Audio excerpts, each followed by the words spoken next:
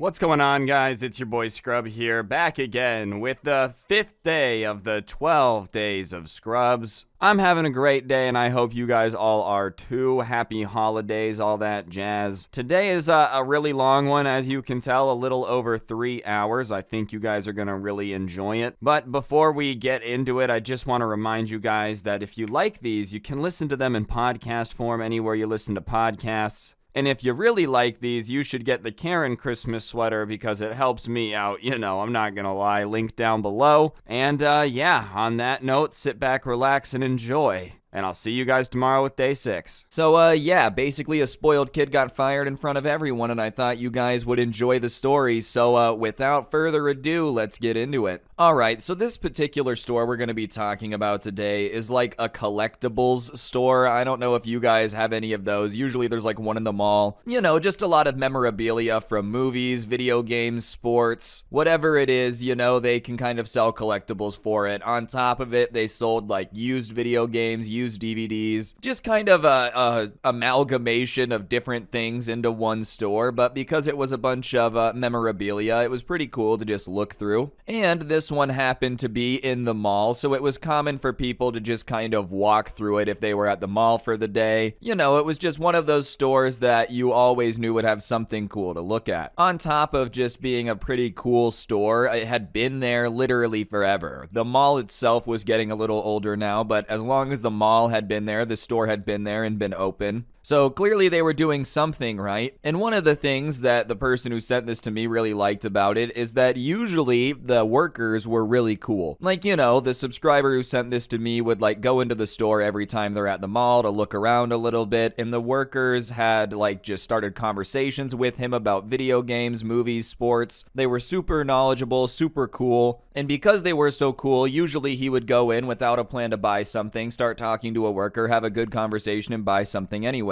Which obviously means that the store makes money, I will say good customer service like definitely makes you want to buy more stuff in a store if somebody's like answering your questions and being entertaining compared to just somebody being like, ugh, it's on aisle 8. Anyways, on this particular day, the person that sent this to me is at the mall and they decide that they're just gonna go stop by that store to see if there's anything new, maybe talk to a few of the workers. Probably buy something just because, they were bored just kind of looking for something to do. So as he's walking in, he takes notice of this like video game cutout. And, he didn't really remember what the game was because this was a while ago, but it was a game that was going to be coming out in a few months, so they just had, like, the main character, a cardboard cutout of him with the date underneath it of when the game came out. And so he walks in and he sees the worker behind the counter, so he asks a question about the game on the cutout. And listen, it's not like it was a very intense question. He wasn't asking, what the total game size was on the disc. He wasn't asking, what the financial quarters of the company was before the game's release. He asked him something along the lines of like, oh, is that the release date? I thought they moved it. Which, is a reasonable question for a customer to ask. And on top of it, dude, like it's kind of a question you gotta answer because they're trying to probably get the game, so they need to know when it comes out. But for some reason, this worker like looks at him and gives him a dirty look, gives him a look as if he just walked in here covered in like seaweed. And says like, bro, does it even look like I would know anything about that game? And the subscriber's literally caught off guard, like honestly didn't know what to say. In fact, at first he thought he was joking because it was just so rude that there's no way it was serious. So he kind of like laughs a little bit and then he realizes that the worker isn't laughing at all. If anything, he looks like more serious. He doesn't laugh, he doesn't smile. And so he kind of like gives him a look,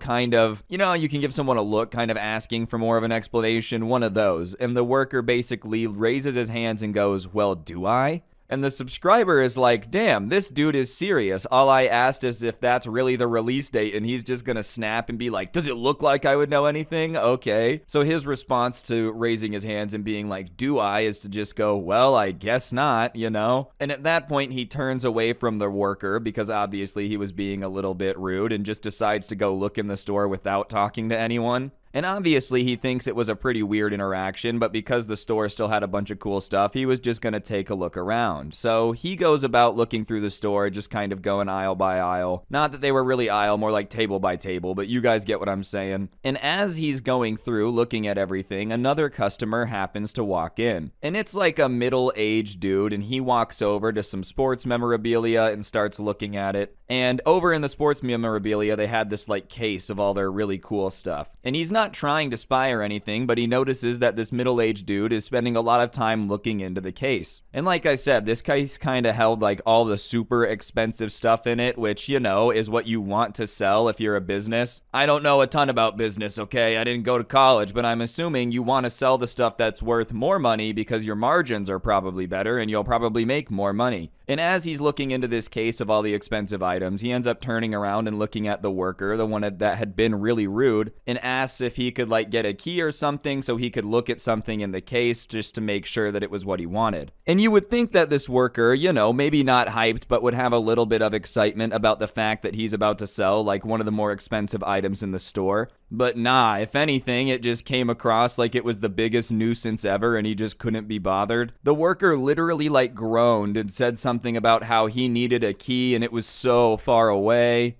And the guy is kind of like, okay, well, I didn't know the key was far away, but like, can you please go get it? I need to see what it is. You know, I want to look at it before I spend a lot of money on it. I'm not just going to buy it sight unseen. And the worker obviously doesn't want to like go get the key, so he just kind of keeps making excuses about how it's super far away. And the guy kind of reasons with him a little bit and is like, look, man, the thing I want to buy is pretty expensive. I don't want to shell out all this money without being able to see it first. And once the worker realizes that this guy is still going to be insistent about him going and getting the key, he's not just going to like sit here and just buy it right now and have it shipped to his house later. You know, like, what do you want him to do? He has to see it. Even if he buys it right now, you're still gonna have to go get the key to get it out of the case, but whatever. Once he sees that this guy's not going to give up about it, he says something about how actually his boss is the only person who's allowed to open the case and he's at lunch right now. And the guy is getting a little bit annoyed with the worker's attitude, but he's still being nice about the way he's asking questions. So he just asked the worker something about like, you know, when is he going to be back from lunch?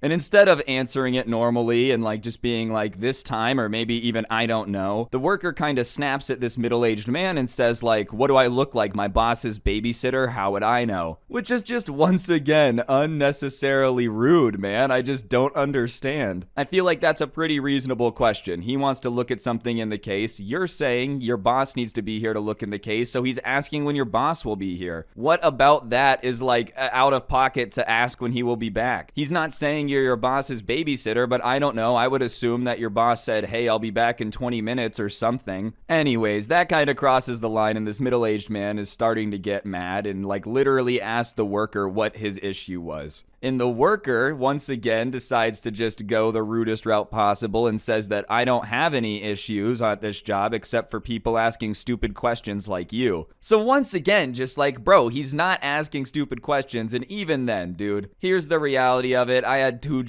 retail jobs that really sucked. People are going to ask you stupid questions, okay? It's just the reality of the situation. And yeah, sometimes it's going to be frustrating, but you just got to put on the smile and pretend it's not a stupid question, because that's your job. Anyways, the middle-aged guy is looking like he's getting ready to respond, but before he can respond, an older dude, probably like not super old, but older than the middle-aged man, you know what I'm saying, walks in and he's got like a cup with him from the food court, and he's just walking in without a care in the world, dude. He's sipping on his drink, he's swirling the ice around, do-do-do, just, you know, having himself a grand old day, and he sees the middle-aged man and just goes, hey, how are you doing? Do you need to see something from the case? And immediately the subscriber and the guy are kind of taken aback, but they realize that this is probably this dude's boss. And so the guy is like, yeah, of course I would really love to see something in the case. And so the old man with his cup is like, all right, I'll be right back. He disappears for a second to get the key and is back in like literally less than 2 seconds, which rubs everyone once again the wrong way, because the kid was like, it's so far, it's going to take me to go get it. And this old man, who probably, you know, isn't as fast as he used to be, just went and got it in 2 seconds. So it really wasn't wasn't that far out of the way, but whatever. Anyways, he's back with the key, and at this point, the subscriber, who's still kind of looking through but paying attention to this situation, looks at the worker and sees that the worker looks extremely scared now. Probably thought the guy was gonna leave before his boss came back, but now he's just like, "Aw, crap, I was rude to this dude, and he's definitely about to buy something and tell my boss," and he's looking like he's nervous. Anyways, the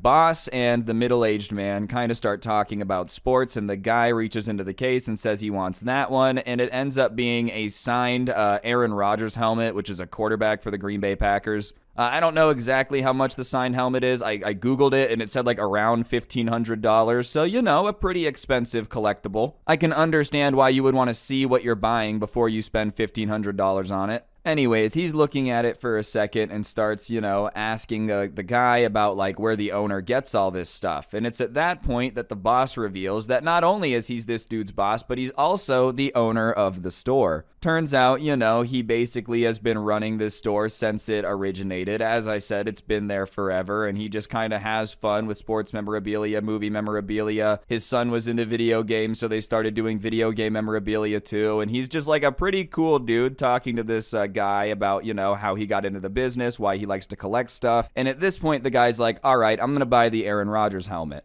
And throughout this interaction, the subscriber who sent this to me is just kind of walking through the store looking at everything. At this point, he might be on lap 3 or 4 just because he felt like the situation was going to get weird, so he was kind of sticking around just to watch it. But even though he's watching it, he's pretty surprised because the guy that's buying the helmet doesn't mention the rude employee at all to the owner. He's just kind of acting pretty normally, just working with him to get it checked out. And they're standing at the front to check him out, and the owner goes, "Did anyone help you today? Was anyone talking to you before I came into the store?" And the guy just says, "No, just you." And then he kind of asks "Oh, I was just wondering, why does it matter?" And he says that if employees sell something from the case or items over a certain value, he gives them a little bit of commission for it. Which, is hilarious, because not only was this guy rude right before his boss walked in and now had to just shut his mouth because this guy could tell his boss about it at any second, but on top of it, he had literally taken money out of his own pocket because the guy was going to buy a helmet, so if he'd just would have been nice and gotten the key, he would have made a little bit of money off of it. But nope, not only is he nervous now, but on top of it, he's gonna not get paid as much, so just really shot himself in the foot. Anyways, they finish the checkout, and he gives the guy the credit card, they swipe it, it's all done, and he goes to leave. And that's where it should have ended. Keep in mind, the middle-aged guy who just bought something that was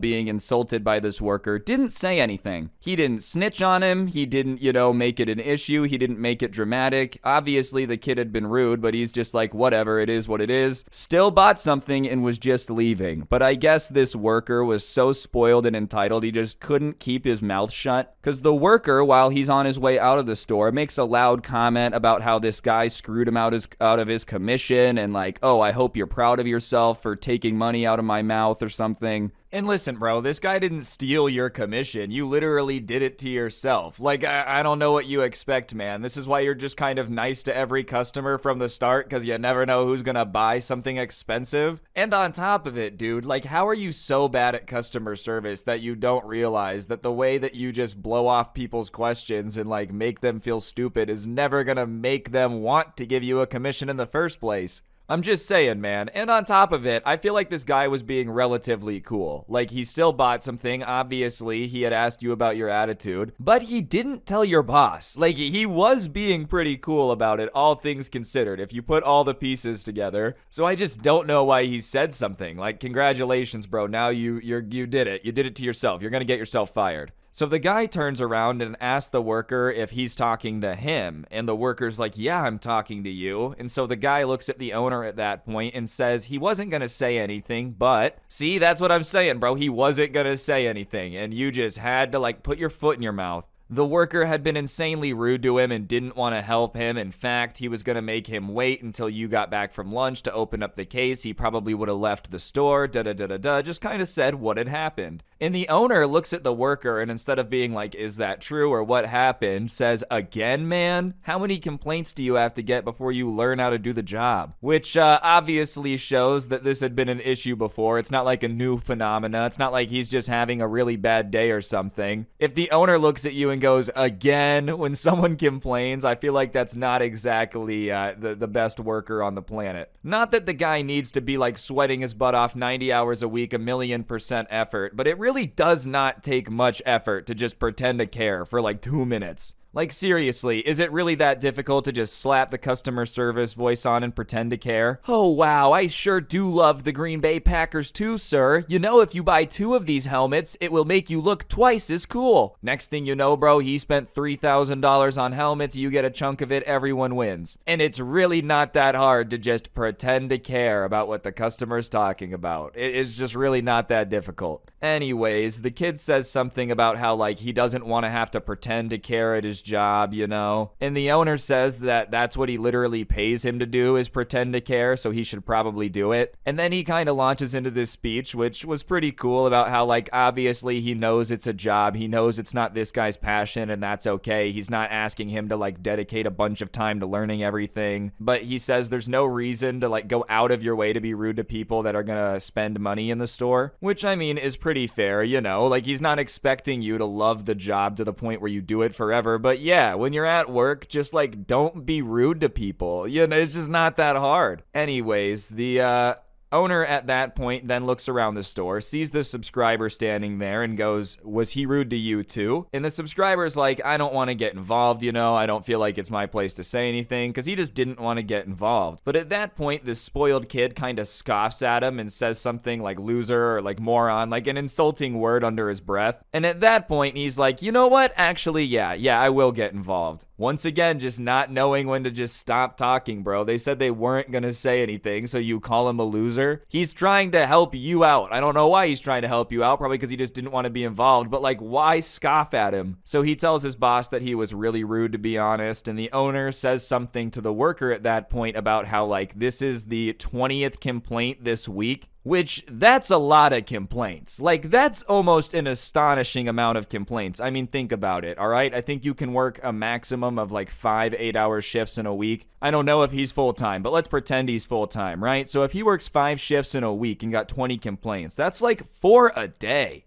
You have to basically be trying to suck to get 20 complaints in a single week, you know? Obviously, every now and then you're gonna get a complaint, like someone, a crazy dude, you know, some Karen might come in, freak out, file a complaint for no reason. But 20 complaints in 1 week is a lot. And that's not like, you know, that he only got 20 complaints total. I feel like 20 complaints total is still a lot of complaints. So, you know, if he's getting 20 a week, if he's been there for a month, what, he's 80 complaints? Like, how many people is this dude pissing off on a daily basis? And how many people is he pissing off just a little bit, but like not enough to file a complaint? Anyways, the worker says something about how, like, he doesn't really care about random people's complaints, and if his boss wants to believe those losers, then that's his issue. And the owner looks at him and just like very genuinely asks him, he's like, okay, so all 20 of these complaints this week are from losers? And the kid's like, yeah, probably. I mean, they're complaining about workers in a sports memorabilia store. Which, listen, man, obviously some people just complain to complain. That is true. But that many people don't just complain to complain about one specific person being mean. Like, that's just insane, bro. Come on.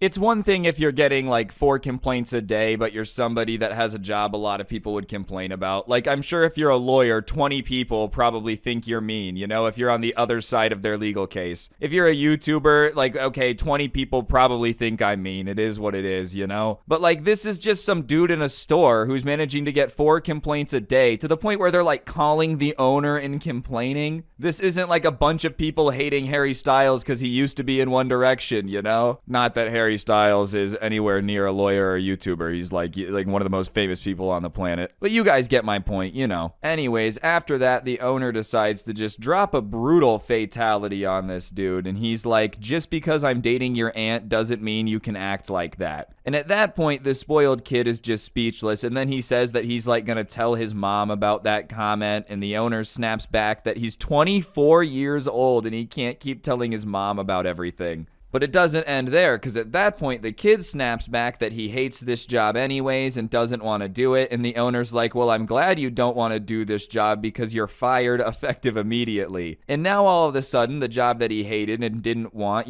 started to seem pretty sweet considering there was like now no job on the table. And the kid now starts yelling about how he can't fire him. And the owner snaps back about like, dude, you're hurting my business. I have to fire you and I don't really care what you think about it. And then he goes into another little speech about how, like, if you were willing to work on it, fine, but you literally just told me you don't care and everyone that complains is a loser. So, like, yeah, when it comes to the job that deals directly with customer service and you having to sell stuff, it's not a job for you. He's like, I'm not saying you can't be good at a different job. This is just not the job for you, bro. If you hate working with customers, bro, by all means, there are other jobs where it doesn't matter, man. Like, if customers don't like you, but you're a debt collector, that's probably a good thing. And now the spoiled kid takes it to another level because he says something about how like he's gonna tell his aunt if you fire him, which I mean, bro, come on. What, you're gonna go tell his girlfriend that he fired you when you know why you're getting fired and it probably makes sense? Like, come on. What, he hooked you up with a job and now you're gonna go snitch on him? Plus, even if he's dating your aunt, it doesn't mean that you can just like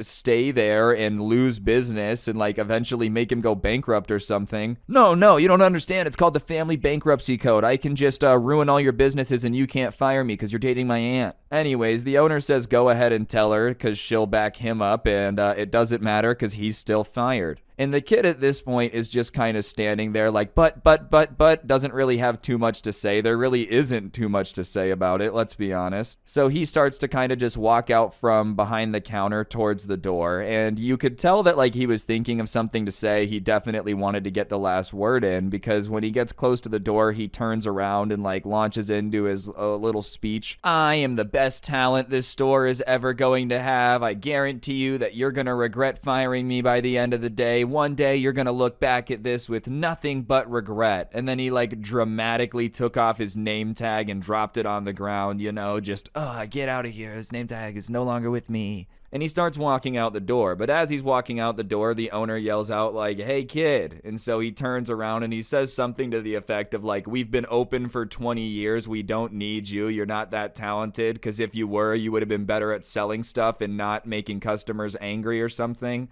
And at that point, this kid, who keep in mind is 24 years old, that's been revealed. I don't know if that's considered a kid, but hey, spoiled kid does way better in the title than spoiled adult. Flips off the owner and then just like walks away, And so the owner laughs and obviously everybody else is laughing. And so he looks at the subscriber and the guy who had just bought the helmet and apologizes to them. And they both laugh and they're like, it's okay, I've never seen that before. And then he says something about how like in the 20 years he's owned this store, he's never had to fire someone in front of people before. But honestly, man, I can't really blame him. Like, what are you supposed to do when the person that you hired is going out of their way to make people not want to spend money there? Like, if they're just going out of their way to actively encourage people not to keep your business in business, I don't think they're very good at the whole employee thing. Like, if you kept him, it's just a dude you pay to hang out there. It's not like he's actually doing anything, I think he'll be okay. Being in business for 20 years, I'm sure means he's had to fire people and replace people before. Seriously, though, I just don't understand. It's not that difficult to get people to spend money. You just can't be rude to them. Why would they want to buy something from some dude that's like, oh, your questions are stupid and I hate you? Like, that doesn't make anyone want to buy anything. If anything, that just makes people want to, like, leave the store as fast as humanly possible. Even though he's dating your aunt, you can't just bankrupt him. Unfortunately, I don't really think that's how the rules of the game are played, and that's probably not how they should be played.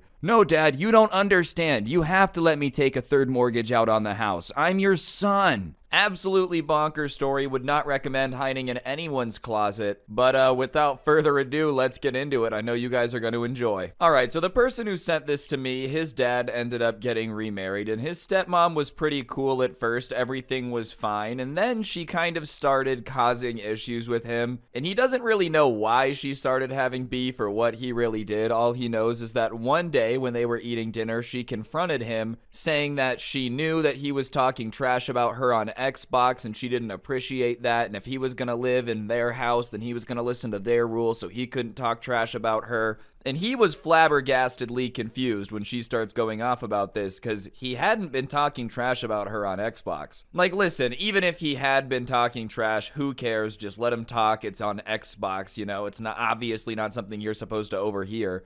But he started to think his stepmom was hearing voices or something, because he genuinely was not talking crap about her on Xbox. Why would he do that, you know? He had no reason to bring up his stepmom out of nowhere. And he tried to defend himself, saying that, like, he hadn't been talking trash about her and she must be confused, but she doubled down, saying she wasn't stupid and she knows what she heard. And at this point, he's getting offended because he legitimately hadn't been talking trash, you know? Like, imagine someone accusing you of something you didn't do, and then when you say you didn't do it, they double down. No, I know what I heard you say. So he says that obviously she must be dumb if she thinks she heard that, because he never said it, and she gets mad that he called her stupid. And listen, was calling her dumb the nicest thing in the world? No, but I do think it's important that he called her dumb, not stupid, because stupid in my mind is more offensive. I know that's stupid because it's the same word, but you know what I'm saying? If someone was like, you're being kind of dumb right now, in my mind it's not as bad as someone telling me I'm being stupid. But because he had called her dumb, she decides that she's gonna promise that she's gonna catch him talking trash, and you know, he better watch out because she's not messing around. And obviously he's kind of taken aback by this, considering he had just gone to eat some green beans with his parents. He wasn't trying to have an argument, and he had no clue what she was talking about because he hadn't been talking trash. But whatever, he figured maybe she had just had a bad day at work, bad mood or something. You know, his dad was the same way sometimes, would kind of come home all pissed off and just yell about nothing. So he thought, well, maybe she's kind of doing what my dad normally does. Whatever. So he just goes about living his life. Obviously, he doesn't remember the conversation at the forefront of his mind every single day. He's not living life in fear of his stepmom because she said she's going to try to catch him talking trash on Xbox. Because one, even if he was talking trash on Xbox, like, okay, what is she going to do if she catches him? Don't do that. And he'd go, no, I'm just going to keep doing it. Or, you know, option two, he's just not talking trash, so he has nothing to be worried about. So he's just kind of going about his day, doing his thing, and it happened to be the time of the year where the new Call of Duty had just come out. And anyone who's a big Call of Duty fan will tell you that, like, early November, late October, when the new COD comes out, you want to play a lot. Throughout the year, the amount I want to play COD kind of goes down. Like, the closer we get to a new COD, the less I want to play the old one. But when it first comes out, it's really fun to play. So he had been spending a little bit more time playing Xbox than normal, as you do when you want to play a video game. You know, it's not like he was playing 9 hours a day, but he would come home, play for a couple hours, go eat dinner, finish his homework, play some more. But his mom started, like, accusing him at every single dinner that they would have that he was secretly talking trash about his parents on Xbox, and she knew about it. And he's getting more and more irritated every time it gets brought up, because he's like, dude, I'm just not talking trash about you guys on Xbox. Believe it or not, when me and my friends are playing Call of Duty, we don't talk about our parents. We're not sitting there like, hey man, how much do you hate your parents? Oh, that's crazy. I hate my parents more. I don't know what parents think people talk about when they're playing video games. I've tried to explain to my parents before. I'm like, no, I'll play video games with my friends all day, but no one says anything. And they're like, but you talk all day. And it's like, yeah, we talk all day, but no one says anything. Like, you just kind of talk crap, you talk about stuff, but it's not like it's some insane, deep philosophical discussion. And yeah, I've never really been like playing COD. My parents are really bumming me out, man. But he's getting more and more irritated because she just won't drop it. It's like she's insistent on making him mad enough to talk trash so she can get mad about it. And usually when he went to school, he would close his door to his room just because he had siblings and he didn't want them going in there. And, you know, no one had ever said it wasn't a good thing to have his door closed. But one day he comes home and he sees that the room to his door is open. And he's a little bit confused because, as I said, he makes sure that he closes it every time he leaves. But whatever, maybe someone went in and grabbed something. Maybe he forgot. He's not thinking that much into it. But he throws his backpack on the bed and he gets on his Xbox to start playing Call of Duty. And he hops into a party with his friends and they're just kind of talking about, like, nothing, as I said. Maybe about the day or whatever. Oh, this new patch came out and this gun got patched. Like, oh, that's so annoying. And as he's playing the video game, he thinks he hears a cough behind him. And he doesn't know if maybe it was someone in the party or something, but he takes one earphone off and just kind of is like, all right, I'm going to pay some attention because, I don't know, I thought I heard a cough. He's not going to freak out and call the Ghostbusters off rip because it could have just been game audio, maybe someone in the Xbox party. clearly, but for some reason it sounded like he was coming from behind him. Well, now that he has his headphones off, about 2 minutes later, he hears another cough, and at this point, there's no denying that it's coming from in his room and it's coming from behind him. So he turns around and he realizes that it's probably coming from the closet. And he also sees that there's a crack in the closet where you could like look at him, and he thinks it's probably his little siblings messing with him, spying on him, whatever. He doesn't think that it's his stepmom, because why would his stepmom be hiding in the closet? So he gets up and runs over and rips the door open to be like, why are you in my room? But when he rips it open, instead of his little sibling, it's his stepmom just sitting in his closet with her phone, like, recording. And he obviously freaks out because it wasn't what he was expecting, and he's like, what are you doing in my room? As far as experiences that I never want to experience ever, ripping open the closet door and there being just a fully grown human just sitting there recording me is up there. That sounds absolutely terrifying. But his stepmom doesn't even seem embarrassed. She just replies that she was gonna catch him talking trash, and he's lucky that he heard her coughing. And he's like, are you insane? Are you actually a psychopath? You are hiding in the closet of your stepson to try to catch him talking trash about you on Xbox. How long have you been in there? You've been in here since I've been home. I know you didn't come and hide in the closet. Like, have you been sitting in the closet for hours? And she kind of brushes it off like it's not an important question. Like, oh, that doesn't matter. And listen, it does matter. Cause like, all right, it's already weird to be hiding in the closet spying on someone. That's pretty crazy behavior. There's no reason to be spying on someone by hiding in their closet unless you work for like the CIA or the FBI. And even then, you got a warrant, bro. To just all willy-nilly decide to hide in your stepson's closet for hours on end and just hope that he comes home and starts playing Xbox and talks trash about you is crazy. I understand why she doesn't want to say how long she's been in there, because clearly she had been hiding in there for a while. But she's like, that's not important. And he just kind of yells at her to get out of his room, which, you know, is reasonable. Oh, you've been hiding in my closet trying to spy on me and get footage of me talking trash about you so you can show it to my dad and get me in trouble? Please get out of my room. And she does leave, but as she's leaving, she's trying to spin it into somehow being his fault. Like, well, you know, if you would just not talk trash about me and your dad, I wouldn't have to go to these lengths.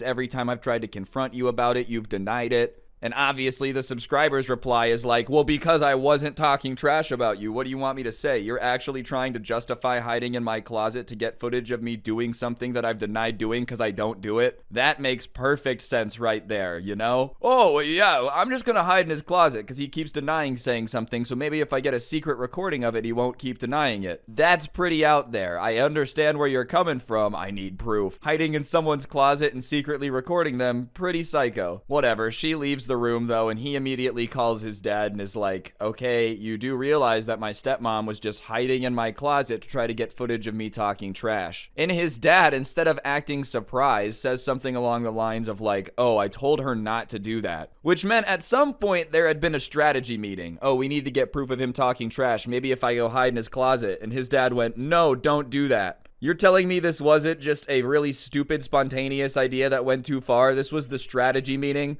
No, you don't understand, honey. I Googled what to do if you think your son is talking trash about you on Xbox, and near the top of the list was hiding in his closet and trying to catch him in the act. And so he kind of snaps at his dad and says, well, why did you, like, not tell me? That would have been a little bit good information to know, is be on the lookout of a crazy person in my closet. And his dad says, well, he didn't think she was going to do it, and they'll talk about it at dinner. And so for the next few hours until dinner, he just stays in his room and he does play Call of Duty, and he doesn't talk trash about them only because his stepmom was probably outside with like a cup pressed up against the door to try to hear everything. And finally dinner comes and he goes down there and his stepmom is there, and she doesn't look apologetic. She doesn't look upset. If anything, she has the look of somebody that's really smug and thinks they're about to get one up on the argument. And so she starts to argue that because he doesn't pay rent in the house, because, you know, kid, that he doesn't have rights to tell her where she can and can't be in her house. So therefore, if she wants to sit in his closet with a camera, she's allowed to. Which, I mean, fair?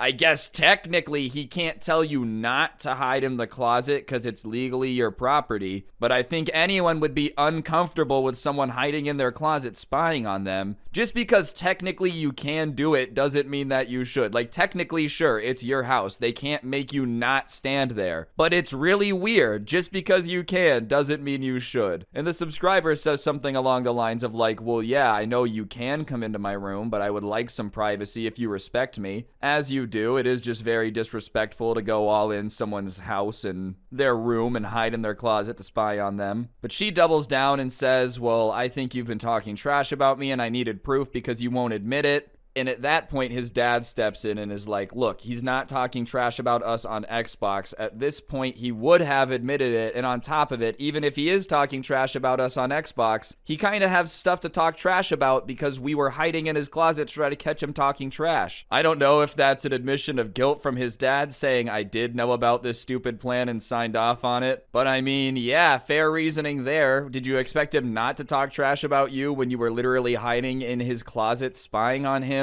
If anyone does bring up his stepmom on Xbox now, he's just obligated to tell this story because it's absolutely insane. It's not every day you have someone hiding in your closet like the CIA. Who needs a warrant? Who needs a wiretap? Just go straight to the source and hide in the floorboards and record everything, they say. Dinner just got very quiet and awkward after that, so he just quickly finished up his food and went back upstairs, as you do. You don't want to keep sitting there and being in that awkward situation. And as much as I would love to say that this all got wrapped up in one neat little bow with some good solution, his parents just never brought it up again. They just acted like it never happened. Every time he would try to bring it up, they would be like, no, I don't know what you're talking about. Literally tried to go full it doesn't exist mode, just rewrite history in the smoothest way possible. When in doubt, just pretend it never happened. It doesn't matter if they have proof. Maybe he should hide in their closet and get footage of them talking about pretending it doesn't exist. And if they get mad, just be like, what? I thought it was okay to spy on anyone. Isn't that the rules around here?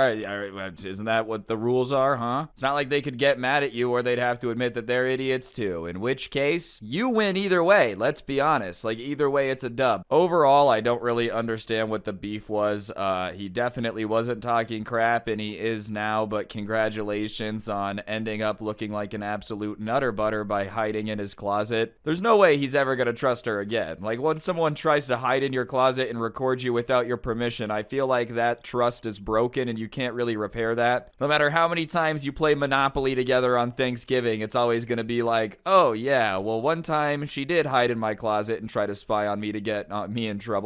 I don't understand why boomers hate video games so much. They hear people having fun in an electronic in the same room and they're like, hey, stop talking too much to the Xbox. You gotta come down here and be miserable like the rest of us, okay? You have any idea how many 70-hour weeks I've worked? If I had Xboxes when I was your age, I would have just quit my job. Don't quit your job for Xbox. Being employed is more cool than being a gamer. That being said, The story time for y'all. I think weddings are supposed to be a very joyous occasion. You know, weddings are supposed to be something that makes you go, wow, what a beautiful day to be alive. But someone sent in a story time to me where the dad at a wedding apparently just decided to ruin it for everybody. I don't know why you would want to ruin your kid's wedding. It seems like taking one of the most important days of their lives and pooping all over it, but apparently that was this guy's decision. And I'm sorry if the audio sounds a little weird right now. I'm redoing my setup, so it might be a little more echoey. I'm working on it. It won't be like this forever, I promise. Okay, so thankfully the person who sent this in to me wasn't the person getting married. That would kind of suck, but he did happen to be in the wedding party. It was one of his friends he had known for a while. He had been dating his girlfriend since the beginning of college. It was the end of college. They had decided to get married. Pretty standard timing on all that. And when he was asked to be in the wedding party, he was like, sweet, they're a fun couple, this is gonna be a great wedding. But he knew something was a little bit off when his friend asked him to be in the wedding and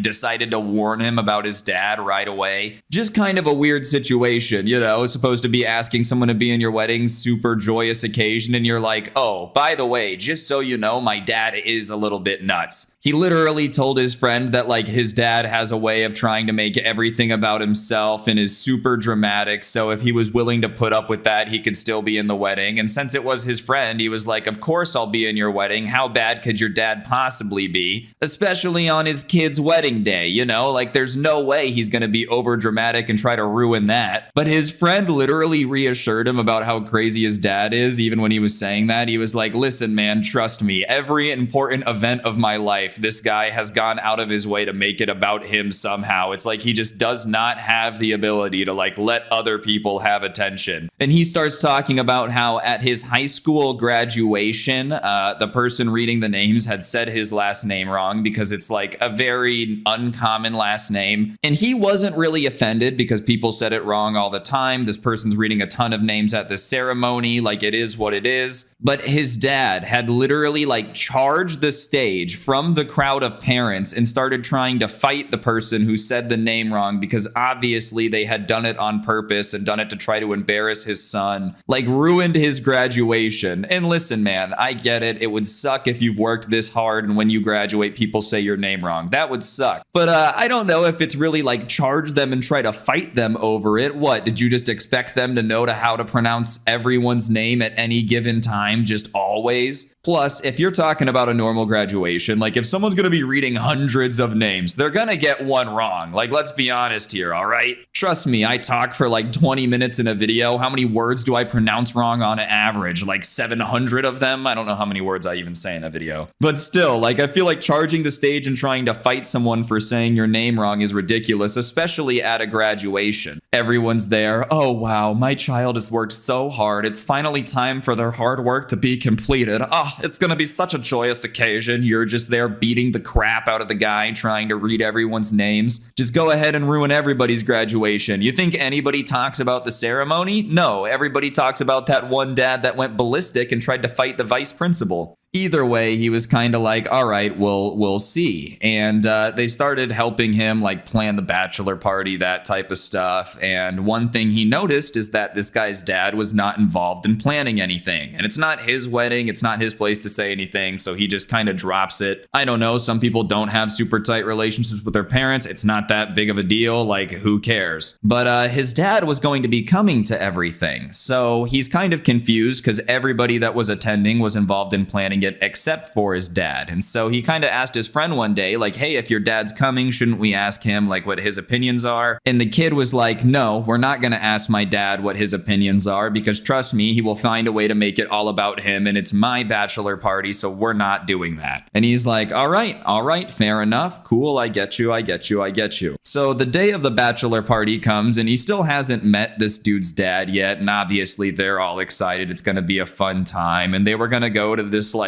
a golf place where they serve drinks, hang out there for a little bit, and then go somewhere else. And then one of them had like booked out some time at the shooting range where they were going to rent a machine gun and test it. Like just normal or bachelor party stuff. I don't know. I feel like that's stuff that like I've seen a lot of people do for their bachelor party. So he gets there and all of his other friends are really cool. They already kind of knew each other, but his dad shows up and he immediately realized that his friend had not been exaggerating how much his dad just loves to make things about himself, because he like swings the door open all dramatically. And so everyone looks over and there's no one there. And then music starts playing, the beginning of Thunderstruck by AC/DC. And then this old man walks in an all white suit, like head to toe, raises his hands and goes, "The party's arrived." Keep in mind, everybody else is in like t-shirt, jeans, very casual attire. None of them had a musical entrance, but this guy just went above and beyond. And it's like not his party and nobody knew the guy. Listen, maybe that would be funny if you knew everybody really well and it was like an inside joke or something. But I don't know what I would think of someone if this was my first impression of them, is them like having a big musical entrance to a party that's not for them. Even if it was for them, I would cringe a little bit if someone like kicked open the door, ran away from the door, turned on the music, and then walked in. Because think about it, he had to have been standing in front of the door to open it. So he opened it, ran away, turned up the volume on the music, played it, and then made his entrance. And when you start thinking about it that way, it just gets a lot more cringe, you know? Like when you start thinking about the fact that like a TikTok, somebody set their phone up and then lip synced to a song and then posted it. And you think about the process of making it, it gets a lot cringier. That was this guy's entrance, basically.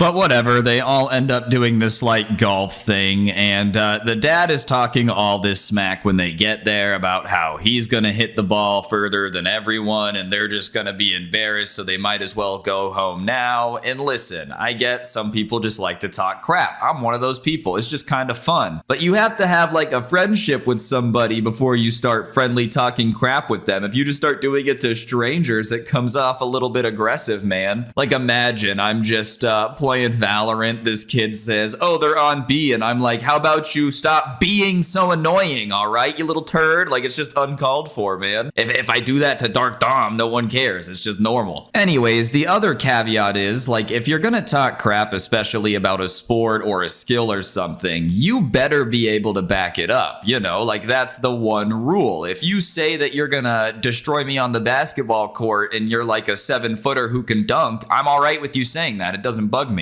Talk trash about it all day. What am I gonna do? Stop you from dunking? But if you're gonna be talking about how you're gonna smack this golf ball further than Tiger Woods, you're gonna get a PGA contract, then you better be able to step up and just smack the crap out of this golf ball. So everybody gets their hits in, and every time someone's hitting the ball, his dad is like, oh, you guys don't even know how to hit this ball. Come on, hit it like you mean it. What is this? I didn't realize I was at the bachelorette party, like just being a jerk, bro. So whatever, he gets up to hit it, and everybody's kind of egging him on a little bit, being like, all right, man, you better smack this thing. You've been talking a lot of crap. Let's see it. And he goes up, and I don't know if you guys have ever seen the movie Happy Gilmore. It's an old Adam Sandler movie. Absolute classic. If you haven't seen it, go see it. But anyways, it's about a hockey player that switches to golf, and he has this funny swing. And he tries to do like the Happy Gilmore swing. Only issue is I don't think he had ever actually tried to practice it before. I don't think he had ever actually played golf before, because he hits the ball, but it goes like 3 feet, which is extra embarrassing in any situation. But when you're doing the Happy Gilmore, like running up, getting a huge burst of speed before you hit the ball, and it only goes 3 feet, it's even funnier. And so obviously the rest of the bachelor party, upon seeing this, starts to laugh, because what else are you going to do in this situation? Someone starts talking all this crap about how, you know, they're going to be so much better than you and you guys suck, and then they just fail. You're gonna laugh. But the dad does not like that everybody at this bachelor party is laughing at him. He literally crosses his arms and is like, well, that's not very nice. And listen, man, sure, laughing at people isn't nice, but at the same time, talking crap isn't nice either. And even then, what are you, like 52 years old? You're gonna fold your arms like a toddler and start throwing a fit? It would bug me if a toddler did that, bro, but it's really gonna bug me if some 55-year-old man is like, my feelings got hurt. All right, man, well, guess what? You had 50 years of getting your feelings hurt to learn how to cope with that. It's not my problem. But whatever, everybody keeps laughing, and a few people think he's joking about like crossing his arms and throwing a fit, but he starts saying that like this is dumb, he's not having any fun, they should just get out of here, he doesn't know why they're here anyways. But everybody else is having themselves a good time. Everybody else is like enjoying it, being able to smack a golf club more than 3 feet. They had just gotten there, and it was one of those things where like you booked a booth for a certain amount of time, so they were gonna be there for a few hours, but the dad is having none of it and is now literally throwing a fit, saying that they have to leave right now because he's not having fun.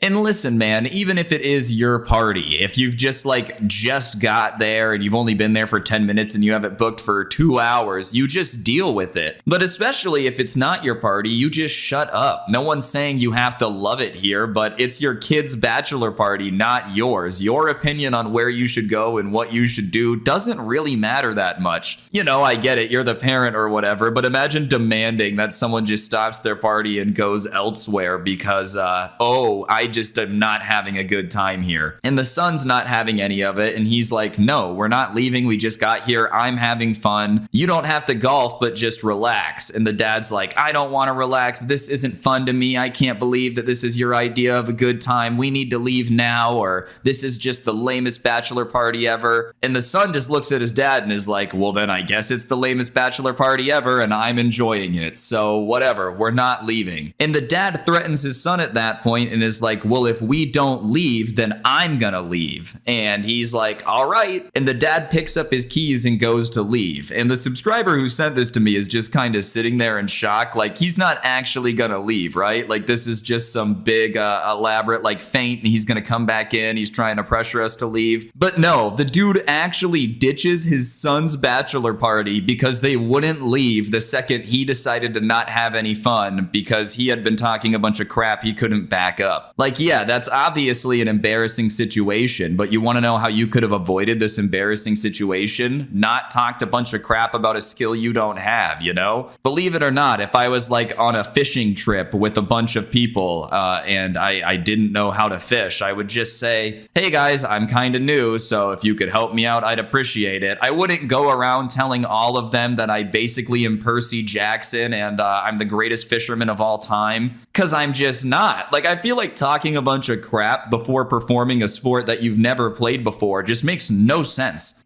Oh yeah, man, I'm the best driver of all time. You've never driven a car? Like, why would you even set yourself up for failure? Especially talking crap to everyone else. It's not like he's only hyping up his own skills, but you start tearing everybody down, of course they're gonna laugh at you when you fail. But that's just the type of attitude that this guy's dad had about this wedding and all these festivities. Literally left the bachelor party because he just didn't feel like it was fun for him. And obviously that's nuts, but they end up enjoying the rest of the bachelor party. It doesn't seem to bug the son too much, probably because, like he said, he was used to it. The guy did it at everything, so it just didn't really work on him anymore. Like, the guilt trip had become so ineffective because it had been overdone. But whatever, everybody just kind of ignores it, doesn't talk about it. And the day of the wedding comes, and the person who sent this to me is obviously aware that the dad is going to do some type of antic at this wedding because he couldn't even just enjoy the bachelor party for 15 minutes. Anyways, the wedding comes, and it's pretty okay. Everything's fine. There's no disruptions during the ceremony. It's going really well. And then it gets to the point at the reception when everybody is going to give the speeches. And thus far, to be honest, the subscriber had been kind of surprised the dad hadn't been more of like a problem causer. See, I missaid a word. Oh well. You would just think after the golf thing that he wouldn't be able to keep it together through the ceremony, you know? Does anyone have a reason they shall not be wed? Speak now or forever hold your peace. He's just like, I love them. Think they're a great couple. They should get married. Like, just to get some attention. That's what he was expecting. But thankfully, he didn't do anything like that. But then it gets to the point in the night where everybody has to give their speeches. And so the bride's father went first, and he gives this very nice speech about how, like, it's been an honor to watch her grow up and blah, blah, blah, blah, blah. And she's a beautiful young woman, and she made a great choice in her husband because he's a great guy, and he couldn't be happier to have him in the family. Like, a very sweet traditional wedding speech, because obviously it's too late now. You're at the party after the wedding. At this point, you just kind of got to embrace that they're together. I guess technically you could freak out and say, no, I hate this during the speech, but then you're just gonna ruin the mood and make your relationship with that person awkward because you just hate their husband now. And they actually did get along. Like, he got along with her family. But then it's his dad's turn, and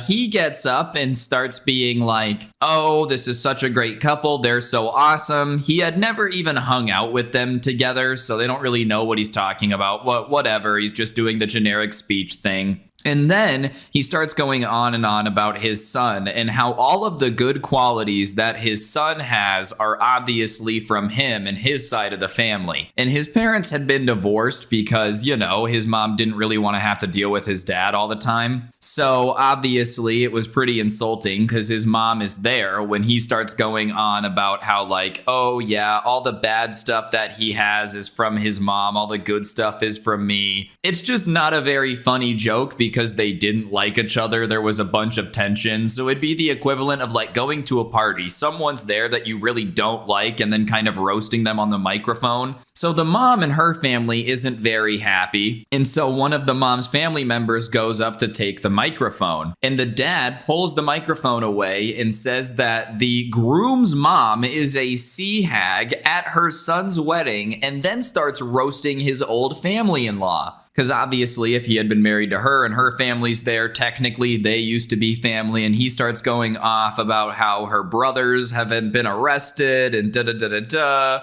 and how they're all just like garbage people and blah, blah, blah, blah, blah. And listen, I don't know the mom's family. Maybe they are garbage people. But even then, it's not the time to do this at a wedding on the microphone when you're supposed to be giving a speech. And especially not if you're the dad of the groom, like he's really out here, you know, trying to cause a disruption. This isn't a Comedy Central roast, it's your kid's wedding. I feel like there had to have been a better time to sit there and be like, when can I call out my ex-wife and her family? Plus, if you guys have been apart for a while, it's kind of weird you're still that mad, you know? I'm not saying everybody should love their ex-wife or whatever, but if you haven't been together for like 20 years and you're still harboring as much anger as day one, I don't know, man. Eventually you just gotta move on, right? Like him roasting her brothers, dude. What, your former brother-in-law's 20 years ago? Like what happened that made you so angry that you're still hanging on to that? At this point, though, it's getting out of control, and obviously the groom, the friend of the subscriber, is not gonna let his dad do this at his wedding, like make it get out of control, turn it into this huge thing. No one wants that to happen at their wedding. So he goes to take the microphone from his dad, thinking that like, okay, my dad's gonna give me the microphone if I tell him to relax because it's my wedding. And so he goes over and says, give me the microphone. And the dad is like, no, I'm not gonna give it to you. And so the son says something along the lines of like, well, it's my wedding, so you're going to give me the microphone. Like, I don't care if you want to, you're going to give it to me. And he goes to grab it. And the dad yells that he wouldn't be having this wedding if it wasn't for his dad because he wouldn't have been born, which like, I guess technically true, but it's not your wedding, bro. You're just the dad. And then hits his son on the forehead with the microphone. And it's one of those ones with like the metal grate around the outside that, you know, principals talk into. So obviously it hurts pretty hard. And so he falls back. And at that point, the entire wedding like gasps and starts losing their mind because it was already nuts. But when the father of the groom smacks the groom with a microphone and like knocks him over, it's not what you expect. And everybody else at the wedding, dad's side, mom's side, new family side, starts just rushing him at that point, grabs the microphone out of his hand, picks him up, and starts carrying him out of the place. And the entire time he's yelling that like they can't kick him out, it's his son's wedding, they don't have the right to do it. Keep in mind, he just attacked his son and like smacked him with the microphone, bro. If you didn't want to get kicked out of your son's wedding, you probably should have avoided the whole hitting your son with the microphone. Like, I love my parents, but yeah, if for whatever reason my dad like hits me with a microphone on my wedding day, I'm just kicking him out. You're not sticking around and hanging out with me, dude. No offense. And of course, the bride's family is like, what are you doing? The bride's crying because her groom got hurt. Oh, it's just an entire train wreck. And so the dad gets kicked out. They throw him out of there. He tries to come back in, so they kick him out again, this time a little rougher. And finally, he leaves. And so there's all this commotion, everybody trying to see if the groom's okay, what's going on. He's okay. It had just kind of caught him off guard. But yeah, the bride's family's freaking out. She's been crying. It's just a train wreck. There's tears everywhere, bro. And of course, just think about how much it sucks emotionally for your dad to destroy your wedding, dude. Like, if there's one person you think's gonna have your back on your wedding day, it's probably your parents, at least hopefully. You especially don't expect them to start attacking you with the microphone when you try to make them stop insulting the other half of your family. Listen, I haven't gotten to the part about your mom's toes yet. Like, a bump hits him on the head with the mic.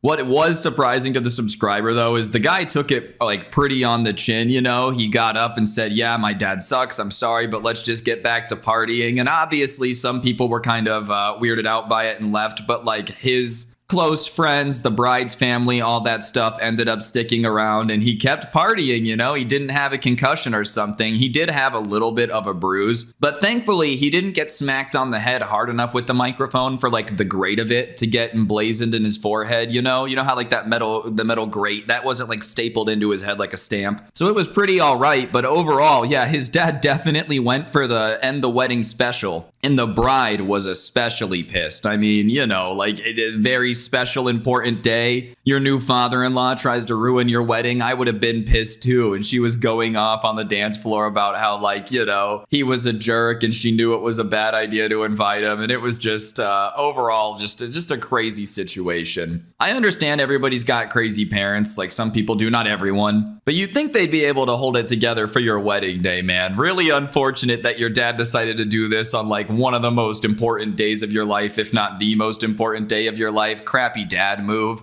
Mate, but kudos to everybody throwing him out. I bet you that looked like out of an 80s movie. You know when someone gets kicked out of the bar in the 80s and they just throw him out into the street? I wonder if that's how it went down. Alright, so as long as this dude had been alive, he had a neighbor that was bizarre to say the least. One of his favorite things to do was to sit in a lawn chair in his front lawn, which, hey, nothing wrong with that. Some people like to sit in their yard and drink a beer, whatever, King of the Hill style. That's totally your right, man. That being said, one thing that he would do that was just weird and made everybody know he was the grumpy old man of the neighborhood is he would sit in his lawn chair on his yard all day, and anytime any leaf would blow into the yard, because that's just what nature does. Sometimes wind comes along, blows a leaf from one yard to another. It's not like anyone's sitting there telling the wind, please blow it into this guy's yard. But he would sit there, and anytime a leaf would blow into his yard, he would get up from his lawn chair, pissed. You could tell he was pissed because he's stomping his feet, swinging his arms. He would go over, pick up the leaf that had just blown into his yard, and then go to his garage. And in his garage, there was this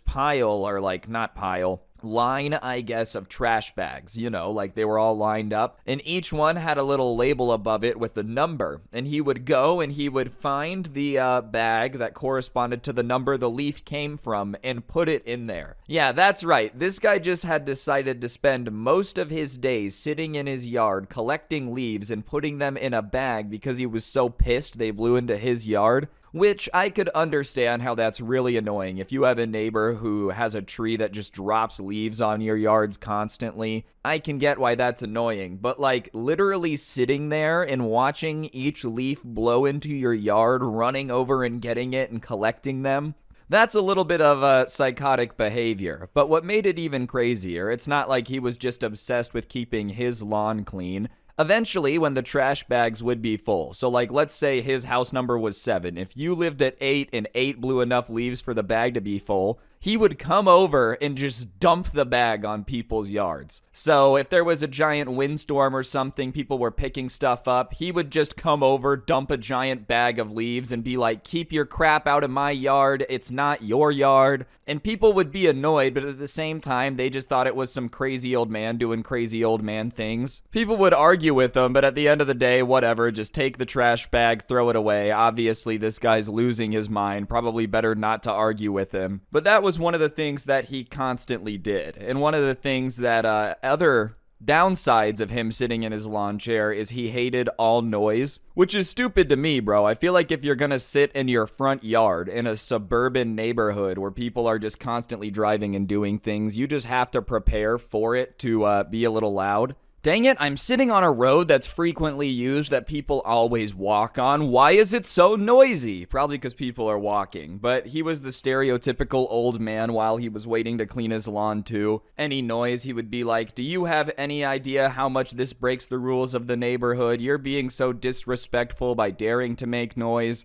And he wouldn't even just do it for like kids playing outside being loud. This guy's mom one time got into an argument with him because she and her friend who lived in the neighborhood were just on a walk around the neighborhood, which nothing wrong with that. I feel like a lot of people like go on a walk. That's a pretty normal activity. And as they were walking, they were talking. Not insanely loudly, but it's almost more awkward to just walk in silence with one of your friends saying absolutely nothing. So they were just having a conversation, and they walked past this guy's house, and he was sitting in his lawn chair. And as soon as they walked past him having the conversation, he yelled out something about how, like, well, why don't you just scream louder if you want the entire neighborhood to hear your conversation?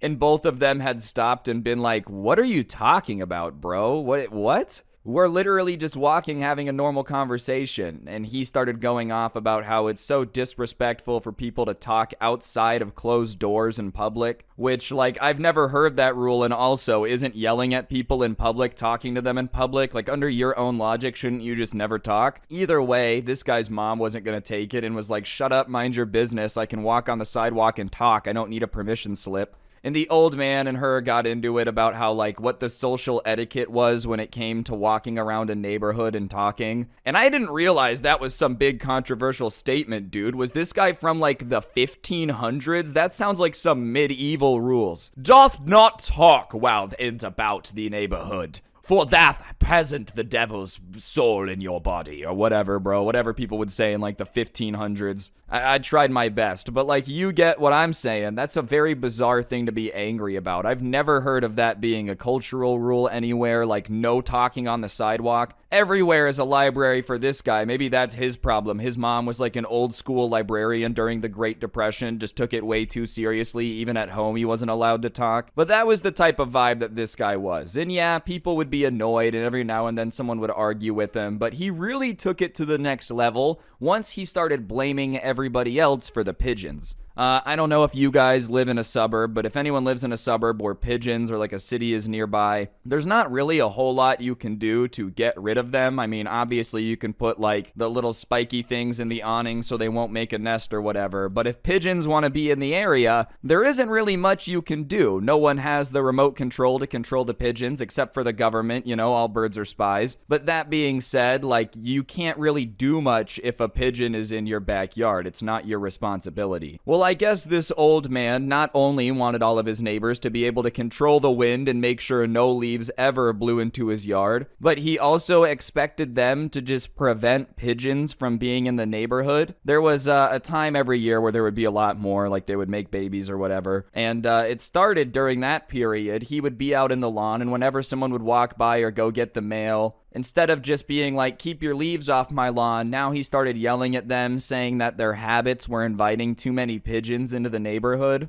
and that if they didn't get rid of the pigeons, he was going to be forced to call the police because he simply could not live with the pigeons making noise. And every time he would yell this at somebody, people would be like, yeah, okay, man, sure. Oh, yeah, sure. It's my fault the pigeons are here. I don't know what he would have expected them to do. Just like run up and start yelling at the pigeons. No one invited you here. They're not a vampire. You don't have to invite them across the threshold for them to like live in your neighborhood. But whatever. He would get mad at individual people and blame them for the pigeons. And so obviously people would get annoyed with him and be like, dude, I'm not inviting the pigeons here. I didn't write them a birthday invitation. I didn't do anything like that. And he was so convinced that the neighborhood had some secret plan to invite all these pigeons here to try to make him move that he started putting these giant signs in his yard. Like, imagine a political sign, you know, blah, blah, blah, whatever year they're running. But instead of a political person or a year or anything, it was just threatening messages like to the pigeons and the people inviting them here, which was his neighbors, but he didn't write like dear neighbors. And they were just some very weird unhinged signs. Like one day this guy was coming home on the bus and he sees that there's two signs in the yard, and they're these huge white poster board looking things,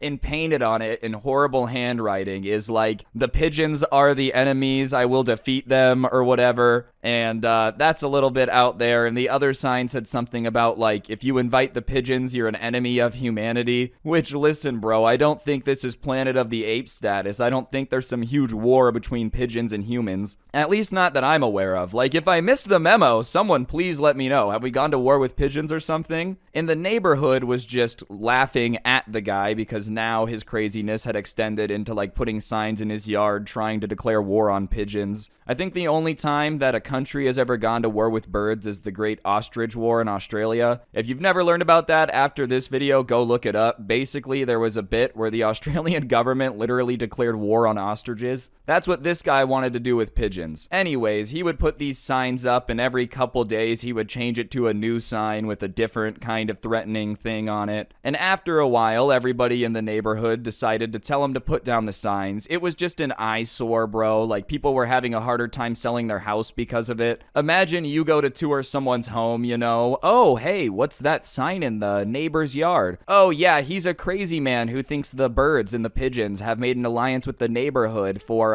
us to all just ruin his day. And they're like, I don't really know if I want to live by this. And on top of it, it's just not very swag, like grandma's driving through the neighborhood to come over for Thanksgiving, the crazy guys out in the yard screaming about pigeons. So whatever, they decided to go over and tell him to please take the signs down or they would contact the HOA. And for those of you that don't know what an HOA is, it's basically like a little association in charge of the neighborhood, and they can fine you and stuff if your house gets too ugly. It's more common in like suburbs near a city, but I'm sure some of you guys guys know what it is. Either way, they go and they tell him this, and he gets insanely defensive and starts going off about how, like, it's his right to put whatever signs he wants in his yard, and the only reason they're upset is because he's found out about their secret agreement with the pigeons, and everyone is just kind of like, okay, man, yeah, our secret agreement with the pigeons, we don't really care if we're finding out that we're secretly a part of the pigeon gang or whatever, just take the signs down. And he's being like, no, I'm not gonna take the signs down, you guys are being ridiculous, I'm gonna keep them up, I don't care if I get fined.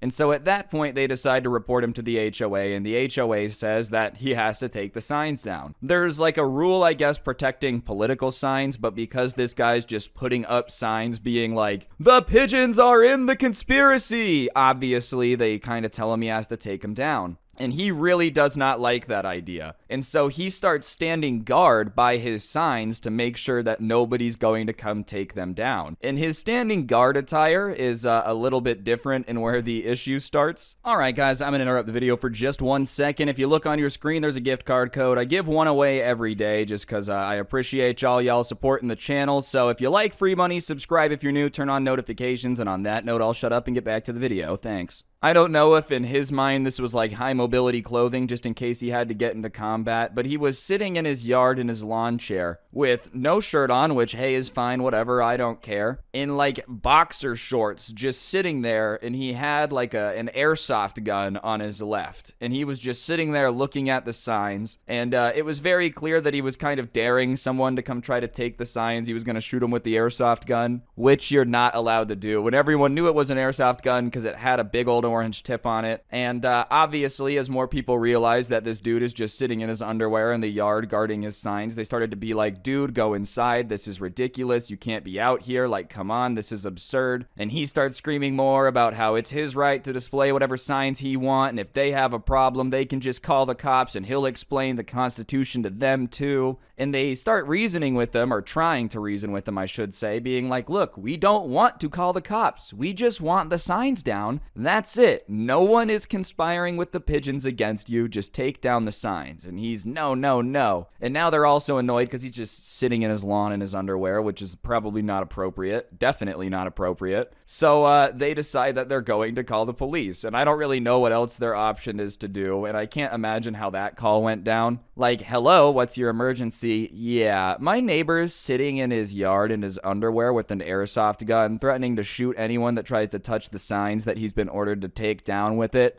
Alright, is it Dan? Oh, you guys know him? Yeah, he does this once a week on the freeway. Like he's just well known in the area or something, but whatever, they call. And they tell him that like, alright, they're on their way. You can still just get rid of all of this if you know, take down the signs and just go inside. We can avoid all of this. Everyone can go about their business. No one really wants to be out here. But Mr. Crazy Neighbor is not really having any of it, and he's like, oh, I can't wait to talk to them. I'm going to tell them everything about how, their laws don't apply to me or whatever. And so they're like, okay. And most people go in. There's like 2 dads out there. One of them is the HOA president, and they're just sitting there with the guy in his lawn chair, and people are kind of watching through the window and whatnot. And the subscriber's dad ended up telling him this story later because he was one of the guys that was standing there. But the entire time, he's starting to ridicule them about how like, oh, trust me, it's the end of the line for them. Once the cop gets here and he shows them all the evidence he has of the pigeons conspiring with them, they're gonna have no choice but to take them to jail.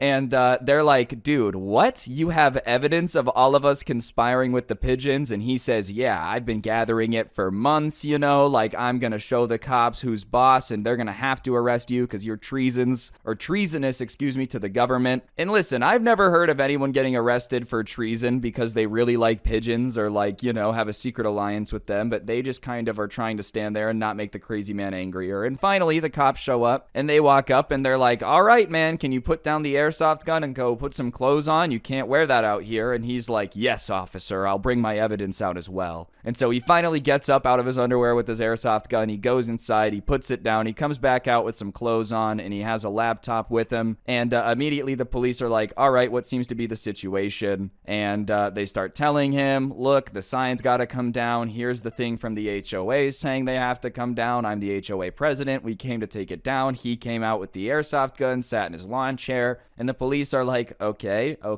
well, sir, what do you think? They have to get both sides, like they have to take a statement from both people, you know what I'm saying? And he goes, well, officer, what he unfortunately left out is that this entire neighborhood has been working in cahoots with the pigeons to try to lower my property value. And the cop's like, okay, I'm not too sure about that. Do you have any evidence? Thinking that if the guy goes, no, I don't have any evidence, he can be like, oh, all right, well then we'll just disregard all this stuff, the rambling that he's about to do. And he says, yes, I do. And he opens his laptop and he's like, watch this. And it's basically, he had security cameras on the front of his house, and it's clips of people like walking by in front of his house as they do in the neighborhood. And then like 2 minutes later, a pigeon would come and land on his lawn. And obviously everyone watching this is kind of like, okay, yeah, a lady walks by and 2 minutes later, a bird lands on your lawn. That definitely does happen. We can see that on the video, but they're not really understanding what that means. And he's like, don't you get it? And the cop says, no, I don't get it. Can you explain? And he says, well, what the lady is doing is she's walking by and she's calling the pigeon and saying, come poop on his lawn.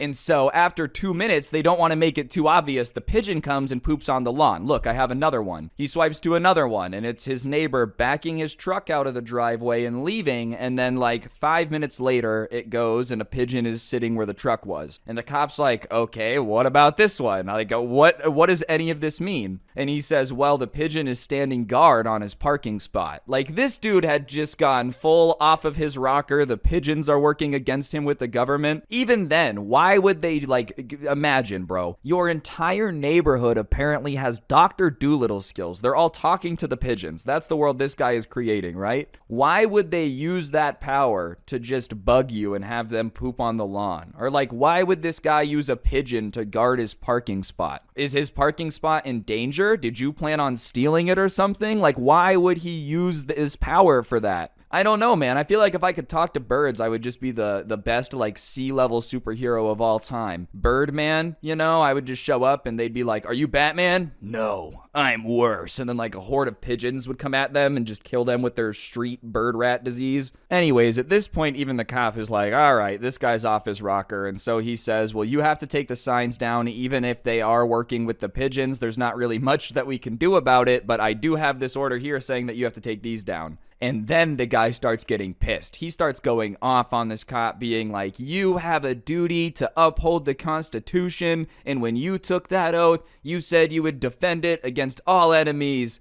And they are an enemy. You saw the proof of them colluding with the pigeons to try to bring this neighborhood down. And as an American citizen, I demand that you protect me from this plot to devalue my property. And he's going off. And the cop is trying to be nice. Like, he realizes this guy's just a little out there. So he's trying to be like, all right, that's not what's happening, sir. Please calm down. But the guy keeps getting more and more animated every time the guy is like, I'm not going to arrest the entire neighborhood and put them in jail forever because you think they're working with the pigeons. And the guy is like, I showed you proof. I showed you proof that they're colluding with the prison, or the pigeons, not the prisons. And the cop says, you didn't show me any proof. All you showed me is that birds land sometimes after people walk by, which is just nature being nature. And at that point, the neighbor does something that he definitely regretted. He gets up out of his lawn chair that he had still been sitting in to like show them the laptop. And he starts to get up in the cop's face, which, listen, if the guy's been super chill so far, you've been ranting about how pigeons are working with your neighbors to overthrow the government.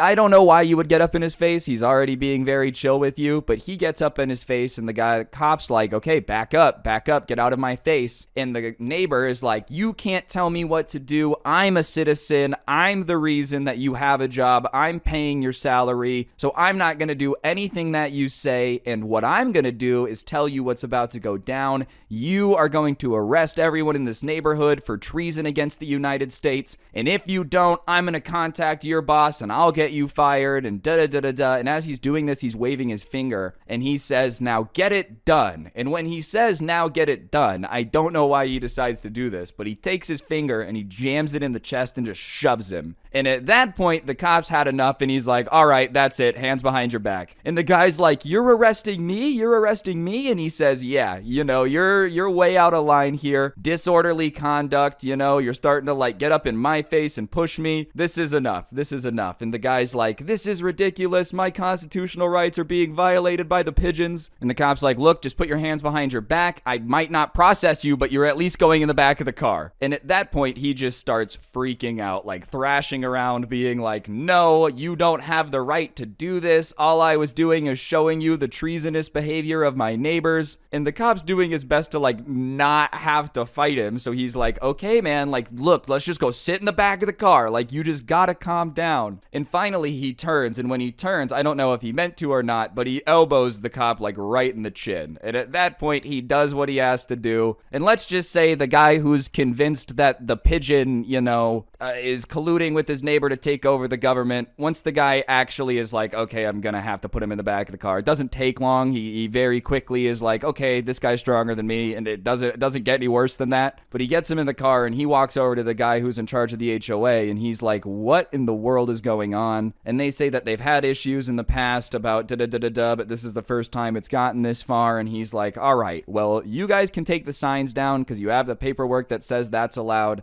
I don't really know what we're going to do with this situation, but like, go ahead and do it. And so they start going up onto the guy's lawn and taking the signs down, which is what they were allowed to do. The HOA had said go for it. And listen, I don't know if I really agree with whether or not the HOA should be in charge of everything in your yard or whatnot, but like, you picked the neighborhood to live in, you've been paying the dues, you signed the contract, like it is what it is. But as they're taking the yard signs down, they hear screaming and they look, and in the back of the cop car, they can see the guy being like, get off my lawn, you have no right to take the signs, I know you're working with the pigeons. And they're just like, ignoring it, trying to get everything done, but he just won't stop yelling at him. And they take the signs down, they like put him in the back of this truck thing that they had that was taking some stuff to the dump, and the truck drives away and they go back home. And all they know is that the cop car left, he was still in the back of it. A few days later though, they're shocked to see that he is back in his lawn chair, sitting there, same thing as before with the leaves blowing into the yard and whatnot, collecting them in the bags. But it seemed like whatever they had talked to him about down at the station made him realize that the pigeon theory might have been a little bit silly and overblown, because he dropped it after that. Apparently he had been collecting evidence for quite some time. Who knows how many videos he had of people walking by and then a pigeon 2 minutes later. But however much time he spent there, apparently that got figured out because he never really brought it up again. Probably more out of embarrassment than anything, like you probably snap out of that delusion, oh crap, I guess the pigeon isn't working for the government, and realize, wait, I got into a fight with all my neighbors where I told them that pigeons are secretly the CIA. What? He would still come drop the bags of trash off. It's not like he completely changed. He was still pretty shameless about that. But yeah, he probably learned his lesson on the pigeon front, just because, goodness gracious, man. I don't know how people get on this like rabbit holes where they just start believing the most insane things ever. I think it has something to do with the internet, just because I feel like if you get into a big enough echo chamber, you can convince yourself of anything. But pigeons working with your neighbors to overthrow the government is definitely a new one. What would that society even look like? Like, let's pretend that the pigeons did take over the neighborhood. Would it just slowly become like Bird Person from Rick and Morty ruling the universe or something? I don't really know how that would shake out. Either way, the trash bag situation does still continue to this day. But I'll do another quick story that he added about his neighbor here in the trash bag situation, because it's not as crazy as the pigeon belief. Like, that's the craziest thing he's ever done, but this one was just funny. Anyways, I guess one time he really wanted to teach everybody a lesson to keep their leaves out of his lawn. Because everyone is standing out there directing the leaves, telling the trees, whispering to them, please don't drop your leaves on this lawn, put it in that guy's lawn because it pisses him off so much. But instead of just filling up one bag full of leaves and then going and like dumping it on someone's lawn, he decided to let them build up for a while, to the point where like every house had 3 bags full of leaves. And this took over a year. Like, for a year, a little bit of it stopped. He was still collecting it and yelling at people, but no bags were dumped. And so he had these huge bags overstuffed with these leaves, right? Like he had just crammed way too much into them, and he got them all in his hands, and they're pretty heavy bags. They've got twigs and whatnot. And he starts going across the street to like dump them all on people's lawns. He just wanted to do a big pile as petty as possible. Maybe this was his revenge for the pigeons, you know, just dump like 9 bags of lawn clippings on their yard. But whatever, he starts going across the street with them. And I guess the way that they were positioned or whatever, the sticks in the bag, the weight of the bags, as he's going across the street, like 4 of the bags just rip at the bottom and all the leaves spill onto the road. Which, listen, honestly, if he would have just left them alone, the wind probably would have blown them back out of his yard down somewhere else. But now that this guy had collected them and the bags had just ripped, there's just like a ginormous pile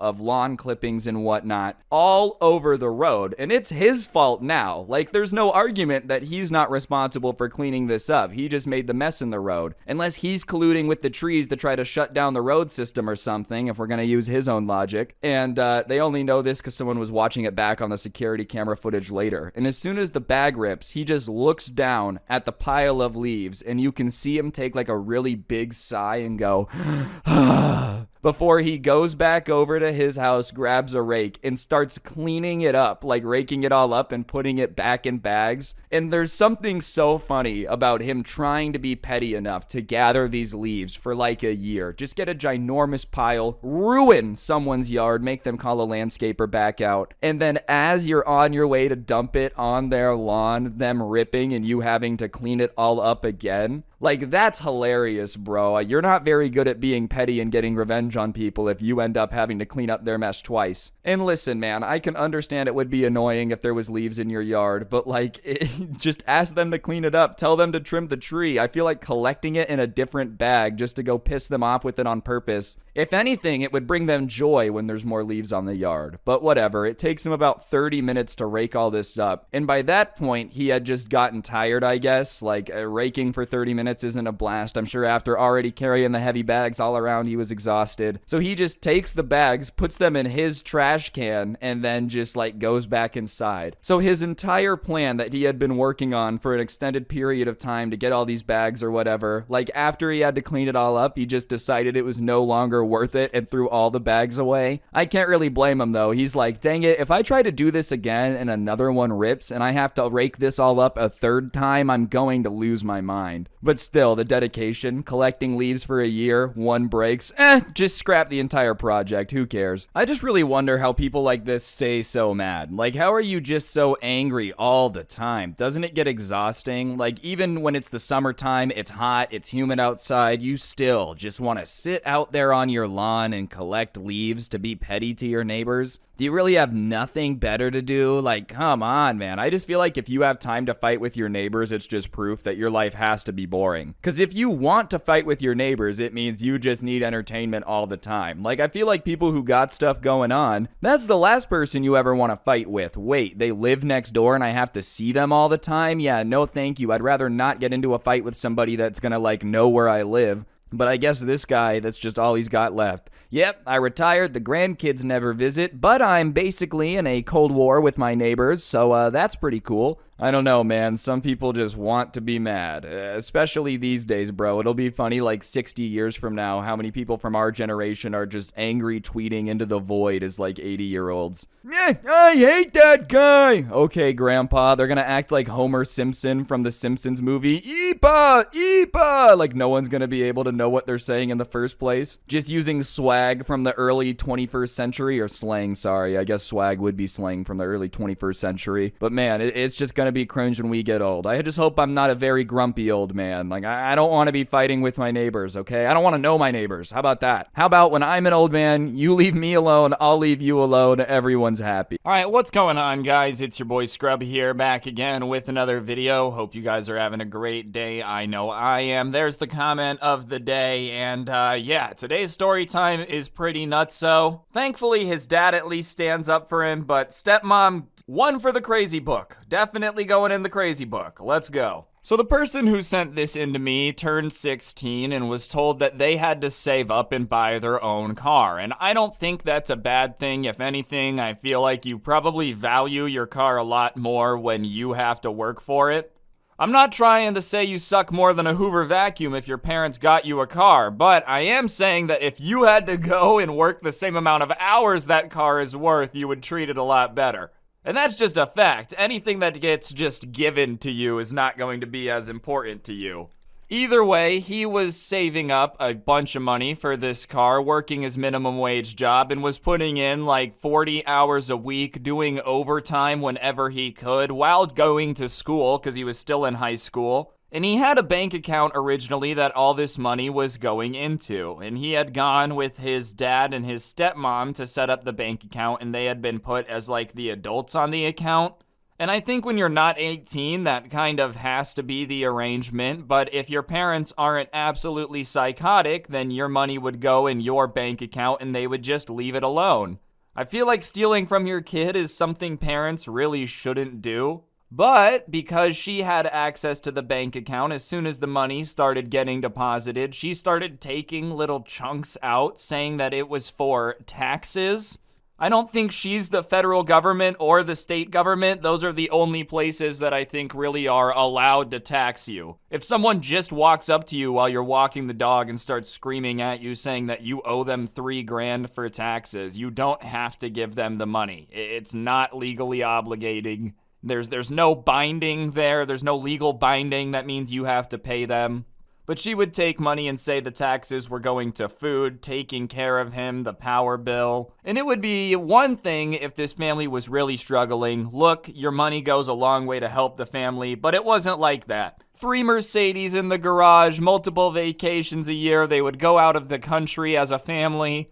Not the type of situation where you need to be taking your 16-year-old's paycheck to pay for stuff. If anything, they were making him work for his car because they wanted him to have a work ethic because everything else around the house was pretty easy. And this really rubbed the guy the wrong way because she had never done this to any of his older siblings, his older step-siblings, which were her kids. She had only started doing this tax thing to him when he got a job, which is dramatically unfair. The tax thing would just be stupid in general because you're not the government, you're the parent. You can't just take their money. At least I think that's unfair, whatever. Someone out there in the comments right now is like, taxing your kids is actually great. No, all right, it's lame. If they're working a minimum wage job, you don't need to take more money than they're already gonna lose. But especially if you're only going to do it for this one, you might as well just put a note on it that says, I hate specifically you. And that's the way he took it. So he talked to his boss about it, who was pretty cool with him, and his boss came up with the idea of, there's nothing wrong with him taking it in cash if he changed his bank account, and in the meantime, until he got the new direct deposit information, they would have to give it to him in cash. Wink, wink, nudge, nudge, if it took him forever to get that form turned in to do the direct deposit, well, then that would just suck. Wouldn't that just be so unfortunate? So he goes and unlinks his bank account on like the online work thing and starts taking his money in cash. And he starts taking the cash and starts hiding it because he doesn't want his stepmom to know about it. And wouldn't you know it, once the direct deposits stop showing up in the bank account, the taxes just stop being talked about. At least at first. It was almost like it magically wasn't an issue once there wasn't a steady stream of cash going into that account. So he kept that system for a while, like a couple months. Every week he would come home with this wad of cash in his pocket, run upstairs as fast as he can so no one could question him, shove it in this sock, put it in a boot in the back of the closet, and just had it that way, which is not the safest if there's a fire or anything. I wouldn't recommend doing this, but if your option is a bank account where someone's just taking the money for stupid reasons, or hiding cash in a sock in a boot in the back of your closet, you pick the boot in the back of your closet. Like, if your mom's gonna police your bank account and start taking money for whenever she wants to buy a new pair of shoes, it makes sense for you to just take it in cash and hide it. No one's gonna hold that against you. And finally, after a few months, his stepmom wanted to have a serious meeting with him one day, so he goes downstairs and she says, come sit at the kitchen table, so he does. And she starts really pressing him about how he still works, but he hasn't been bringing home any paychecks, or he hasn't been cashing any paychecks, so she didn't understand what was going on. And he tried to come up with this really crappy story, and it's only a crappy cover story because he was such a hard worker. of how he had managed to break this really piece and expensive blended together there, my bad. Expensive piece of equipment, and because he had broken it while he was working, the company was going to dock his pay until it was paid for. And his stepmom didn't buy it because she knew that everything he did very well, and there was no way he would have made a mistake like that. On one hand, massive compliment, like, oh, there's no way you would have screwed up, I don't believe you. And it's his enemy, she's stealing his money, she has no reason to compliment him here. But on the other hand, crap, because she now knows that somehow there's money coming into the house, and she also knows that you don't want to tell her how you're getting paid. So he tries to just be like, no, I broke something, but he can tell that she does not believe it. You know when someone is like, yeah, okay, but you can tell that they don't believe you, but they don't really want to press you about it anymore, but he had to go to work. And he wasn't thrilled, but she kind of let it go, and that made him extremely nervous. He had no choice but to go to work. It's not like he could miss a shift. His boss was cool by letting him kind of bend the rules to take his paycheck in cash. He didn't want to do his boss dirty and not show up to make sure his money didn't get stolen. And even if his stepmom was getting suspicious, he assumed his hiding spot was going to be good enough. I probably would too. Even if someone's going to go look through your room, you don't expect them to start dumping out each individual shoe. The ones at the back of the closet especially that are already very hard to get to. I don't know, I just wouldn't expect somebody to start with that. And it was only a little 4-hour shift, so it's not like she could totally tear apart the room and get it back together in time. And he made sure to tell her before he left, like, hey, this is gonna be a 4-hour shift, so I'll be back pretty soon. And she said, great, we can finish that conversation about what's going on with the payments you've been getting so we can go back to getting your taxes on track. And if you have a normal job like this, the taxes are automatically taken out of your paycheck. Like when he got his paycheck every week, there already was taxes withdrawn. She called this the stepmom tax. Like this was not her doing his taxes for him. She was not being helpful. This is literally just saying that, like, I'm gonna take some money to help pay for stuff that she did not do with any of the siblings. So he's at work, and the entire time he just has knots in his stomach, and he's not sure why he's so nervous because he assumed his hiding spot was safe, but he's just really nervous, and as soon as he can go home, he gets home, he runs in, and his stepmom is standing at the door and gives him this weird smile. She never stood at the door and waited to smile at him before, and says, hey, how was your day? And he says, great. Vroom, zooms by her. Don't you want dinner? No, I'm good, I already ate, bye. Gets up into his room, and everything seems fine. There's nothing out of place, there's nothing weird. And he turns around to go back downstairs because he was a little hungry. Maybe he was going to grab something. But he just has this feeling at the back of his mind. Check the boot, check the boot, check the boot. And he had never had that feeling before. But because the boot is where the money is, he decides to go check. And as he's opening the closet door, he's kind of chastising himself. Like, this is ridiculous, dude. Your room is fine. Literally nothing is out of place. There's no way that she got in here and stole money from the shoe. There would have to be a sign. She would have to be an absolute ninja to get in here, rip it apart, find it, get it back together so spotlessly just the way I left it. And I'm talking hoodies laid on the floor in the exact position, nothing moved out of the way, everything looked precise. But whatever, he ends up going and he pulls out the boot and he dumps it out and the sock comes out, but it looks a little bit less full. And so he empties the sock and the sock is just empty. He had been wrapping the money around this empty toilet paper tube, the cardboard tube, and that's the only thing in there. And he starts freaking out because he had been saving money for a few months now, and he's saving up for a car. And he was pretty close, so there was a few $1,000s worth of cash that had been wrapped around this paper towel tube or toilet paper tube in the sock that is now missing. He and his mom, or stepmom, had this weird confrontation about where all his money was. He goes to work, comes back, and it's gone.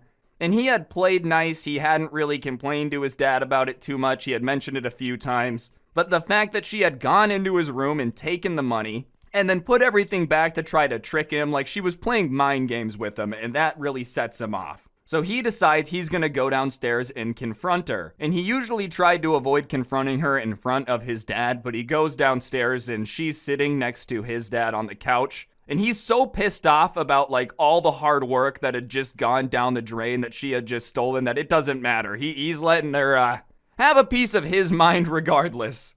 And listen, man, like, think about how many hours that is. A few $1,000s might not sound like a ton of money to some people. It's a lot of money to me, but think about how much that is working minimum wage. How many hours that is. We're talking like 40-hour weeks for multiple weeks.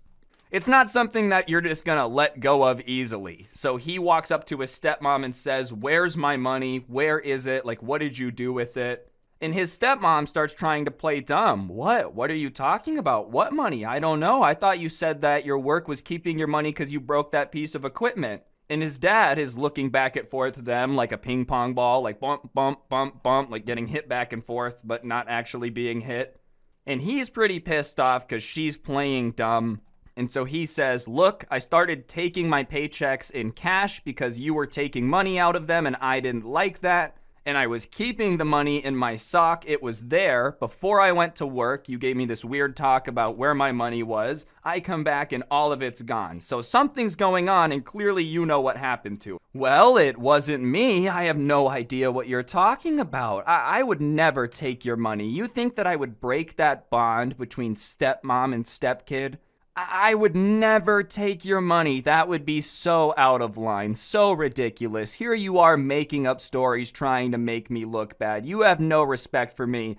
She starts really trying to spin this thing into poor me, look at me, I'm the poor victim because my kid has suspicions that I stole his money. And he kind of turns it on her and says, "All right, fine. Well, if it wasn't you, then it was your kids because the money's gone and the only people in the house are the people in the house." And he puts her in a weird spot, because that makes a lot of sense. Like, logically, that tracks. Even his dad is kind of nodding his head, yeah. If it's not his stepmom and the money that he had been saving in his closet is gone, somebody took it. It's not like it grew legs, got up, and disappeared. It's not the beginning of evolution. It's not when the fish decided to make the jump to land. That's not what happened here. Benjamin Franklin didn't suddenly become an anamorph and start walking off. He stayed on the dollar bill, I promise. But she does not like her children being called thieves, and she's immediately like, "No, they would never steal anything." And he says, "Well, then it must have been you." And even his dad at that point says, "I'm not saying you stole it, honey, but if it wasn't you and it wasn't me, then it has to have been your kids, because where else would the money have gone?" And at that point, she realizes she made a mistake, but she doesn't really have an explanation other than selling out her kids. And she might be a bad stepmother, but apparently she draws the line at selling out her own kids. Selling out kids that aren't technically yours is totally different. That's horrible step-parenting, by the way. I feel like if you're gonna be a step-parent, you just gotta really embrace it. Treating them differently, doing stupid stuff like this is not good step-parenting. And it's like even worse because you agreed to marry someone knowing you were going to be a step-parent. I don't know. Not that being a bad parent is good, but like being a bad step-parent, you agreed to this marriage. Why, if you really knew you didn't want to do it, why'd you do it? Well, I guess the same goes for kids. Whatever, forget the analogy, all right? Pretend it didn't happen. So she finally admits to taking it, but she has to do this long-winded speech about how sometimes when somebody just treats you so poorly for so long, you do things that you later regret, and the amount of ungratefulness that her stepson had shown her is off the charts. He never went out of his way to do anything to make her life easier, blah, blah, blah.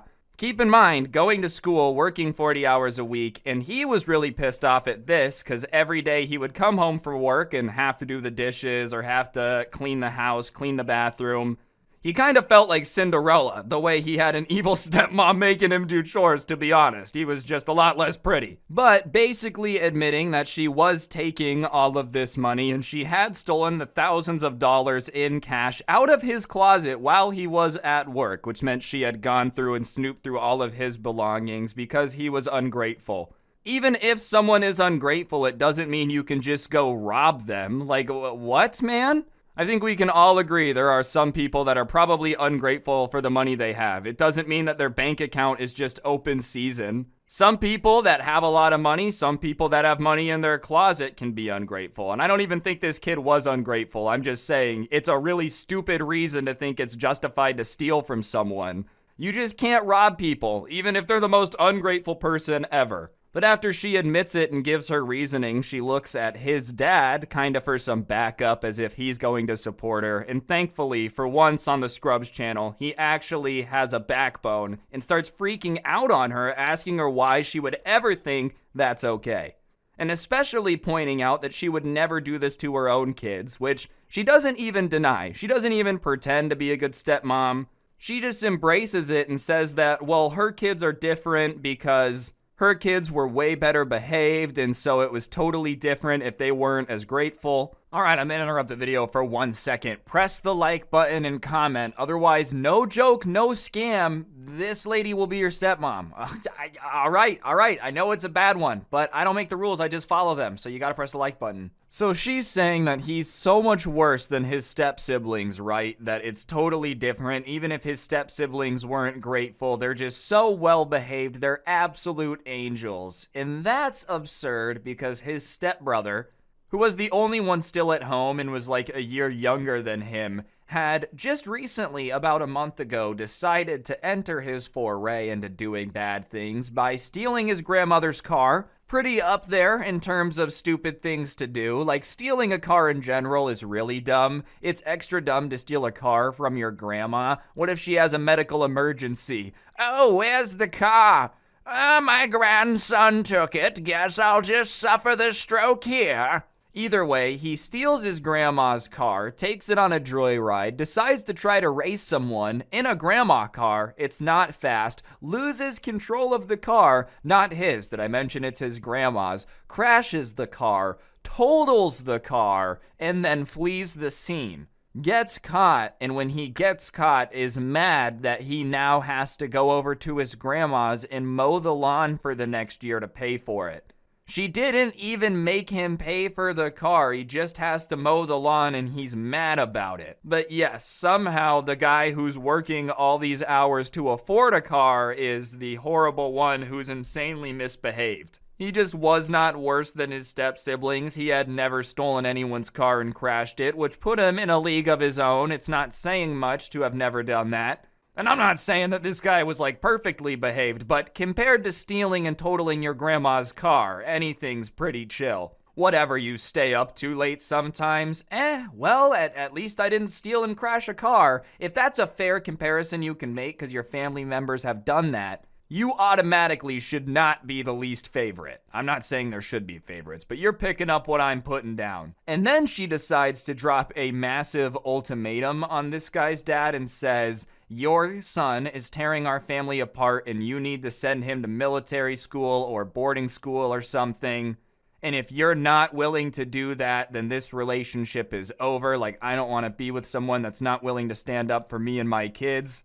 And his dad starts laughing. He's like, you're really gonna give me an ultimatum between you and my kid? And she folds her arms and says yes. And his dad does the duh thing and says, well, I'm gonna pick my kid. This situation is insane. You're in the wrong 100%. I'm not gonna sell him out because you decided to steal his money and then say that it's okay because he's badly behaved. Like, what's wrong with you? And she started freaking out, saying that he would regret that, da-da-da-da-da. The kid ended up going to his mom's, but yeah, I guess his dad is officially ending that thing.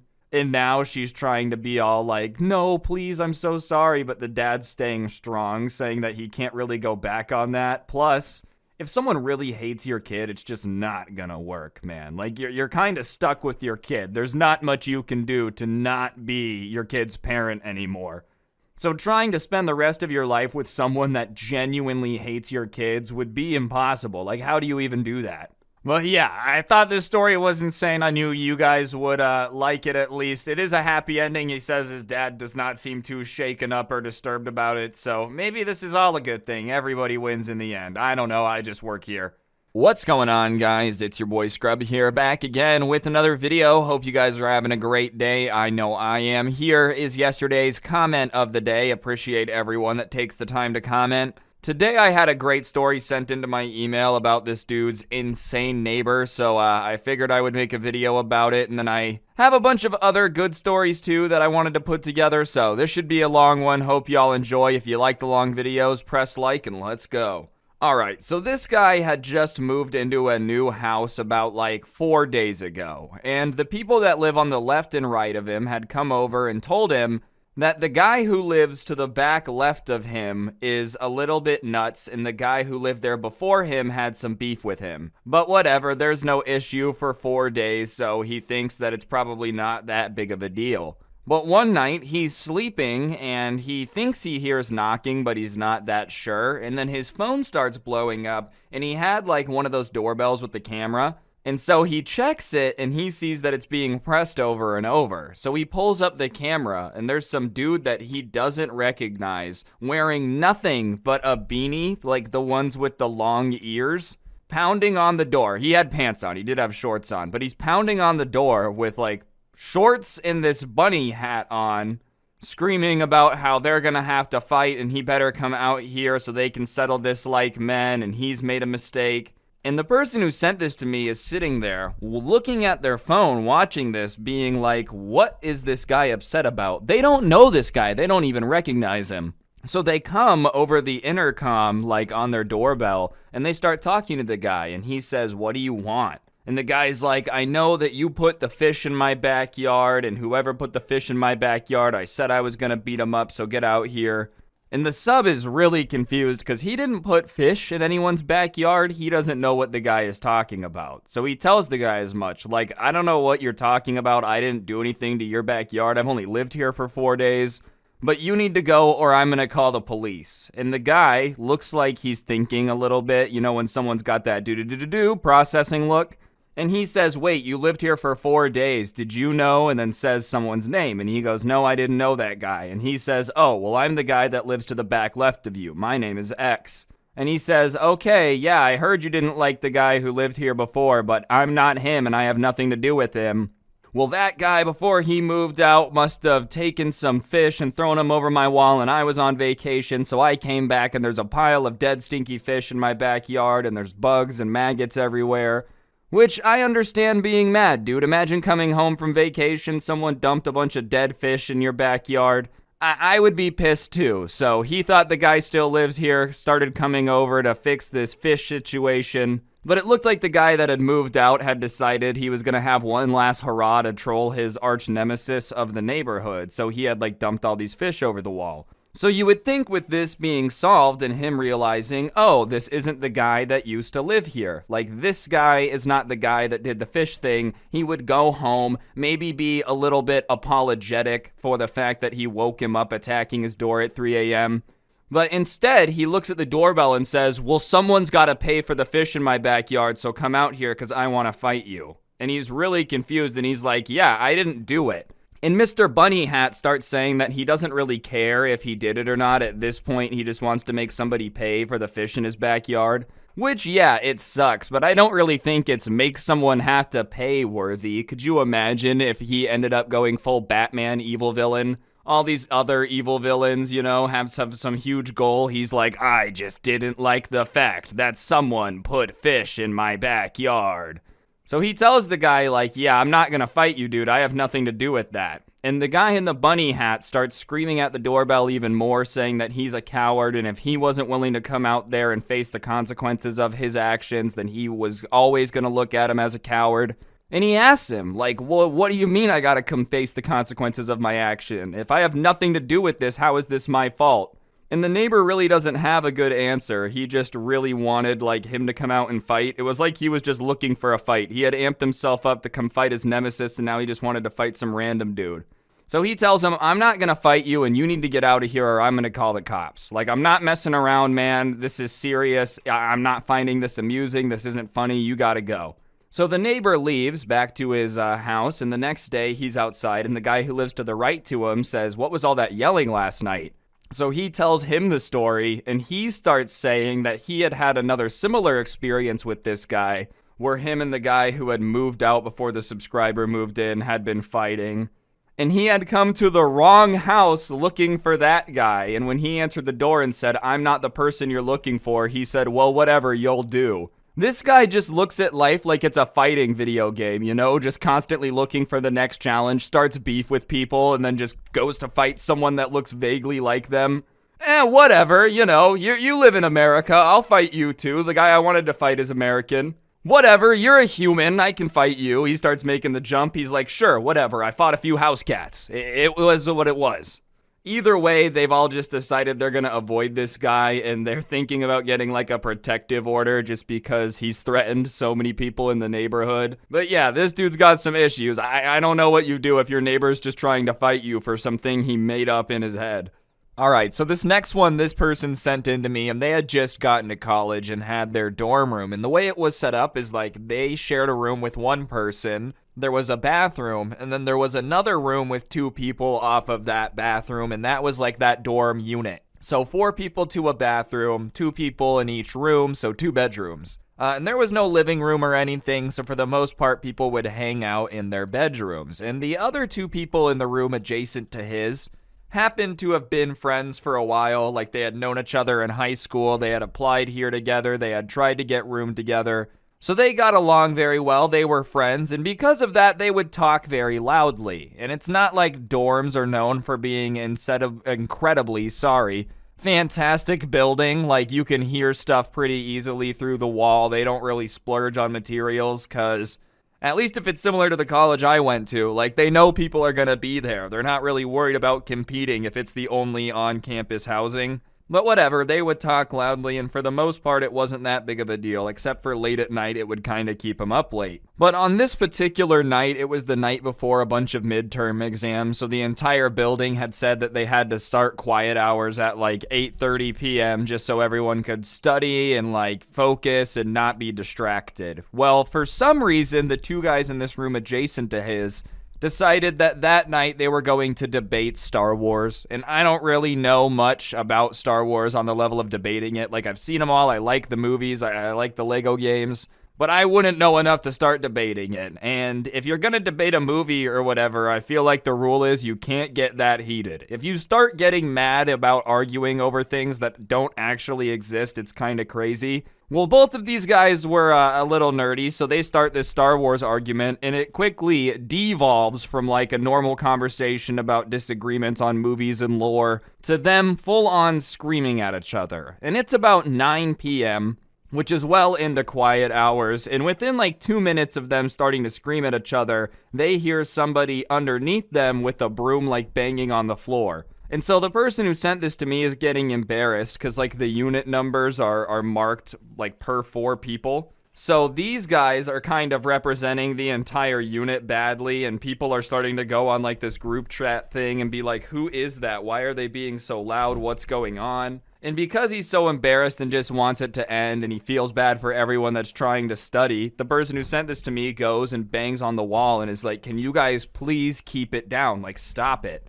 And it shifts from being mad at Star Wars to them just yelling about how their roommates suck and their roommates never let them have any fun and they should just mind their business. And now the subscriber's getting pissed off. They're like, you guys are going to make our entire apartment look bad. And then when I tell you to shut up, you're going to start talking crap. So he goes up to their door and knocks on the door. And immediately it goes dead silent. You would think for people that were talking so much crap about the guy who just told them to be quiet and saying how much their roommates sucked, that they would be very excited to open the door and say something to his face. But no, it was like the reality of having to say something like that to somebody made them both very, very shy.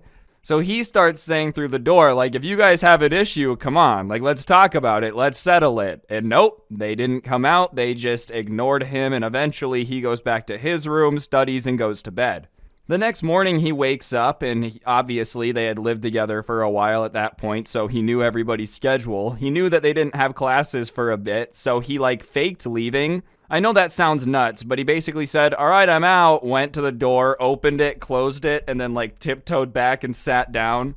And as soon as they thought he was gone, they come out, and they see him on the couch, and they like turn white as a ghost. When someone is just exuding fear, you can almost smell the fear on them. You know, if you were a vampire, you'd be like, I can smell your fear. They look scared. And he starts saying, like, guys, what's up? Like, you were talking so much crap last night. What was up with that? And these absolute masterminds must have realized that if they wanted to talk crap like that in real life, they might have to back it up, because they had a talk last night and decided to mutually just say that they didn't remember it and didn't know what he was talking about. Which has got to be one of the funniest ways people try to get out of stuff, is just being like, no, I don't know, that didn't happen. And so he looks at him and he's like, so you guys didn't yell at me through the wall last night that you could beat me up and I sucked and I never let you guys have any fun? And they were like, no, absolutely not. We would never do that.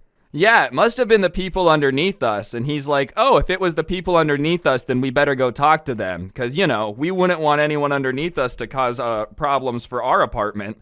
And they get even more shy and they're like, oh, no, we don't have to do that. We don't have to. And the subscriber is like, guys, come on. If they were causing us to have this fight and pretending to be you and impersonating you, we gotta settle this. We can't let this stand. This is gonna cause issues. And they were like, yeah, fine, we'll go. And he's like, all right, I'll come with you. Let's go down there. And they said, no, we're sure you're busy. We're sure you're busy. You don't have to come along. Don't sweat it. And at that point, he had clearly embarrassed them enough, so he said, all right, well, you guys go handle it. And he made them leave the apartment, and they couldn't really come back until he had class later. So he doesn't know where they went, but they definitely just pretended that they confronted him and they apologized. But for a few hours, they had to go hide out of the apartment. Overall, I think if you're going to talk crap, you just got to back it up. That's the rule. Like, if you don't want to have to back up talking crap, then don't scream that you could beat up your roommate through the wall and then not be able to beat up your roommate. You could avoid all of this by just not threatening people. It's a very easy solution to all these issues. All right, guys, I promise there's more stories, but I got to get the likes up here on the channel. It's starting to take me out of recommended, so I got to do what I got to do. If you are enjoying these, please hit the like button. It helps the video do better. I'd appreciate it, and I'll shut up and get back to the video now. Okay, this next one's just really stupid. So this person lives in a smaller town, and there's like 2 neighborhoods, and both of them happen to have a very active next door community, which is like, I don't know. Think about Twitter, but only for stuff in your neighborhood, but also a lot of boomers that just complain about a lot of stuff. Like, that's kind of the vibe if Karen made a Twitter, but just mostly Karens. Either way, though, this person just kept an eye on it. One, because sometimes it was useful, like if there was actually something going on in the neighborhood they needed to be aware of, but also mainly because it was entertaining. And one day they're checking it and they're like, oh, okay, this is what my neighborhood is slowly becoming, because the latest post that had a ton of traction, a ton of comments, a bunch of people talking about it, was a guy who had come outside to start his car and go to work and had found it smashed. The windshield had been destroyed. There was a big dent in the hood. It's pretty messed up. If you didn't know any better, then you would think somebody took a sledgehammer to this thing and just went crazy. But the person in their description of the picture starts explaining, and in the picture itself, that somebody had taken a bunch of cantaloupes and just pelted his car angrily. And I didn't realize cantaloupes could do that much damage, Now I realize why Fruit Ninja was so angry. Those things could mess you up. I bet you as a child he lost his mother to a falling watermelon, and ever since he was trying to avenge them. Either way, somebody in the neighborhood had gotten pissed off at this guy, decided that they were going to destroy his car, but couldn't do it normally, wanted to use cantaloupes. Maybe because they thought it would be impossible to trace them back. And so they start laughing at this post, and then they realize there's a bunch of comments. So they go down to the comments, and the person, the mastermind, the evil genius behind the cantaloupe posting, hadn't been known at first. A bunch of people were guessing, asking if he had beef with anyone. He was like, no, not really. But the absolute genius responsible decided to expose himself, and I don't really understand why this happens so much on social media nowadays. Between rap music and people's ability to post on Instagram and Twitter, people snitch on themselves. The guy, this old man, by the way, we're talking a male Karen, probably wearing some Oakleys and an Under Armour shirt, cargo shorts, the whole shebang. In the comments started saying that he was the guy who had done it because he had read somehow that it's more disrespectful to destroy someone's belongings with food. I don't know where he was reading that. If anyone knows, let me know, because it sounds insanely stupid, especially because destroying someone's car just is a felony. I'm pretty sure across the board, it's a certain amount of damage done to someone's stuff, but shattering a windshield, breaking all of the stuff, denting the hood, whether it's with melons or a hammer, it still makes it illegal. But this absolute genius had decided to hop right on Nextdoor and just admit it, saying that he was mad at the guy because he wasn't mowing his lawn enough. Oh yeah, that makes total sense, bro. Someone's lawn's a little bit too long, grass getting a little bit unruly. Just start destroying their possessions. That'll make them definitely focused on that. If my lawn was a little bit long and someone started attacking my house, I guarantee you I would be a lot more focused on making sure my house was safe versus the agriculture out front. Obviously, a bunch of other people in the comments had told him that he was nuts for that and also pointed out that what he had done was illegal, so he had deleted his comment. Thankfully, a bunch of people had screenshotted it, so they start posting his comments in the comments. The guy who had originally posted about his car being stolen was like, oh yeah, I guess that guy does hate me because I didn't cut my grass enough, so what do I do now? Should I call the cops? Another guy who lives in the neighborhood who was a cop ends up going over there. The guy gets arrested. He does get released, like he ends up on like probation where you have to check in with the guy and whatnot. Gets a huge fine, has to pay for everything. And most importantly is a huge laughing stock. Like to this day on the Nextdoor chat, people just are posting like memes about cantaloupes and broken cars. And you'd think he'd be ashamed and just delete his account, but no, he's like so boomer, he just still wants to argue with them, so every time they make a meme about it, he's like, this is not funny, it was a very hard time for me and my family. Yeah, no one's denying that, bro, you got arrested, and I'm sure when you were trying to explain it to people and you said, I got really mad at a guy and destroyed his car with a cantaloupe, why would you do that, was one of the questions they asked, followed by, yeah, you're kind of a moron. I don't know. Overall, just don't commit crime, especially on your neighbors. And if you are going to commit crime on your neighbors, which you should not do, don't go admit it on social media, especially to the person. Yeah, it was so sick when I stole that guy's car. Like, you just text it to the person whose car you stole. Don't steal cars, but really don't do that. You're just being a moron. All over some grass, bro. What is up with, like, old men and being obsessed with grass? I don't get it, dude. You would think that their life literally depended on the state of their grass. You don't understand, Deborah. If I don't have the best lawn in the neighborhood, I lose my manhood. So the next story is semi-lawn related, but has nothing to do with the last neighborhood that we talked about. This guy who sent this to me has his own business where he like cuts people's grass. He has a bunch of lawns that he does, neighborhoods that he does, and he got hired by this guy to cut his grass once every 2 weeks. Pretty standard, most people do like once a month, once every 2 weeks, so he's over there and has no issue, and he's been doing it for a few months, and one day he's over there mowing the grass. And because he worked alone, he had these like headphones that drowned out the sound of the lawnmower because it's really loud and he could listen to podcasts. But he's mowing, minding his business, and he looks up and he sees a guy that's not the homeowner, but he had seen around the neighborhood a few times, like frantically waving, looking like he's having some huge type of emergency. So he turns off the mower, takes off his headphones, and is like, is everything okay? What's wrong? And the guy says, nothing's wrong, I just need to talk to you. Okay, nothing's wrong. It's such an emergency that you're acting like it's an emergency and you have to interrupt me doing my job. So he says, all right, what is it? And the guy's like, who gave you permission to mow this lawn? And he's a little bit confused because he had talked to the owner of this house quite a few times and it's not this guy. So he doesn't know, A, why this guy cares who gave him permission because it's not his house, and B, why he's asking because he's not the owner of the house. Like, why do you care and why do you even have a right to know? So he tells him, oh, the owner hired me to cut the grass. I do it, it's like a service, you know? Thinking maybe he like misunderstood the guy's question and he's trying to hire him as well. And he says, well, I live next door. Okay, cool, good for you. And I don't like the sound. All right, well, I don't really know what to do about it. Well, maybe just turn down the sound on the lawnmower. What are you talking about, bro? Turn down the sound on the lawnmower? That's not how it works. It's making noise because that's how loud the engine is to operate it. It's not a speaker in there. You think they would have the speaker that loud on the lawnmower? And it's also like 11 a.m. on a Wednesday. It's not like it's early in the morning on a weekend. It's not like it's late at night. It's a perfect time to make noise. So he kind of tells the guy like, yeah, I can't do that. I'm just going to finish and then I'll be done.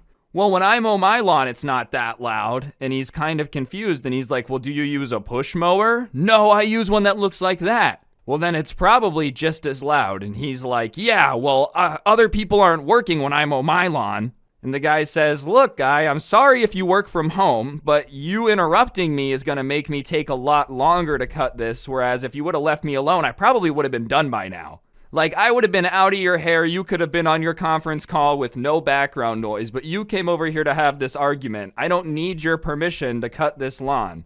Well, I'm the neighbor, so you need to get my permission too. And he's looking at the guy like, no, I don't, man. That's not how it works. So he asked the guy a hypothetical question. So do you have to get this guy's permission to do anything at your house? And he's like, no, of course not. Okay, so then why would I need to get your permission to cut his lawn? And the guy says, because I'm the neighbor, as if it's making any sense. It's almost like he was so dumb that he was realizing it was illogical, but his brain couldn't put the two pieces together, so he just kept doubling down. And eventually the lawn guy realizes that the argument is fruitless. This guy is literally going to sit here and argue with him till the end of time. So he does what anyone would do in that situation, puts his headphones back on, tells the guy to back up. He does. He starts the lawnmower and keeps mowing. And so now he can't even hear the guy. He has his headphones on, he's listening to a podcast, there's the sound of the lawnmower over the top. But the guy, for the next 20 minutes he's mowing the lawn, is just standing there screaming into the air. Literally talking to himself because this guy can't hear him at all. And every time he looks up and the guy is waving at him, he looks at him and says, I can't hear you. But he doesn't leave. He just keeps saying stuff to the void, thinking that someone can hear him. And so finally he finishes, he rolls over to his trailer, he drives the lawnmower up onto the back, takes his headphones off finally, and he hears the guy's still going. So he looks at him and just asks him, dude, you're still going? And the neighbor looks all pissed off and says, yes, haven't you been listening this entire time? And the guy mowing the lawn literally starts laughing at him and is like, no, I haven't been for a very long time. I haven't heard any of this. And the neighbor is embarrassed but starts trying to flip it and says that he was just trying to waste his time and that was very rude of him and he's going to report him for being unprofessional to his boss. Keep in mind, he's talking to the owner of the company. So he just handed him a card and said, you're more than welcome to call my boss whenever you see fit. You have a good day, sir. And left. But I love how in that guy's mind, that was a great use of his day. You were on a call, you needed to get rid of the background noise. You went out there to yell at him, and then spent 30 minutes screaming at a guy who wasn't listening while the entire neighborhood was just watching you just go ballistic on a lawnmower. The fact that he couldn't hear him at all and he took off his headphones and he asked him if he had been listening at all, that just adds insult to injury. He thought he was giving some huge motivational speech, bro. Really thought he was a basketball coach from a Disney movie at halftime getting people hyped up. Nah, you were just talking to yourself with extra steps. Alright, this one's funny, but it requires a little bit of backstory. The person that sent this in to me doesn't have a normal Saturday, Sunday weekend. They have Wednesday, Thursday off, and they work 100% online from home. So they can kind of wear whatever they want. They're always in sweats and whatnot. But that's the benefit of the job. If you don't have to dress up for work, I don't know why you would. Could you imagine, you work from home, you never have to Zoom? There is no dress code, you just put a suit on at 7 a.m. because you like it. I would think you're a little bit of a psychopath. He lives in an apartment building, though, and he goes to the gym in the apartment building to get his workout on every day because he keeps it consistent. Good for you. I wish I had that type of follow-through. I can only upload every day, not work out. Anyways, he's at the gym and there's this old man on the treadmill who keeps giving him dirty looks. And he's not sure why. He had seen the guy around before but never interacted with them. So finally, after he's been staring for a while, he just smiles at him and says, how's your day? And the old man, clearly already grumpy, just kinda goes back and says, why aren't you at work? You're too young to be retired. Which, wouldn't you look stupid if the guy said, yeah, I made a company and sold it for $20 billion when I was younger. I am retired. And even if he's not retired, it's none of your business. So he kinda tries to reply nicely and says, oh, I work from home and this is my day off. Why are you lying? It can't be your day off. It's a weekday. Yeah, well, my company kind of lets us pick our days off, and I picked these 2 days because I like it better that way, because I like to have my days off during the week when everyone else is working, so stuff's a lot less busy. That's dumb. No boss would ever do that. You're lying. You're unemployed. I bet you don't even live in this apartment complex. And he starts saying to him, like, no, I work from home. Like, I work from home. So, you know, it's nice. I don't really care what my days off are because I work from here all the time. And now that he's added the work from home element, this old guy is even more confused. You would think after the last 2 years, Grandpa would have heard of working from home and Zoom, considering like everyone and their mom has at least had to interact with it a little bit. But he was acting like someone from the medieval times that had been brought to modern times and given an iPad. Just, what? Anyways, the guy starts laughing because he just can't believe that this old man doesn't understand working from home or that people don't always have Saturday and Sunday off. And as soon as he starts laughing, the old man is like, see, I knew you were lying. If you weren't lying, you wouldn't be laughing right now. And now he's getting annoyed, so his nicety is wearing off. Like, he's not going to try to respect this old guy anymore because he's just being rude. So he says, yeah, I'm laughing at how dumb you are. And the old man is like, well, you're never going to get a job if you have that attitude towards your elders. Why would anyone hire someone with that attitude? And he's like, man, I don't know. I don't have a job. Remember, how would I know how to get hired? And the old man is like, I don't understand how you afford to live in this apartment complex, but I'm telling you, when mom and dad's money runs out or something and you have to move out, it's going to be such a good day for me. You kids today don't want to work hard. You just want to sit back and relax all the time, and that's not the way the world works. Which, I mean, obviously is not the way the world works, but saying you want someone to get evicted and kicked out seems a little unfair. And even then, he does have a job. Just because you can't understand someone's job doesn't mean it doesn't exist, right? Imagine like someone just saying that a garbage man doesn't have a job because they don't believe that's a job. That's kind of what's going on right now. Just because you can't comprehend it doesn't mean it exists. So he's like, yeah, okay, whatever. I live here. You have to deal with it. And the old man says that he feels uncomfortable working out in the presence of someone so uncivilized and leaves the gym. And so the subscriber who sent this to me finished his workout. But when he leaves, he sees the old guy is in the office where like the property managers are. And he walks out and he sees him point at him. And he clearly had gone in there to try to report that there was like a strange man in the gym. And the property manager waved at him because they knew each other and he waved back. And the old man's face just contorted as if he sniffed the smelliest fart of all time. But that was the end of that. I don't know. I feel like these old people, they get to retirement and they don't want to enjoy it, man. Like, my grandma was dope, dude. She lived a long time, and the entire time she was vibing. She didn't really let stuff get to her. If she did, she was funny about it. Like, just relax, man. Just relax. Life is not that deep all the time. I promise. People can have days off other than Saturday and Sunday, Grandpa. And this last one is short. This actually happened to not my friend, but a friend of my friend. He just bought like this old farmhouse, right? And he's been renovating it, and it was the first time that he was staying there. And he had just bought some new locks and like locked up this weird entrance to the basement on the left-hand side of the house. And at around 3 a.m., he thought he heard some rattling, but whatever. It didn't really, like, wake him up. It was just something he heard of. So the next morning, he goes to look, and it does kind of look like the door's been messed with a little bit. So he takes the lock off, and he opens it. And the basement is disconnected from the house. Like, you can't get into it other from this entrance on the side of the house. And so he goes down the stairs and he realizes what he was probably hearing is whoever had been living in the basement, because there's clearly a little bit of a squatter setup down there. So someone had been living in the basement of this old farmhouse, probably didn't realize that someone had bought it and had come last night to collect their stuff or come inside only to find it locked. So he set up some cameras and like left it unlocked the next night, and sure enough, a guy had gone in, got a bunch of stuff and left, but now he's super paranoid because he's just worried that the guy's gonna come back. You know, what if he feels like it's his house? And I was telling my friend that like, you gotta tell him to move, bro. This is 100% straight out of a horror movie. If he stays there, it's gonna be cursed. He's gonna come back, steal his identity. I can't say that for sure. I just feel like if you find out someone's been secretly living in the basement of a house you just bought and they leave after you, you're always going to be worried about them coming back, dude. I'm shocked the previous owners didn't know. It must have not been lived in for a while. But that's my absolute worst nightmare. Buying a house, finding out someone's been secretly living in the attic. What's going on, guys? It's your boy Scrubby here, back again with another video. Hope you guys are having a great day. I know I am. Before we get too into it, I would appreciate y'all going ahead and commenting down below if you want more of these. And yeah, without further ado, let's get into it. So I had a string of issues with Mr. Sauerkraut Kid for a bit, and then after that, we kind of avoided each other.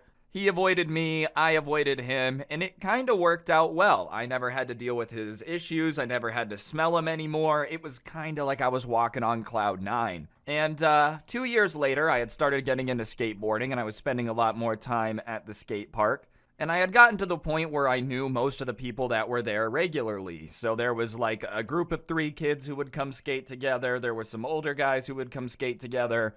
And we all just kind of knew the flow of the park, and everybody would just kind of do their thing, stay out of everyone's way, and it was a very chill vibe. I know sometimes seems like skate parks in these videos are nuts. It's not. 99.999% of the time, it's really cool. One day though, I'm there and I'm just minding my business in the corner of the skate park, and the corner I'm in is kind of behind the entrance. The way it goes is like you come in the entrance and then the fence goes deeper to the left. So most of the time when people come in, they wouldn't look in that corner because it was just kind of out of the way. So I see this guy skate in and he kind of looks familiar. And I realized that it's Sauerkraut Kid just because at this point I had had so many issues with him. I probably could have picked him out of a crowd if there was a lineup. That's him. That's the Sauerkraut Kid. Get deodorant for him. Stat. I don't know what's going on with those pits, but it's rancid.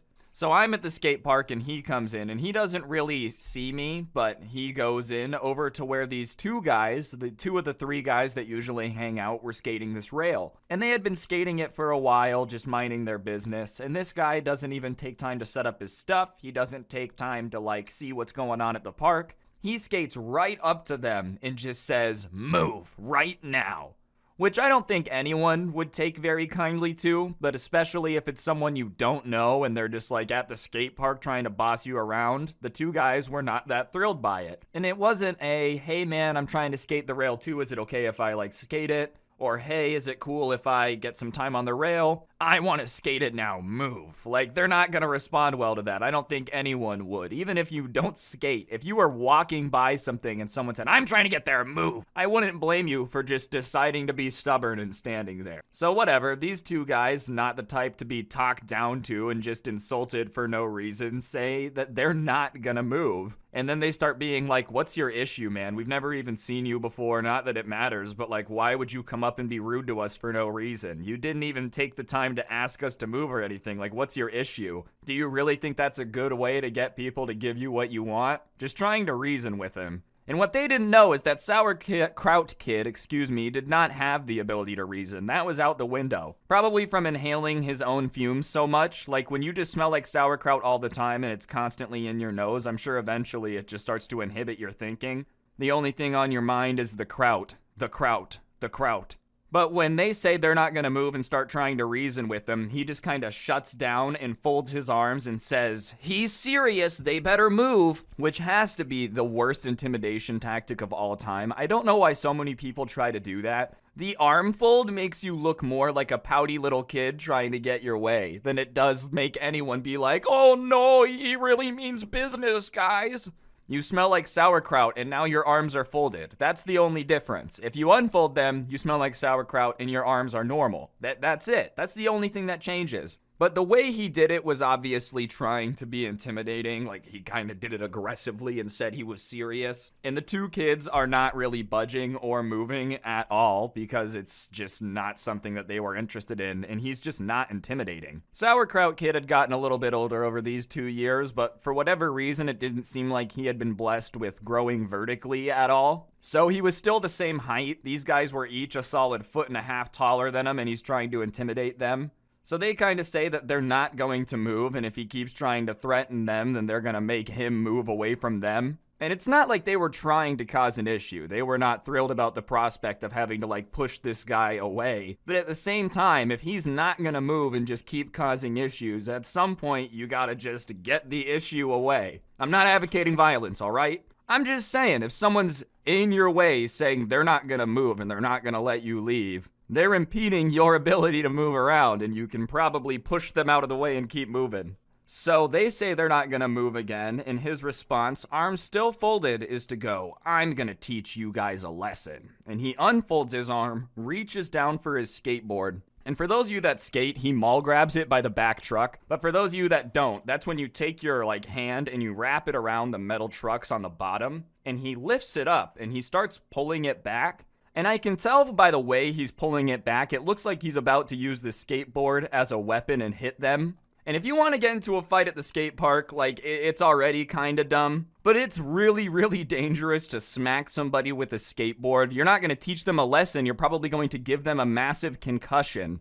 What is that, dude? Oh, you guys don't want to move and let me skate right here? I'm going to smack you with a wooden board with metal attached to it. Some people that skate are like, oh, I could smack anyone with my skateboard. I don't know, man. You could probably classify that thing as a weapon. Like, if somebody was walking around with a stick that weighed as much as a wooden skateboard with a truck on the end of it, and they said they were going to hit you with it, you wouldn't want to be hit by it. So whatever, Sauerkraut Kid is being real sour, and his arm is coming back with this skateboard, and it just looks like he's about to smack them. And I'm close enough where I have the ability to, like, stop it. So I go over there and I grab the other end of the skateboard. So he's got it back with the truck in his hand. So I grab the other truck as it's coming back and I just pull it out of his hand. It was not some insane James Bond maneuver. I really didn't have to pull that hard. His grip was not that great on it. And he had held it back for so long because he was like really weak. So he was struggling to lift it back. So it wasn't hard to kind of pull it out of his hand. But I pull it out of his hand and I'm like, dude, what are you doing? You can't smack people with a skateboard. And he turns and it takes him a second, but he recognizes me. And instead of saying like, oh, great, it's you again, you know, I've dealt with you before, you're such a pain, why do you always have to try to get up in my business? He embraces the anime vibe he's got going on when he was trying to smack people with a skateboard and just looks at me and says, it's you! He had really turned me into an anime villain, bro. In his arc, nothing was the same after he didn't get away with stealing my bicycle.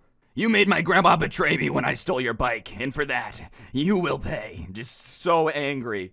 And I start trying to, like, reason with him and say, you can't smack people with skateboards, bro. And I make the mistake of letting go of the skateboard at that point because there's no way he'd be dumb enough to do it again. If I just pulled it out of his hand, he wouldn't try to smack me with the skateboard. But this sauerkraut-smelling dude starts reaching back the skateboard to swing it at me now. Except he's slow again because he's too weak to really like do it quickly. So the other two guys that are behind him now, they grab the skateboard and this time they rip it out of his hands and throw it across the skate park. Which might be mean, but we've tried the whole stopping it and giving it back to him thing, and all that did was make him just turn and swing it at the person that just stopped him. So we're not taking chances again.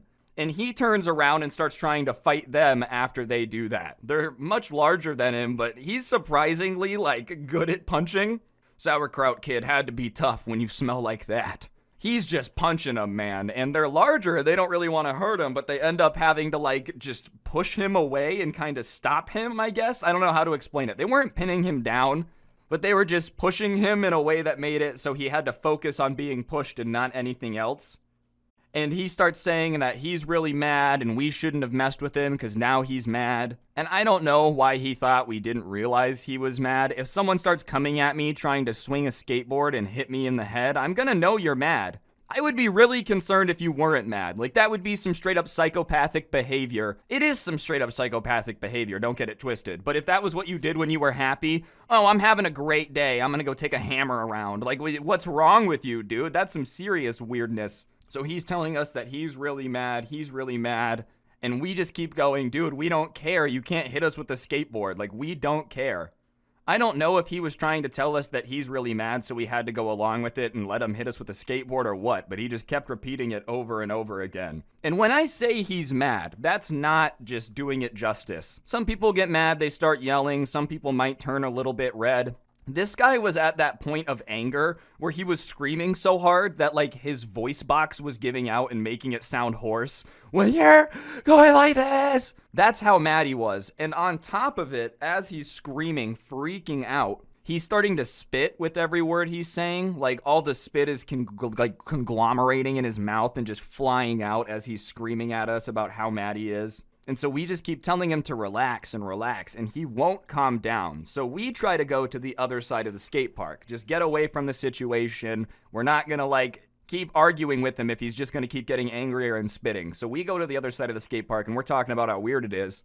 and he comes back up with his skateboard. And the second he comes around with his skateboard, we are already on alert. He's already tried to hit us with the skateboard. We don't want to be hit with the skateboard. That's not on my bucket list. But he saunters up to us with this skateboard, and we're all just intensely watching him, kind of scared of him. And instead of looking sheepish or embarrassed at all, he seems fine, and he just starts talking. And you would think the thing that has to come out of his mouth if he's gonna come up with this much confidence is, hey, I'm really sorry, that was super out of pocket of me. I don't expect you to forgive me, but just so you guys know, that's not how I usually act. That's the confidence he's walking up with. But that's not what he says. There is no apology. He just starts trying to have like a casual conversation about how he was really looking forward to spring break. And yeah, I was looking forward to spring break too, don't get it wrong. I don't think anyone likes going to school when you're younger. But that being said, I wasn't trying to have this conversation with a dude that literally just tried to knock me out with a skateboard. I wouldn't want to have that conversation with most people. It's just kind of small talk, and small talk can be so boring it makes you want to like get hit with a skateboard.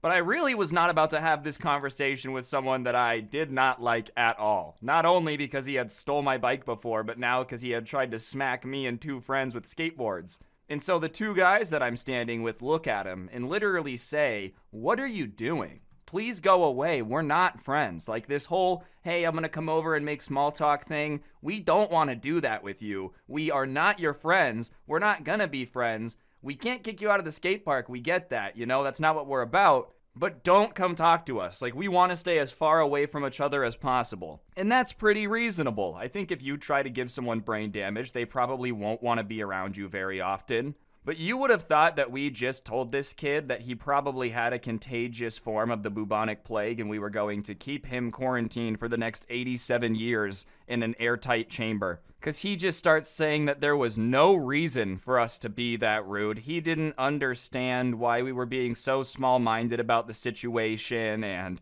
he just didn't really get why we would be so upset about something. It was just a skateboard. It's not like it would have hurt that much anyways. And yeah, a skateboard is not like a baseball bat, but it's basically the same thing. I don't understand what he meant by that, trying to downplay it. I don't want to be hit in the head with anything. Even if it wouldn't hurt as bad as like a baseball bat wrapped in barbed wire, it doesn't mean that I would want to be hit in the head with it. Whatever, it wouldn't even have hurt that bad. Dude, I don't care if it's a Nerf bat. I still don't want to get hit in the head. I don't like being hit in the head. It's one of my least favorite places to be hit. If I had to have a list of places I enjoy being hit, none of them are preferable, but head would definitely not be in the top 5. But we're standing there kind of gobsmacked that he's like insulting us and getting angry with us, because if anything, it should be the other way around, right? We were the people that you almost hit in the head. And we all start getting mad, being like, you can't really downplay it. You still tried to hit us in the head with a skateboard. We still don't like you, like we don't want to be your friend. And he goes on another rant about how if we don't have the ability to make friends with people that used to be our enemies, like we're never going to go very far in life. Yeah, that's right. If we don't make up with Sauerkraut Kid, then we're not going to go very far in life. Listen, I'm not friends with Sauerkraut Kid to this day. And, while it's not as poppin' as it used to be, my channel's still cool. And I've just got other stuff going on. I don't really feel like I took the L route. I don't feel like I missed out on anything by not being friends with Sauerkraut Kid. When I'm laying in bed at night, I start thinking about cringy things I've done, and it's never, oh my gosh, I should have never not befriended Sauerkraut Kid. I missed out on so many great experiences. He could have shown me how to smell like sauerkraut. That would have changed absolutely everything. We still say that we're not interested, we don't want to really be around him, and he says that he's going to give us one more chance to forgive him. Oh my goodness, could you believe that he was that generous, guys? He's going to give us a chance to forgive him for him trying to hit us with the skateboard. I never thought I would get an opportunity to be a part of something this special.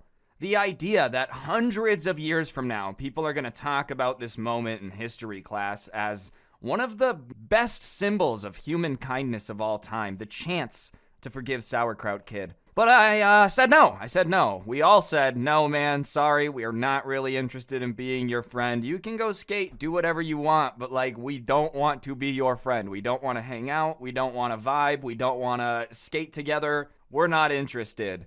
And he looks at us so disappointed, man. Like a parent that just found out that you got all F's on your report card, changed them all to A's to trick them, and then got caught. Like that much disappointment in his eyes. And says that he was really disappointed that we didn't take this time to have some character development. Okay, English teacher, thank you so much. I didn't realize I was a character in a novel. Nothing says I'm the main character like telling other people that they missed out at a chance for some character development. Who are you to say that? Yeah, people do get character development, duh. But to say that me forgiving you would have just added a lot to my life story, you know, who I am as a person, is just so weird. Hey, if you're not subscribed to the channel, you're missing out on a lot of character growth. And that's serious. There is no sarcasm in my voice right now. So we just tell him, okay, we'll lose out on that character growth. We're perfectly fine with that. And he saunters away and gets about 5 feet away before he turns around. But before I say what happens next, I'm going to be annoying. If you guys go press the like button and comment right now, it will help the video do better. And if this video gets 5,000 likes, I will do part 5, all right? But if not, it's not happening. I'm compromising for part 4 today. But he turns around when he gets about 5 feet away from us and says that he doesn't even want to skate anymore. The way that we're acting about his offer to forgive him has just totally taken him out of the mood to skate. Okay, none of us really cared, bro. Like, all right, that's not really my problem. If you're mad that the people you tried to hit with a skateboard won't forgive you and now you don't want to skate, did you expect us to start groveling? No, sauerkraut kid, please.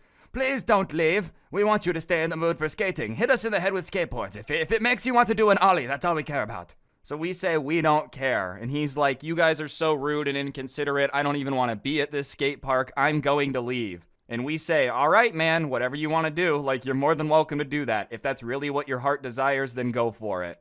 And he does that thing when people, like, do something as a threat, but they don't actually want to do it, but they have to follow through with it. I'm serious, guys. I'm really gonna leave. I will leave. Like, this is your chance. You can forgive me now, or I will leave. And we're all like, all right, bro, you can leave. Feel free. You are more than welcome to walk right out of there and skate home.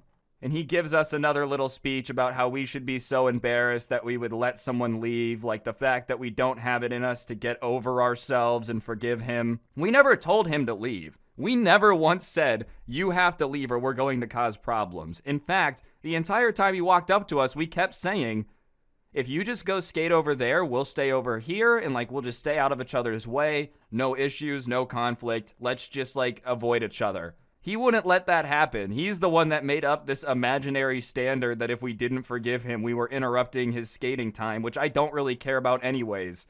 I don't think we would be unreasonable if we told you to leave, but like it's obviously not our skate park. I don't know, I feel like most people probably would have left or like freaked out at you. So the idea that you were holding us hostage and we were making you leave, no one was making you do anything. But he keeps saying that if we forgive him, he'll stay and skate, and we keep telling him that we don't care, because we didn't care. Nobody that was standing there listening cared. And there were some adults skating on the other side, and he got so annoying saying that we should forgive him that the adults on the other side of the park yelled over, "Just leave, bro, they don't want you here." And we were like, yeah, man. And finally, he ended up leaving. So at least he did leave. Not with much dignity. Literally none at all. He did the absolute most to make it as painful and cringe as humanly possible, but he did dip. Still not really sure why he thought just walking up to us and trying to start a conversation, no apology or anything, was a good idea. Oh, if I just walk up to him and start talking to them about spring break, then they'll forget the fact that I tried to hit him in the head with skateboards. You didn't hit us, bro. Like, we still had all the brain cells. You didn't do the damage that you were intending to do, so you didn't really get away with it whatsoever.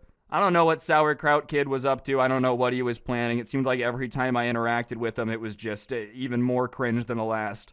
And without further ado, let's hop right into it. Alright, so this first one was sent in to me by a guy that has lived in this neighborhood since he was a baby. His parents already had the house before he was born, so he's just continued living in the house. And for the most part, the neighborhood hadn't changed much. But a new guy had moved in about 3 doors down and had taken it upon himself to make some, interesting, let's just put it that way, design choices with his front yard. He went and took a bunch of like old toilets from the dump, or I don't know where you find old toilets, but imagine a bunch of old toilets, and then he had put them in his yard, and he had filled them with dirt, so there was like plants growing out of the toilet in the top of the toilet. Which, whatever, yeah, it's a funny idea, I get it, you're repurposing a toilet to be a planter. But at the same time, I could understand why maybe your neighbors would not enjoy you having a toilet garden in your front yard. And people were not that hyped about it, and at first they were kind of like just asking him nicely to maybe move the toilet planters to the backyard or just a little bit away from the road. And his response to them just kind of nicely asking him to move the toilets to the backyard was to get pissed and say that he was going to make the ugliest house ever. And they weren't demanding that he move the toilets. It's his property. Technically, they can be there. Like, it's not like there was a legal thing they could do. But then he just decides to paint his house. And you'd think he'd, like, hire a company to do it. No. He goes, gets as many neon different types of spray paint you could imagine, and just starts going in on his house. So now, not only is there a toilet garden out front, but the house is just like, it looks like somebody bought a bunch of highlighters, left them in their pockets, and then put their pants in the dryer. It's just a train wreck. Like, it looks just almost like a Jason Pollock painting. It's not that great. And so people then start being like, all right, dude, you really gotta stop. What you're doing is gonna hurt the neighborhood. Come on, like, can't you just be reasonable and not make your house look like this? And he decided that to teach them a lesson now, not only for asking him to move the toilets, but to maybe paint his house a normal color, that he was gonna not let anyone sleep anymore. If you were near his house, then you were in for a very rough time if you wanted to enjoy sleeping. He put spotlights on his house that like shine outward, and they basically shined into people's windows, so it was just bright all night. And then they couldn't really prove this, but it seemed like every hour he would go out and blow a dog whistle, so every dog would lose their mind.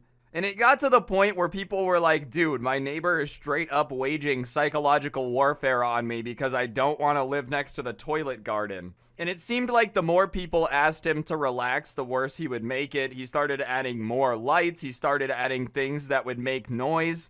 And he clearly had way too much time on his hands because you're not allowed to like make loud noises past a certain hour. So he would make a ton of noise and then listen on the police scanner because people would call the cops and he would turn it all off. So when the cops come, there's nothing there and they're like confused. And he's telling them that the neighborhood's crazy and they all hate him. And they're still going through this. Like, to this day, he's still having all these noise-making machines and all the lights. Thankfully, the person that sent this to me is 3 doors down, so it's affected them a little bit, but not as bad as it would be to live next door to the guy. I feel like this is the type of person that's just wanting to be angry with the world. Like, you know what you're doing if you put a bunch of toilets in your front yard. I'm all for freedom. I love it, man. Like, hey, freedom is the greatest. But you know your neighbors are not going to like that. And then to start a war with them over it, it kind of seems like you might have been wanting the war in the first place. I'm just saying, this guy seems like he wanted trouble when he moved into the neighborhood. Okay, so this next one was sent in to me by somebody that had just moved into a duplex. And they happen to be on the downstairs unit, which is unfortunate because you're just always going to hear the person above you. Even if it's the quietest person of all time, it's just the reality of living beneath someone is there's going to be times where they make a ton of noise. But for whatever reason, the person that lived above him must have just been a vampire who was only allowed to make noise at night and it was their passion. Like, straight up, he started wondering if the guy had been cursed to just live eternally trying to eat people or whatever. He was so loud every single night. It was like he was throwing a rave in his apartment in between the hours of like 11 p.m. and 4 p.m. to the point where he can't sleep because it's just loud music. It sounds like there's a crowd of 300 people up there. And it's not just a weekend. It's not like a Friday one crazy party. It's every single night. It was like throwing parties in his apartment was literally his job somehow. So one night, he had had enough. He hadn't been able to sleep in like a week, and he goes up to confront him, and he pounds on the door all angrily, you know, in his head, he's worked himself up. He's like, I can't believe this guy thinks that it's okay to just not let anyone sleep.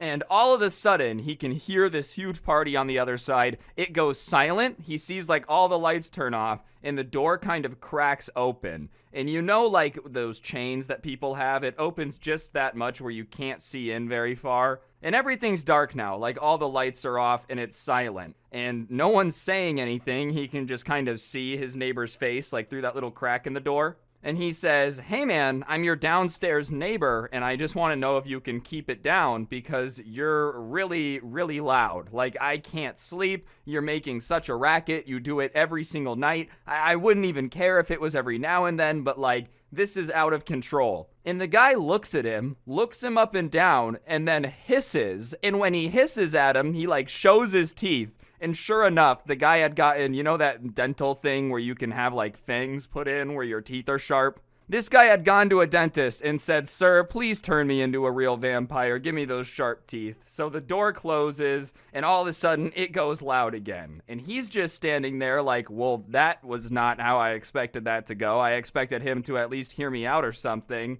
Plus, you know, even if your neighbor's gonna be a jerk about making noise, you think he would at least be like, get lost, I'm not gonna do anything. You don't expect another human to hiss at you, showing off that they have fangs and then slam the door. Like, what is this? What we do in the shadows, dude? Like an energy vampire is gonna pop up? No, thank you. You don't want that. So he goes downstairs, tries to go to bed, finally ends up falling asleep, and he had the day off the next day, so he sleeps in. And he wakes up, goes to his car, goes grocery shopping, comes back, and he realizes that there's like a note on his door. And he looks at it, and the note says that, "I'm a creature of the night and will not be tamed. Do not disturb me while I partake in my vampire ways. Next time I will not be so, like, courteous to your issues." And now he's starting to get scared because he's like, oh, this dude actually thinks he's a vampire. You know, at first he thought it was maybe a joke. He's just really committed to being like a Hot Topic guy. No, this guy is leaving letters being like, "Don't disturb me at night or I will become an angry vampire." Like, you don't want to live under somebody that nuts. So he decides that he's going to leave it alone. Like, yeah, it sucks to live underneath this guy. He hates that he's making noise. But the second somebody starts leaving threatening letters being like, "I'm actually a vampiric demon and you don't want to mess with me or you're going to regret it." Yeah, they're not a vampire. But do you want to find out what someone crazy enough to think they're a vampiric demon will do to make you regret messing with them? Because I don't. It just seems like something I don't need to cross off the bucket list. If somebody's like, "Hey, I'm really nuts," you don't want to go start a bunch of beef with them. So whatever, he's just kind of like avoided it because he doesn't want to end up in a situation where he's in a true crime documentary. And he hasn't interacted with them since, but sure enough, every night still, it's like this guy is throwing a rave in his apartment, you know. And there's only 2 units, so it's not even like he can team up with everybody else in the building because they're all hearing it too. It's literally him and the other guy. So if he says something to the landlord, it's 100% obvious who snitched. And do you really want to be on the crap list of the guy who really thinks he's a vampire? And what's wild is he's kind of just been paying more attention since he realized the guy actually thinks he's a vampire to be like, all right, well, how committed is he to this? Like, is this just something he does when, you know, he's trying to scare people or what? And the dude straight up just does not come outside during the day. He has never seen him outside during the day. The only time he goes outside is night. And sure enough, there's just always a party there. But what's really weird about that is there's never like a huge group of cars. It's never like a huge sign that there's a bunch of people there. So he doesn't know if this guy's just running in circles making it sound like there's a bunch of people there or if a bunch of bats are flying into the attic. Obviously not really vampires, but he just does not really know what's going on. Whatever it is, it freaked him out and he's just gonna leave it alone. And he's looking for another place to live, which is just probably your best bet at that point. Like, I feel like you don't want to live under the vampiric demon. Because even if they're lying, like, you do really want to live under the guy who thinks he's a vampiric demon. Good luck, though, man. Best of luck. I feel like even if I was a vampire, partying every night would get kind of exhausting. Every night, you never want to have a night to just relax, watch some TV. Maybe that's the point of immortality, is you're kind of like, whatever, I'm just going to do whatever I want all the time because there's no consequences. But goodness, after like a week of partying, I'm sure I would literally be like, I feel like garbage. I don't even want to do anything else. All right, so this next one was sent in to me by a guy who lives in a dorm room. And I don't know what it is about dorm rooms, but I feel like that's the worst roommates that I get sent on a regular basis. And the guy on the other side of the wall, who doesn't live in the dorm with them, but is in the dorm next to them, has some anger issues. The first few weeks of school, everything was fine, you know, and then all of a sudden at 8 p.m. one day, this guy just starts raging. hears him screaming about how, like, everyone else is hacking because there's no way he would actually lose. The only way he was going to be able to lose at this game is if everyone was cheating.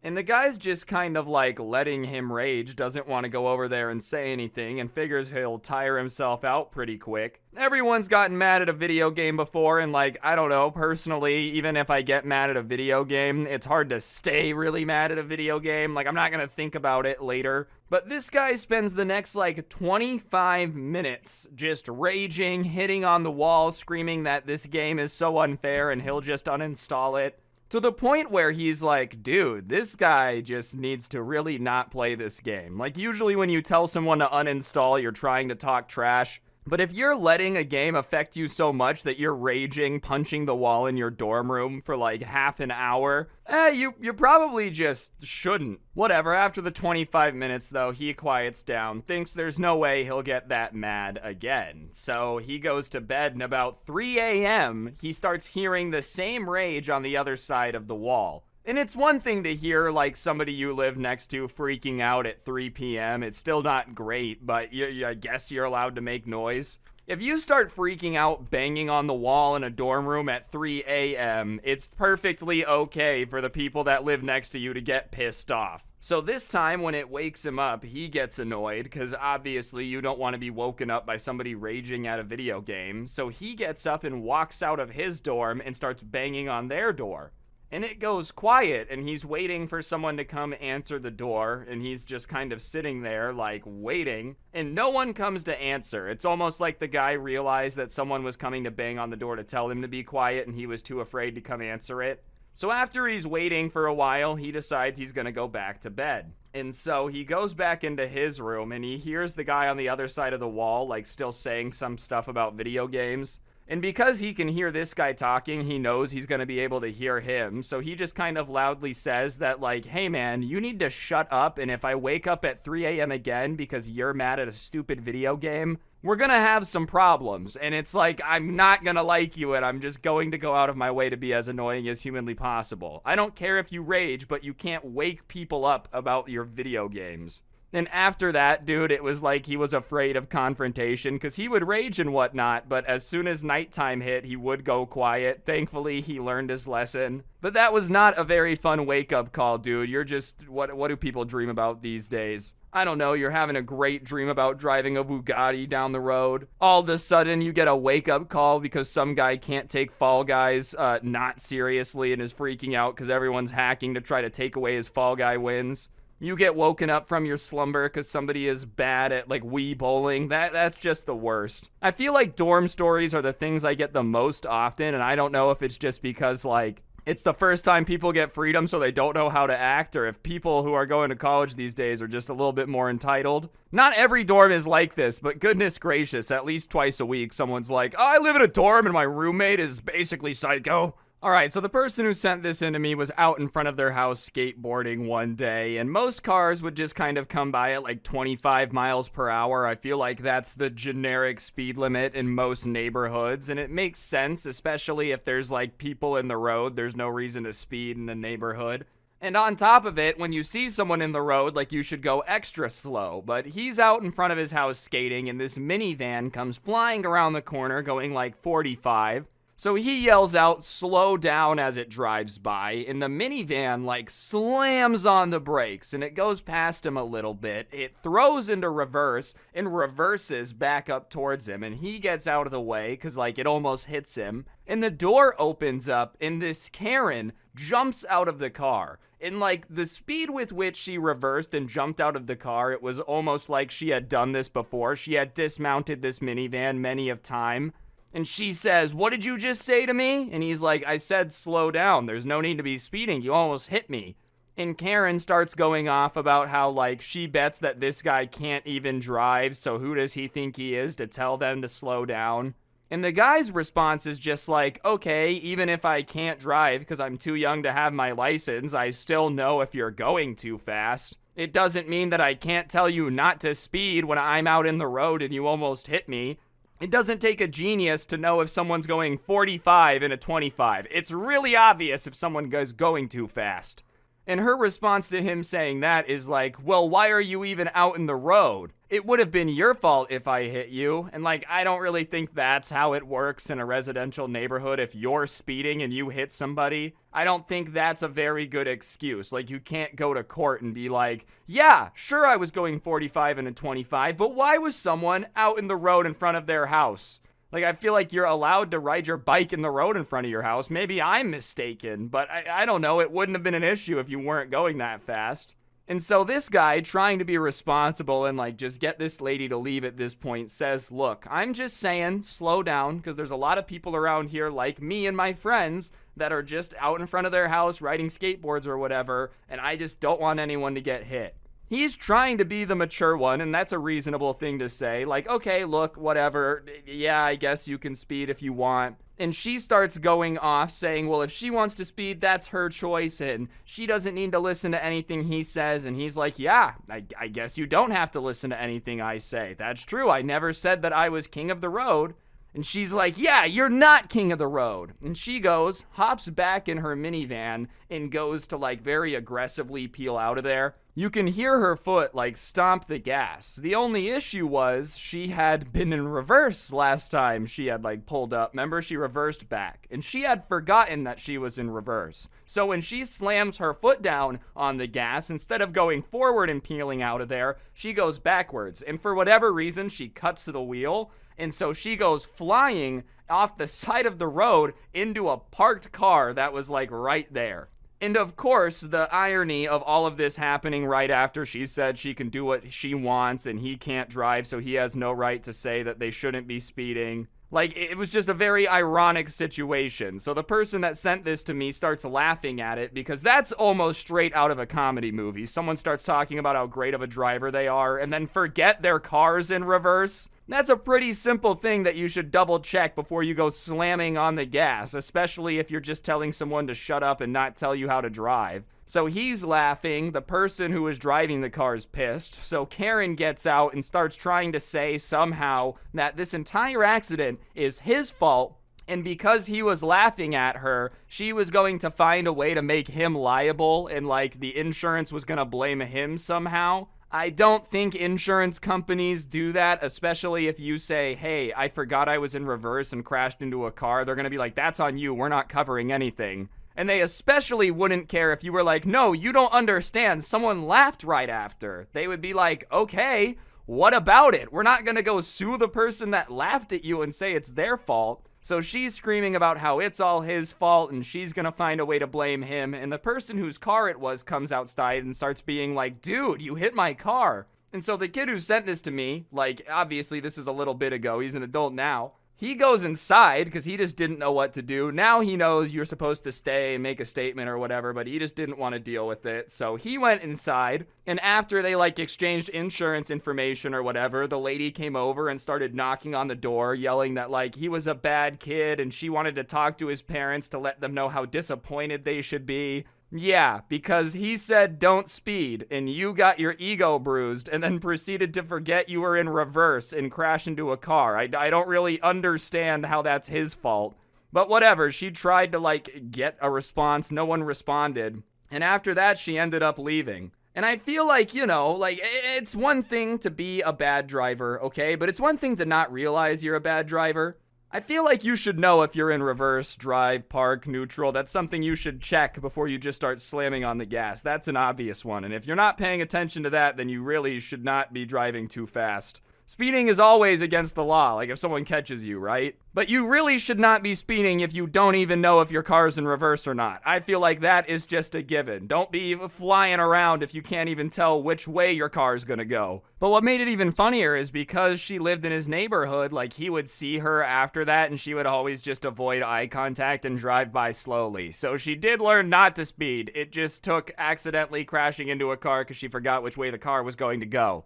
And today I've got a super cool story time that was sent in to me, but I've never had a story like this sent in. It involves a rich kid being destroyed, but not standard. Dude works in an investment bank, so, you know, a little bit higher stakes on what's going on. Either way, I thought it would be something you guys would enjoy, so that's what we're going to be talking about. So before we get into it, be sure to press the like button. Otherwise, No joke, no scam. GTA 6 will never come out. Yeah, that's right. I'm holding it hostage, so press the like button and let's go.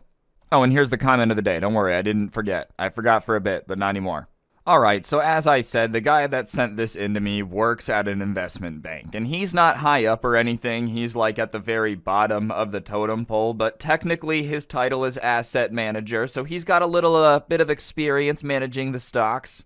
Mostly handling like 401k accounts for companies, because I guess that's like a good job for new people, because there's a ton of regulations, you really have to stick to the guidelines.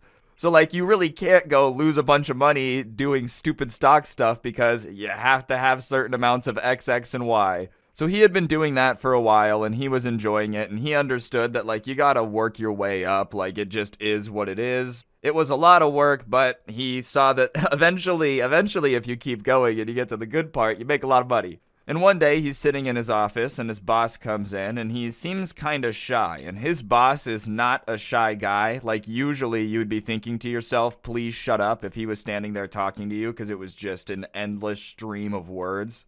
And he finally comes clean, and he's like, all right, my boss, so the guy above him, wants him to hire his kid. And he was going to be starting the next day, and, he was wondering if he would train him. And the guy's standing there like, bro, I'm handling the accounts that you told me are so easy, anyone couldn't mess it up. Like, a baby could manage this account, and you want me to train your boss's kid? And he's like, yeah, I know you're new, but I just think you'll probably be the best at it, because he doesn't have a whole lot of education about it. He's just dipping his toe in. And I'm not saying there's anything wrong with wanting to try something before you dedicate your life to it. That's a perfectly reasonable position. Like, okay, make sure you like something before you dedicate yourself to it. But I feel like investment banking isn't really one of those things that you can kind of dip your toe in the kiddie pool on. Like, I feel like that topic, you either dive in or you don't. In my mind, it's like one of those topics, it's like law or being a doctor or like something that takes a ton of knowledge, like doctorate level stuff, being a professor. In order to get to that level, you can't really just be like, I want to try being a professor for a week. Like, well, no, you have to have years and years of knowledge in order to like know what they know. But whatever, he's like, yeah, sure, if you really want me to do it, fine. I can train him, I guess. And so his boss is pretty grateful. He's like, thank you. He's going to be cool. Like, I promise it's going to be fine. And he's just not really knowing what to expect. He was going in with no expectations, because that way there's no way to be, like, dramatically disappointed. This could go good. This could go bad. Like, that's the attitude to have in a situation similar to this one. And you would think that if he had gone out of his way to, like, set up this job, even if his dad is the boss, like, if he had gone out of his way to apply himself, and maybe learn a little bit, he would come in willing to learn even more. I feel like if it's your first day in a job in an industry you know nothing about, like, you should just be trying to learn as much as humanly possible. Because you're not an expert. There's a reason you're like an intern here. It's not because you're some stock trading genius. This guy hasn't been to school for finance. He has no like investing experience outside of what he's done on Robinhood, which sure is experience, but not really the same thing as like managing multiple millions of dollars in portfolios for companies. Like, it's just not the same thing. Well, the guy comes in, and I'm going to name him Eric for this story. That's not his name, but I just feel like naming him Eric. And Eric comes in and is off the rip super polite to the guy's boss. He's like, wow, thank you so much for this opportunity. This is going to be great. He introduces him to Mark, which is the name of the subscriber. And he's like, Mark knows a lot. He just started here, so he's probably going to be good at explaining things that he wishes would have been explained a little bit better to him. So you guys are going to be working together. And Eric is like, oh, it's so great to meet you. I'm so excited to work together. And as soon as the boss walks away, it's like Eric gets possessed by a demon, and he just snaps at him. Listen, man, I've watched tons of investing videos on YouTube, so I don't need any training, okay? I just want you to stay out of my way and let me do what I have to do. My goal is to get in and take over this company in a year. Like, bro is acting like he's straight out of Wolf of Wall Street, I don't think he watched that movie to the end where they go to jail. Like, he's just coming in, I don't need any training. I'm not saying that there's not a lot of, like, knowledge on YouTube. You can learn about a lot of stuff on YouTube. But I do feel like, once again, investment banking is one of those things that, like, YouTube videos doesn't count as real-world experience. Imagine there's a medical emergency and the guy pulls up and he's like, all right, guys, don't worry. I've watched a YouTube video on how to perform a lobotomy. And they're like, dude, his ankle is broken. Why would you need to do brain surgery? You can learn a lot. You can have a lot of real world experience. And some people are geniuses and they don't need it. But that's not this situation. You know what I'm saying? Like, if you're a savant and you're just out there trading stocks on your own and you're a multi-billionaire, none of this applies to you because you're a 1 in a bajillion chance. You're like the Taylor Swift of the investing world. But whatever, he just gets really snappy acting like he knows it all. And Mark doesn't really know how to react to this, so he tries to nicely tell him, like, you know, I'm glad you've learned about this a little bit, and I had a bunch of previous knowledge coming in too, but there's a lot of stuff that you probably don't know about that we have to kind of go over, like there's a lot of laws and regulations. And Eric cuts him off and says, you old folks don't get it anymore, all right? I get that you're threatened because you realize I'm the future, but it is what it is.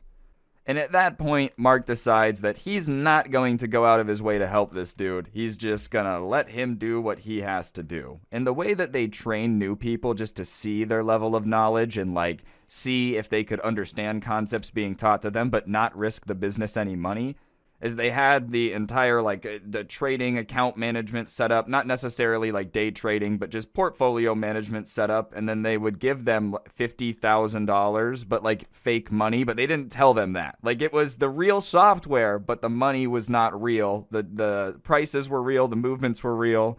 So that way, if they're an idiot and they like break the law, it's not like this entire investment bank has to go belly up. They're just training them. And it's not a ginormous investment bank, by the way. I didn't realize that there's some that are not big. In my mind, all of them are just like Goldman Sachs because I don't know a lot about it. But this guy's is like, you know, there's like 40 people that work there. It's relatively large. And so he sets him up the account and he's like, all right, well, if you need anything, please let me know. Like, I'm seriously here to help. I just started about 2 years ago, so like I can help you. And once again, Eric cuts him off and he's like, listen, Mark, I don't need your help. All right. I'm here to outperform you. Okay. And he just can't believe the ego on this dude. Because here's the thing. Obviously, if you're at the job to make money for people, then like you want to be the best at making money. Everyone knows that. That's just like an unspoken agreement amongst everybody there. But you don't have to throw your coworkers in the dumpster to do it. Like, everyone can make money, you know? It's not like only one of you has to have the ability to make money there. You have to snuff out everybody else. Hopefully, there's not only one guy at the bank that's capable of making money at a time. Could you imagine how bad the Sith would be at business? Awkward Star Wars side note, but like, okay, there's only 2 of them. No wonder they haven't been able to succeed, dude. They don't have the funds. Oh no, there's 2 of us, like the Jedi, dude. You know, they figured it out. For a while, all right, we're not going to talk about what happened after, but for a while, think about it. How are you supposed to scale your business without, like, a bunch of employees? And stormtroopers don't count because they suck. Like, let's be honest. We've seen stormtrooper accuracy. Either way, he's just really going to let this kid, like, jump into the deep end. And if he can swim, sweet. But if not, it's not his problem anymore. But they had a way to make sure that if somebody was, like, going to really deny the training, that they had to sign an agreement with their trainer just so that way they couldn't go to the boss later and be like, oh, well, they never taught me anything. It's their fault. So you have to sign a paper being like, I told them that I do not want any training. I am 100% sure that I don't want any training. In fact, if anyone tries to train me, I will do the most insane 360 no-scope Cobra Kai kick that you've ever seen in your life, and I will disconnect your jaw from the rest of your skull. But he goes to tell his boss about it because, you know, it's his boss's son. So if he's going to mess up and like not sign this training agreement and not take any training, then he figures that his boss probably should know about it just to be aware of it. And his boss is like, can you please try to help him? You know, please, like go in there and try one more time.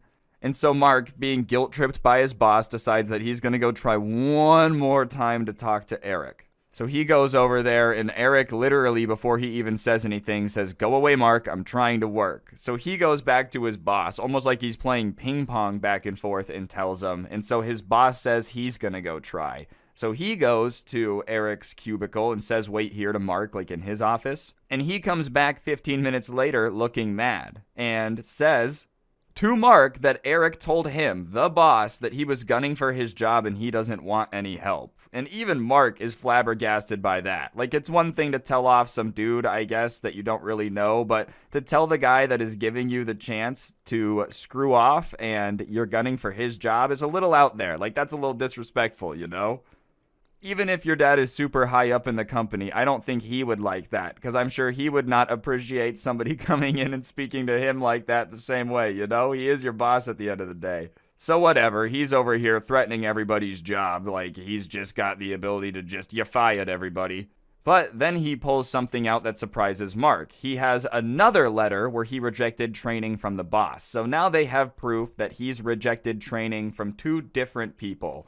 And he kind of asks his boss, like, well, why did you get a second one, you know?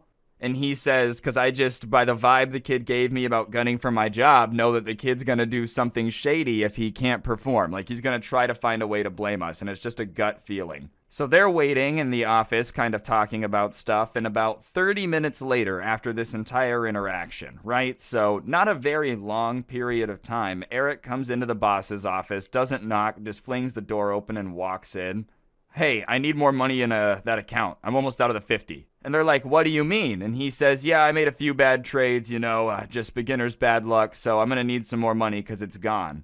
And they're like, dude, there was $50,000 in that account. How did you do that? Keep in mind, they tell the new guys that it's real. It's not like this guy is aware of the fact that it was play money and he was taking risks that maybe he wouldn't with real money. They think it's real. So he's just casually coming in like, oh, I just lost 50 grand. It doesn't matter. And so they're asking him, like, why did he do that? How did he do that? Like, how is he not freaking out? And he just kind of shrugs his shoulders and goes, I know sometimes you got to spend money to make money, huh?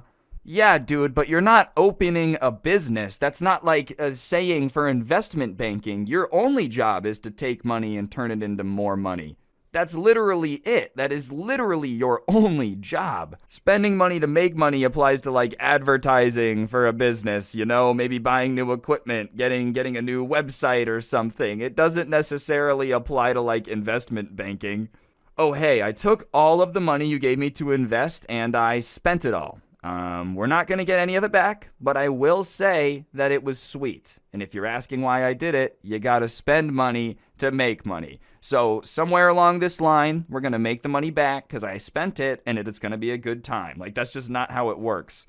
The boss, though, knows that Eric isn't just like the standard guy, and because it is $50,000 in fake money, he has to be careful because he doesn't want him to go to his boss and get him fired. So he says that he's going to give him an additional $50,000.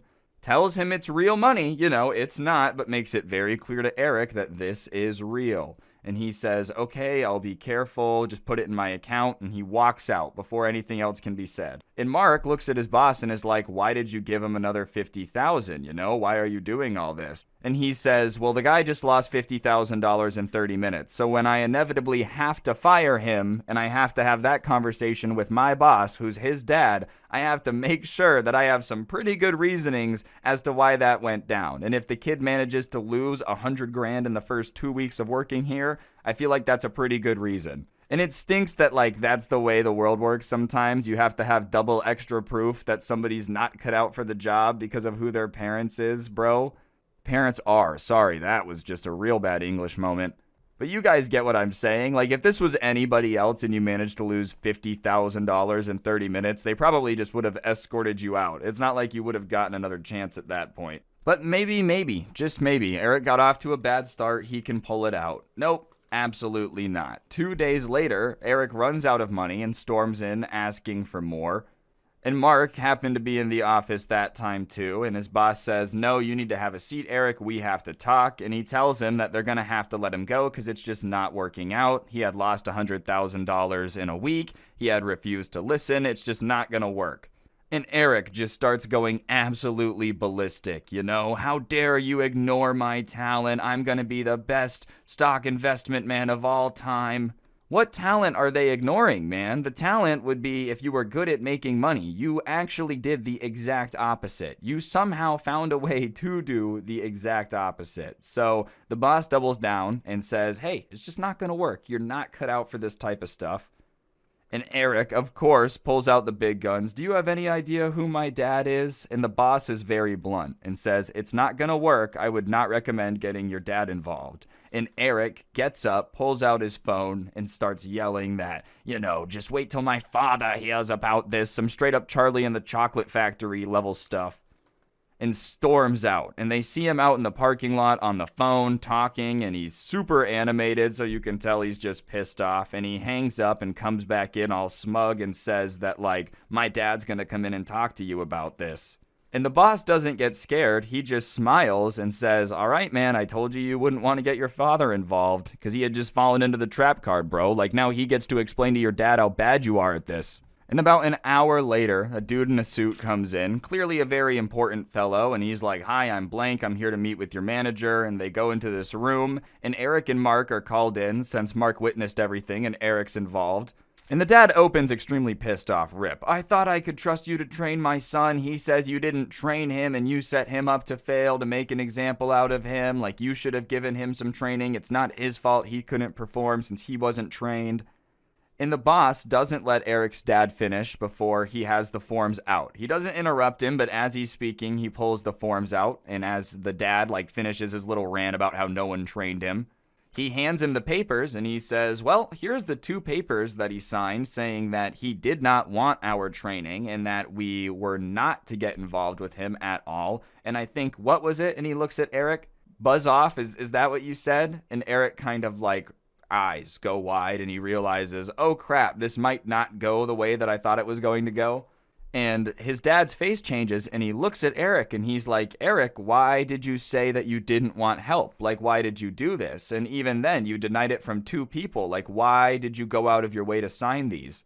And Eric, still a little bit embarrassed, but not fully gone of his ego, decides to double down. I know what I'm doing, Dad. I don't need training. And it's at that point that it registers, oh, my kid did this to himself. This is not their fault. Very obviously, there's a problem here. And so he kind of starts trying to double down and says that his trades were making all this money and they don't know where, the idea that he isn't performing comes from. And his boss says, all right, well, let's just pull up your account. And Mark smiles because he knows that this account is going to be just the worst managed thing of all time. And sure enough, he pulls it up, puts it on this big screen for everyone to look at, and he had managed to lose $100,000 somehow before the first week had ended. And he pulls up every transaction. They go over them all, explaining where it was, how much money it lost. And something that you have to realize about the stock market is a broken clock is still right twice a day. The time is still that twice. So even if you're just dumb and you're gambling, eventually you should be able to have a profitable trade. Overall, you'll definitely lose money, but everyone could have doubled their money one time if you're just throwing money into random stuff. This guy had somehow managed to lose money on every trade, which is almost more impressive. He somehow actually beat the odds of straight up gambling at being bad. That's going above and beyond. That means he wasn't just picking random stuff. He was putting research in and just being wrong every single time. So it takes a while, but they finally get to the end of all these transactions. And Eric is sinking into his chair the entire time because he realizes what's going to happen. But now his dad is pissed off too. And he turns to Eric and he's like, you told me you were doing good and they weren't teaching you anything. And Eric, not realizing how dumb this sound goes, well, it would have been fine if they went the opposite direction. Yeah, that's not really how it works, If you put money in a company expecting it to go up and it goes down, you can't go, man, 50-50 chance, you still lost money. It's not just a coin flip. And so at that point, his dad turns to Mark and his boss and starts apologizing and is like, I'm so sorry, I get it, I understand that Eric can't work here anymore. And Eric interrupts his dad and is like, what about my job? I need to work. And his dad now is fully embarrassed. Remember, he drove away from his job to come down here and try to get involved and keep his son's job. And he says that he's just been embarrassed enough. Eric blew this opportunity. He's not going to go to bat for him anymore. And Eric starts looking like the whole world just landed on his shoulders, bro. The first time he had heard no in his life, the first time he had ever failed. And they end up leaving. But the entire time, the boss is like super apologetic, which is good on him. I feel like most people probably would have either been mad or been embarrassed and just fled as fast as possible. At least he had the awareness to realize that it was his kid's fault. Either way, I am going to give credit to Mark's boss for knowing exactly how that was going to go down. He's like, look, we need the forms. We need to make sure that we got enough proof to show that it's really not going to work, because he did exactly what he thought he was going to do. Eric, a little bit of advice, man. There's plenty of ways to be very successful that don't involve like working and investing. You know, there's tons of people that make a lot of money not in investment banking. I think you're going to have to be one of those people. You sound extra bad at investing. It's not for everybody. Either way, that's the first story that I have for today's video. If you enjoyed it, I'd appreciate you pressing the like button, and let's get on to the next. Alright, before we get into the next story time, on screen now is a gift card code. I give one of these away in every video. Just say thank you to everyone who's subscribed with those notifications on. So if you haven't already, you might as well just scroll down there, subscribe, turn on those noties, and if you already are, then you're a legend. You already know. So yeah, I'll shut up and let's get into the next story. Alright, this next one was sent in to me by somebody named Max who works at a store in the mall. And it's like one of the 4 stores in every mall that sells the exact same stuff, but they all have different names and they're all a different company, but they sell the exact same thing. And it was right around back to school time, and it just so happened that this mall still is a madhouse. I was kind of surprised it still gets busy there. I feel like everyone just does the online shopping thing, but people are everywhere. It's packed. Some people are like just throwing clothes up in the air just to try to make a distraction while they run for the exit. It's been a crazy day. And this guy comes in with his mom, and something is very weird about the way they're staring at him. It's almost like they're sizing him up, and he doesn't know them. He's just working. And he walks up to them because they're staring at him, and he's like, hey, can I help you guys with anything? And they both look at him, very clearly look at his name tag, and then go, Max! And he's confused because, like I said, he has no clue who these people are. Like, 100% does not know them. And so he tries to, like, nicely ask, hey, who are you guys? It's been a while. I don't really recognize you. You look so different. And the spoiled kid, who I'm just going to refer to as spoiled kid, goes, Max, are you kidding me? Come on, it's me, bro. And Max is just kind of standing there staring at him. And he's like, I'm sorry, I'm confused. And he, instead of explaining who he is, saying a name or anything, goes, oh, Max, it's totally cool. Anyway, since we're old friends, can I use your employee discount? And it clicks. Oh, they were sizing me up because they were like, I bet you we can trick that guy into letting us use his employee discount. He probably thought that most people in a very awkward situation like this wouldn't want to admit, bro, I don't know you, so they would just be nice and let you use the discount. I don't know, that still seems like a long shot, but either way, Max is like, I don't know these. So now that he realizes that they're trying to mess with him, he decides that he's going to troll him back. Because look, if you're going to make me pretend to know you to try to get a discount, like, I feel like trolling them back is just allowed. And so Max, not wanting to get played, says, anyways, I'm more than happy to let you use the employee discount, but our policy is that you have to know my mom's name. Like, that's how close we have to be. And the kid and the Karen look at each other like deer in headlights and are shocked. And the spoiled kid's like, oh, come on, Max, there's no need for that. Like, come on, we go way back. And it's not even a rule. Like, he totally made that up. He just wanted to mess with them. And so Max decides to mess with them a little bit further. He has this woman manager that's a little bit older who's insanely chill, like the best manager to work with, super fun, great. And they kind of have fun trolling rude customers from time to time. And so he calls her over and she comes over and he's like, hey, do you recognize them? And she says no, because obviously she doesn't. And the spoiled kid, who, keep in mind, goes way back with Max, definitely knows his mom's name, but isn't going to say it right now, goes, oh, who is this? And Max takes this chance to mess with him and goes, dude, it's my mom. Don't you know her? And you would have thought that the two of them saw a ghost. They were like, so great to see you. And like I said, this manager's super chill and fun to work with, so she kind of rolls with it and is like, oh, are you a friend of Max's? It's so great to get to know people that are friends with my son. And they start freaking out, and they're like, yeah, it's so great to see you. And so Max says, yeah, they say they know us, Mom. Where do we know you from?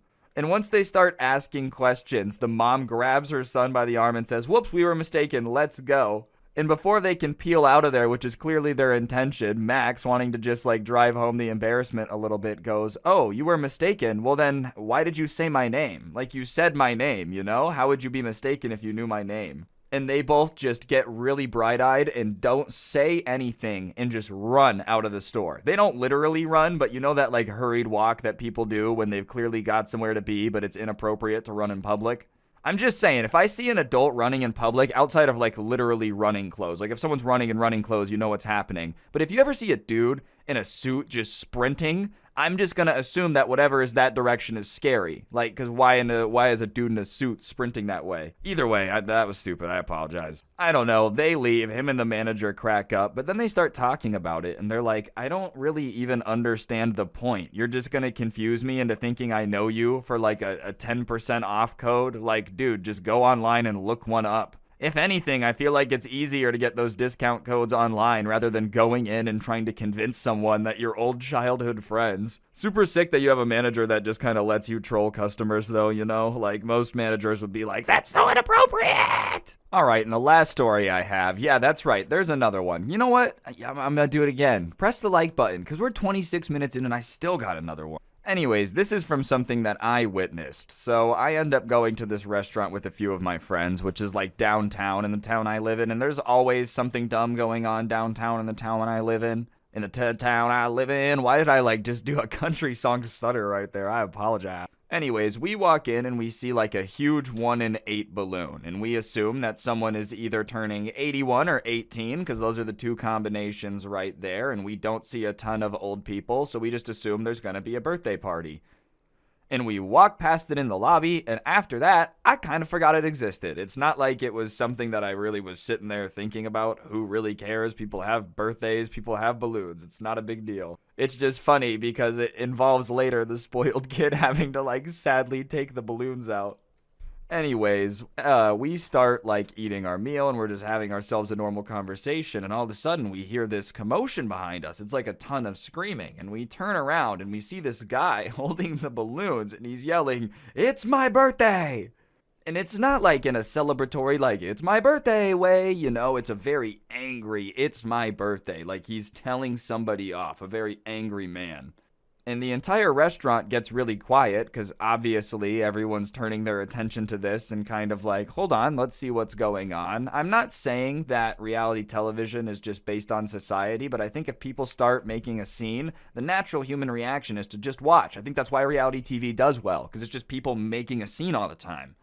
Anyways, what's very apparent is he's yelling at somebody for ordering something that he doesn't like. Keep in mind, they're not ordering it for him. It's not like, oh, we only get to order one thing and we're all going to share. There's a ton of people. They had just ordered something that they wanted to eat that he was not a fan of. And he's yelling at them because apparently it's insanely rude to order something that the host doesn't like if you're out at a restaurant, but you're not the host, you're at a restaurant, and on top of that, who cares? Like, that's so stupid, bro. There's some food that I'm not a fan of, but if I'm out to dinner with my friend and they order it, I'm not gonna be like, "Oh, are you disgusting? Do you know how rude you are?" No, who cares? Like, people have different tastes, dude. Imagine getting yelled at because you ordered something someone else doesn't like. And of course, the person isn't really taking it, but they're not yelling back. The only reason we know is because the birthday boy just kept yelling, like, "You can't argue with me on my birthday. Are you crazy?" Do you remember that old Tyler, the Creator Vine where it's like, "What, did you bring me a birthday gift for my birthday on my birthday to celebrate my birthday?" And he smashes the wine glass. That was really the vibe of what was going on. Like, "You can't argue with me. It's my birthday." I hate people that think their birthday just gives them an excuse to do whatever they want. Like, congratulations, it's your birthday. It is a special day. People should be nicer to you than normal. However, I do think some people take it too far and they're like, "Whatever, officer. Who cares that I punched the police horse? It's my birthday." And it's like, oh, you can't do that. You can't really scream at everybody and freak out on them just because it's your birthday. But whatever, everyone's just kind of watching, and the manager walks up at this point because he's realized everybody's watching. And then the birthday boy starts going off on the manager because it's his birthday. "Who do you think you are? You can't tell me what to do. Do you have any clue what day it is? Yes, you can probably guess what day it is. I don't want to say it again."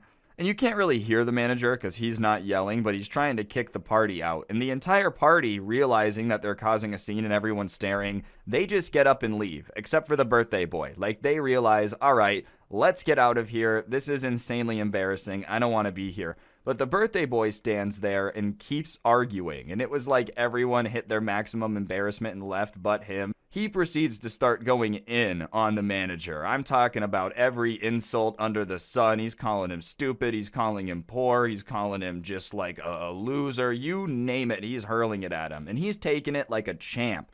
Honestly, dude, this guy definitely grew up in a Call of Duty lobby because he was like, oh, that's it? That's all you got? I'm a stupid poor loser? Oh, okay, buddy. Yeah, all right, look at you. You're freaking out holding balloons, buddy. Like, what do you want me to do? Take this insult seriously? Anyways, he lets that out and the manager goes, happy birthday, get out, and walks away, which was just an absolute G move. And after that, the birthday boy stomps outside and starts yelling at everybody out there for leaving. He probably was like, oh, why'd you guys abandon me? But I'll tell you why, because you were freaking out and causing a scene for literally no reason, and everyone was staring at you because it's your birthday. I feel like after that, I would definitely not go to that person's birthday again. I probably wouldn't really hang out with them either. Like, dang, man, that's a little wild. At least this person's not, like, insanely old. Like, 18 is definitely too old to be doing this, but, like, at least it's not a 37-year-old. Like, at that point, you're just not gonna change. You know, I feel like people can change a ton when they're like, a young adult, like, 18, 20, 30s. Once you hit, like, 40, though, bro, like, how much change are you really gonna do? Maybe that's doomer of me, because I'm not that old yet. Anyways, guys, I think that's going to do it for the video. Hopefully you enjoyed. If you did, I'd really appreciate you taking a second to press the like button. If you also enjoyed, you should go ahead and comment. This was a really long one, so I'd appreciate the comment and the like. It just helps the video do better. And if you're new, subscribe, turn on those notifications so you never miss out. And if you want to listen to this in a podcast form, I do post these on Spotify as a podcast. Feel free to check that out. And because the Christmas season is approaching, I'm gonna take the time to plug the Christmas Karen sweater. Look at this thing. It's absolutely glamorous. Back again this year. So if you want to get the Karen Christmas sweater, I'll throw the link down below. No pressure. But on that note, don't get anyone pregnant. If you do, make sure they're hot. And I'll see you guys next time. I'm out. Peace. All right, today's story time is going to be about a Karen who decided to steal this guy's Christmas presents after she invited herself to their Christmas function in the first place. Just some absolute next level entitlement you would not expect out of anyone over the age of, I don't know, 2. So yeah, I knew you guys would love the story time, so without further ado, let's go.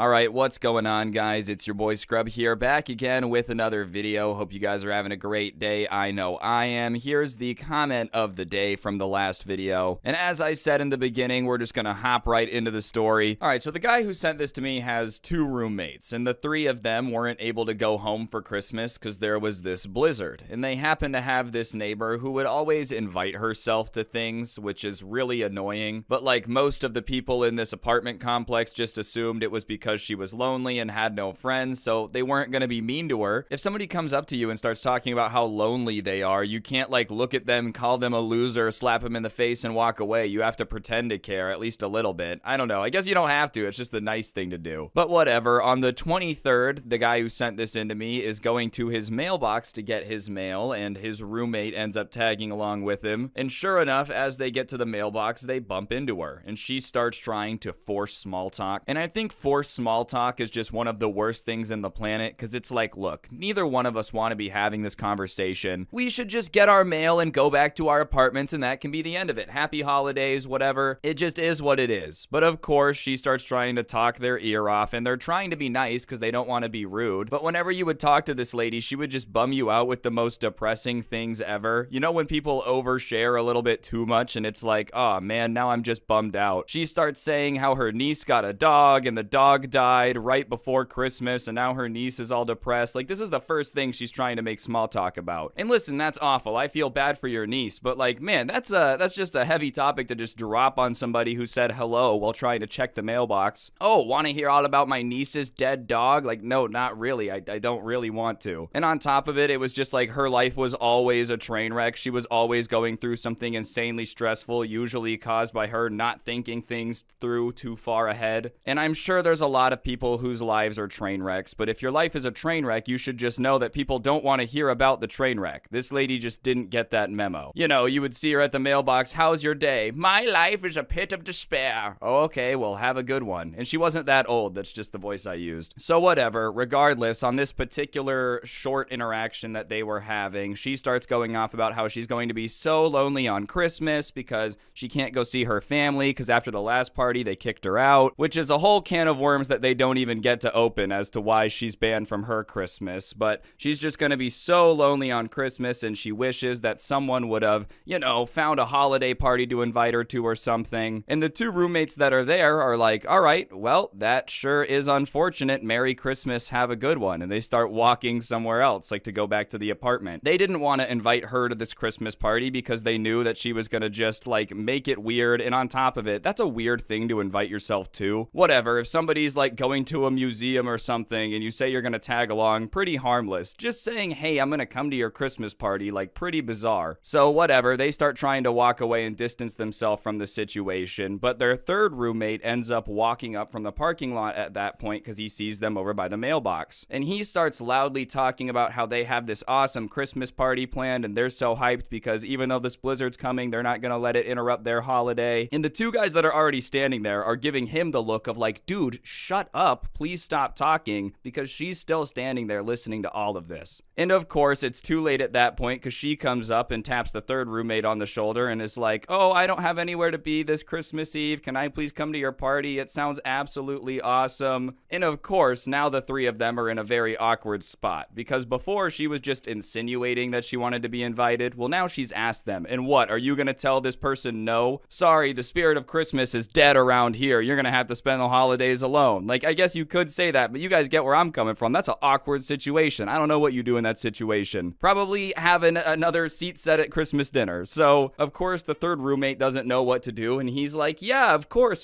you can come. And the two of them are like, oh man, I wish this guy hadn't have walked up, and even the look on his face isn't thrilled. But like, what are you really supposed to do in that situation? You know, there's really not much you can do. He kind of had to invite her at that point. It is weird that she invited herself. Like, think about this from her perspective, all right? She's just standing there. She's overhearing these people that she doesn't really know that well, like very brief interactions with. And then they talk about a party and she's like, oh, I deserve to be invited to that too. Especially a holiday like that. It's just such a personal holiday. I wouldn't want to spend it with like a stranger's family. Maybe that's just me. But if I couldn't go home for the holidays, there was nothing going on where I was, I wouldn't be like, I'm just gonna roam around Walmart and try to find someone to invite me to their Christmas dinner. So whatever, they get back up there and immediately all of them are like, why would you do that? Why would you invite her to Christmas dinner, dude? We all know how this is gonna go. Like, it's gonna get bad. And he admits that he felt really awkward on the spot and he didn't know what to do, which was probably the play she was going for. I don't know. I just feel like people like this, they can't be that unaware of the awkward situation. They must just know that, like, if they make it awkward enough, they'll get what they want. So whatever. They're like, it is what it is. And they spend the rest of that day hanging out because it's not Christmas Eve yet. And while they were hanging out, they just decided that they were going to, like, put all their presents that their parents had sent them under the tree. Because it was a blizzard, you know, some of the gifts had gotten sent over early, so they just set them out under the tree, and it doesn't really matter, but there's like a lot of small boxes. That'll be important later. And so they had told this lady that they were probably going to get things started at like 6 p.m. Well, the next day, Christmas Eve at 5 p.m. on the dot, an hour early, they just hear this excited pounding on the door, just like somebody trying to basically break it down with a baseball bat or something. And they go and open it, and it's the neighbor. And she's like, Merry Christmas, and just pushes past the guy holding the door, walks in, and sees all the presents under the tree and says,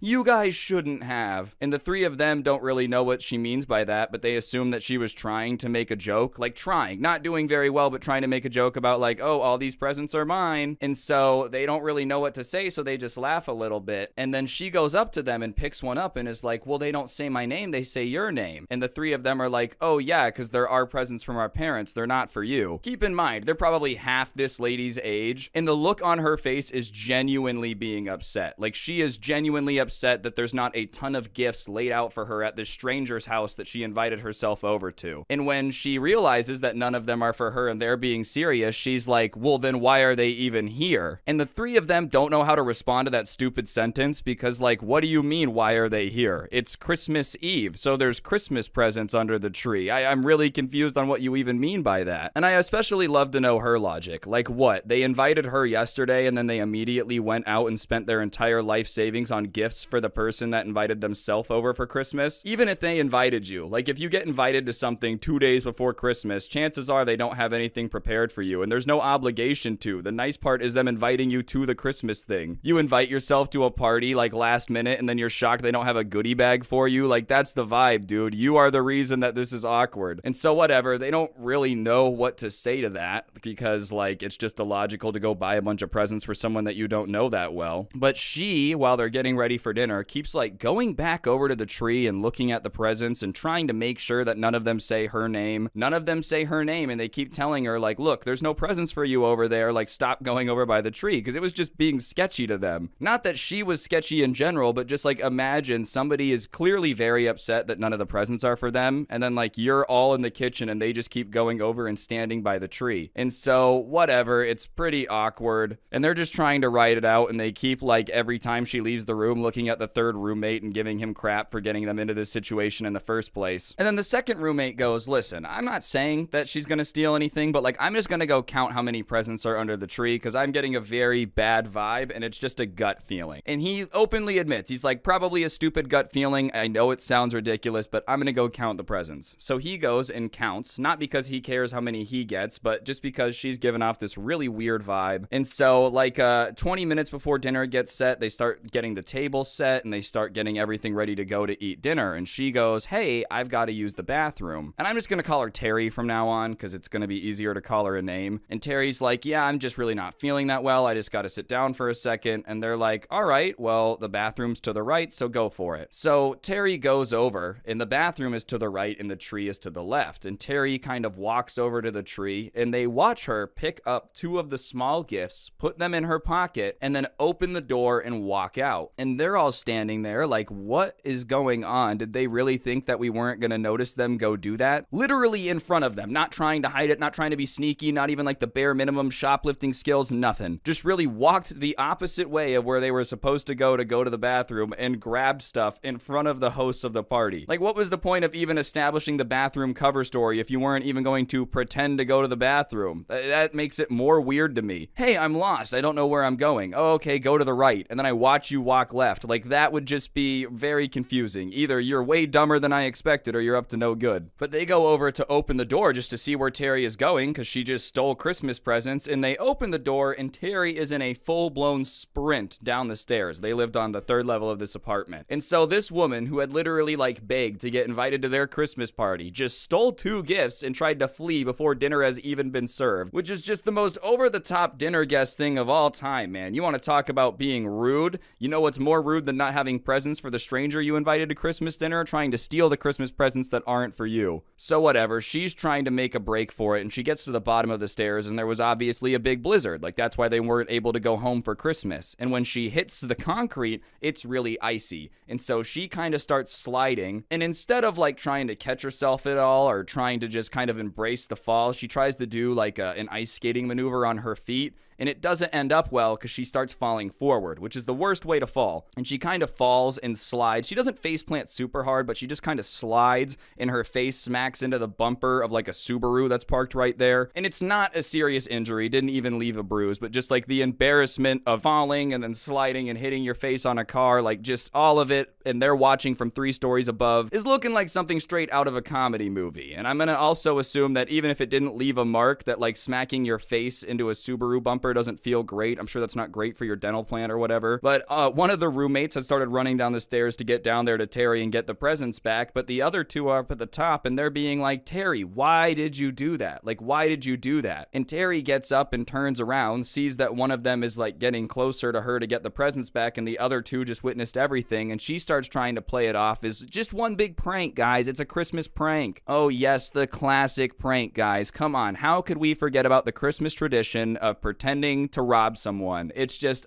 just tradition as old as time. It literally broke my brain when I was trying to think about how to describe it because it's just so logical. Everyone does that. I don't know about you guys. I always love to like go into the local Subway, pretend to hold them up. Oh, Christmas! It's a Christmas prank. Come on, guys, Christmas prank. Absolute classic. I didn't realize that holiday tradition was not known to everyone. And they obviously respond to that by saying that like even if it is a prank, we don't really appreciate that prank because it just felt like we were getting robbed. And so Terry's kind of covered in snow from the faceplant and the slide, and she like gives them back the presents, and the roommate who's down there turns around and starts trying to come back up the stairs. And Terry starts trying to come back upstairs with him. And so the roommate turns around and is like, "Where are you going?" And Terry says, "Oh, well, I'm going to come back in and enjoy the rest of the party." And all of the roommates are in shock because they can all hear this. Like, one is at the bottom of the stairs, but they can all hear this conversation because they're like, "Oh, she thought she was going to get back into the function? That's not really how it works. You can't try to rob the function and then be like, oops, you guys, you caught me. Anyways, let's get back to Christmas dinner. What do you want the topic of conversation to be during the meal? How you're a terrible thief?" Like, I just feel like this is one of those situations where you should want to go home. You shouldn't want to come back up to the party, and they're not gonna let you back in. Oh, whatever, I tried to rob you guys, but the Christmas spirit, you know? I'm sure the Christmas spirit can repair a lot, but it's not gonna repair that. So they tell her in kinder words to get lost and that she's not allowed back into their house. And she starts trying to guilt trip them, being like, "It's Christmas Eve, I don't have anywhere to go other than my apartment. Like, why are you guys being so mean?" And they're flabbergasted once again and literally ask her to explain how they're being mean. They're like, "Please explain to us how we are being mean when you are the one who literally tried to steal from us just now. Are we supposed to just let that go? We're the mean ones for kicking you out on Christmas Eve? What's more mean? Kicking you out on Christmas Eve because you tried to steal from us, or stealing from someone on Christmas Eve who's trying to be kind?" And she just goes on trying to guilt trip them about how they're not being good neighbors and their parents would be disappointed. And they're like, "All right, well, I don't live with my parents, so I don't care. I don't really care what day it is. I don't care what night it is, what eve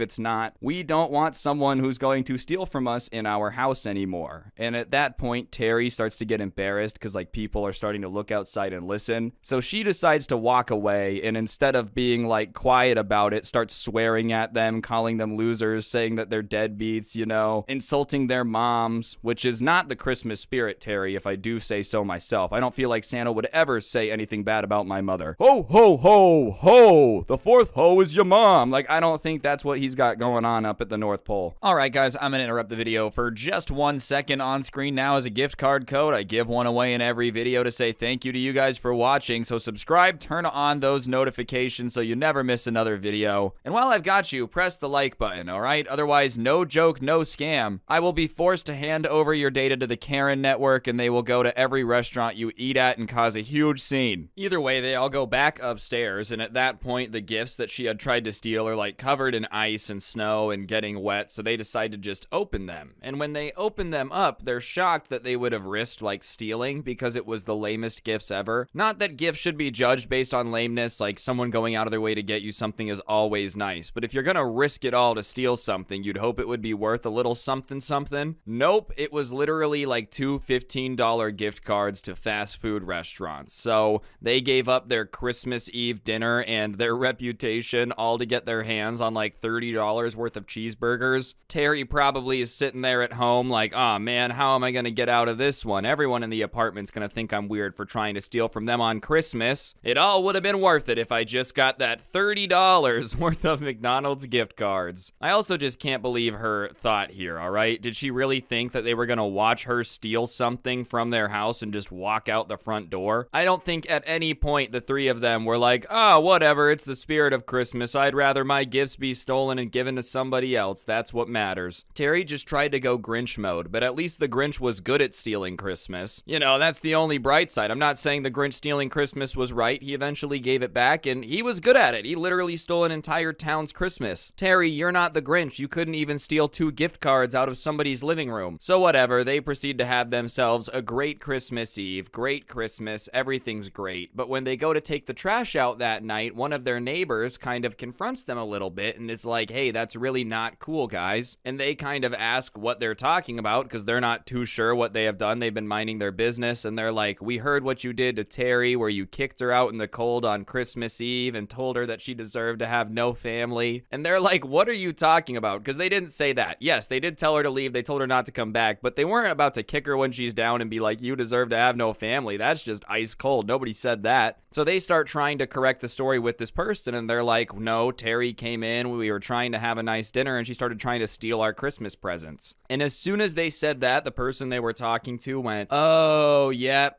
that makes more sense. That's Terry. What, is Terry just known for like inviting herself over to places and then trying to steal things? Why wouldn't you guys have tipped off the other people in the neighborhood? Maybe a little bit of a warning. Hey guys, be careful. Terry will break in and try to steal stuff. A little bit of a heads up would have been appreciated. So of course, once they realize that, they're like, oh, you guys didn't kick her out and like say anything to her. She just got caught stealing and that's why she got kicked out. So most people in the neighborhood get back on their side and they're like, all right, they would have never just kicked this lady out and said that she deserves to have no family. But somehow Terry managed to have like a very small group of people that believed it through and through and like hate these three roommates now and think that they were rude to this old lady who was just looking for a place to be on Christmas Eve. And that's not what happened. They tried to do the nice thing. They tried to do the nice thing and invite him over. Granted, they didn't really want to invite him over, but still they tried. Terry just had to go and ruin everything by trying to steal some Christmas presents. And why say anything at all? Like, I feel like if I was Terry in this situation, I would have just kept my mouth shut. I wouldn't have gone trying to make them look bad. I wouldn't have gone trying to say that they were rude when they kicked me out. I would have just shut up because at the end of the day, I would have been embarrassed that I tried to steal their Christmas presents. Goes to show that Terry is really a next level Karen, that she feels no guilt or shame whatsoever. She's like, whatever. I might as well try to milk this for as much attention as I can. They already kicked me out of the Christmas party. It's not like I have anything else to lose. But I guess their plan now, from what they were telling me, is that they're just going to avoid Terry. I don't really think that's going to be possible. She seems like the type of person that manages to inject herself into every situation. But I guess the moral of this first story is it's normal to be nice on Christmas, but if someone is the Grinch and starts trying to steal things, you're more than welcome to like kick them out. And Terry, what are you doing, man? What are you doing? Come on. You can't sneak into someone's house and try to take their stuff. That's just crazy. Rumor has it she's living in trash cans like Oscar the Grouch to this day. All right, I have another story time for you guys today that you're going to really like because it's about this spoiled kid who tried to steal this dude's cousin's Christmas presents on Christmas Day. All right, so the guy who sent this to me that I'm gonna name Tom was at his parents' house for the holidays, and his parents have a big house, so it's where all of the family gets together, so uncles, aunts, like everyone. And he has a bunch of little cousins that are still at the age where Christmas is like the most exciting thing on the planet ever, and they had gotten some RC cars for Christmas. And obviously, they wanted to play with the thing that they had just got for Christmas, so they decided to go outside and drive them around the road. They live in a suburb. It's not like cars are going to be flying around. They can always stop it. It should be no big deal. And so they go outside and they're playing, and about 15 minutes later, one of his little cousins comes in crying, like looking like the world just ended, dude. And he says that someone took his RC car. And so Tom is like, all right, one of your cousins probably took it, your brother or whatever. Let's go see what's up. And he goes outside and he's confused because he sees like an older teenager standing there with an RC remote that he doesn't recognize. And his cousin is like, that's the guy who took my car. And so Tom walks up to this stranger and says, hey man, did you take my little cousin's RC car? And the guy is old enough that he has facial hair growing, and he's like, yeah, I really wanted one for Christmas and I didn't get one. And Tom is kind of taken aback by his honesty about like, yeah, I took it.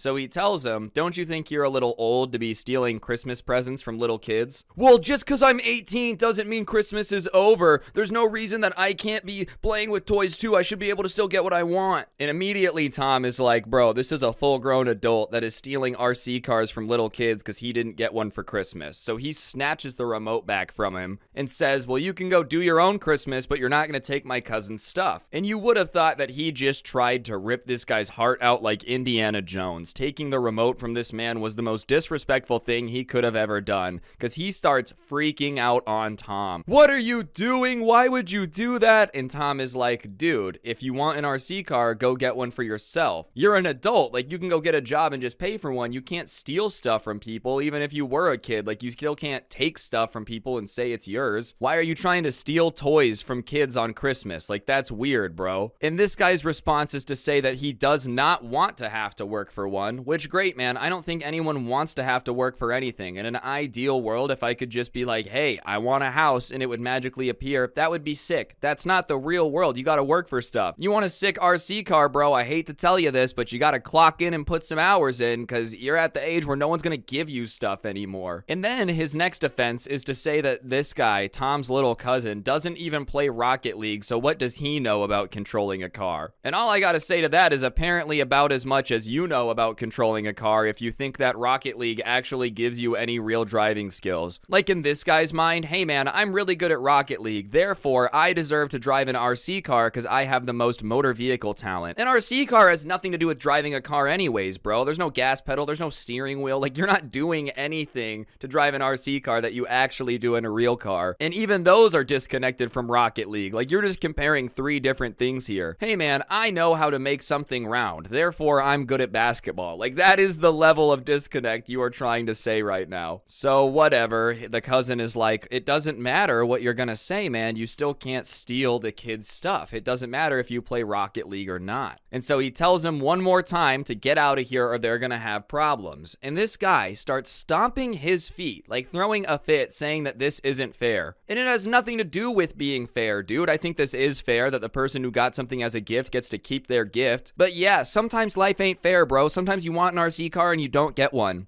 It doesn't mean you can go around stealing stuff and being like, life wasn't fair, because it's also not fair to steal from someone. What, this little kid whose Christmas present you just stole, you're like, hey, life was unfair to me, so now I'm taking your Christmas present. Like, what are you talking about? And all he's yelling about is how all he wants is an RC car, nothing else is gonna make him happy, that's literally his only dream. And Tom is standing there like, cool, bro, then go get it. If that's all your life is gonna end up being is you having an RC car, that's an insanely easy goal. You should be fulfilled with your life by like, I don't know, what, 2 days into 18, if you have a job and you save money for like 2 days at a normal job, you can buy an RC car. So if that's really all your heart desires, then more power to you, man. You're gonna be the most satisfied dude on the planet. And now just neighbors from the neighborhood are starting to come outside and see what's going on because it's a pretty big racket. So Tom tells him again, like, look, dude, you have all these people watching, just get out of here. And the entitled kid takes a look around and decides to try to blame one more time and is like, dude, why did you make such a big scene? Look what you did.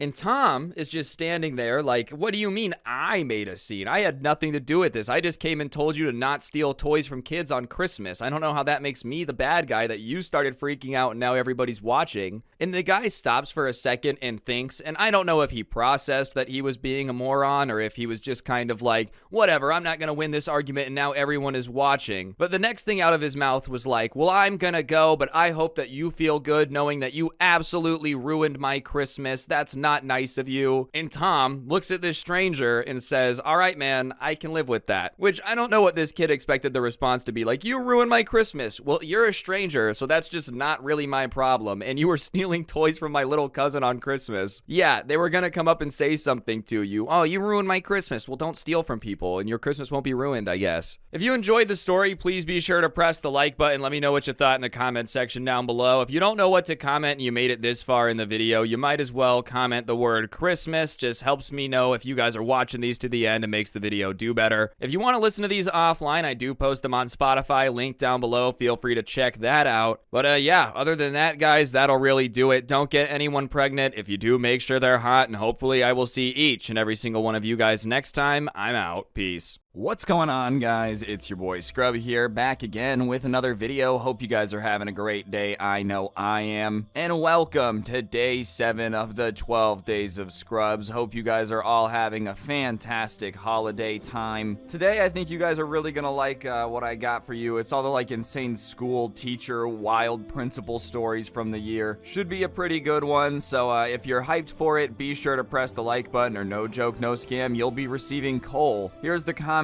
of the day from the last video, and don't forget to pick up your Karen Christmas sweater from the description down below. And on that note, I'll shut up and let you guys enjoy the story times. Thank you so much, happy holidays, and I'll see you tomorrow. I wouldn't recommend stealing your parents' car, probably a very horrible idea, but I knew it would be an entertaining story time, so without further ado, let's get into it. And press the like button, or no joke, no scam, your kid's gonna steal your car one day and total it. Alright, so obviously we've talked about it before. When there's weird kids in your neighborhood, you don't really have much of a choice about it. And the person who sent this in to me happened to live next door to a kid whose parents worked all the time, and they had good jobs. So there was like a lot of money in the house, but because they were working all the time, they didn't really do a whole lot of the parenting thing. Like if you were to ask this kid the last time his parents told him how to treat anyone or, like how to behave, he would just look at you like it was a foreign concept. Basically, their parenting game was this: just buy him whatever he wants, and if anyone tells you that there's any issues, pretend that there are none. I wouldn't recommend that parenting style, I'm not a parent. I just feel like that's how you end up making a kid that steals your car and crashes it.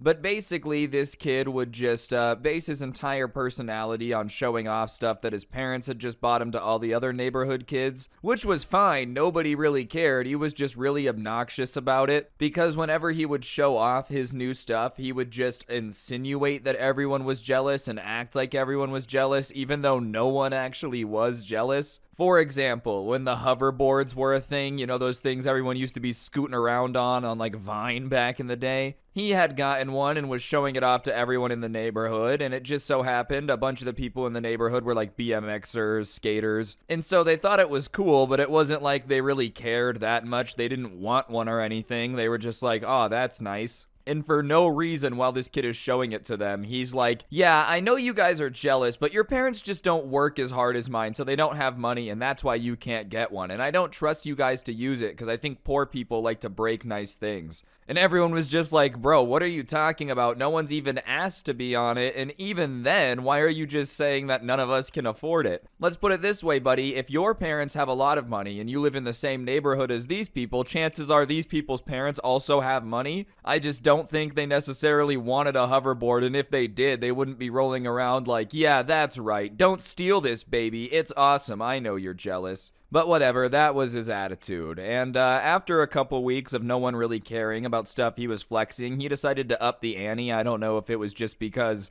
he wanted attention from everyone or what, but he starts talking about how he would take his mom's car when she would work late. I guess she would like have a carpool situation where she would leave to go to work, but her car would still be home. He was taking her car, going to the drive-thru and getting milkshakes late at night, and his mom apparently knew about it and was cool with it because she thought that he was responsible and mature enough to drive. Not 16, by the way, about 14 years old, which, listen, I don't care how quote-unquote mature you think your kid is. There's no reason for them to be driving alone late at night through the city to go get a milkshake. Like, what are you talking about? You live on a farm, you're driving a truck to pick up hay or something when you're 14, I guess that makes more sense. But I feel like it's a really bad idea to have a kid driving on public roads. And so everyone is kind of like, dude, your mom lets you drive? Saying it in a way of like, I don't think that's a good idea. This sounds like a bad idea. And he goes off about his mom is just so much cooler than their parents, and their parents are lame and don't actually want them to be mature grown-ups. And I don't necessarily think it has anything to do with their parents not wanting them to be mature grown-ups. It's just their parents actually care about them and are like, you don't need to be driving a car when you're 14 years old alone at night. Anyways, he just kept flexing it how he would steal the car all the time, and he asked if anyone wanted to go with him next time he took the car to go get milkshakes. And obviously, everyone was really apprehensive, and the person who sent this in to me was like, no, absolutely not, which is the smart decision. Definitely don't get into a car with someone that doesn't have their license. That just seems like a horrible idea. In fact, I would be a little wary of people that do have their license. There's a reason there's so many car accidents, okay? There's a lot of dumb people driving cars in America. Always be a little bit more like, when someone says they're willing to drive, but especially in this situation. But there were a couple kids in the neighborhood who were adventurous probably isn't the right word. We'll go with stupid, who were a little more stupid than everybody else. And they decided that they were going to go along with him to the drive-thru and get these milkshakes. And so that night, the guy says that they're going to take the car and go get milkshakes, and everyone's going to sneak out, blah, blah, blah, blah, blah. And the subscriber is like, all right, you guys guys have fun with that. I'm not gonna go. And they are relentlessly making fun of him, saying that he's a wimp, he's afraid of his parents, blah, blah, blah. Which, listen, I don't think there's anything necessarily horrible about being a little bit afraid of what your parents will do if you get caught in a stolen car late at night. But anyways, a bunch of the kids sneak out, they get in the car, and this spoiled, entitled kid, who apparently has permission to be driving the car, starts driving to the drive-thru. And listen, I don't know if he had actually done it before or what. I don't know if this was actually something he did on the regular, but either way, him wanting to be a show-off, the subscriber heard about this later from everyone that was in the car, started like asking everybody if they wanted to see something cool. And obviously the people in the car were like, yes, I would like to see something cool. And he started being a show-off, which, listen, he already probably was a horrible driver. No experience, probably can barely reach the pedals, and here he is asking if they want to see something cool before showing off while driving. This is just going to end bad. I don't know why people want to show off in cars, because here's the reality of it, alright? I know a lot of people don't look at it this way. A car is just a giant metal death trap that weighs like a ton, and we're just hurtling across the earth at 60 miles per hour, and the only thing preventing us from becoming a pancake is just the other people around us and like our choices. It's not really something you want to goof off with and be like, oh, I'm going to show him off, but whatever. He starts deciding that he's going to try to drift. Keep in mind, this guy has no clue what he's doing. He does not have his license. This is probably the first time he's ever driven the car, but he starts like going fast up to this corner. And at this point, everyone in the car starts yelling at him, stop, stop, don't do this. Please don't do this, bro, stop. It's not funny. Because they're like, okay, this is not going to end well. He's trying to show off and he doesn't know what he's doing. Well, he takes that chance to be like, guys, I do this all the time. Don't worry about it. Yeah, apparently he's just got that Tokyo Drift lifestyle on a daily basis. He is consistently just tearing up the track by drifting. But whatever, he comes into this corner and he comes in way too fast and he yanks the wheel way too hard and the car just starts turning sideways. Not in a drift way, but in a like out of control sideways skid way. And everyone in the car is yelling. They're like, oh my God, what did you do? You're such an idiot. Because here they are just sliding across the road. Thankfully, it's late enough at night that there's no one else on the road. Like, seriously, such a lucky situation. But they end up hitting the curb, going up onto the curb, and then the back left door smacks into a light pole that had been, like, you know how it's situated on the curb on the corner. And immediately the car stops. The guy turns the engine off, and he's like, what just happened? And everybody in the car that wasn't driving starts yelling at him, saying he's an idiot. What's wrong with you? And everyone's okay, like everyone's shaken up, the airbags had gone off, but everyone's okay. And so they get out of the car and they're looking at it, and the car's in really bad shape. Everyone's fine, thank goodness, they're insanely lucky. Like, this is a stupid situation, very preventable. This is why you don't steal your parents' car, and if you're gonna steal your parents' car, you don't try to show off to people if you don't know how to drive, bro. Even if you do know how to drive, don't do it. Either way, everyone's looking at the car and it's messed up, and the spoiled kid just starts freaking out. Understandably, he just crashed his mom's car, and he's like, my mom's gonna kill me, my mom's gonna kill me, my mom's gonna kill me. And everyone is like, yeah, you're gonna be in trouble, but they're wondering why he's so nervous because apparently she knows he's driving the car, right? Which she was gonna be mad that he crashed it, but you would think that he wouldn't be as nervous. Because, like, I don't know, if you're letting your 14-year-old kid drive your car around, you just kind of have to come to terms with the fact that he might crash it. Like, it's a possibility. If you think that your kid's going to be an incredible driver and never get into an accident, you're kind of dumb, bro. I don't know what the statistics are, but I'm sure, like, even most 16-year-olds get into a fender bender within their first year of driving. Yeah, your kid who's dumber is definitely not gonna have a great time, but that's when he reveals to everyone that, he might have exaggerated a little bit how much his mom knew about the situation, and everyone is like, what do you mean you exaggerated a little bit? And he says that she actually has no clue that he takes her car sometimes, and she would be pissed, and like the only reason he's been able to do it is because she works late, so she's not around to keep an eye on it. And now everyone who's in the car is pissed because they're like, hold on, you're telling me that we've been riding around in a stolen car all night. On top of it, you said that your mom knows about it, she doesn't, and now you've crashed it and we're all here. And that's why you're freaking out, is because your mom's going to realize that not only have you been stealing her car, but you've totaled it. And the guy's like, yeah, you guys need to help me out. We need to come up with a story. And everyone who's with him is like, no, I'm not helping you come up with a story. I'm going to tell your mom everything. because they're not going to get blamed for this. Are you kidding me? Plus, with the way that this kid is acting, you know that if they help him, quote unquote, come up with a story, he's just going to end up blaming them for it, saying they made him steal the car and whatnot.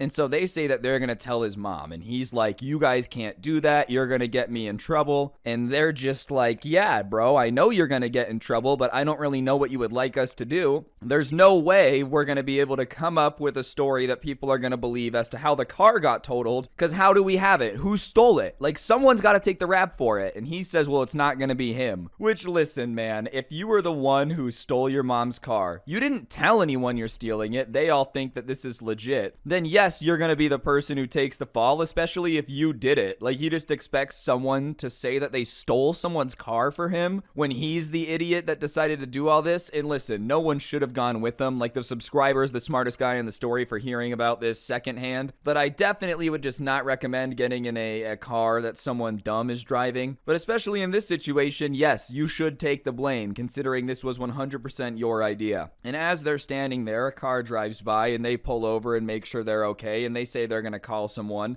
And at that point, everybody that isn't the kid who's took the car decides that they're getting out of there. They start walking home because they're not that far, and they leave him to take care of it. And as they're leaving, he's like, where are you guys going? This is unfair. And they're like, look, dude, you've got to deal with this. So after that, no one's really sure exactly what goes down, but someone called his mom, because what they do know is the next morning, the car was gone from where it had crashed, probably towed away. And there was a sign on his door saying that none of the neighborhood kids could knock because he was not going to be allowed outside until he graduates high school, which was probably more of an angry letter than a reality. I don't think she's actually going to keep him inside forever. That being said, I can understand why his mom is pissed, bro. Imagine getting that call. You're at work doing your thing. You carpooled to try to save some money. You get a call. Hey, ma'am, your son, who's too young to drive, has totaled your car. Can you please come pick him up? You're like, he did what? He didn't really hang out with a lot of people after that. He would try, but it was always awkward. And whenever anyone would bring up the fact that he crashed his mom's car, he would get really defensive. Which, listen, I understand that you probably don't want to hear about it. But yeah, the people who were in the car you stole and crashed are probably not going to let you live that one down, bro. You basically made them an accessory to a crime that they didn't know was happening. As for the car itself, it did end up getting totaled, or they sold it. I mean, it was never in the driveway again, but just based on how it looked when it was crashed, probably ended up getting totaled. I would definitely not recommend totaling your parents' car. If he did end up getting grounded forever, it's not like you could really blame the parents, bro, because not only did they have to go buy a new car because of you, but on top of it, you stole the car and had a bunch of other people there with you too. You couldn't have just gone and done something stupid alone. You had to get the entire neighborhood involved. Super swag. Either way, I thought the story was just absolutely insane. I would not recommend stealing your parents' car ever, but if you enjoyed the video, please be sure to press the like button. Let me know what you thought in the comment section down below. I know this one's shorter than what we've been doing recently, but I just thought it was a good one. So like I said, if you did enjoy, like, comment, subscribe. If you don't know what to comment, go ahead and comment the word Geico down below, because let's just hope that this guy had some good insurance. You know what I'm saying? The insurance probably isn't going to help when they mention that it was stolen by their son, though. Today I've got a very funny story time for y'all. It was sent in to me, and it's about a furry that was in this guy's class that apparently ended up biting the teacher. I know not all furries are running around biting people. That being said, when I hear about someone being this cringe, you know I have to make a video about it. So without further ado, let's get into it. Alright, so the person who sent this in to me didn't really know a whole lot about most of their classmates, which, I'm not gonna lie, is probably the ideal way to do it. I'm not saying you should ever go out of your way to be antisocial or anything, but like, if you know every single person in every one of your class's backstory, you're probably a little bit too nosy for your own good, or you think you're living in a movie. But there was one classmate in particular in one of his classes that he had to know a lot about, because they were the type of person that was just constantly updating everyone on everything going on in their life. And it just so happened that this person was a furry. And I know it's become a lot more common now, and like, I know not every furry is an insane weirdo. If for whatever reason you're watching this and you're starting to get mad or whatever, then like, just realize there's probably people out there that are furries that aren't super cringe, crazy weirdos. I don't know where they are. Those stories don't get sent in to me. It's not like I met a very normal person is a funny story time. So just keep that in mind. This particular person was a furry who was super cringe. And they were one of those people who didn't even like keep that level of reasoning of, oh, I'm dressing up as an animal. Like they genuinely thought that they had the species of an animal. And this person in particular would always talk about how they were a wolf soul and they accidentally were a wolf soul put into a human body. In whatever, even if you really like animals, you do have to understand that we're not in an anime, alright? It's not like you can be out here with the soul of a cheetah. I don't think that's really how it works. Maybe I'm wrong, but the idea that you're running around like, I have the soul of a parakeet, like, what does that even mean, bro? But this person was convinced that they should have been a wolf, and by being a human, they just weren't living up to their full potential, blah, blah, blah, blah, blah. Which, whatever, if you want to believe that and mind your business, then, like, that's up to you, man. I guess I can't tell you not to think you're a wolf, and if you're minding your business, not hurting anyone, that's your right. Like, welcome to America, you can do what you want. But one thing that was very frustrating is they would do, like, dog things to their classmates that were not necessarily normal. For example, whenever there was a new student, they would, like, go up to the new person and start sniffing them, which is just very unnerving, especially if you don't know this person at all. Even if I knew you relatively well, if you walked up to me and started like intensely sniffing me, I might be a little bit uncomfortable. I think anyone would be in that situation. You're like, yo, what's up, man? Long time no see. And they're like, hey. Oh yeah, baby, you smell delicious. But like he would sniff the new kids, and when the new kids would be like, what are you doing? Why are you sniffing me? He would explain, oh, I'm a wolf. As if that just magically explains it. You know, a stranger sniffing you. Oh, I'm a wolf. Oh, why didn't you just say so? And they would still be like, please don't sniff me.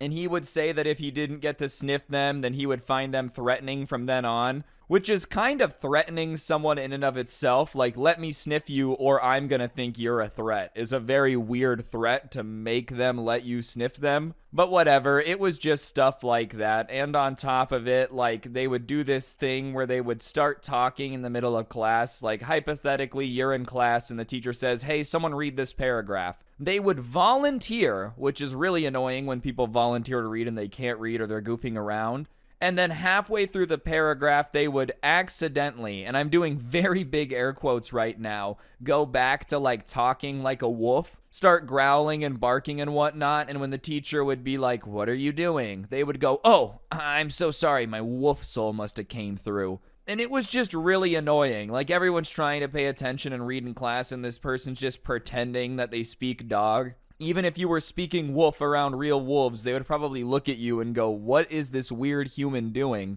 I don't think they would instantaneously know what you were saying, but obviously everybody in class was just kind of aware of this person. And they weren't trying to make him feel bad. People weren't messing with them or anything. Sure, was it bizarre? Absolutely. But for the most part, it was more annoying than it was really getting in anyone's way. So it wasn't a big deal. However, they started to talk more and more like an animal and less like a human as the year went on. And it got to the point where they would just kind of bark out loud in the middle of class and howl at things. And obviously, the teacher was not a big fan of this. Like, I feel like teaching a class is already hard enough. People don't want to pay attention. They're not paying attention. But now imagine, on top of already trying to teach people who don't want to be there, you just have one student in particular that is pretending to be an animal growling at you and barking in the middle of your class. So the teacher started to get increasingly fed up with this behavior and started to get a little snappier whenever they would do it. Like, this person would bark in class and the teacher would go, okay, that's enough, stop it. Which is kind of hilarious if you think about it. That's probably what you would tell your dog if they were barking too much. Like, hey, enough, you know, but the furry would always get mad and be like, I have the right to express myself. Which, listen, true, you do have the First Amendment right to freedom of speech. However, expressing yourself is kind of limited if it's just disruptive to the class going on. Like, the teacher just can't let that happen.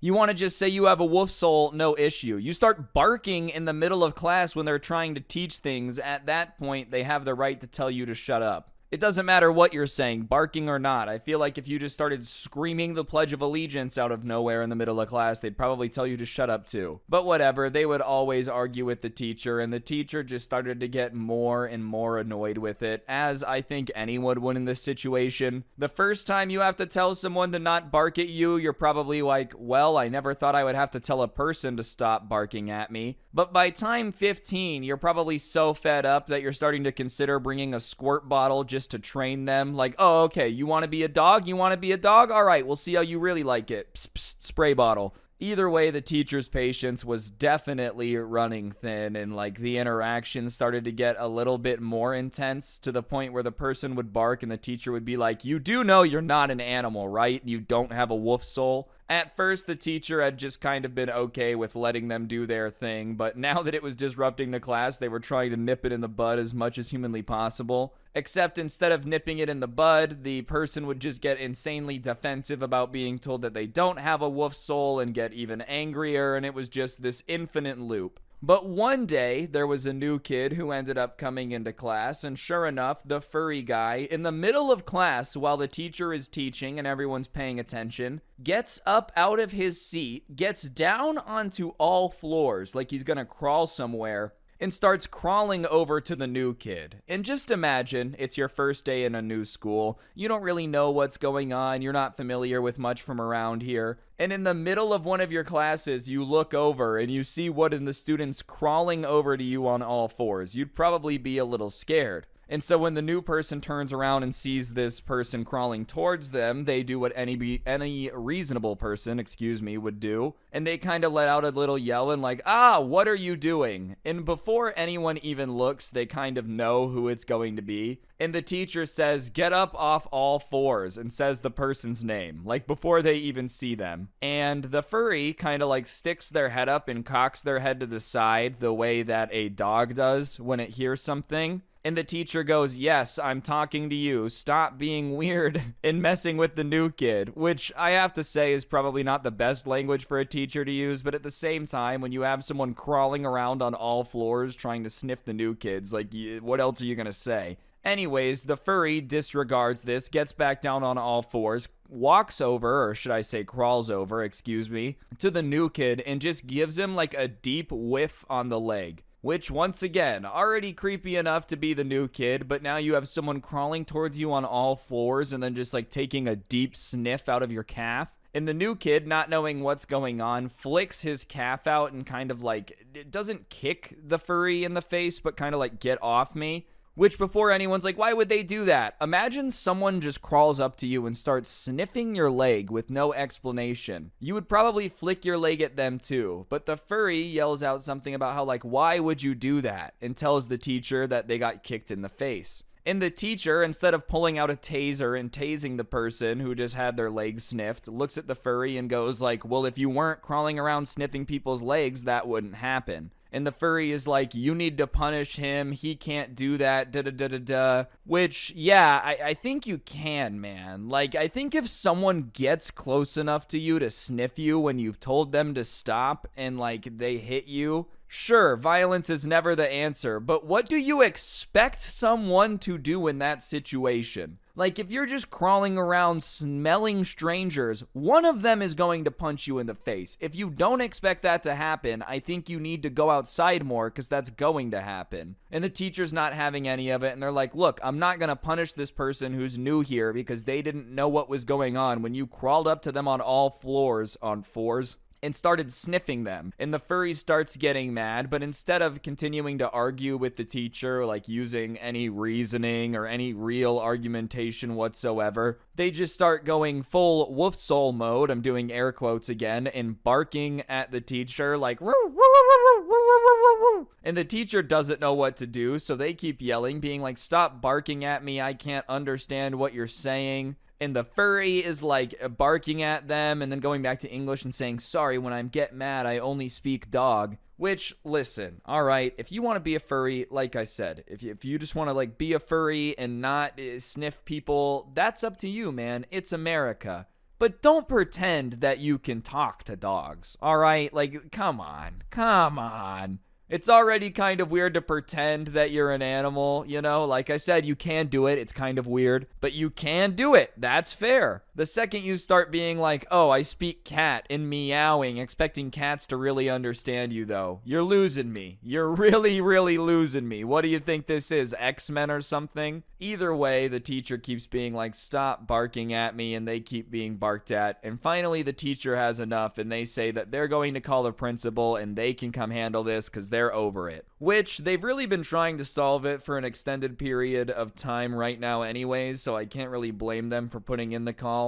But suddenly, when the principal is going to be called, the furry has a drastic change and can magically talk in English again. Wouldn't you just be so shocked by that? Apparently, they only speak dog when they're angry, but as soon as they're in trouble, they can speak English again. It's almost like they're making the entire thing up. Either way, they start pleading with the teacher, like, no, don't call the principal. They already don't like me. Like, please don't call. I'm just going to get in trouble. Don't do that. Seriously, please. And the teacher just is not going to work with this student whatsoever. They're like, look, this has been a problem for so long, the entire school year. You never listen. You're sniffing people. And on top of that, you're just disrupting the class, barking at me all the time, and you never listen. So I understand that you might have dealt with the principal before, but you've really left me no choice in this situation. And the furry is like, well, you always have a choice. You could just not call the principal. I'm asking you not to. Which, listen, here's my advice to you, Mr. Furry Bro. If you don't want to end up in trouble with the principal, don't constantly interrupt the class. I also would love to know why the principal had beef with him in the first place. Like the last time he was in the principal's office, he peed in the corner or something to mark his territory. Like, why was the principal so angry at this guy already?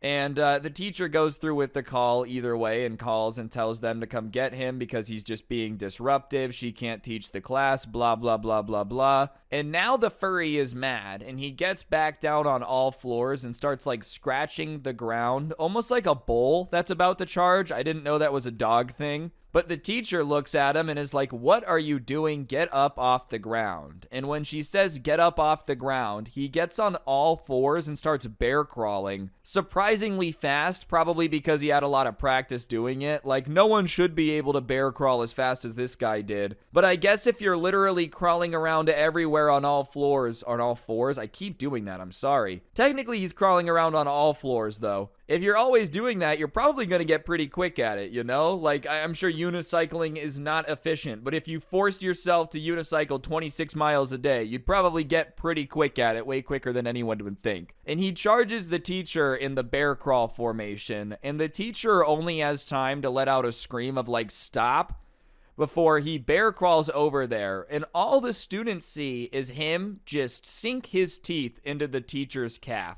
Which is just absolutely bonkers, man. Like, if you want to be a furry, we've been over this, it's America. That being said, don't go around biting people. Are you crazy? Furries already get enough crap. The last thing you would want to do if you're a furry is make people think you're even weirder. And I promise, after they see someone run at their teacher on all fours and bite them, they're gonna think you're pretty weird. And the teacher just lets out like a yelp, more surprised than hurt, really. Just like, ah, you bit me, you bit me. And instead of saying anything in English now, the furry has gone full dog mode apparently, just completed the transformation, gone full werewolf, and just is growling while just like still biting and won't let go. And the teacher is like, let go, let go. And the furry just won't let go and starts to bite down harder. And now the teacher's yells are starting to sound more painful.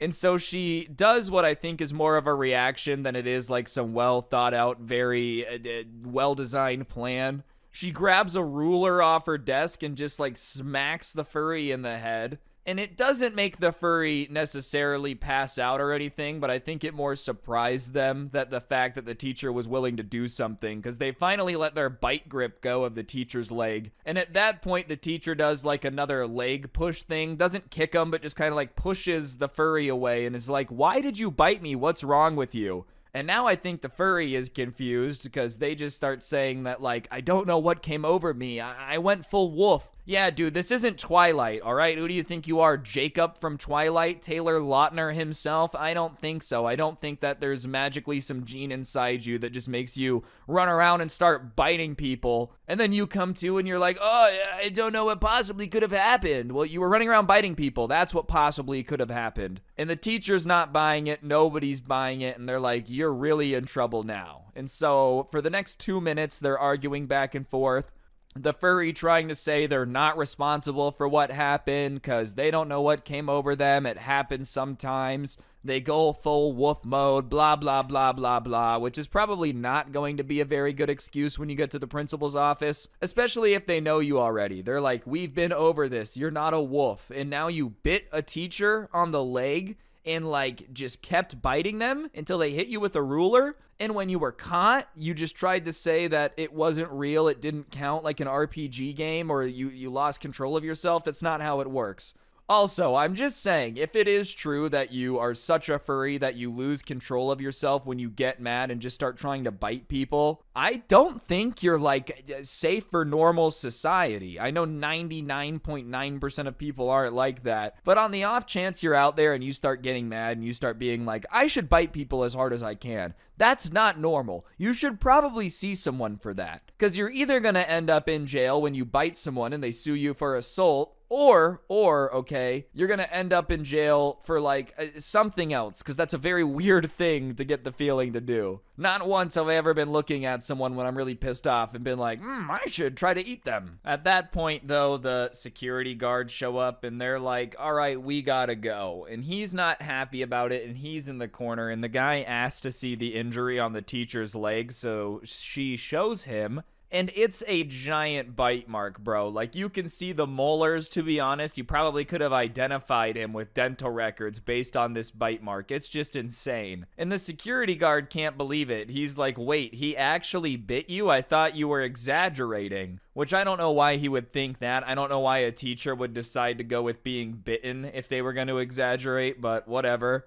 And they were like, all right, well, we gotta go. And he's still in the corner and he doesn't want to go. That much is obvious. So the guard starts to approach him, and as soon as he approaches him, the kid starts growling again. And he starts like getting down, looking like he's gonna strike. But before he can even strike, the guard just kind of grabs him. Not in a like, I'm gonna fight you way, but in just a like, I'm just gonna pick you up way, by the shoulders where his arms are so he can't flail his arms around, and just picked him up. And that goes to show you how big the furry kid was too, where this guy just grabs him by the shoulders and picks him up. He was also a strong dude and just walks him out of the class. And what was hilarious about that is he was all like squatted down, ready to strike, you know, and this guy's method was just, I'm not being bitten by you. I'm not going for that. So I'm just going to go ahead and pick you up. So whatever, he leaves, takes him to the office. I don't really know what goes down in the office. The person who sent this to me wasn't in the office, but what we do know for sure is he's expelled. I don't really know what you expect to happen at the school if you bite your teacher and leave an insanely large mark on your leg. I think they're just kind of required by law to expel you at that point.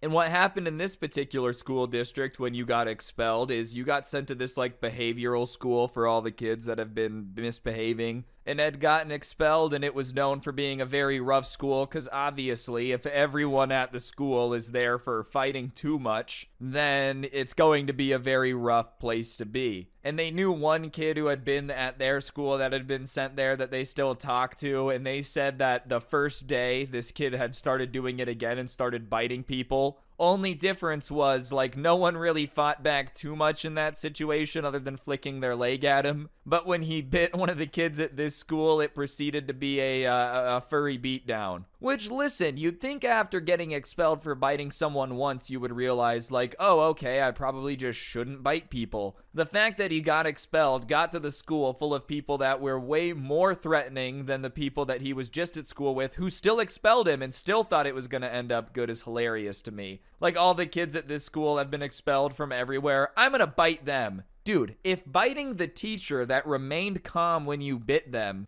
didn't teach you a lesson, biting someone that's been expelled from 5 schools is gonna end with you getting punched in the face, and deservedly so. You can't just walk around biting people, bro. What's wrong with you? I'm surprised they sent him to a behavioral school instead of a kennel, man. Just really could have committed to the whole furry thing. Just send him to like some doggy daycare vibe. Thankfully, the teacher didn't get a scar or anything. That would have been a pretty insane scar. She just has like this bite mark on her leg. Oh my gosh, what happened to your leg? How'd you get that scar? Oh, I'm a teacher. What does that mean? Yeah, well, some crazy kid thought that he had a wolf soul and bit my leg hard enough that I permanently have a scar in the shape of his bite mark on my leg. Not a big fan of it.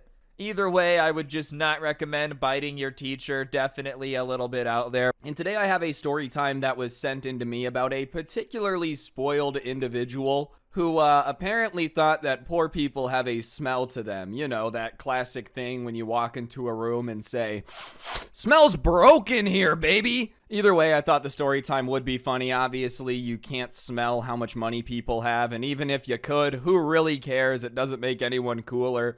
That being said, I thought you guys would enjoy it, so without further ado, let's hop right in. Alright, so the person who sent this in to me went to a school that was a little bit different structured. They were like technically seniors in high school, but they only changed classes 3 times a day and were with their teachers for 2 hours at a time, which is a little different than how they traditionally do it in America for the most part, at least on my end. We would change classes every hour. We had 6 classes a day. But because of the way they had this structured, obviously the kids could get to know the teachers a little bit better than the standard structure, and vice versa. The teachers could kind of understand how students learn, start teaching to that style. It makes sense when you think about it, but that's just kind of what they had. But there was one particular kid that he was with for 2 hours a day that had to have been the most entitled person that he had ever interacted with. Like, for some reason, this kid just hated everyone around him at any given time and always had to be reminding people that he was better than them, even if they had never wronged him. Like, I think even if you're in a fight with someone, it's obnoxious to go, "I have more money than you, I'm better than you." Like, no one really cares, right? That being said, this kid wouldn't even need to be in a fight with someone to start getting mouthy and start saying things like that.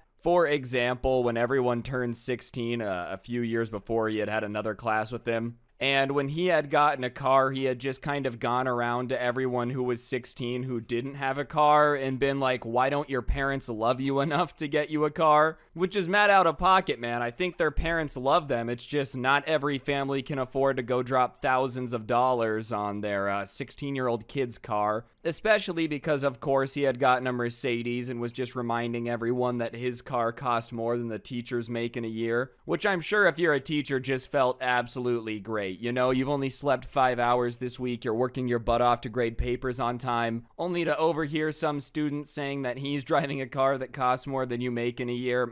Pure motivation. And once he got his car, he would constantly use that to make fun of people too. But he would use that against the teachers. For example, whenever a teacher would give him a quote-unquote bad grade that he didn't feel like he deserved, he would just use the fact that he had a better car to the teacher to say why they got a bad grade. Like, as if that has any bearing on it. But for example, let's say he was supposed to write a 7-page essay, and he wrote one paper that was just nothing but the word "meh" over and over and over again, right? When the teacher would give him an F because he just didn't even do the assignment and just repeated a word over and over for a paper, he would confront them about it in front of everyone, not even like after class, and be like, "I know you're probably jealous because my car costs more than you make in a year and you're pathetic and you make no money, but you can't give me bad grades because you're jealous of my car, otherwise I'm gonna have to report it to the principal, blah blah blah." And the teachers would always be like, "What are you talking about? I didn't give you an F because of your car." And he would always be like, "No, actually, you 100% definitely did." And that would get old, but it was almost like in any argument, he would pull out his car as like the ultimate argument ender. "Well, I have a nicer car than you," which I've never understood people like this. Like, don't get it twisted. I do like cars. I think they're cool. But I don't feel like it's actually anything you need to bring up in an argument ever is what type of car you drive. Like, imagine you're arguing with someone. "Yeah, man, well, I drive an F-150. And it's like, "Yeah, well, I drive a Mercedes." Like, who cares? Who actually cares? If you got beef with somebody and the only thing you have to talk crap back with is what car they drive, you should just drop the beef because you're definitely gonna look stupid. But he would bring it up whenever he had an issue with teachers, and teachers obviously got more and more fed up with it as it gone along. And he would be like, oh, you're just mad that I have a car, blah, blah, blah, blah, blah. And a teacher would say, why does it matter? Why do you always bring up your car when you're arguing with me? I don't care about your car. Which is a reasonable reaction for an adult. Like, the teachers probably didn't care. I mean, sure, did it feel great that he was driving a car that cost more than they made in a year? Probably not. Does it actually change their day-to-day life at all? Like, they're still a teacher, and even then, it doesn't mean you can just do whatever you want. You just start driving a Ferrari everywhere in your neighborhood, 300 miles per hour. When the cops inevitably pull you over, just be like, my car costs more than yours, so therefore you're not allowed to pull me over. When you can afford a Ferrari, then you can pull me over, fed boy, and then like slam on the gas. But whenever teachers would ask him, like, why does it matter what car you drive? Why does that change the fact that you should treat your teachers with respect? He wouldn't even explain why it mattered at all, probably because he didn't have a good explanation. He would just say that they were like stupid and poor and jealous. And if they had wanted a nice car, they should have picked a different career because teachers should know that they're going to be broke, which is just so unnecessary, man. I feel like it's just a well-known fact at this point that teachers don't get paid a ton of money. I don't think that's some well-guarded secret. But still, they're choosing to do a very important job, which is teaching you for not a lot of money. The last thing you should want to do in that situation is make them feel as bad as possible about it. Like, what is the point in that? Yeah, you know how you took a job to better the community for less money than you could have made elsewhere? You're a loser. Like, dude, do you want it to get even worse? I know in Nevada and Arizona, they just lifted the restrictions saying that you don't need a college degree to teach high school anymore, just because there's such a teacher shortage. I feel like treating teachers like this is how it gets even worse. Pretty soon, they're just gonna have like high schoolers teaching middle schoolers math and whatnot. It's gonna be a disaster. Either way, this kid was just carrying himself that his car made himself better than anyone. Anyone who criticized him was obviously just a stupid, poor, jealous hater that could not comprehend the level of swag he had accessible to him.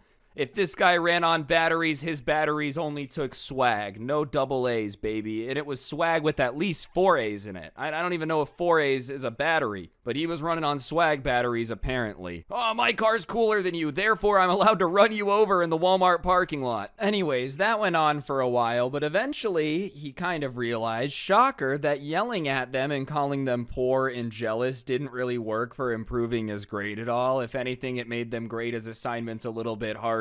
Oh, you don't like the grade that I gave you on your essays because I'm poor and stupid? Well, wouldn't you know it, next essay I'm gonna grade the grammar a lot harder. So he shifted to something else that you would expect a spoiled, entitled kid to do and started trying to pay off his teachers. And listen, obviously teachers aren't going to be very prone to taking bribes. I just don't feel like that's something they would do. Maybe some would. But if you are going to offer to bribe a teacher, you would probably want to go about it in a way that was a little bit more hush-hush, private office hours type of vibe, just because if they get asked in the middle of class, will you accept a bribe, they're gonna have to say no. They don't really have a choice because now there's a bunch of people watching them get asked about a bribe. Doesn't take a rocket science to find out that they were probably gonna say no anyways, but when you go, "Excuse me, teacher, will you please accept a bribe to raise my grades?" in front of everyone, they're gonna say no. But sure enough, one day, it's really quiet, everyone's working on something. You know how, like, when you're in class, everyone's working on a project or whatever, it just kind of gets that, like, silent air over the room.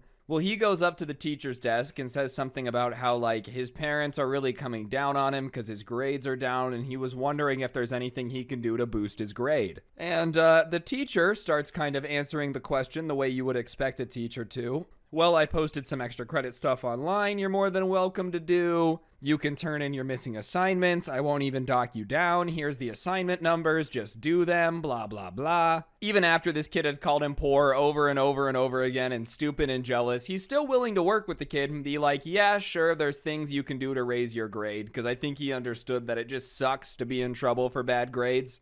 And the kid starts being like, no, I don't want to do any work. I was wondering if there was anything I could do to raise my grade. And the teacher is obviously confused because he doesn't understand what he's saying. What do you mean you don't want to do any work, but you want to raise your grade? That's not really how it works. And the kid's like, well, I was hoping there was something I could do to raise my grade. and out of his pocket, he pulls a single $20 bill. Which, listen, I know teachers don't make a lot of money, but I don't know if $20 is enough to make them potentially get fired and, like, lose their career. I don't know what a school would do, but I'm going to assume that a school would not react too kindly to a teacher taking $20 to change people's grades. And the teacher just goes, I'm not going to take that. And the kid goes, yeah, I know you won't. And goes to, like, slide it into his hand. He had seen a few too many movies, I guess, and just thought that, like, someone saying no to the bribe was them saying yes without saying yes, so therefore they couldn't get in trouble, wink, wink. But the teacher pulls his hand back and is like, I'm not taking that. And the kid has the nerve to go, why not? And so the teacher, not realizing how dumb the kid is or how smart he is, starts answering his question. Well, it's very against ethics for me to take money to change your grade. On top of it, I would get fired. I would lose my job. I'd probably have to go to a different school district if I could get rehired. Even then, you have a bunch of missing assignments and I've offered you extra credit. So if you're not willing to do that, do you just expect me to take money? And the kid's standing there and he's almost confused at what the teacher's asking him. Like, well, yes, of course I expect you to take money. Like, that's kind of the look he has on his face. And he just kind of tells the teacher, like, well, you're never going to get a cooler car if you're not trying to work with me. Which, listen, I don't think people really care about cars that much, bro. I understand to this guy, apparently it was the utmost sign of social class. But I feel like most people don't care that much, especially to risk their career. And on top of it, you were gonna give him $20. What did you expect him to do? Walk on down to the BMW dealership, walk in, slam the $20 on the table? I'll take your finest machine. They would probably ask him what type of crack he's smoking because he can't buy a BMW at that price. Even if you were trying to incentivize him to get a new car, it's not like you're giving him a new car to change your grade. I can understand why he might say yes. I'm not saying it would be morally right. I'm just saying if someone's going to give you like a $40,000 car, it's probably a little bit more tempting than 20 bucks. And that's just a little bit too insulting for the teacher. And he puts his pencil down and he's like, do you really think that I need $20 that badly? And the kid is kind of like, I don't know. I was just trying to be generous. And the teacher says that you're not being generous. You're just being disruptive. Now go sit down and do your assignment. I'm not taking your bribe. And the kid is like a little bit, insulted at the fact that they wouldn't be able to take his money, blah, blah, blah, blah, blah. I just don't understand why you would be mad someone won't take a bribe. Like, trying to bribe someone is already crazy, going out of your way to try to give someone money to look the other way. But being mad when someone won't take a bribe is even weirder. Like, oh, did you just expect everyone to be doing whatever you want them to do if you give them $20? Excuse me, officer, I am trafficking in 700 pounds of black tar heroin. Please look the other way. I've given you a $5 bill and a free Jack in the Box meal voucher. Anyways, the bribery doesn't work, so he just starts going back to try to bully them. I don't know why he thought that would work now. He's like, dang it, bullying didn't work. So I tried to bribe them. Bribing didn't work, so I should go back to bullying. But anyways, one day he gets into a fight with the teacher and is belittling them, saying that they hate him because he's rich, blah, blah, blah, blah, blah. That's why they keep purposely giving him bad grades, is because they're just so jealous of how much money he family has, blah, blah, blah. Which, listen, man, I don't think a teacher is going to give you bad grades because your family is rich. If anything, it's more annoying to fail you, because that means that they have to deal with you next year. If a teacher really hated you, I feel like the worst way they could handle you is teach you nothing but still pass you, so that way next year you fail your class and you're someone else's problem. If the teacher isn't gonna do that, then I don't think you can say that they really hate you. If they're failing you, it means that they're at least willing to deal with you another year. But one day the teacher had just finally have enough, and as he's getting belittled for apparently being poor and dumb and da-da-da-da-da, the teacher stops him and is like, how do you know I'm poor? And the kid looks a little bit confused at the questioning, and he's like, truthfully, how do you know that I'm poor? Like, for all you know, I could have won the lottery 15 years ago, be worth more money than you would ever dream of, and just have decided to be a teacher to help the community. How do you know that that's not the case? And when he says that, a bunch of students are kind of like, yeah, because they were just getting tired of it. Sure, he wasn't using it against them per se, but still, imagine every time a teacher does anything that someone doesn't like, they're like, oh, you only hate me because you're rich, or I'm rich, meh. you'd probably get annoyed. So the second they said anything, you would be like, exactly, yes, you're very annoying. Either way, the kid kind of realizes that the class isn't necessarily supporting him in this instance, so he decides to start like doubling down. And I don't know why people do that. It's probably just something to do with like pride or the human reaction to embarrassment or whatever. But for whatever reason, when people send me in stories, entitled people like this never take the chance when everyone is against them to go, oh, maybe I'm in the wrong. Listen, are there times when the majority of people are wrong? Yes, throughout history that has 100% happened. That being said, when someone says something pretty standard, which is like, how do you know I'm poor and why do you always use that as an insult, even if it matters, and everyone's like, yeah, that's a good point. Maybe listen. Maybe it's worth a listen. But he doubles down and is like, dude, you just hate me because you're jealous of my parents' success. And the teacher takes the time to point out to him again, I'm not grading your parents. If anything, congratulations to your parents. The American dream is to reach a level of success where you can, do whatever you want, take care of whatever you need. Congratulations to your parents for reaching and achieving that level of success. I'm talking to you, though.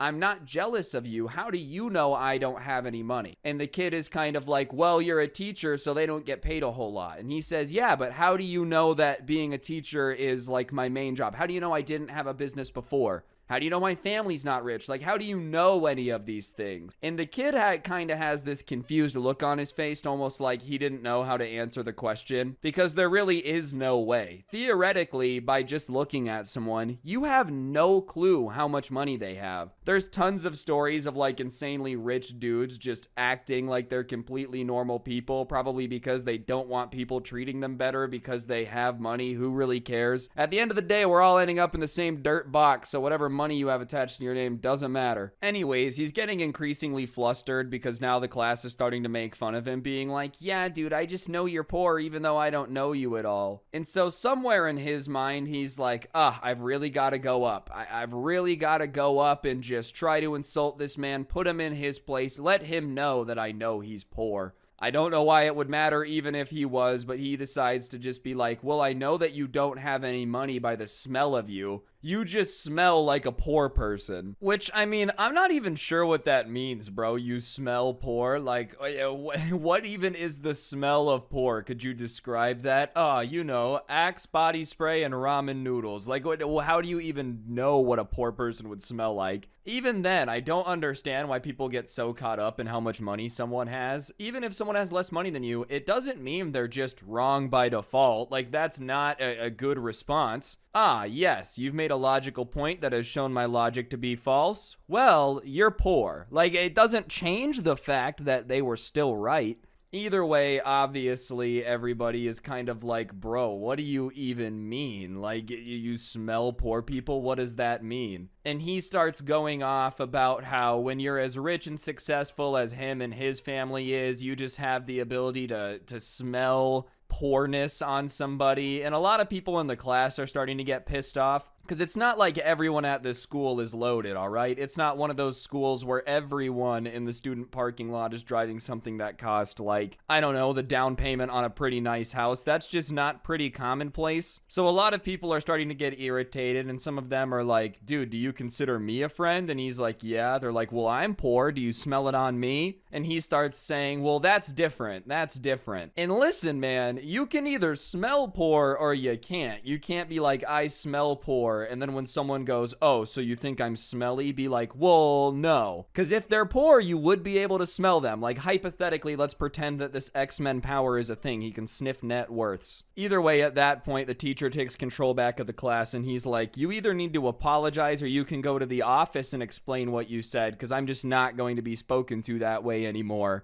I'm your teacher and there's not much I can do to get rid of you until the school year ends, but I'm just not gonna let you like talk down to me and start saying things like you can smell poor people. That's absurd, and you need to learn that even if someone has less money than you, it doesn't make them less of a person. which I feel like we all could kind of use right now. Not like individually, I'm just saying society-wise. People are like, well, who cares? They got the bag, though. Yeah, man, which is fair. Hey, get the bag. I'm supportive of that. That being said, just because someone got the bag doesn't mean that they now have magic powers where they can walk on water, do no wrong, and are literally the second coming of everything you've ever desired. If you got the bag, then good for you, man. Congratulations, but there's no reason to be marching around being like, oh, the stupid poor's just smelling up my air with their poor person breath and their poor person sweat. It just makes you look silly. If you got the bag, go enjoy it. I've never understood why people get the bag and then continue to be like involved in all this drama and problems and whatnot. You're rich. Just go do whatever you want. As for what happened after that, he kind of dropped the whole money act. I don't know if the principal told him something or what, but what probably happened is the principal found out, told his parents, and his parents were like, no, no, no, no, no. I'm rich. You're not rich. More parents have to do that. If your kid starts becoming an entitled person, being like, oh, I have so much money,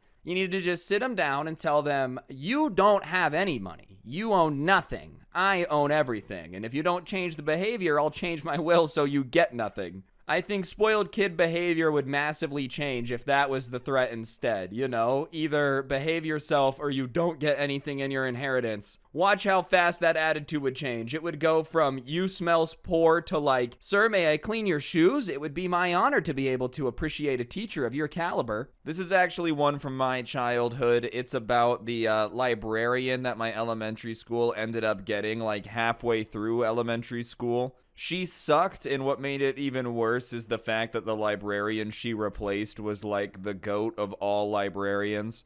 Either way, I just thought it would be a pretty funny story time I thought you guys would enjoy, so without further ado, sit down, relax, enjoy the video, and be quiet, otherwise the librarian will have to smack you with a ruler. Alright, so I'm not trying to sound like too much of a nerd, but I've always been a little bit of a fan of reading. I just like knowing things, I think it's fun, so I was always a big fan of the library from like the first time we ever did it in elementary school. The way it worked, at least at my school, was that we had like a different quote-unquote special class every day, which was just kind of like PE, the library. We would rotate, we had a music class, and there were 5 different ones, and we would just have a different one every day for like an hour. Either way, when I first got there and we went to the library, I knew it was gonna be a good time because the librarian opened up by saying you could check out like as many books as you wanted for as long as you wanted, and then gave out candy and was like, everyone's always welcome, which when you're in elementary school might as well just be somebody like giving you the keys to your house, or their house, sorry.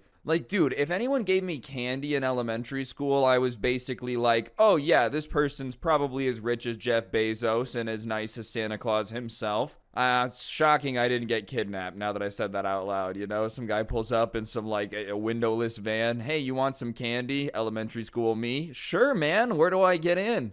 Honestly, I was a little stupid. Anyways, I'm a little bit off topic there. Anyways, I really loved it. I would spend a lot of time in the library. I would ask my teacher during like free time if I could go to the library, and I would just kind of read stuff in the library, check books out, blah, blah, blah, blah, blah. But because I was spending so much time in the library, obviously me and the librarian became like kind of friends. I mean, I don't really think you can be friends with someone who's in like a first, second grade. But she was always asking me what I was reading. We would talk about like her favorite books, my favorite books. It was just honestly a pretty solid vibe. And she was always really cool about letting me like check out books whenever I wanted. Technically, the way the system worked, you weren't supposed to have more than 3 books out at a time, but I was never like losing books, so she would just let me take a bunch home. I don't know, she was really cool, to be honest. And on top of it, it wasn't like she was only cool to me. If you were the type of kid who just didn't want to go out on the playground for recess or whatever, you didn't have anyone to sit with at lunch, whatever the issue may be, you were always welcome to like come into the library, play on the computers, hang out in there instead. She was just a really, really good teacher. However, the one downside is she was older. Not that that made anything bad in terms of like being old is bad, but it just meant that she had been doing this for a while and her retirement was getting closer. And at the end of 3rd grade, she announced that this was going to be her last year being our librarian and that she was going to be retiring at the end of the year. And obviously, I was like pretty sad about it. I wasn't begging her not to retire or anything. I wasn't stupid. I understand people got to do what they got to do. And after you work for 45 years, you're probably just trying to get out of there, man. You're like, listen, I like being a librarian, but I'm out. Either way, I was pretty bummed, but she promised us that, like, you know, she would make sure that her replacement was good, blah, blah, blah, blah, blah, and she really appreciated us being great students. And it was what it was. She was retiring. There wasn't much we could do about it. And on the last day she was there, I was helping her pack up some of her stuff. And she ended up like giving me a bunch of her personal books and was like, you know, thank you for all the help. And it was pretty sad. I'm not going to lie. Little me was like, oh, it's going to suck. But she promised me that her replacement was going to be as nice as her. So I wasn't thrilled about her retiring because she was kind of like my favorite teacher. I can't lie. But whatever, it is what it is. Plus, little kid me had more important things to be worrying about with summer break coming up, you know. As you know, summer break when you're a little kid is basically like, what's an adult version of summer vacation? I don't even think anything compares, bro. Summer vacation is just the ultimate freedom when you're a kid because you literally can just do what you want for like 3 months. But whatever, I spent my summer just kind of hanging out, riding skateboards outside, whatever it may be. And finally, the school year starts coming back around, and I'm getting like a little bit of that excited, anxious feeling for the school year overall, and then I remembered that the librarian had retired. And I was kind of nervous about who the next librarian was going to be, and my grandma had worked at the school I went to before I went there. She had retired like right before I got there, but she still knew some people in the office, and so I was kind of talking to her about it, and she decided that she was going to call one of her friends and see who the replacement was. So she called, and I was kind of standing there while they were talking about it, and her face kind of was like, oh, and it didn't seem too happy. And she hangs up, and she says that the superintendent had gotten involved and had moved a librarian from one of the different schools over to their school. They didn't get to pick the replacement that my librarian had wanted. And she had said that I shouldn't get my hopes up because I guess the librarian that we were getting had been a librarian at a different school but had been removed for like having too many issues with the teachers, and the students just didn't really feel like the library was a welcoming place. And I don't really understand why school districts work like this. I've heard of this a lot. Like a teacher will have a bunch of bad experiences at one school, right? And instead of the superintendent being like, hey man, maybe teaching just isn't for you, they just move them. If there's a librarian getting so many parent complaints and having so many issues with the other teachers that they have to be removed, why would you just move them to another place? That's like having 2 cars, right? And one of them gets a flat tire. And you take the flat tire off one and you put it on the other. And you're like, maybe the tire will work now. It's still a flat tire, just moving it onto another car doesn't make it start magically working. Either way, I was a little bit nervous, but I figured it would be fine because if they're a librarian, as long as I'm quiet and just reading books, it should be no issue. So the first day of school comes, we didn't have to go to the library that day. I think we had PE that day or whatever. I don't remember, it was a long time ago, but like the 3rd day into school, we ended up going to the library. And from the second we walked in, the vibe was very clearly different. The librarian before had like bean bags and cool posters and cardboard cutouts and like model airplanes hanging from the ceiling, a solar system. It was just a really cool vibe to hang out in. And this one, you walked in, and it was almost like this lady had grown up in a prison, right? And she was like, what can I do to make this library feel as much like a prison as humanly possible? The library before had also had painted walls, like each wall was a different color. And they had apparently gone over and painted all the walls this like gray, but not like a normal wallish gray, like a gray that was dark enough where it just darkened the room. There was no decorations except for like 2 posters, and both posters were just like about being quiet. But I don't know if you guys get the vibe. Do you ever see a poster in a school that's just very clearly from like last century? We're 22 years into the 21st century. At the time, maybe like 2006, 2007 probably-ish. But still, these posters about being quiet and listening are at least from like 1982. Probably the only 2 decorations this librarian has ever bought in her entire life. And sitting there is a lady that looks kind of like, I don't know how many of you guys have read the Percy Jackson books, but he has this teacher that hates him and turns into a hag and tries to attack him. She kind of looks like that lady would be imagined to look like. Just angry. If you've ever seen Jimmy Neutron, kind of like his teacher. And so we all go and we sit down at our tables and whatnot, and there's a little bit of like chatter. And when you were in the library, you were obviously supposed to be quiet, but our old librarian would kind of let us like whisper amongst each other because I don't know, like who really cares? If I hear people whispering in the library, I don't mind. Honestly, even if someone's talking, I don't really care. I'm sure the rules about being quiet are like, some people are focusing, trying to read, blah, blah, blah, blah, blah.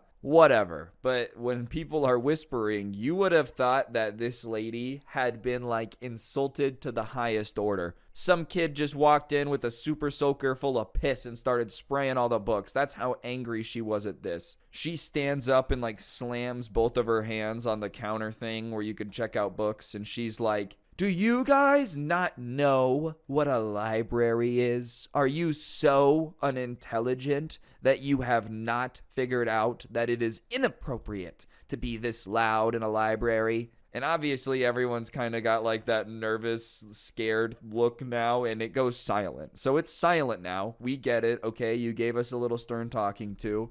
But she just goes full James Bond villain and starts giving us this monologue, right? She gets up, puts her hands behind her back, and starts kind of pacing around the library, not looking at us, while like giving this speech about how the library was a place that she loved growing up, but one thing that she hated was that people wouldn't follow the rules, and so that's why she runs her library the way she would have dreamed it would have been ran.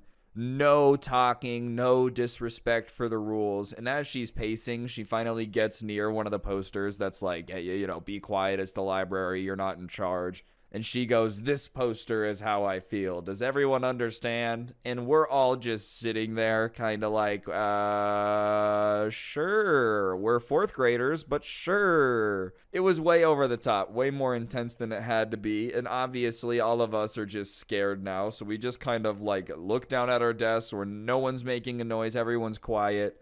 And she starts saying that like, "I don't know what your old librarian did, but here's how we're going to handle things." And so, for example, our old librarian, who was super dope, obviously one of the things you learn when you're in like elementary school, I don't know if they still teach this, they did it at the time, the Dewey Decimal System, which is how you find books in the library. And our old librarian had like done lessons on it by giving us scavenger hunts and like hiding things in the books that you had to find using the Dewey Decimal System. And believe it or not, when you turn things into a game and you make it like a fun competition, people will enjoy it quite a bit more than just like boring worksheets that are too intense. But this librarian is like, "We are going to be learning the Dewey Decimal System," and just starts handing out worksheets. But here's the thing, man. If you've ever tried to do a worksheet on something like the Dewey Decimal System, I would honestly rather watch paint dry, bro. And what was more annoying is it's like the history behind it and all this stuff, which, listen, whatever, maybe that's important. Someone down there is like, "If you do not know the history of the Dewey Decimal System, you can't call yourself anyone who can read. You're not even literate." Yeah, alright, that's fine. But like, you can just teach me how to use the Dewey Decimal System. I can learn how to use a drill and not need to know the entire history of the drill. And she's like, "You guys are going to do this worksheet today. Do you understand?" And everyone's just like, "Yes, ma'am." And we start working on the worksheet, and it's about the history and whatnot. But she didn't give us any of the material to read about the history. It was just a worksheet with a bunch of questions about the history. So someone gets up and walks over and decides to ask a question, which is pretty reasonable, which is like, "Hey, where do we find the information that we're supposed to use to complete the worksheet?" And the librarian looks up, and I will never forget the look she gave this kid because it literally sent chills down my spine. It wouldn't now because I've seen the look a lot, but it was the first time I've ever seen someone look at somebody this way. You ever just seen someone look at someone and just by the look on their face, you can tell that they think the person they're talking to is actually so stupid that it's a miracle that they don't have to focus to get their lungs to breathe? That's the look she gave him, and she goes, "Where are you right now?" And the kid goes, "School?" And she scoffs at him and goes, "Yes, genius, but where are you in the school?" And the kid's getting all nervous now because obviously this librarian's just like borderline bullying him. And he says, the library. And she's like, "Wow, finally a smart answer." And everyone's just listening to this because it's so quiet you can hear a pin drop. "So, if you're in the library, where do you think you could find information?" And the kid's like, books?" And she looks at him and says, "Nothing gets past you," and then looks straight down at the paper.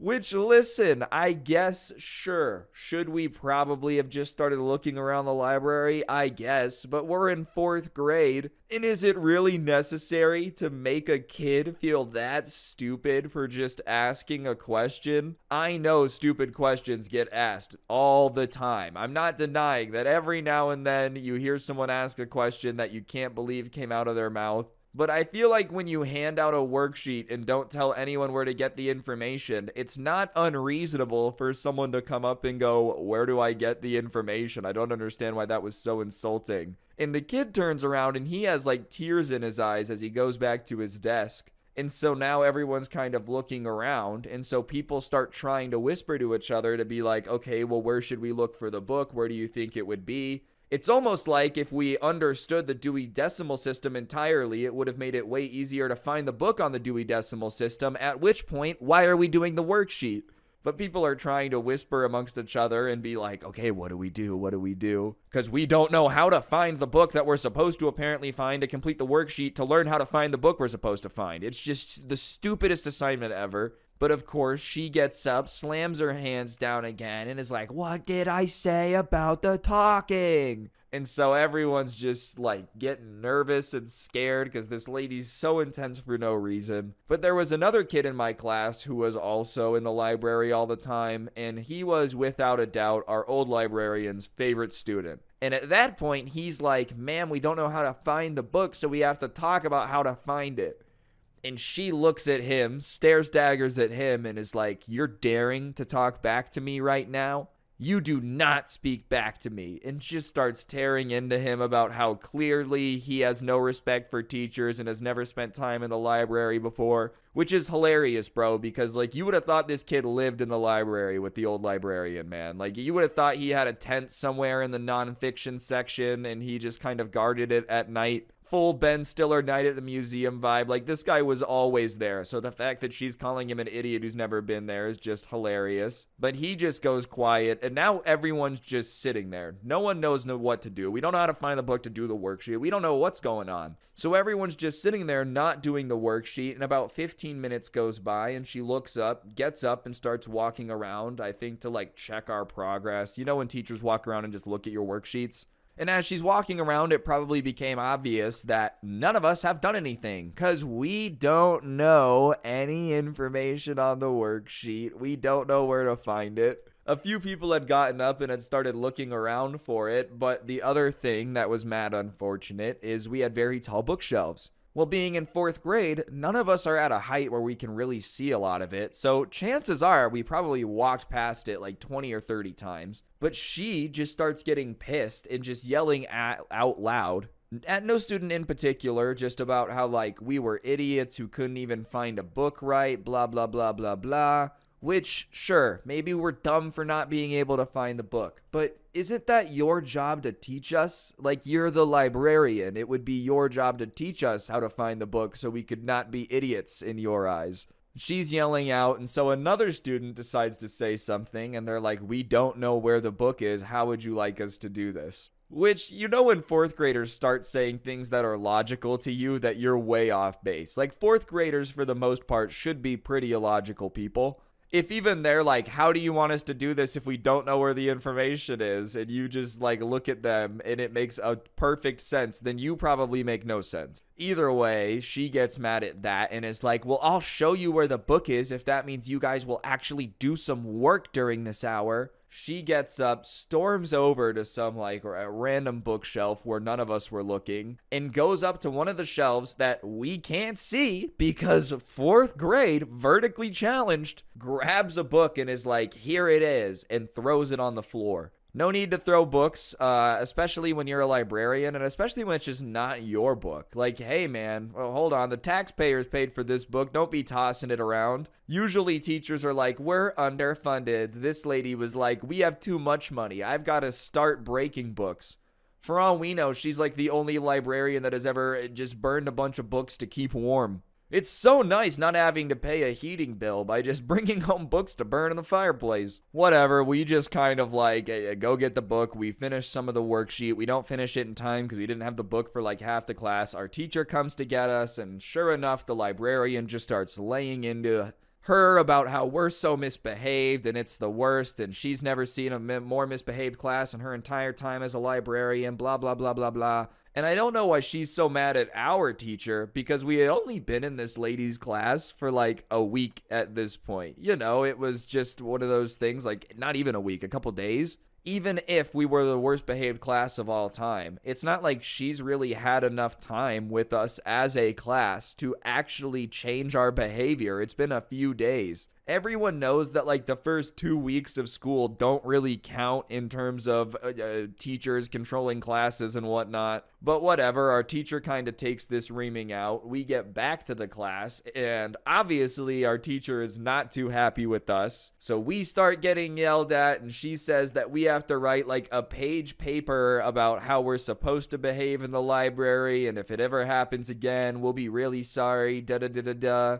And at this point, everyone's too scared to speak up and say something, because everyone who had tried to say something in the library had just been shut down by the librarian so hard that everyone just kind of starts doing the worksheet, because like, okay, man, I guess we're just kind of gonna get it done, because last time we tried to speak up and say that this was unfair, we got a book thrown on the ground and screamed at. So we're doing the thing, and everyone's writing like, I will not talk in the library. I won't stab books with pencils. Like, I don't know, trying to fill out the papers. And we finally get it done and we turn them in, and our teacher's like, thank you. And it's about a week till we go to the library again, and we spend like the next few class days pretty normal, everything's fine. And I think our teacher kind of started to realize that something was a little bit off about the librarian saying that we were the worst behaved class, because every other day when we're going to like art class, we're going to music class, we're going to PE, we're going to whatever it may be, none of them are saying that we're misbehaved. If anything, they were like, yeah, they were a great class, I really appreciate it. So our teacher didn't come out and say like what happened at the library. I think she's lying, but she started asking some of the more trustworthy students in the class,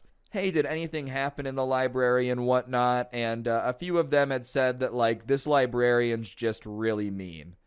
And I don't know if the other teachers had started talking or what, but it just became very apparent that like the librarian was not very popular, because you would be walking in the hallways and you would walk past a class that was going to the library and they would just have the biggest frowns on their face, bro. It just looked like they were going to jail or something. And the teachers never looked too thrilled either. And at first, for like the first couple days, the first week of school, whenever a kid or a class would have like the library special that day, they would be in trouble because they would say that they were the worst behaved class ever, da-da-da-da-da. And it didn't seem like the reports were stopping, but it seemed like the teachers didn't care. Like whenever someone would have library the day before, we knew that they would get reamed out for being the worst behaved class ever because the librarian was nuts. But the next day, instead of like not having recess or being punished by their teacher, everything was normal. Which is how you know even the teachers at this point were starting to be like, all right, she just thinks every student is the worst behaved student of all time. Which, listen, I'm not saying everyone's cut out to be a teacher. That's totally okay. If you don't want to be a teacher, you are more than welcome to not be a teacher. I've just never understood the types of people that 100% like hate kids. They think every class is the worst behaved class ever. They just think kids are the dumbest people to ever exist. But then they're insistent on being a teacher. Like, why would you want to be surrounded by something you hate every single day? I don't understand. Like, if I really hated video games, computers, and talking, this would be a terrible job. It would be dumb to surround myself with stuff I don't like. So if you hate people asking you questions, maybe don't be an elementary school librarian, because elementary school kids probably ask questions more than like any other grade set, whatever it's called. And on top of it, just being a librarian when you don't like being asked questions seems really stupid. Even if you're just a librarian in a public library, do you just think no one is ever going to come up to you and go, hey, can you help me find this book? Oh, no, that's never going to happen. Nope. I don't know if there's a librarian school, but I feel like most of it would be organization, and then the other half would be like helping people find books and reading. I don't know. But it all culminated, I was not there, but we knew it all culminated one day with an older class. I think it was a 5th grade class. And apparently this class had really not liked the librarian, and they actually were a little bit more misbehaved. The teacher that they had was known for kind of being one of those teachers that's like, do what you want, to the point where it's a little bit of a problem. Like, if a kid didn't want to go to a class or whatever, they just wouldn't go, and the teacher would be like, that's your right. Sometimes teachers got to be in control, but whatever. I guess they had been in the library and something had happened where they had started arguing back and forth with the librarian. No surprise, because this lady treated arguing like it was an Olympic sport, man. You would have thought that life itself for her boiled down to being able to yell at people and argue with them. But I guess the entire class had kind of started arguing with her. It had kind of become like an 18-on-1 situation, because the whole class was just like, this is stupid, we don't want to be here, blah, blah, blah, blah, blah. And instead of calling another teacher, calling the office or something, maybe like getting control of the classroom, I guess the librarian had decided, in her infinite wisdom, that the number one way to start controlling a class that's getting out of control and not listening isn't anything that makes sense. It's going and finding a book and throwing it at people in the class. And listen, it's never okay if you're a teacher to throw a book at a student. We all agree that, like, if a teacher throws a book at someone, you really can't be a teacher anymore. But what's wilder is it's not like she was pissed off, picked up the book, threw it, and immediately went, oh, I shouldn't have done that, I'm so sorry. She had thrown 4 books at 4 different students throughout the course of the argument. And the only reason they had known is because 2 of them had gotten hit by the books and gotten bruises. And obviously they tell their teacher, the teacher tells the administration launches this huge investigation, the librarian's on leave, they have like this substitute librarian come in. And for the next 2 months, they're kind of investigating it. And the entire time, it's just kind of the talk of the school. And it was so funny, the teachers were kind of trying to control people talking about it. Like, whenever it first happened and people would be talking about it, the teachers would be like, that didn't happen. But as time went on, it got more and more futile. To the point where, like, we would be talking about it in class and the teacher would be like, I don't even want to know what you're talking about type of vibe. Like, I'm just not going to pay attention. But sure enough, after about 2 months, they announced that our librarian was just not going to come back, which was not surprising. You throw 4 books at students, it's just done. And on top of that, you throw 4 books at students after you've already been reassigned to a different school for being insanely difficult to work with. What would you like the school district to do at that point? Like, listen, I know that you literally cause problems everywhere you go, but we're gonna try to figure it out some more. I feel like at a certain point, you just gotta cut your losses and move on. Also, how bonkers, man. Imagine you're just in the library trying to do your thing. You start getting screamed at. You're annoyed that you're getting screamed at, so you start arguing back. Next thing you know, the librarian, the person who's supposed to be like quiet all the time, calm, some old lady, starts flinging Harry Potter books at you, bro. Oh no, the prisoner of Azkaban hit me in the forehead. Also, what did she think, dude? They're already mad at you. They're already saying they don't like you. Did you think pelting books at them was gonna make them reevaluate? Wow, now that I have been hit in the head with a book and gotten a traumatic brain injury, I can certainly say that we're in the wrong and we should just do everything this librarian says. In fact, we should build monuments to her. Forget Mount Rushmore. We need to find another mountain and create a carving of this librarian's face above an entire mountain carved out of books as well. It will take up to 300 years to do it, but I think if we create a cult, it should be able to get done. No, they're gonna hate you even more because now you're throwing books at them. Not once has anyone ever thrown something at me to like try to hurt me, and I've gone, oh, that guy's awesome. What a swell dude. I loved when he tried to hit me in the face with a baseball. Either way, it's probably not very nice, but our school kind of had like a different air around it after that. People just seemed a lot happier. Not that they were happy she got fired. I mean, she did deserve it. You throw a book at a kid's head as a librarian, you gotta go. But more just because, like, I'm not even kidding, man. Whenever the library day was coming up, bro, everyone was just so bummed out because they just knew it was gonna suck. The amount of people getting in trouble.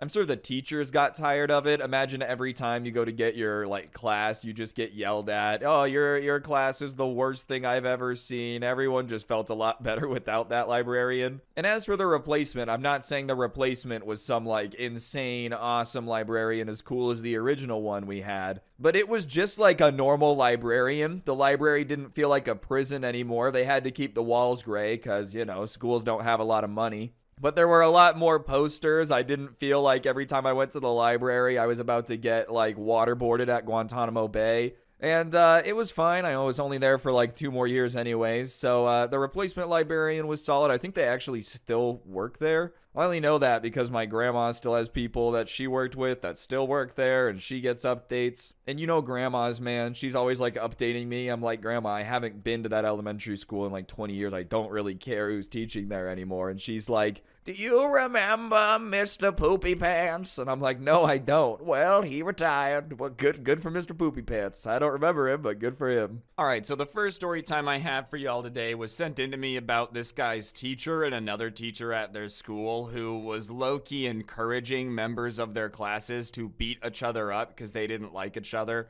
I think every school has the one teacher that's a little bit younger than the other teachers, kind of considered the cool teacher, and at this particular school there were 2 guys that kind of fit that, and you would think that they would embrace that and be bros and just be like, we're the cool teachers, this is awesome, but apparently they really did not like each other just because they were so similar. And you would think that also, being an adult who's like been to college and whatnot, that at this point, considering they're literally teachers, they could just act professional while they were at school. And for a while they did, but then they started getting weirdly competitive with each other. For example, whenever there was a unit test, they both taught the same subject, they would write the average score of all their classes up on the board and the other one, and if they lost, like if the other class got better scores, the teacher would go off on the students about how they were being stupid and it was going to cost him his reputation and they really had to step it up. It was just getting way over the top. It's one thing to be competitive, but like if your class gets lower grades than the other class, calling them morons and getting actually upset because it made your enemy look better is ridiculous. That means that you're not doing a very good job teaching if they're not passing the test. It doesn't have anything to do with them wanting to make you look bad. But it all culminated when one day they were just kind of sitting in class writing something, so it's a quiet day, not a lot of whole people talking. You know those days. All right, guys, we're just going to be working on the project. Go ahead and get writing. You're like, all right, just going to be a standard boring day. And out of nowhere, his teacher gets up and starts talking about how he really doesn't like the other teacher who's around his age. Da-da-da-da-da. And everyone in the class was already aware that these guys didn't get along, so they weren't shocked by what he was saying, but it was a little bit more of like, why is he saying this right now? Like, we're in the middle of class working on stuff. And then he starts talking about how like this class in particular has the lowest grade point average of his classes, so he knows there's probably a few people in here that are willing to do a lot for some extra credit. I don't know if that's like a really weird way of looking at stuff. Oh, I'm gonna offer this class extra credit to do something nuts because they have the lowest grade. Seems kind of more evil villain than teacher, but whatever. And then he just goes full mask off with the evil villain thing and says that if anyone can beat up a member of the other teacher's class, that he's going to go ahead and give them extra credit. And that's just trying to hire a bounty hunter, bro. That's the equivalent of saying there's $50,000 if you capture this guy and return him. Like, what in the Patty Mayo do you want to be going on in your class? Actively encouraging people to run up and beat up other students just because they're in a different class? I don't think you get to pick your teacher. It's not like everybody here had decided to join the other teacher's class instead of this guy's, and even if that was the case, they shouldn't get beat up because they don't want you to be their teacher. That's just nuts. And no one really hopped on board right away, believe it or not. People weren't chomping at the bit to get like 1% extra credit to get suspended for multiple days over something they don't care about. So he started saying that he knew that their teacher was doing something similar and was going to be offering his class extra credit to beat them up as well. Which meant that these two teachers had gotten together, had an argument, and then both agreed that like sending the students after each other would be the best way to handle this situation. But at that point, the class starts getting upset because now they're imagining that they're going to be hunted by the other class, so people start being like, well, if they're gonna hunt us, then we gotta hunt them first. Which is probably exactly what this teacher's plan was to just scare everyone so that way they wanted to do what he wanted. But one of the goody two-shoes in the class, like the usual teacher's pet, who normally would support anything the teacher said, just kind of stood up and walked out of class. And walking out of class in this class was pretty normal. They could just go to the bathroom whenever. And so the teacher just thought that the goody two-shoes was leaving to go to the bathroom. But about 15 minutes later, thankfully, usually in these situations snitching is bad, he comes back with a bunch of administrators and they start asking the teacher about if he offered extra credit for them to beat up other students. And listen, I'm glad that the guy ended up getting caught, but sometimes it's surprising that people admit things really quickly, you know? Like, he probably should have denied that. Especially when the administration comes back and starts asking questions, it's best to just shut your mouth. But he starts going off about how it's going to be good for the kids because they're going to understand how, like, to use motivation to make things happen in their workplace for their bosses and get more promotions. And I've heard a lot of stupid things try to be explained, but it's next level stupid to try to explain to a principal that you have to have a fight club going on to make them better in the future. I don't know, I think brain damage doesn't help people get better jobs, but whatever, man. And the administrator at that point was like, yeah, that's gonna be a no-no. We're launching an investigation. And both teachers ended up losing their job over this petty crap. How do you think that call went with their parents, man? Hey mom, I gotta move back home. I lost my job because I was trying to start a secret after-school fight club. So this one's a little bit shorter, but I think it's probably one of the funniest ones in here. I think it's really funny when people hype up their own skills about something that no one was like trying to hype them up on when they really can't back it up. Obviously, I'm a big fan of talking trash. It's what like a majority of my YouTube career at its peak was based around. Talking garbage is a fun pastime. If you're good at talking crap, I can respect it. The one caveat is you have to be able to back up the trash you're talking. There's a reason that I'm not walking around like I'm gonna knock out every YouTuber in my way, because I'm just not. Like, I'm just not gonna do that, you know? So that would be ridiculous because one day someone's gonna knock me out and it's not gonna be pretty. But I guess the person in this story time just never got the memo. This guy and his friends were at lunch one day, and they were just talking about Valorant because it's the game that they play the most, and they were just saying that like, oh, they're about to hit a new rank, da-da-da-da-da, just kind of that type of stuff, casually talking to your friends as you do. And this kid that they didn't know who sat at the table behind them was just obviously eavesdropping on the conversation. You know when someone's like trying to make it look like they're not eavesdropping, but it's just obvious they are?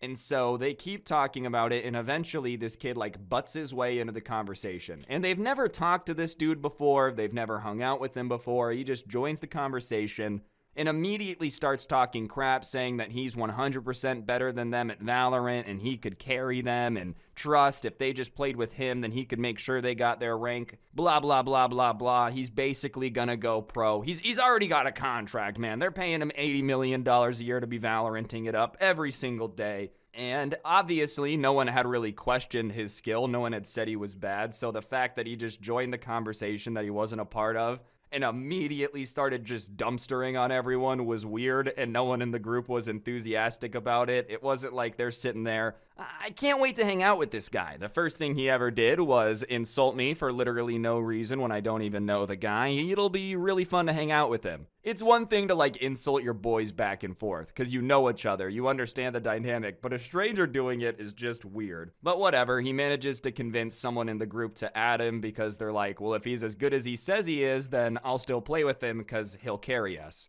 And that's why I did that explanation at the start of this. If you're gonna go and just join conversations talking crap about how good people are at something and then play with them, you better be good. And this kid joins their little group and sees that they're like gold rank, but about to get upgraded to diamond, I think's after that. I'm not 100%.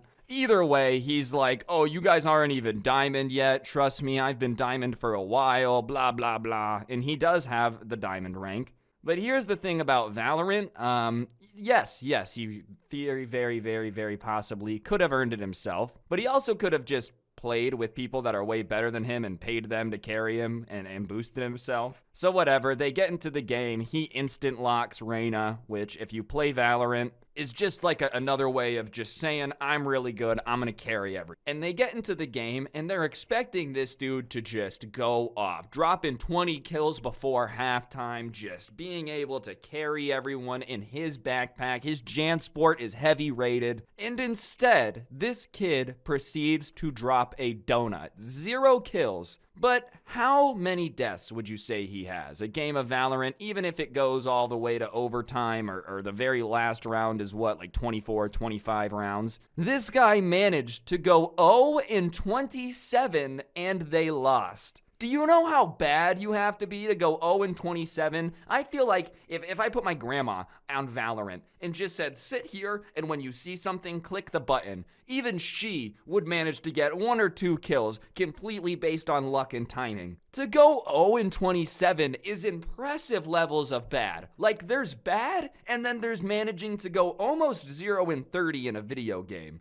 And if you're gonna go 0-30, I'm not gonna usually give you crap for it. You're probably new to the game, you probably have never played before. But when you're talking crap to everyone in this group about how garbage they are and they need you to carry them and da-da-da-da-da, you better hop in this match and play like an absolute pro. But no, instead he hopped in here and just went full, like, rookie level bot. That's insulting to bots, actually. I think a bot probably could have gotten more kills than 0-27. Moral of the story, though, if you can't back up all the trash you're gonna talk, just don't talk it. But goodness gracious, how embarrassing. They didn't play with him after that, and he never, like, eavesdropped or joined a conversation. Probably for the best. I don't know how you could show your face after that display. It's just a video game at the end of the day, but the display of talking all that crap about them, saying they were garbage, and then being that bad, ugh. And to make matters even worse, throughout the game, he kept blaming everything but himself, you know? Like, yes, everyone gets some lag sometimes. Every now and then you get some bad luck, crappy timing, they're running and they get a headshot. But this guy would blame literally anything, man. Oh, dude, it's Aquarius rising, so therefore I'm not gonna play as well. You know, my horoscope said my aim's gonna be a little off. Aw, man, I'm pretty sure my mom's cooking food, and whenever she cooks, the scent distracts the router because it just really wants to eat and my connection gets worse. Like that type of stuff. Just excuses that make no sense. And listen, man, there's excuses, but 0-27 is a little bit beyond excuses. You're just kind of bad at the game if you manage to play that horribly. All right, this one is from some people that went to a skate park and were supposed to have a pretty chill experience. And when they got there, they thought it was going to be a good day because there was just a mom and her kid on a scooter, but they were over in this like smaller section. They had a smaller street section and they wanted to skate in the like Bull-Vert area. So they go over there and they start skating, and like I said, they're expecting it to be a great time, but they get a little bored of that after about 30 minutes, so they go over to the larger street area, and now they're about 50 feet away from this mom and her kid, and he's just riding around on the scooter. He's not snaking them, they're literally not even interacting. And they're not playing music or anything. They're literally just skating and talking to each other whenever someone needs advice on how to land a trick or something. And the reality of a skate park and skateboarding in general is if you want to like pop the board up and do a trick, you have to kind of crack the board against the ground. That's like not a great way to describe it, but if you've ever seen someone do a skate trick, they pop the tail. Popping gets the better word. You pop the tail against the ground, and when you pop wood against concrete, there tends to be a little bit of a noise, and it kind of sounds like a crack, just like, but louder than that. It's definitely not deafening. It's not gonna hurt your ears. It's not gonna give you hearing damage. It's just the reality of what happens when you make skateboard go off ground. It just is what it is. And so every time they would do a trick, there's that popping noise because that's what happens. And if you're gonna be at a skate park, you just kind of have to accept you're gonna hear it. You're also gonna hear bikes going by. You're gonna hear people talking. You just have to accept it when you're at a public place focused on skateboarding. But this mom apparently just did not like that popping noise because she comes over to them like hands on her hips looking all angry, and they're confused on what she's angry about, so they ask if she's okay. And she asks if they always have to be this disruptive and rude and inconsiderate of others, and they're both standing there very confused because they literally haven't said anything to her. They even made sure that they weren't swearing when they were talking about their trick because they just didn't want to swear around the kid. Like, they were going above and beyond to make sure that there were no issues. So when this lady comes over and starts yelling at them, they're really confused. And they don't know what she's talking about when she's accusing them of making a ruckus and being inconsiderate because they've just been skating. They're not riding around hitting everyone with the "oh yeah," like it's just not going on. There's no reason for you to be angry or feel like it's some overwhelming noise. So they ask her, what are you talking about? Like, what noise is bugging you? And she starts going off about how every 25 seconds they're smacking their skateboards against the ground, and they're obviously doing it to try to make her and her son uncomfortable so they leave so they can do their drugs. And they just start laughing because, like, A, they're not going to do their drugs, and B, like, they're not smacking the skateboard against the ground to scare them. And they start trying to explain to the lady that they're not smacking it on the ground, they're doing it as a part of the trick because that's how you get the board to go up into the air, you have to do this and that. And she's just having none of it. This explanation makes no sense to her, and she starts saying that she went to school and took a physics class, so she knows that that's not how skateboards work. Everyone knows that you jump to get it in the air. And if you did take a physics class and you think that's how it works, then I think you need to go back and take it again and repeat it, or maybe fight the teacher. Because just imagine if that's how it works, like you're just on a skateboard and you jump and it just floats off. Gravity's defied. Gravity's not real. Nope, you don't have to force it to come off the ground.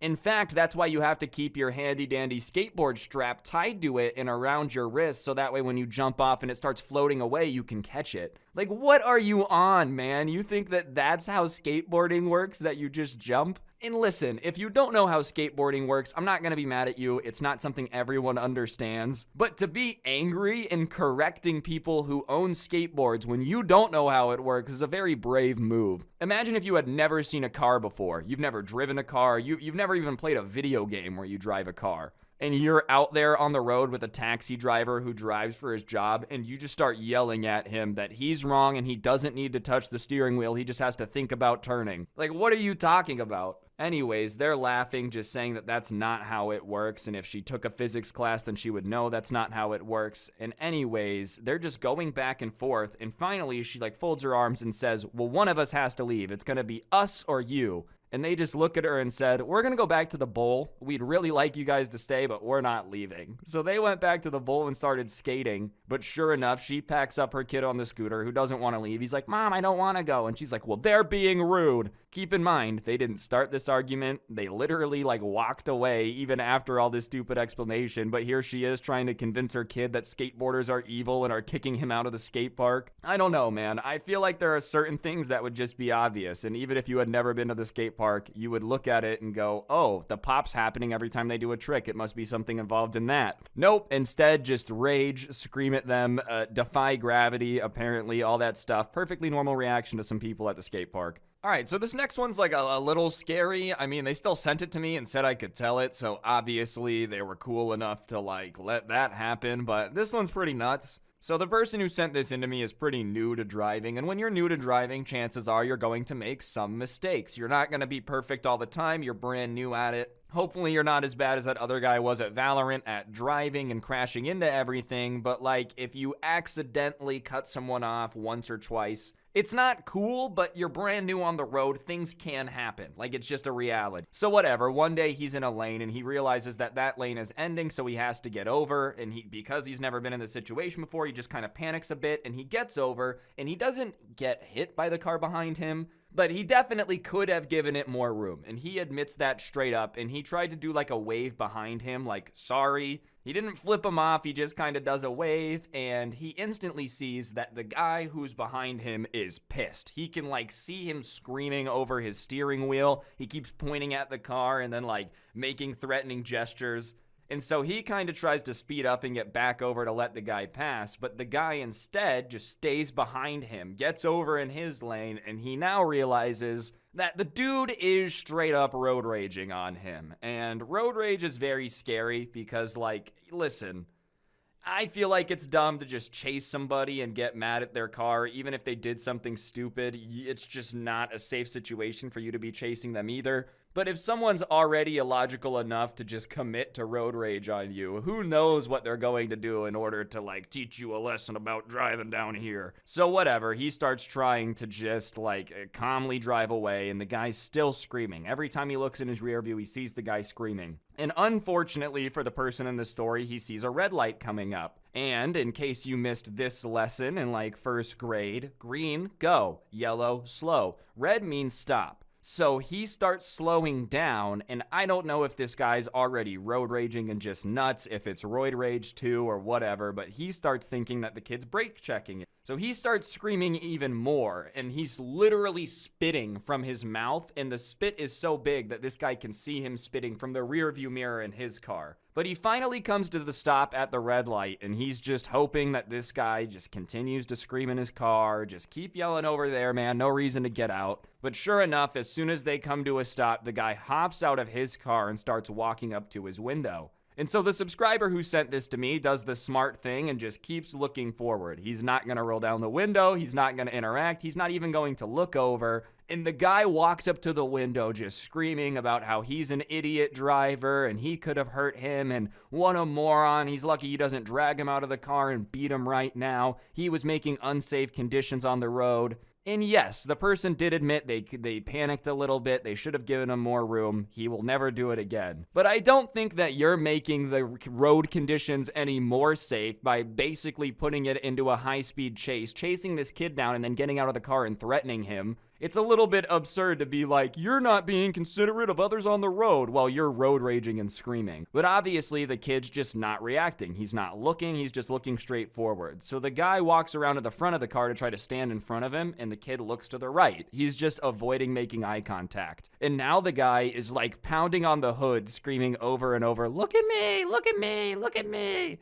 And his voice kept cracking while he was doing it, so it was just not very threatening, and the guy just wouldn't look at him. And finally, the light turns green, and he just like drives around the guy. He had tried to come back to the driver's side door, and as soon as he did that, he just kind of turned around him and kept driving. And by the time the guy got back into his car and had continued to go, he had basically caused the ginormous traffic jam, and everyone was honking at him. So yeah, all those unsafe road conditions, this guy is the reason that you have traffic out of nowhere on some random road, because he decided to try to hop out and fight someone because they were making an unsafe condition, and that makes things even safer. I just don't really understand the logic here. Like, road rage is just dumb. Don't do it. Don't get mad at strangers on the road and like follow them and try to fight them. That's psychotic. And obviously don't cut people off either. Like, this person did not mean to. It was genuinely an accident. And also be understanding if it does happen to you that like it might just be an accident. Alright, so this next one is about this subscriber's little brother. His little brother is a pretty entitled kid, just kind of expects everything to be handed to him, expects his parents to take care of everything, buy everything for him, and he's at the age where that's just like kind of not cool anymore. He's into his late teenage years. And I don't even mean like 16, 17. I mean like 18, 19. And whatever, for his 16th birthday, his parents had got him this like entire gaming setup, and it was really, really nice. But obviously, 16 to 19, 3 years, technology changes a little bit, and none of it was outdated. It all still worked perfectly fine. There was no reason to get anything new. It just wasn't the newest, shiniest thing, and it really bugged this kid that he didn't have the newest, shiniest version of literally everything all the time. So one day, he calls his brother, and he's like, hey man, my birthday's coming up. I really want this monitor. Will you get it for me? And he said, link it to me, and I'll let you know. And he links it to him, and I don't know, I would say like a nice gaming monitor, like a really nice one, top of the line, probably about $400. And we're talking like 240 hertz, 4K, a good monitor. And they can be more than that. I've seen like up to 800, you know, but $300-400 will get you a really nice monitor. And I think even like 200, 250 could get you what you need, probably. But this guy clicks this link, and his brother is asking him to buy like a $900 monitor. And obviously, he loves his brother, but $900 is a lot to spend on a birthday gift for anyone. And that's like a chunk of change, man. That's a solid contribution to the good old IRA, man. the Roth IRA, his 401k, whatever it is. He could get a juicy retirement contribution for $900. It'd be weird to just buy you a monitor randomly, and it's not your parents. It's not like he has to, and your parents don't have to either, but you get what I'm saying. I feel like that's a gift you ask your parents for, and they go, no. But whatever, he says that he's not gonna buy it, and his brother kind of starts throwing a fit on the phone, saying that, like, he really needs a new monitor, and he's so upset that no one wants to buy him a new one. And he asks him, like, well, what's wrong with your old one? And he says, nothing, it's just 144 hertz, and I want a 240 hertz monitor. Which, for those of you that don't know, that's just how fast, like, your frames per second get displayed. And 144 is still fast. Like, it's a good monitor. There's no reason to be upset with that. And so his brother tells him that, like, well, until that monitor breaks, there's just really no reason for you to get a new one. And he thought that that would come off to his brother of, like, you have to be responsible. You don't want to buy things that you already have because you can just use it till it breaks. That's the more responsible way of owning things. You don't buy a replacement for something that's working fine and is still good. I can understand wanting to replace a computer from 2011, but I don't know, 3 years isn't a long enough time where I feel like your monitor's gonna be so used that it's just crappy. The monitor I'm in front of right now, I think, is probably like 6 years old, to be honest. So I just don't really understand where he was coming from. And you would think his brother would take it that way, but instead it was almost like his brother was listening to this advice like a tutorial for how to guilt trip his parents into buying him one. And instead of asking for clarification, just decides that, well, if my monitor has to be broken for me to get a new one, then I'll break my monitor. Which is stupid for multiple reasons. One, if you get the new monitor and you still have the old one, now you have two monitors. And you know what's a lot cooler than one brand new monitor? Double monitors, that's for sure. And on top of it, like, even if you don't want this old monitor, wouldn't you rather sell it and get some money out of it? And your parents are not going to be thrilled that you're breaking technology to make them buy you a new one. I think any parent would be like, yeah, I'm just not going to buy you a new one.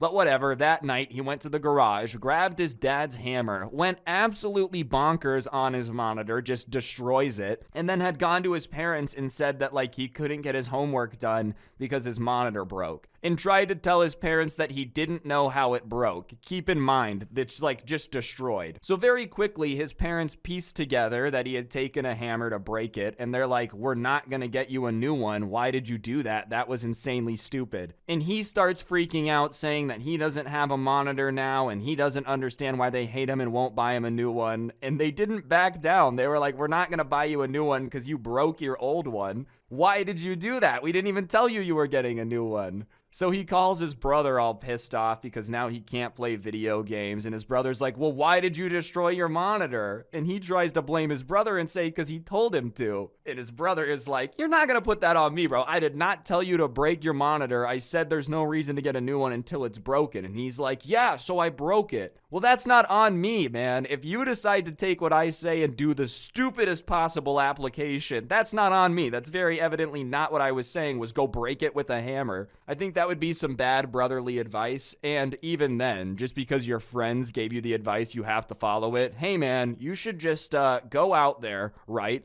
Slam your foot on the gas in your car, and then just slam your foot on the brake at the exact same time. And just hold it until the car breaks. And you're like, that's a good idea. That's advice, so I'm going to go do it. I don't know. If someone said go break your monitor, I just wouldn't do it because I don't want to break my monitor. So whatever, to this day, he doesn't have a monitor, and he also doesn't have a job, so he just refuses to, like, do anything to fix his situation other than just complain at everyone about how, you know, they obviously hate him because they don't want to buy him a new monitor. Why would you not want to buy something new for the person that broke the old version? Who could ever think of why? So this last one's definitely out there, and I don't even understand what this person's thought process possibly could have been, but it also sounds like they probably weren't having a normal thought process if you're picking up what I'm putting down. So this guy lives in a neighborhood that isn't necessarily the greatest neighborhood of all time. It's not like he's living in a war zone or anything, but, like, there's some characters in his neighborhood that are known for making decisions that you wouldn't necessarily call great decisions. And one of them in particular is the guy across the street who's just, it's like a miracle that he's managed to live as long as he had just because the choices he makes are so stupid. Anyways, it's about 3 in the morning and the person who sent this to me gets awoken by a ginormous crash. It just sounds like something smacked into one of the houses almost. And so he starts looking around, he realizes it didn't come from his house, so he looks out the window and he sees the neighbor across the street, you know, so dumb it's a miracle to be alive. And what he sees is that where there used to be a garage door, there's now just brake lights. And it looks like somehow he has managed to crash into his own garage door. And so the guy goes outside and starts being like, do you need help? Do you need help? He doesn't know what's going on. He doesn't know how hard this guy just crashed into his own garage door. And so as he starts going across the street, he sees the driver door fly open and the guy just take off running.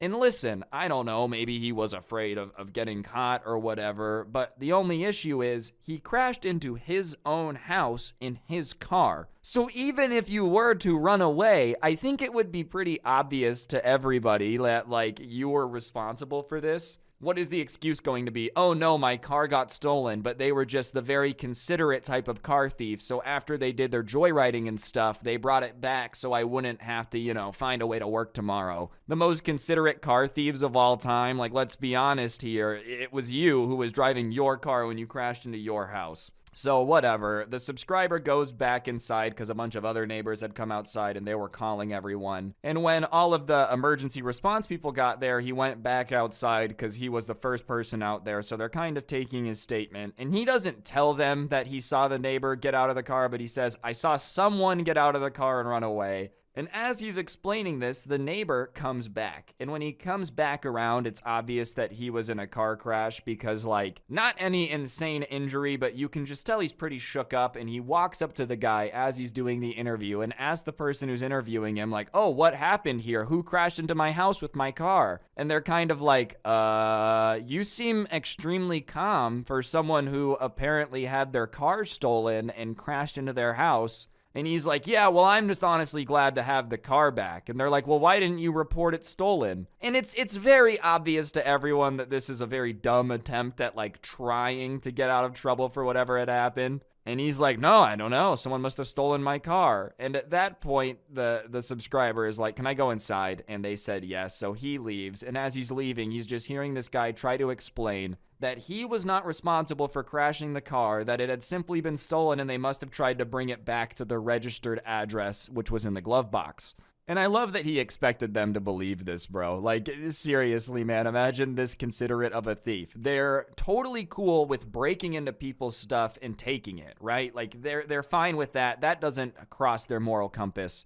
But they're not gonna not return the stolen property, okay? That's just really funny. Anyways, obviously, he got caught pretty quick. I don't know if he really got in trouble for it because it was his car in his house, but a pretty dumb idea.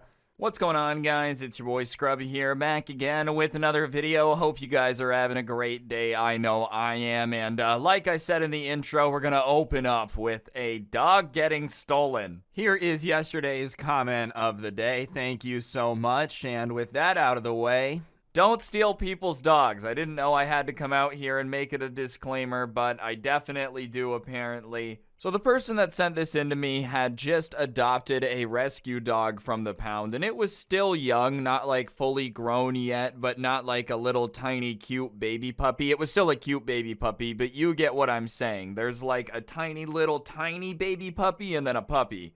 And they had a puppy and it was very cute, and a lot of people in the apartment complex had gotten very envious, but there was this particular lady who had gotten a little bit obsessed with this subscriber's dog and had started asking when they were going to take it on walks so she could come see it, and, you know, if she could have some time walking it alone, just weird questions. You're not allowed to walk someone's dog alone if you don't know them. That's super weird. Like, if the guy who lives 5 doors down that I don't know at all started asking to walk my dog, I'd be very confused as to why he's doing that.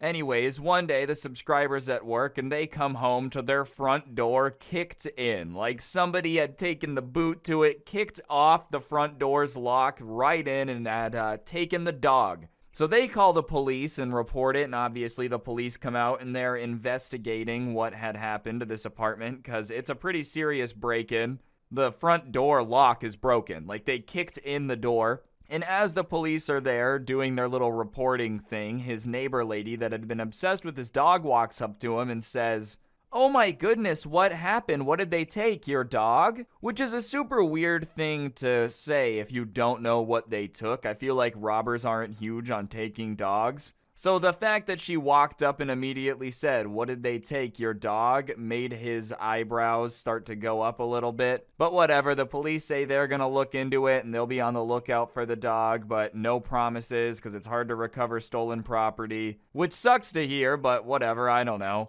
So he goes about his day, and the next day he stays home from work because he's very distraught about his dog being stolen. I think anyone would be upset about that. That doesn't strike me as something that happens to you and you wake up the next morning. Oh, well, these things happen. You know, you can always get another dog. It is what it is. Like, I hope that's not people's reaction to this stuff. So he goes and he's taking a walk and he sees the neighbor that's obsessed with his dog is walking a dog and she didn't have one, so that's weird. And what's even weirder is it looks like his dog. So he starts to get closer, and the dog that looks like his dog starts freaking out, trying to pull to him very excitedly, as if a dog that had missed its owner. And he realizes that's my dog. So he goes over there, and she's just pretending not to see him, which is not a great way to get out of a confrontation. If I just pretend they don't exist and throw my head in the sand like an ostrich, none of it actually exists. Especially when you're stealing someone's dog, just ignoring them doesn't exist. Especially when the dog's trying to get to them because it misses their owner. So he starts confronting her, being like, "Why did you take my dog? Let go of my dog, let go of my dog." And he goes up and unclips the dog from the harness. And the lady looks and sees that the dog has been unclipped from the harness, looks back at him, looks back at the dog, looks back at him, does a triple take, and says, "Whatever, you can have it," and just walks away. Probably because she realized if she tried to put up a fight or like claim that she had bought it from somebody, the guy was just going to report her and she would have been screwed. How did you come into possession of the dog? Oh, I don't know. The guy was very excited to have his dog back, so he immediately takes the dog home. It was okay. It didn't look like it was mistreated or like treated poorly in any way. But he calls up the police department and lets them know that his neighbor had taken the dog, and instead of coming to investigate, they're like, "Great, you got your dog back." I don't know where this guy lives, but wherever it is, I'm not trying to live there, because that seems like a weird reaction. Oh, that break-in that happened? You figured out who did it? Great. Glad you got your dog back. I mean, I guess they couldn't confirm she had done it, but the fact that this little old lady had become so obsessed with this dude's dog, she was willing to go kick in the door like an FBI response team. Goodness gracious, bro. Like, dog napping is nuts. I don't even know why you would want someone else's dog. The idea of ripping a dog away from its owner and then trying to make it love me just sounds like something only an anime villain would do, for real, for real. So the guy gets his dog back, and ever since, his neighbor has just been avoiding him and acting like he's the bad guy, trying to convince people in the complex that he did a bunch of stuff and that's why she's avoiding him. And he's like, "No, I didn't do anything. She stole my dog." And everyone in the complex is kind of on his side because it's not the first time she's had some sticky fingers. A bunch of people started telling him stories about how she's apparently notorious for stealing things from people. So guard your dogs, apparently. Apartment complex, a house, you never know. Things are getting crazy in the year 2022. I just don't know why you would steal a dog. This lady deserves to be in a not nice place. Okay, this next one is just some bad parenting. Gen Z taking an enormous L. It seems like Gen Z just can't take a W. I'm a part of Gen Z, by the way. A lot of people got confused. Yes, I'm old Gen Z, a little bit of a boomer Gen Z, but I technically count. This guy had a little brother who was like insanely addicted to Xbox. I think everybody goes through that phase. At least I did. I don't know if it's common. Like some boomers are probably listening to this, real boomers. "I never played Xbox back in my day." Yeah, you were a kid in the 40s, dude. You were more worried about getting drafted for World War II than you were about a Modern Warfare 2 lobby. We get it. We appreciate everything you guys did, you know, but times have changed. Anyways, this guy's little brother was a little bit too addicted to Xbox to the point where he would get really, really mad at video games. And I get raging. I'm not trying to say I've never gotten mad before, but if you ever start like actually crying, shaking of anger at a video game, it's time to just take a little bit of a break, go outside, What's that message that Nintendo Switch gives you if you're on it for like too long straight? Oh, go outside, take a break, you can do it. That's what kind of needs to happen, and that's how mad his brother would get. And so one day, everyone's having a normal night. It's like a school night, whatever, and his brother's playing Fortnite in the next room. And he's getting pretty loud, he's getting excited, but whatever. He's not going to tell him to shut up or stop making noise, because even back in the day when Fortnite was popping, if you're top 3 and you're trying to give call-outs, you're going to get hype, you're going to get a little loud, and it is what it is. So he's listening to his brother, and his brother starts like frantically making call-outs as if they're in a fight and they're not doing too hot. And listen, Fortnite is fun. I'm not trying to say Fortnite's not fun. I'm not trying to say that Fortnite is as fun as it was in 2018, though.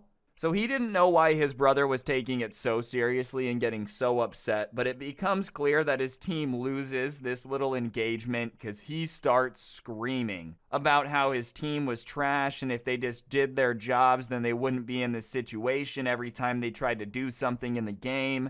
And he couldn't believe he had to deal with teammates that were this brain dead, blah, blah, blah. Not very nice things. And then he hears things start getting thrown. He hears things being broken. And instead of just ending at things being thrown and things being broken, he hears what is like a bowl in a china shop, almost like someone took a mini wrecking ball like Miley Cyrus and started throwing it around the room. Whatever's going on in there, it sounds like not much is surviving. So he goes out into the hallway, and his dad is coming up the stairs to go investigate because it's made such a racket that even he's like, what is going on? And they open the door in what used to be a really cool room with this like desk that was on the wall, set up all nice, very, very well attached to the wall, sick looking, is now just the ruins of it. It's pulled off the wall. The entire desk has been pulled off the wall. The drywall's come off with it. The other walls just have holes in the drywall everywhere. Almost like he took his fist and just went every 4 inches and kept punching.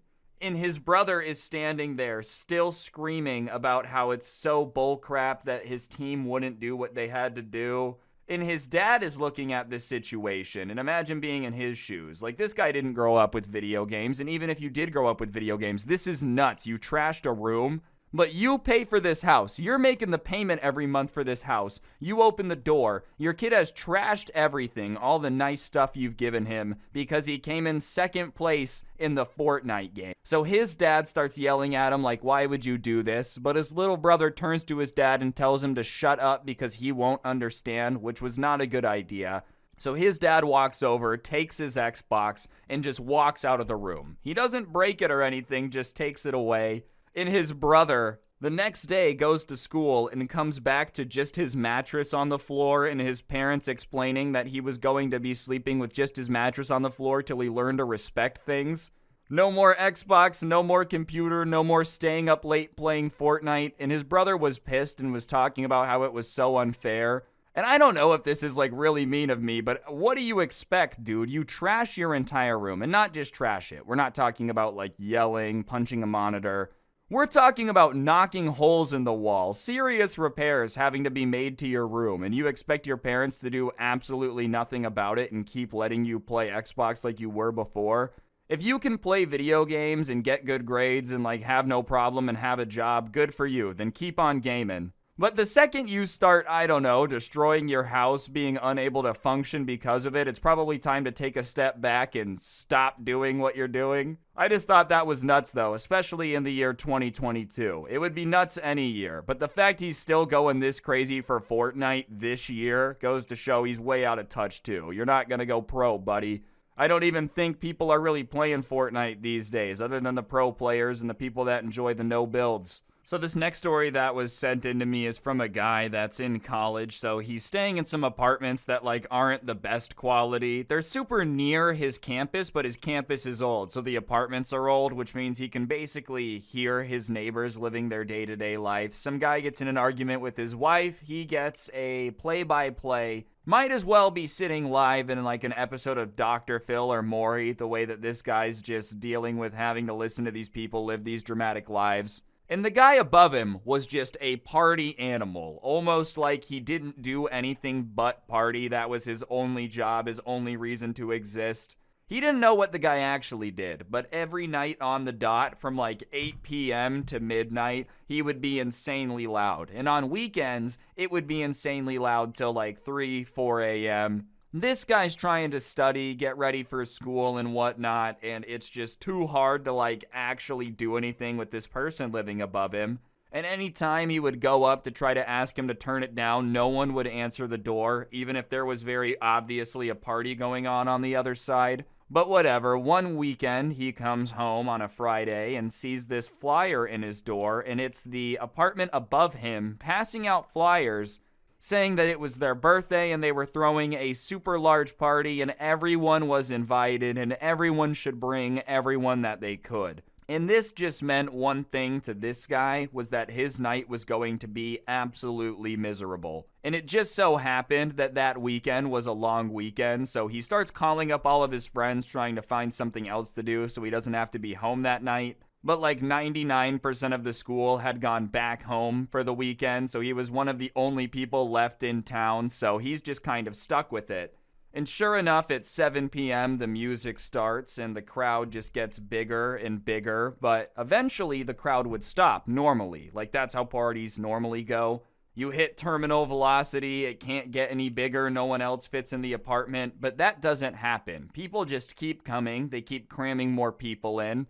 And it gets to the point that, like, people are jumping to the music and he's seeing his floor kind of going up and down. So he goes outside and goes upstairs to complain. And this time he's not going to be turned away. Like, this isn't safe, obviously. If the floor is buckling, you can't keep dancing there. And he goes up there and people are, like, on the railing of the balcony to the apartment complex out the door. And he looks into the apartment and it's like a sardine can. People are shoulder to shoulder. It looks like if you farted in there, no one would be able to escape if it smelled rancid. Would be a fantastic place for somebody to try a stink bomb. Like, no one can escape. Deal with the stench. Ah, ha, ha, ha. Either way, he walks in and starts being like, yo, where's the owner? Where's the owner? And the guy says, it's me. And he says, you got to get some people out of there because the floor in the apartment beneath you is starting to buckle. Like, it's going to break. And the guy starts going on about how there's no way that could happen. That could never happen. Quit being ridiculous. Just enjoy the party. Why was he being such a buzzkill? And as they're having this discussion outside the apartment on this railing, the living room in the apartment where everyone was dancing and jumping goes down. And it just goes pfft. And there's a bunch of screaming. Everyone's going crazy. The world's gonna end. We're all gonna die. The floor collapsed. And the guy looks back at him and says, well, I guess I should have got some people out of there, huh? My bad. As if that's all it's going to be, bro. You just collapse the floor onto this other dude's living room and you think saying, oops, my bad is gonna cover it. And he says, like, I'm gonna contact the landlord. And he starts trying to convince him that he shouldn't contact the landlord and he wouldn't be being a cool neighbor if he did that. Yeah, you know what else isn't cool? Throwing a party so big that the floor literally collapses. What if he would have still been on his couch when like 40 people plummeted through the floor?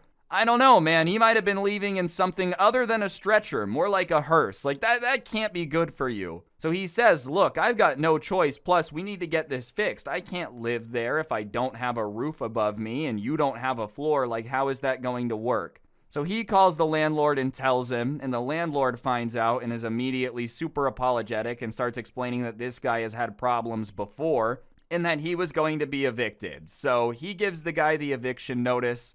The guy's pissed, starts blaming the subscriber, saying all of this was his fault. And how was he supposed to know that this had been an issue before and you were going to get evicted? And on top of that, you broke his roof, bro. What did you want him to do when you plummeted 30 people into his living room? You gave him no choice but to make it his business and report you. People are just nuts, man. Alright, so this is just a story that's like not long enough for its own video, but I've wanted to tell on the channel, so I hope you guys like it. A while ago, I was in the lunchroom back in middle school, and this was a little bit more organized than high school. It was just more out of control. It's a little bit harder to control people that are going to be adults in like 1 or 2 years. But back in middle school, there was one person who would get up on this little stage thing and give announcements, and it was usually like a teacher's pet, goody two-shoes type of person. If you like to follow the rules, good for you, but if you're annoying and like love snitching on people and act like Randall from Recess, you're not very swag. But whatever, the person would get up there and give the speech, and it just so happened to be this guy that had snitched on a ton of people, so he was not very popular with the school. And one day I walk in and my table was here, but it was connected to another table. And the kid who sat at the table connected to us was in trouble a lot of the time. And he says, "I'm going to throw a tomato at that guy." And I was like, "What do you mean you're going to throw a tomato at that guy?" And in my mind, I'm envisioning that thing from medieval times where they would put that dude in like the wooden holder thing in the middle of town and people could throw things at him. And he opens his backpack, and sure enough, he has 2 tomatoes, and he's like, "That guy snitched on me and got me suspended, so I'm gonna throw a tomato at him." And I'm like, "All right, well, yeah, go for it." And I know, the right thing to do would have been to stop him, but I'll be honest, I wanted to see what would happen if he threw a tomato at him, and he had also snitched on me and gotten me in trouble, so I wasn't exactly like, "Oh no, don't throw the tomato at the guy, that would be very sad." No, throw it at him. Splatter it on his face. I don't really care. I think that would be hilarious. So my friends show up to lunch and I don't really tell them because they have big mouths. I don't want it to like be loudly announced and then everyone become aware of it. So I'm just sitting there watching, and sure enough, about halfway through lunch, he gets up, walks over about 15 feet away from the guy as he's announcing what's coming up with the school. "The dance is going to be on this day, on this da-da-da-da-da." And as he's in the middle of the speech, this tomato, which has been sitting in his backpack for a bit, so it's gotten a little bit soggy, it's not like a firm tomato, it's squishy, smacks into his forehead and splatters. It had gotten to that perfect consistency of just being held together by the skin, not much else, like there wasn't much substance. So as this tomato splats into his head, and it splats, it just goes everywhere. And he makes like a big ew noise into the microphone and immediately grabs it and says, "Whoever did that, you're going to be in big trouble." But as soon as the tomato hit him, a bunch of people have stood up and like started freaking out and laughing and pointing and, trying to make a scene. So the guy who threw the tomato just comes back and sits down and starts acting the most normal I've ever seen him. Usually this kid was in trouble, he was loud, he was rambunctious. This man came back to the table, tucked the napkin in the shirt, started using a fork and knife, "Please and thank you." "Ah, what is this chicken sandwich that I have here? Medium rare?" Like you would have thought this guy was seriously a whole new person the way he put on the act as if he was some angel. And believe it or not, he ended up getting away with it, dude. He literally splatted this guy he had beef with a tomato in the middle of the lunchroom as he was giving an announcement, and they couldn't figure out who did it. They went back and reviewed the security camera footage, and I don't know how it is that every phone is 1080p, but security cameras have this problem, but it was like 144p. So all it was a kid in a hoodie. There's a lot of kids in a hoodie in a middle school, so good luck figuring it out. And because everyone had jumped up, it had just gotten even more confusing, so he straight up got away with it. And to make it even funnier, the guy who did announcements had a little plexiglass screen put in as if he was a politician giving a dangerous speech, just to make sure if anyone else got wild ideas, they couldn't pelt him with a tomato. If you're so bad at making announcements that the school is plotting to hit you with tomatoes, you might just want to give it up. Is it really that worth it? Is it? Wow, you announced that on the 15th of this month we'll be having a dance, and all you got for it was being hit in the face with a tomato. Doesn't seem like an even trade-off. And if you're going to get a privilege like that, at least do it by being really nice and cool and not snitching on people until the principal just finds you useful enough that they have to give you something you want. If you're selling out enough of your classmates that you're able to blackmail the teachers into giving you a position, you're snitching on your classmates way too much, let's be honest. So this one is just like a harmless prank that ended up going wrong, but it's still pretty funny. So the person who sent this in to me has gotten a little bit older, but when they were in high school, it was right around the time that every class got projectors, and it was a pretty big deal. And they had this teacher that they weren't too fond of because they took joy in embarrassing kids that didn't know too much about what was going on, excuse me. But like if you got an answer wrong, they would relish in being able to make you look stupid in front of the class, which is the worst type of teacher. If you want people to enjoy your class, help them enjoy it. Don't embarrass them when they're wrong. It's just going to make them slowly hate your subject more and more. But whatever, I digress. He decided to steal this teacher's projector remote just to mess with them a little bit because he thought it was funny. And it is pretty funny, and under most circumstances, the teacher would probably just order a new remote and it would harmlessly pass because it's not that big of a deal. But of course, the second that this teacher realized that their remote was missing, they started freaking out. They demanded that every student empty their pockets in front of them so they could double check that nobody had taken it. And at this point, the person who took it didn't want to take it forever. They were just going to take it for a class. But they had to hide it and get away with it because the teacher made it very clear that whoever had taken it was going to get expelled for trying to steal school property. So they get it through the pocket check and they have to just take it with them. And that's not their plan. It is not their goal to go ahead and take this for the entirety of their life. They were going to give it back, but their teacher really put them in a hard place where this harmless prank got forced to turn into them stealing it. So they go home and they just get rid of the remote. They didn't know what to do with it. They panicked. Yes, they probably could have just gone in and slipped it in. That's probably what they should have done. Hindsight is 20/20, but they were panicked. They didn't want to get in trouble, so they just get rid of the remote. So the next day, he goes into class and the teacher starts telling them that because of whatever unthoughtful, inhumane student stole the remote, they were going to be I don't know what happened there. My words got flipped, turned upside down like a Fresh Prince of Bel-Air intro song. They were going to have to get a new projector, and they didn't really get it because they thought the same thing I did, which is you can't just buy a remote. I'm sure the projector company absolutely loves that. Oh, you lost the tiny little projector remote? Yep, you just gotta give us the entirety of whatever a projector costs. I don't even know what they cost now, but back then they weren't cheap. It was relatively new technology. And the school started a school-wide investigation to try to find out who had taken it. And he didn't tell anyone he was going to take it because he just didn't feel like it was a good idea to get that spreading around, which was probably for the best because they even ended up putting out a reward for whoever could give them information. But sure enough, one day he comes into class and they had a new projector. So the principal had gone out and bought a brand new projector for this teacher. Makes you wonder what kind of dirt the principal must have had from the teacher. I'm just saying, I feel like at my school, we literally had to ask our parents for money because they didn't have money for paper for the printers. My school didn't have money for paper, guys. Paper! That's kind of something you need to do the school. Either way, it was just a weird situation where the teacher ended up getting their new projector, but for the rest of the year said that if they found out anything about who had done it, they would immediately be reporting them to the principal and they would be being prosecuted to the full extent of the law.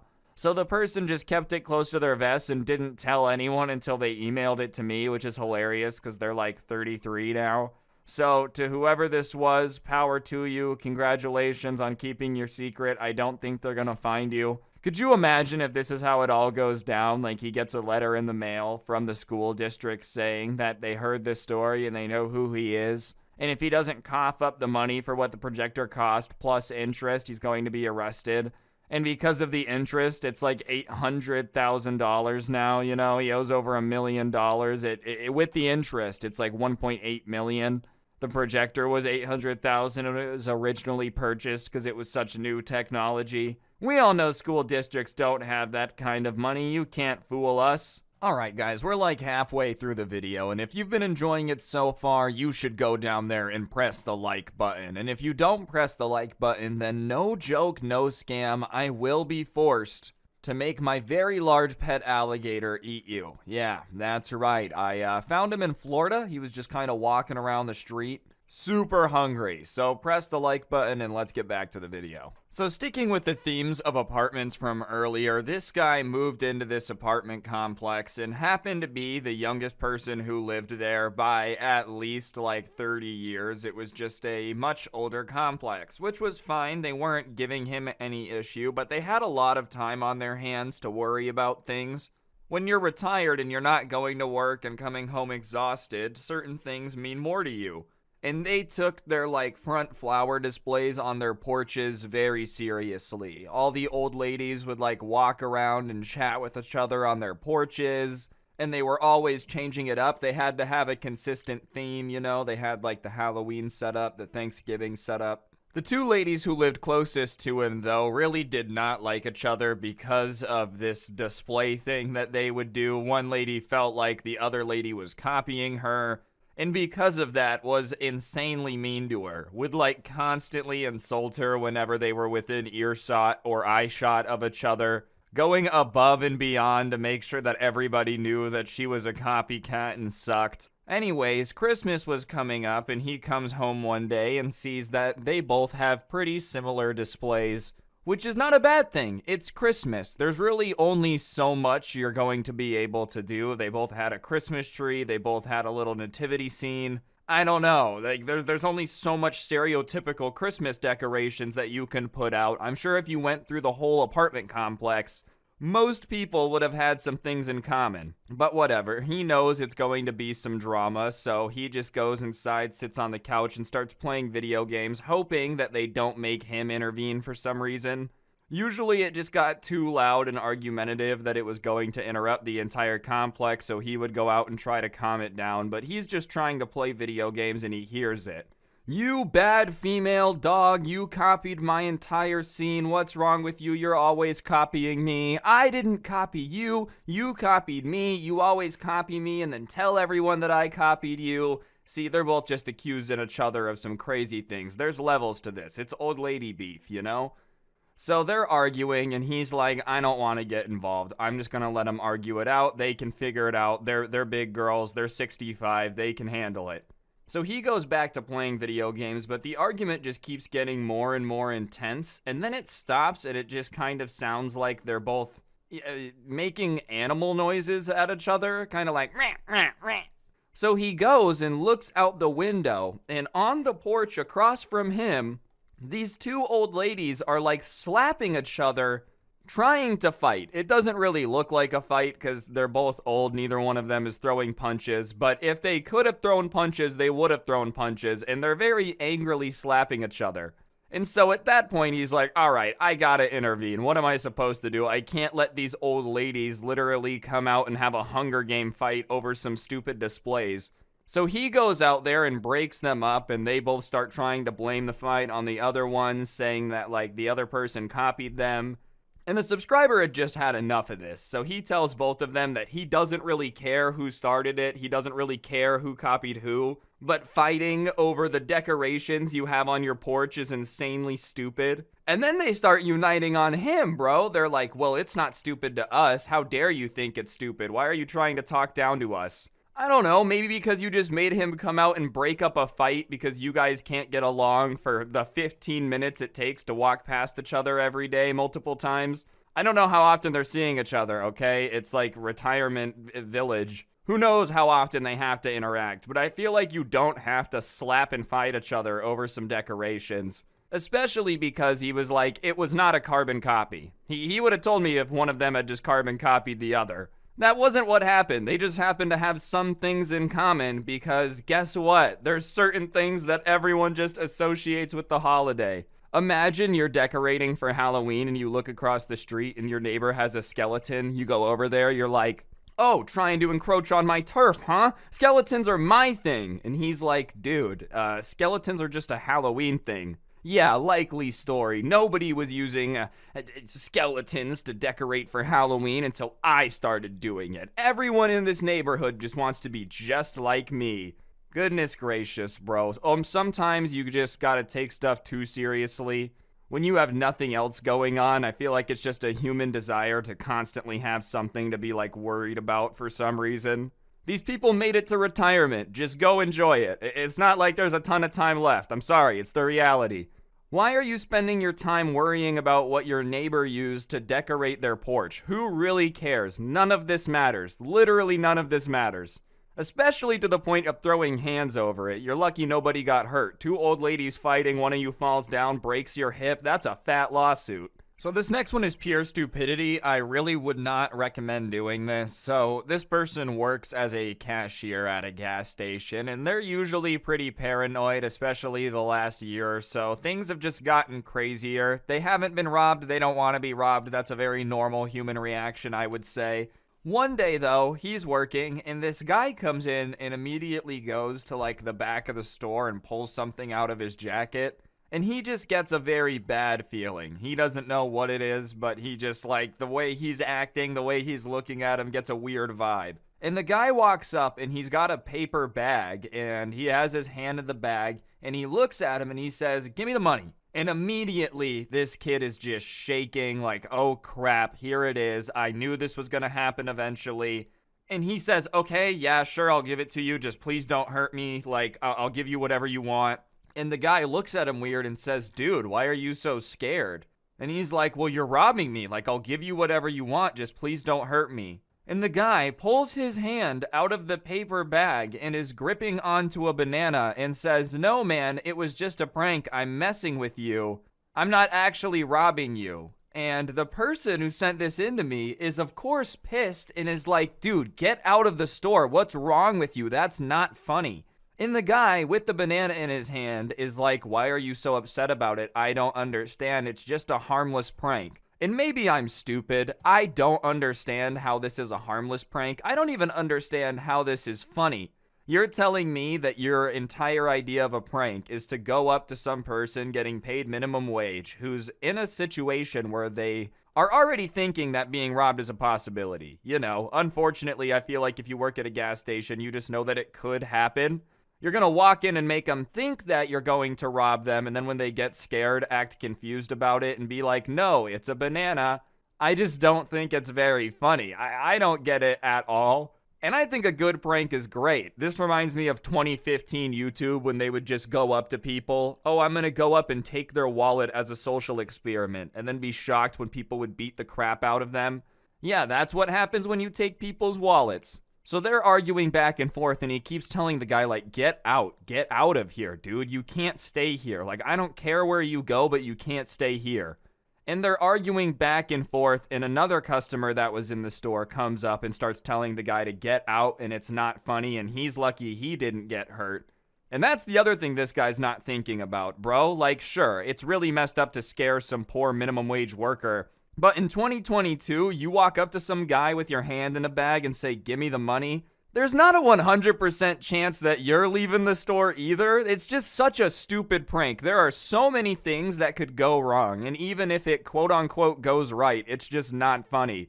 How did you expect them to react? "Aw, man, that was really awesome. You got me. I thought my life was in danger, and it was not. What a great prank. You sure are a cool dude. Maybe we could hang out sometime."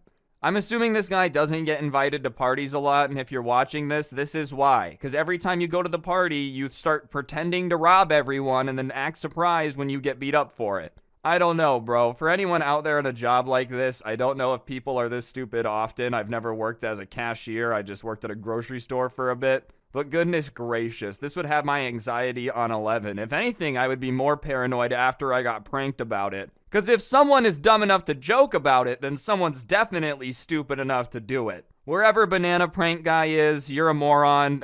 Don't recommend. Leave the poor minimum wage workers alone. This one is just some next level smart laziness while also kind of being funny because the person he got one over on was bragging about how impossible it would be to cheat in their class.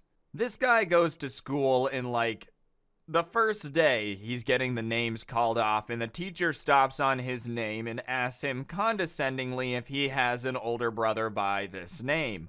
And he says yes, and the teacher is like, "Oh, yes, your brother was a good writer, but his behavior was, Like just straight up first day of school, rude off rip. And that same first day, she proceeds to tell everyone in this class that she grades essays insanely hard and they should be afraid of having to write in her class because she was notorious for being ridiculously hard on writing. She's made students cry, she's made students want to drop out of school, and she's saying all this with a smile. I don't know, I feel like if I was a teacher and the feedback I got at the end of the year on my class was, You made me cry and I want to never go to school again because of you. I wouldn't think that was a flex. I'd be a little bit embarrassed, but she was wearing it like a badge of honor. And she says there's literally no way to plagiarize. You will get caught. She remembers everything she's ever read and graded. And he goes home and he starts talking to his brother about this teacher. And his brother's like, oh yeah, she was not very fun to try to goof off in. Like, her classroom's really hard.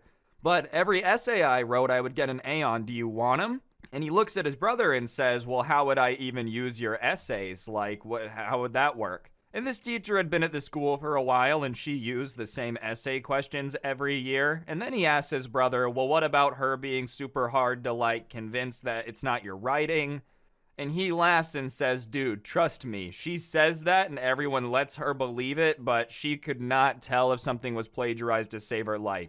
And I want to make a disclaimer. I'm not saying he should have plagiarized. Plagiarism is wrong, okay? Just write the essay. Wink, wink, nudge, nudge. That being said, I understand where the guy is coming from. So he takes his brother's essay, and on the first essay of the year, it's the same prompt, so he rewrites it, turns it in, and is insanely nervous. He's expecting any minute now she's gonna be reading it and look up and be like, you copied your brother, to the brig with you. The school has a brig now. That's how long she's been there. She still has it operational. A brig is the jail on a ship, right? I just want to make sure that I'm thinking of the right thing. Anyways, he turns it in, she's reading it, and she says, can you stay after class? And he's insanely nervous, but he stays after, and she says, close the door. And then starts gushing about how it was such great writing, and she's very excited to see what he writes for the rest of the year because it was fantastic. And he's like, yeah, I spent a bunch of time on it, worked super hard, really loved the reading material. And she says thank you and he leaves. And he's feeling like the man, bro. Imagine someone telling you, there is literally no way you will be able to do this, and then you do it. And you do it so well that they compliment you for it. Wow, you did that so great. Thank you so much. You'd be laughing too. So he goes home and he tells his brother, and his brother's like, listen, just keep turning them in, and if she ever catches on, then oh well, but just see how long it lasts.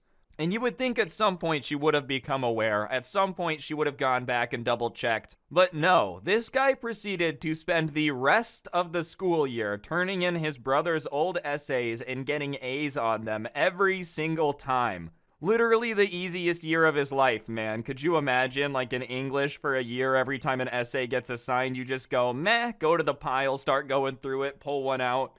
It's your brother as you turn it in. The teacher thinks she's the hardest grader on the planet, so nothing would get past her. Meanwhile, you're just racking in the 4.0 GPA, all because your brother was a good writer. And it's not like this guy didn't know how to write. It was just more of a funny thing because she was so sure that she would grade everything so hard and she remembered everything she had ever graded. Apparently not. And his brother wasn't some insanely long time ago. It's not like his brother was there in the 70s and it's the year 2022. She had taught his brother like 3 years before. So the iron trap of a memory that never forgets, apparently 3 years is the limit on that. Meaning that some dude out there could theoretically be turning in like his dad's papers and she would definitely not remember it. Or maybe it's only recently. Maybe she used to have the great memory, but she's getting older. It's like a superhero that just gradually loses their super strength. Basically, their teacher and another teacher at the school were competing to get promoted. One of them got the job and then proceeded to punch the one that lost in the face just because it had gotten that competitive. I thought it was pretty nuts. It's not every day you see a principal going back and punching a teacher, so I knew it would make a pretty good story time. So without further ado, let's get right into it. Alright, so this story actually has quite a little bit of build up to the point where the principal punches the teacher in the face. Thankfully, it wasn't like he just snapped one day and just started hitting teachers. Not that it makes it any better, he still did punch a teacher. But basically, there were two teachers, both of them taught in the same grade, and both of them were pretty competitive. They were the two teachers that were always like trying way too hard on field day. And it just so happened that the principal that was in charge of the school the year before they ended up getting into this fight was retiring, and as part of her retirement, she wanted to pick someone to replace her. And the two teachers that were like very competitive, school spirity type of people were the top two in the running. And before all this went down, they were pretty good friends. Like, they didn't hate each other, they were just competitive more than anything.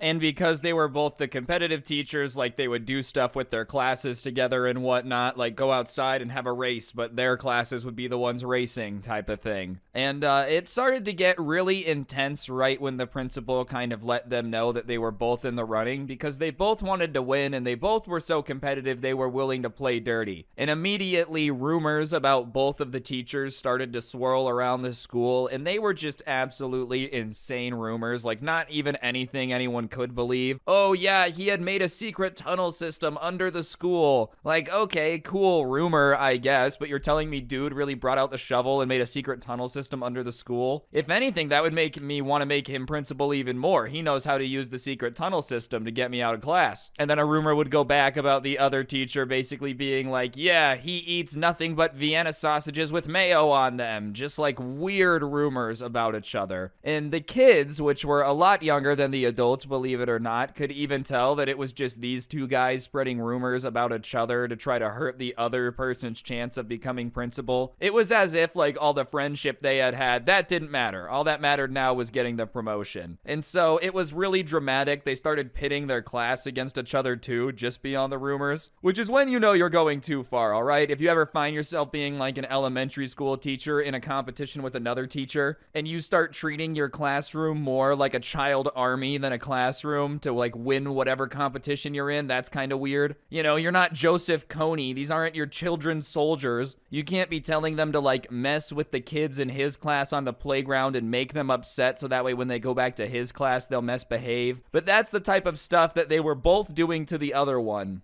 Like, they would be like, okay, if he's in charge of taking you somewhere for a class, like a teacher escorting kids through the hallway, misbehave and make him look bad. Like, they were really trying to pit these classes against each other. So not only are they spreading rumors, but all the kids are getting a little bit exhausted of it because they're caught in the middle of this feud. And even other teachers would comment on it. Like, they would have to go to music class or PE with a different teacher, and the teacher would always say that, like, oh, is the competition between them interrupting your classes due? Because it's getting pretty intense. They didn't want to make rumors with the kids, but everything we've said so far is just what they were able to see and hear in the classroom. Apparently, it was making its way into like the teacher's lounge too. The person that sent this to me had a relative that worked in the front office, and they would hang out with them after school sometimes while their parents were coming to pick them up. And they were overhearing conversations from like a bunch of teachers saying that no matter which of them became principal, the way that they've handled this made them look both very unprofessional. Because, you know how like little kids when they're running for class president or whatever will put posters up in the hallway saying, oh, if you vote for me, I'll put soda in the water fountains, all that stuff. And it's obvious that just a lot of the stuff that they're saying they want to do can't happen because you're only like as powerful as the student government is. Well, they were doing something equally as cringy, but they were both full-grown adults and just acting like the principal had total power. Like, one of them had said that if he became principal, he would try to double their salaries, which just is not how it works. If you work for a public school, your salary isn't decided by your principal. And on top of that, if you decided to pay every teacher double, you probably would get fired pretty quick as principal because the state would come in and say, why does your school cost twice as much money to run as every other school in the state? And whenever they were both in the room in the teacher's lounge, apparently they would just argue with each other. They would never argue in front of the kids, but they would literally get into arguments in the teacher's lounge that would escalate to the point where they were screaming at each other, and other teachers would have to get in between them because they thought it was going to break into a fist fight. They were just taking this entire thing way too seriously. And as for why all of this was going on and like they didn't end up losing out on the job or somebody else getting promoted, well, as I said, it was the principal's last year. She was an older lady. It wasn't like she was retiring the first year she could have retired. She had hung on for a while, and she had gotten to that point where she was no longer like retirement age. She was that like unfunctional old, and that's no offense to anyone, but when someone maybe doesn't really notice the details that well anymore, they're a little forgetful. Well, because of that, she also had a little bit of a hard time moving around. Like, she had slowed down, and that's fine. There's nothing wrong with that. She was still a principal. She was doing a fine job running the school, but she wasn't spending a lot of time in the teacher's lounge. She wasn't spending a lot of time talking to everyone anymore. And whenever she would be around, they would be on their best behavior because they realized she was in charge of the promotion. You know, making everybody's life have a bunch of problems when she wasn't around sick. But if she was around, it was as if, dude, they were being template for the greatest teacher of all time. She walks into the class, and that, kids, is how you can use the power of English to defeat bad guys. And never forget that you can be your own Iron Man with the power of reading. And she's like, wow, that's such a beautiful message. She leaves. Okay, go over to his class and use silly string to make sure none of their homework is readable. They were just really trying to get the promotion. That's all that they cared about. And even some parents took notice. Like, they had this group of parents that would come in and volunteer through the week to help the teacher with things like hanging stuff up in the wall and whatnot. And they ended up coming into the office after school, a few of them, and mentioning that they thought they were taking this a little bit too seriously. I always hated when teachers would try to, get us involved in their drama when I was in school. Believe it or not, I don't care what you and your 37-year-old friend are arguing about. That seems like your problem. You're probably just upset that he didn't have funny enough Minion memes or something on Facebook. Dude, please don't get anyone else involved. Especially the parents. Did you think the parents were gonna be hyped about you being the kid's principal? But they had asked parents to spy on the other one, try to get dirt on each other. And so the office, when all these parents are reporting it, are like, yeah, it's definitely nuts. But for the rest of the year, they just kind of went back and forth. And finally, the end of the year comes. There was not really any insane events other than them just kind of doing everything I had described earlier. It wasn't like any of them went above and beyond and put a fish in the air conditioning unit or the other or whatever. But the time comes and the principal who's retiring ends up picking one of them. And it didn't really matter which one she picked. They both would have been crappy to the other one. They had just put way too much into this where they were not going to be cool with the results if it wasn't them. So either way, the school knew they were in for a year of a very complicated, aggressive, angry year just because they were going to be going back and forth. But they, on the last day of school, announced the new principal, introduced him, and everyone's like, yay, whatever. But the teacher that had lost during this assembly thing where they're introducing the new principal is pouting like a little kid, arms folded, looking down. He's not making noises or saying anything, but he's definitely making it clear he's not happy. And it was almost like he wanted people to ask him what was wrong so he had an excuse to talk about it. When someone is just trying to act like they don't want to be talked to, but in a way where they definitely do. I'm so sad. I don't want anyone to ask me what I'm so sad for, okay, guys? Just don't even, because it's such a long story. That was kind of the vibe he's giving off as he's pouting, is he wanted somebody to be like, what's wrong? So he could talk about how I deserve the principal job. But whatever, the year ends, and now the subscriber is no longer going to be in their class, so he thinks it should be the end of all the issues. And on top of it, there's no more competition. Yeah, whatever, they got competitive during the year, but one of you got the promotion, and now you have the entire summer to calm down too. I could understand being frustrated, but after 3 months, you think you'd be able to go, okay, it's not gonna be that bad, whatever, it's a competition, that happens. If you're gonna be competing with someone for a promotion, one of you is gonna get it, the other one is not. That's just the reality of it, it's gonna be okay. Well, I guess neither one of these guys could really do it and not get over it because the principal decided to be petty to the teacher, and the teacher decided to repay the pettiness with a little bit of trash talk as well. Basically, the principal had taken the guy out of the classroom that he had had for the last 6 years he taught at that school and moved him to the worst one, which was in the portable, which was not very swag. And on the first day of school, they also had an assembly to talk about everything. And so he recognized his teacher from the year before, who was the one that got moved into the portable, the subscriber. Asked him how his year was going, and he was like, not very good. The principal moved me into a portable. I hate it. The air conditioning's broken. And listen, yes, it's a very, very petty thing. Let's be honest. He already lost the competition. He already is not the principal. To move him out of the classroom that he's had for the last 6 years to a portable classroom with no air conditioning is just kind of pooping on his yard. Okay, technically you're not doing anything wrong, but it's obvious to everyone around you were trying to be petty. Well, whatever, it gets quiet, everyone sits down, the teacher that he had the last year goes over to his class, and the principal comes out and is like, all right, guys, who's having a great year? And that's when the teacher pulls his petty move, because he yells something out about, I'm not having a great year because you're the principal. And obviously, a bunch of the kids start laughing because it's an elementary school. And if I heard like a teacher call out the principal, I would have laughed too. Are you kidding me? I feel like when you're in elementary school, for some reason, the principal is like a cartoon villain. I don't know why. I think it was codename Kids Next Door, mainly, like all the cartoons, just making the principal seem like a prison warden. But if anyone made a joke about the principal, I would have been like, that's a knee slapper.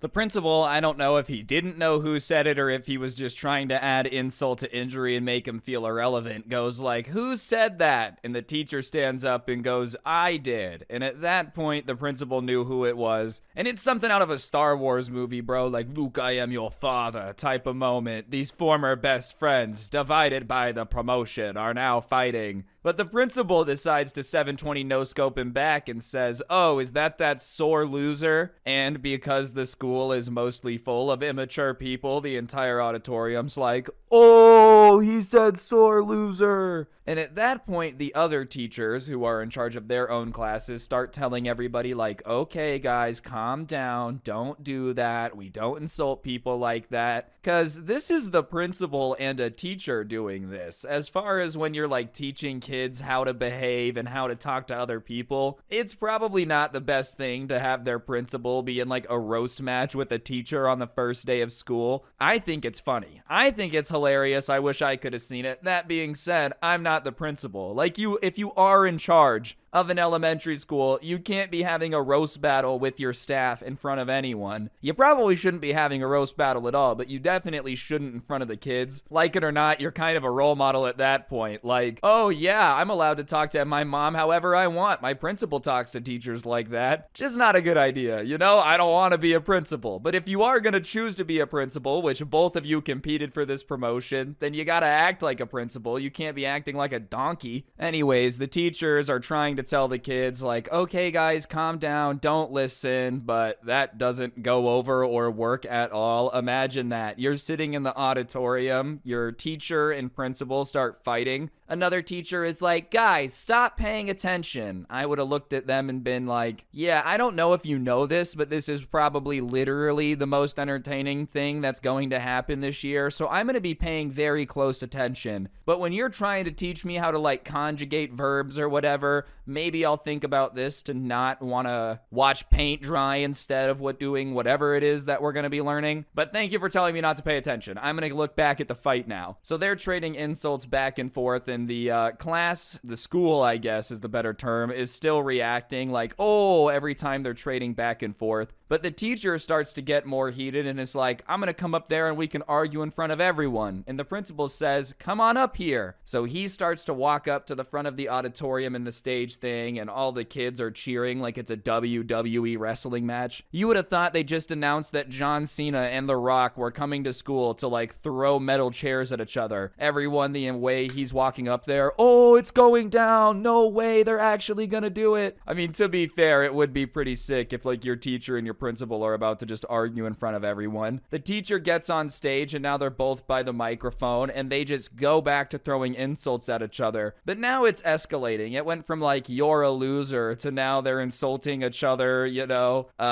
saying things about each other's family, like that type of vibe. It's just getting way too intense. And it gets so intense that even the group of kids, which you think you would be cheering this entire time, goes quiet because they're just digging way too deep into each other. Like, yeah, the reason you have dad problems is because you're a loser. Maybe that's why your dad always told you you sucked and you shouldn't have made the baseball team. And you're like, I just did not need to know that about my teacher or my principal, you know? Yeah, remember that time when you crapped yourself at the Metallica concert? It was because you have bad sphincter control. Like just going back and forth in front of the school, telling stories that didn't need to be told. And now teachers are starting to walk up there and like yell at them that this isn't appropriate. And the teacher says something like about the principal's wife. At that point, there was a lot of people yelling, so the subscriber doesn't remember exactly what was said, but it's something along the lines of like, your wife's ugly, which is too far. You want to insult each other, that's fine. There's no reason to bring other people's family or like their spouse into it. That's just very unnecessary. But the principal reacts, and at this point they're just both so in the wrong that I don't want anyone to think that I'm defending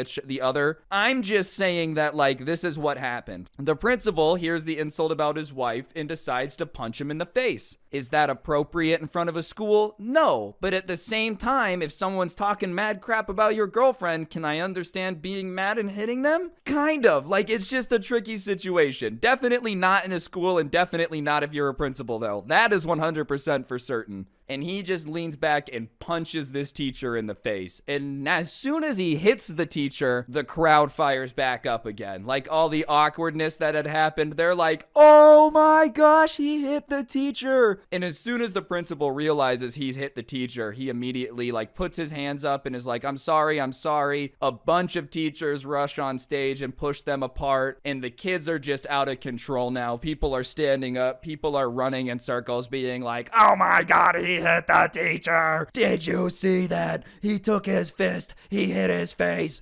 Like freaking out as if it's the only time they've ever seen someone get punched. And for a lot of them, it probably was the first time they saw someone get punched. You're in kindergarten and your principal just like knocked out one of the teachers. But now that all the teachers have broken them up, the teacher who got punched is trying to get out of their hands and go fight. And like finally a bunch of the like office workers, school resource officers, security guard people get up there and they're holding the teachers apart, or the teacher and the principal. And so then all the teachers that were helping separate them start going back to their class and like start taking kids back to class. And obviously it's insanely chaotic because all the kids are just hyped. They just watched their principal get in a fight, man. A teacher got punched. So as the teachers are taking them back to class, they're trying to calm everyone down. Guys, quiet, inside voices. And everyone's like, oh my God, he got punched. Still, dude, it was like it was still happening. That's how excited everyone was. But whatever, they finally get all these students back to class. The hallway very slowly empties. The sound from in the hallway goes down. But inside the classes, everyone's still talking about it. Like, dude, if I was him, I would have done a karate move, dodged his punch, and then done like a throat chop. You know how is all of a sudden whenever you watch a fight, everybody watching is some expert who would have definitely done something differently. But everyone is talking about it, and the teacher gets up in front of the class and is like, all right, guys, we need to talk about what we just saw. It's very important that we go over why that's not okay. And as to explain to all these kids why it's inappropriate to just punch somebody in the face, even if they call you a loser or make a joke about you. And at the same time, it's wrong to insult people because it could hurt their feelings, which the subscriber who sent this to me was like, yeah, that's obvious, but that's the problem with this situation is you have to explain really weird stuff like that to all these young kids when they just watch their principal get in a fight and punch somebody in the face. Someone has to sit them down and go, you can't do that, because yeah, well, the subscriber's smart enough to know that that's not acceptable. Some kid at the school was going to start using this to settle all the playground beef, and when he was asked why he's punching people in the face, just say, oh, well, the principal did it, so I thought it was cool. Like, you just can't really do that in front of a bunch of people. But whatever, the teacher gives them a little bit of a lecture, and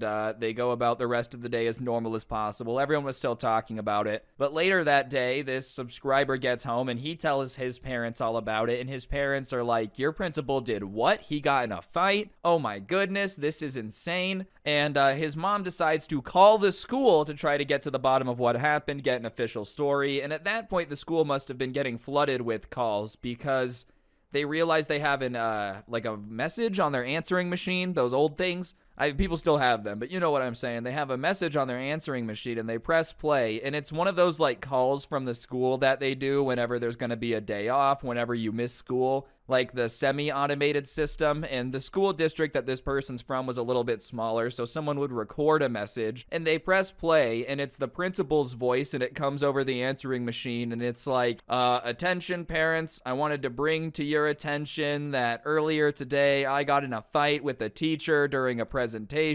This was highly unacceptable, and I understand it was highly unacceptable. I'd like to apologize for my da-da-da-da-da. I should never have let my anger get the best of me. going on one of these apologies, but it's just hilarious. He did like the automated phone call system. Hey, I'm gonna need the automated phone call system. Why? What happened? I punched a teacher in the face and now I have to apologize because every kid in the school saw it. You did what? Yeah. But he apologized and somehow thought that that was gonna be the end of it. If anything, the apology just made it worse because now everyone was aware of it. And like by the end of school, the day after that, the calls for him to step down were getting louder and louder. I don't know what you expect the parents to do. If I found out that my kid's principal was just rolling around punching teachers in the face, I don't know how I'd feel about it either. You're supposed to be in my charge of my kid's education and you can't even not punch someone in the face? And that goes for the teachers too. Like clearly the teachers don't respect the principal if they're getting on stage. The entire thing's a disaster. And the principal did step down. Since he stepped down, he was just able to go to like a different school in the district and be a teacher again. But overall, both of them ended up taking the L because the other guy's definitely not going to be principal after the stunt he pulled. And the guy who was principal is never going to get to be principal again after the stunt that he pulled. So everyone loses. That is just the moral of the story. Don't get hyper competitive about things to the point where you're going to get in a fight. I don't really know what the moral is. I just thought this was crazy. Don't punch teachers. I don't know. Take whatever moral you want to out of this one. And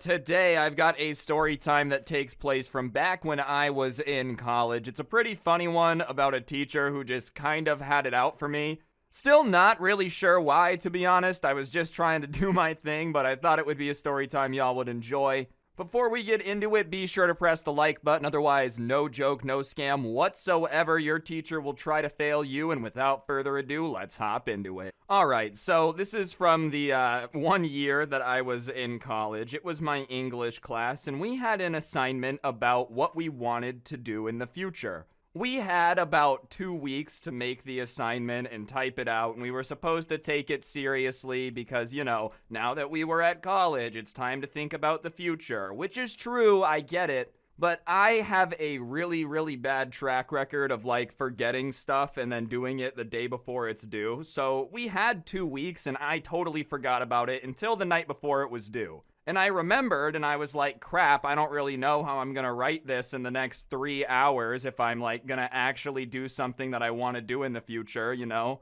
So I decided I would just kind of write a paper about a joke career path. And so I was talking about how I had this business idea after watching Cars, the Pixar movie, that I was gonna open a car wash that made cars dirtier. It makes no sense. I don't even know what I was thinking. I might not have been in the right state of mind. But y'all picking up what I'm putting down, I just needed to get it done. So whatever, I write this stupid page and a half like thing about how I'm gonna open this car wash and it's my plan and blah blah blah. It makes no sense, but I turn it in because I figure like even if I get a 62%, it's better than a 0, you know? Like I might be able to pull it out GPA wise by the end of the semester. But I get my grade back, and I got an 82%, and I thought it was hilarious. Like, when I saw it, I was literally thinking to myself, there's no way I got a B on that.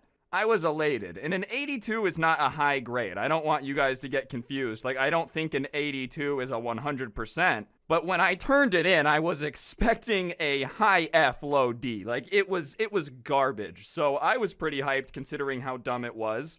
And the next day that I had that class, I'm sitting there, and at the end of class, I go to get up, and the teacher's like, hey, can I talk to you? And I assumed that it was not related, because it had been a little bit since the assignment. There hadn't really been any talk of it during the class, so I just thought, I don't know, maybe it was like an enrollment issue, something in a conflicting class schedule, I don't know, I didn't really think too much about it.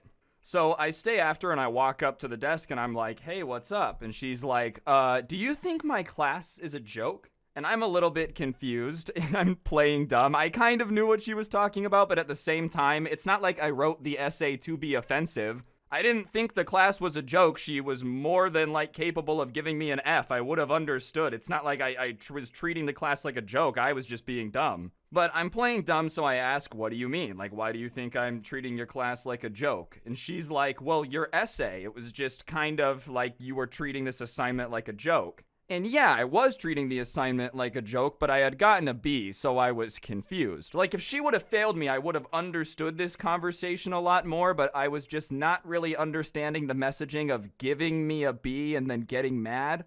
Like, you should have just failed me and then I would have understood that it was a no-go. And so when I say, well, I got a B, I'm confused, she's like, well, because it was the first assignment of the year, it was more about the formatting, grammatical errors. You didn't have any of those, but most of other people in the class, like, took it seriously and talked about what they want to be in the future, and it just felt like you were treating the assignment like a joke. And I didn't really have a defense for myself, so I was like, yeah, well, I was just trying to have fun with it, you know, I don't really know what I want to do with the rest of my life. And she cuts me off in the middle of my explanation and is like, well, I don't think you respect this class because this isn't a place to be having fun with your assignments. If I give you an assignment and I ask you to think deeply about the prompt, then I expect you to think deeply, and next time it doesn't matter about the formatting. If you treat an assignment poorly, then I will grade you harshly. And if you ever make a joke of my assignments again, you will fail. And so I thought she was kidding, you know, like maybe this was all an elaborate ruse to, I don't know, show me that she had a good sense of humor. So I smile because it was just so angry. Like, I got a speech that a Disney villain gives when they think they have the hero beaten. So I smile and she's like, wipe that smile off your face. I'm serious. This class is not a joke. This is college. It's not time to mess around anymore. And I was like, all right, I'm sorry. I didn't mean to make you upset. Like, I was just trying to get the assignment done. I didn't really mean to offend you. Because I genuinely didn't. Like, of course, in my mind, I wanted to say this is stupid, but when your teacher's yelling that they're gonna fail you, you're kind of like, okay, I'm so sorry. And listen, I understood it was a serious assignment, but there was no outline about, like, do not turn in a joke because I will be mad. There was nothing like that. It was kind of obvious, though, I will say that. So whatever, after that, I was just trying to be the most boring writer, as, like, the most boring writer I could possibly imagine. Because I was not trying to have any issues, and all of the assignments just kept being insanely boring, so I just wrote them as boringly as I could. But I did my job, you know, I had no more fun with the assignments, but every time I would turn in my assignment, dude, she would take forever to grade it and, like, ask me questions about what I had written to make sure that I knew what I was talking about. Like, she was on me. She was looking for a reason to fail me. I didn't give her a reason, but one day some poor soul had made the mistake of trying to have fun with an assignment, and this was more into the year where, like, you know, we all kind of got the vibe that there was no fun allowed. But he turned in an assignment trying to have fun, and she puts his essay up on the screen in front of everybody and just starts roasting him, saying that, you know, she can't believe that he dared try to have any fun, and this was a serious writing class, and she didn't understand why we were incapable of taking things seriously. And the class is just silent. We're not reacting one way or the other because we all feel bad that this kid's getting yelled at, but none of us are going to be the person to be like, oh, this is a little much. But she basically finishes her speech by saying that because he had done this before, he could just not come anymore because she was going to fail him. So yeah, she was serious about that. Apparently, if you have too much fun in this particular English class, you just fail. I don't know. I was very happy when that class ended, and I don't miss having a teacher like that. I don't miss having teachers in general. I just thought that was crazy, all because I tried to have fun with an essay. I've got more stories that people have sent in about crazy teachers, though, so stick around. All right, so this one was sent in to me about a guy who had a teacher that was way too old to still be teaching. And, like, that's not a disrespectful thing. The guy had had a very, very long career as a teacher, had done a lot of good, but it just gets to be a point where, like, A, you should go enjoy your retirement, you know, and B, things change and maybe at a certain point, it's not bad to be like, I can't really keep up and do the same stuff I used to do. But he just refused to retire, and the school couldn't really do anything to force him out because he wasn't, like, breaking rules or anything. He just refused to retire. And so he gets assigned to this class for his government class, and before the school year even starts, there's a call from the principal at his house, and they're like, just so everyone's aware ahead of time, we know that this teacher's very unorthodox. We know that he's not covering a lot of the material he's supposed to cover. It's the last year on his contract. We won't be renewing it. But ahead of time, we just want you to know that we know. Which is a weird thing I've never heard of a school doing, but it was like they were almost preemptively trying to avoid a lot of the complaints that they had gotten. But the person who sent this in to me after that phone call is like, well, there's no way it's that bad. Like, it can't be that bad. If the guy can't even teach anything, there's no way he would still be a teacher. You know, his family would have made him retire or something. But on the first day, he walks in and the teacher is yelling. But it's not because he's mad. It's just because he had started to kind of not have the hearing he used to have, which is fine. It's just the reality of getting older. It is what it is. But the one thing that made it frustrating is he refused to admit that his hearing was starting to be affected. He refused to do anything about it, and he was just convinced that everyone around him was messing with him by not speaking up on purpose to make him think he was losing his hearing. So he was just always yelling because if he talked at a normal volume, then he couldn't hear himself. And he would also get insanely mad with everybody because he would be like, "Why are you whispering, trying to convince me that I'm losing my hearing?" And would just get so mad and start screaming at them. So everybody else in the class had to basically yell at him all the time because otherwise he would get mad at you for not talking loud enough. So that's just his impression on the first day. All right, he's going to yell all the time. We have to yell all the time. He never wants to admit that anything's changed with him. We're just all somehow evil children trying to convince him that he can't hear. And like I said, it wouldn't be an issue. If you were like, "Hey, obviously, guys, I'm a little older. I just need you guys to speak up a little bit. And if I speak loudly, I'm sorry. It's just a byproduct of what's going on." But he was just pretending like everyone else was insane. And on top of all that, it was like he forgot what topic he was supposed to be teaching. For example, he would just start the class and start a math lesson. It's not a math class, And then in the middle of this math, he would just go on a tangent about how he used to raise chickens. And then he would talk about food for a while and how you're supposed to eat 3 meals a day. And then he would go back to math, and it was a government class, so it's just all over the place. No one's actually learning anything, which I don't know if is the worst at the time. At the time, you're like, wow, this class is so easy, but in retrospect, you're like, wow, I spent an entire year basically babysitting someone's grandpa. One week, he started going off about how he had this super high-tech documentary series that they were going to love. It was a few years old, so some stuff was out of date, but they were gonna love it. And they walk into class when they're supposed to start watching this, and they're confused, because do you remember those old media carts that had the VHS player? One of those is in there. And they didn't even think that those things still existed. I assumed that all of those were chilling in the bottom of a landfill somewhere. But no, he's got it ready to go, and it's a documentary series from 1979 about American history, which, if you do some math, that's a little bit ago. A lot of history has happened in between 1979 and now that they probably need to talk about. And I feel like the way we process and teach information has probably changed a bit too.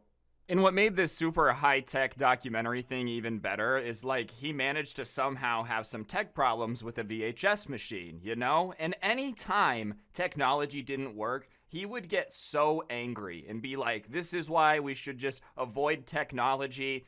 In this guy's world, going full Amish was the best thing to do now that there was technology in schools. And so he would just sit there and swear at his projector or the VHS player and be like, technology's stupid, blah, blah, blah, blah, blah, it's so dumb, but would never take any time to I don't know, unplug it, replug it back in. Actually troubleshooting was too hard. He would just use very creative language to get angry at the equipment. Which, hey man, I'm not trying to police anyone's language. I don't care what you say. It's just funny if you're going to be getting mad at a computer for not turning on when you're not pressing the power button. And the real icing on the cake, just for how confusing of a school year it was inevitably when the year was coming to an end, they got their final assignment. And it was a government class, so you'd think it would be a government assignment, figure out what the Constitution's about.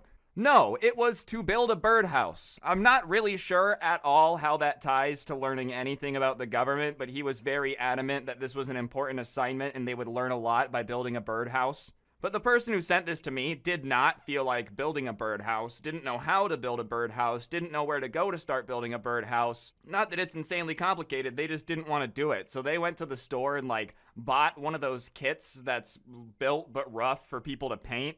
Turned it in, and the teacher was like, oh my gosh, this is such a great birdhouse, and gave them an A+. And they felt bad, but on the other hand, they're like, why were you assigning us to build birdhouses if you can't even tell when one is bought from a store or not? And he was so lazy about it that it wasn't even hidden that it was from a store. The teacher put it up in front of the class one day to show them the great quality birdhouse he had built, and there was like straight up still the price tag on the bottom of it from the store. So I don't know, man. The entire situation was just crazy. The year was very entertaining, but it was very unfortunate when they got to like the next level of that subject and the teacher was like, why do you guys know nothing? Oh, yeah, because our government teacher just forgot that he was a government teacher pretty often. All right, so this person who sent this in to me was in college, and they were in this class where the teacher was trying to, like, embrace the technological curve, which I'm gonna give them credit for because a lot of people fight it, and they had to put all of their assignments in a Google Drive. And so one weekend, this assignment was due, and the teacher had made the mistake of giving everybody the ability to access and delete files. So when the due date was approaching, right before everyone's had to be in the Google Drive, somebody went through and just deleted all of the essays. They had made a burner email, added it to the class. The teacher had just given everyone admin, so they had the ability to just delete all the files. And you would think after that the teacher would like take away admin from everybody or at least take it away from the person who deleted the account, but they don't. They just say, all right guys, I'm gonna give you another week, but whoever did that wasn't nice. And so the deadline comes around again, and so they delete the file again. And the teacher doesn't want to take away admin from everybody. They just spend the next, like, class period in class lecturing them about how whoever is deleting these assignments isn't sticking up to the academic code. Yeah, obviously, they're already willing to be deleting assignments. I don't think that you giving them a speech about how it's not nice is going to change that. But they get another week extension. So now this particular essay is 2 weeks delayed, and they don't delete it. It was like that 2 weeks of delays was enough for them to just get the assignment done. But for major assignments for the rest of that year, that burner email would just go in and delete stuff and get them huge like delays and have way more time to work on stuff.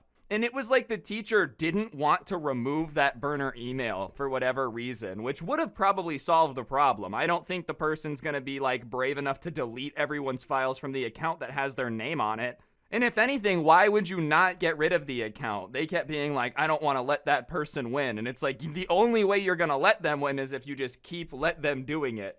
So whatever, he would just keep giving week extensions to the class because he wasn't gonna like fail everybody because of it. But by the time the end of the semester's coming around, all of the delays had started to stack up. And there was 5 assignments that they were supposed to get to for that particular topic that year that they couldn't. And the teacher, the professor, didn't want to like extend the class a bunch more time. And on top of that, let's say you extend the class like a month into summer. I don't know if they get paid for it for going longer. What if the person starts deleting files? So he just said, all right, I'm going to give everybody an A on this stuff, but whoever did that, like that wasn't very cool and I don't like that. Which, duh, you don't like it. Your job as a college professor kind of gets thrown out the window if people can just delete files and not have you teach half the class. But somewhere out there is a dude who was in this class who just added a burner email at the start of the year and probably thought, no way this will ever come in handy. And now he just deleted files all the way to an A in class. And like, I just can't believe they didn't solve it. I don't really care about wanting the delay. Like, I could imagine being in a situation where you want an extra week for an assignment or whatnot. I feel like at a certain point, if you just keep letting the person do it over and over again, deleting all the files of all the class and giving them delays and just saying, hey, don't do that, and you just refuse to remove the email, you're kind of like setting yourself up for it. Obviously, the person shouldn't be deleting all of the assignments. But dude, take away the ability to delete the file. It's really not that complicated. You're not letting them win. But yeah, somewhere out there, someone just deleted files to an A. So the last story I've got today actually comes from my dad way back in the day. He recently told me this story. He had a teacher when he was like in 8th grade for this marketing class they had him do, and she just did not like my dad. She didn't really like anyone. It was like just being there was the most annoying thing that had ever happened ever. Whether you were a teacher, whether you were a student, this lady just had a way of being like, you are the most annoying person. But she particularly did not like my dad. And she didn't like my dad because he was always trying to have too much fun with assignments. And on this particular day, they had been told that they had to like make a breakfast cereal and promote a commercial. So him and his best friend had like taken Raisin Bran and rebranded it or something dumb. And he's kind of sitting there and he takes a bite and he shoots up excitedly to be like, this is so good, like overacting the commercial. But when he shoots up, all of the Raisin Bran, there's no milk in it, kind of goes flying everywhere because that's how inertia works.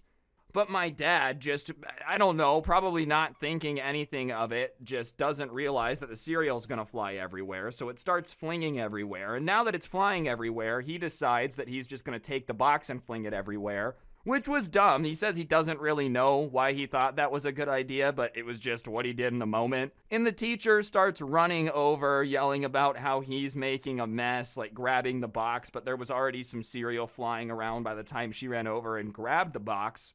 And a lot of it ended up landing in her hair. And she just like had that 80s hair, you know, where it's all hairsprayed to the point where it's basically like, I don't know, like a rat trap, like a glue rat trap. Probably used enough aerosol cans to single-handedly cause global warming. Well, all the like cereal lands in her hair and just sticks there and she doesn't notice. And she's yelling at him for making a mess and he's like, okay, and starts picking up everything off the floor and her hair is covered in cereal and he doesn't say anything and he's surprised because no other students in class say anything. And usually in this situation, there's one goody two-shoe that's like, ma'am, you know, there's cereal in her hair. So the rest of the class, they just let her teach with all this cereal in her hair. And apparently she wasn't very nice to other teachers either because the class ends and all the teachers go stand in the hall. And all the teachers see all this cereal in her hair, but they don't say anything. And none of the students walking by say anything. People would laugh. But the teacher just assumed that they were like being mean, so she would argue with them and be like, what are you laughing at? So they weren't gonna tell her, oh, you have cereal in your hair. So no one says anything. And over the course of the day, like it slowly falls out little by little, but sure enough, even by the end of the day, like there's still some cereal there. And everyone was just letting her walk around with this Raisin Bran drip because she was the mean lady and everyone was just like, nah, we're gonna let you have the cereal in your hair. You know you're a mean teacher when even the teachers don't have your back. I feel like usually they're a united front, you know? If they're letting cereal stay in your hair, then you gotta be angry at the PTA meeting. Either way, guys, I think that's gonna do it for the video. Hopefully you enjoyed. If you did, I'd really appreciate you taking a second to press the like button. Let me know what you thought in the comments section down below. And of course, subscribe if you're new and turn on those notifications. If you like listening to these, but you want to listen to like the audio like a podcast, I do post a podcast version over on Spotify, link down below. Feel free to check it out. But yeah, on that note, guys, don't get anyone pregnant. If you do, make sure they're hot, and hopefully I'll see you guys all next time. I'm out. Peace. What's going on, guys? It's your boy Scrubby here, back again with another video. Hope you're having a great day. I know I am. You guys really liked the last one I did of these where I put a bunch of them into one video, so I decided to do it again. Why not? And I might as well do it with the most popular series on the channel right now, which is entitled Parents. So yeah, if you like the series, press the like button, and without further ado, enjoy. I give away a lot of my child's stuff on Facebook Marketplace for free when they outgrow it, and the amount of parents that expect me to deliver it to them for free is astounding. Whenever my child outgrows something, I try to give it to another family that needs it. I usually clean the item up and post it with pickup only in a generalized area of where I live. Usually with everything I post, I get at least one person messaging me a sob story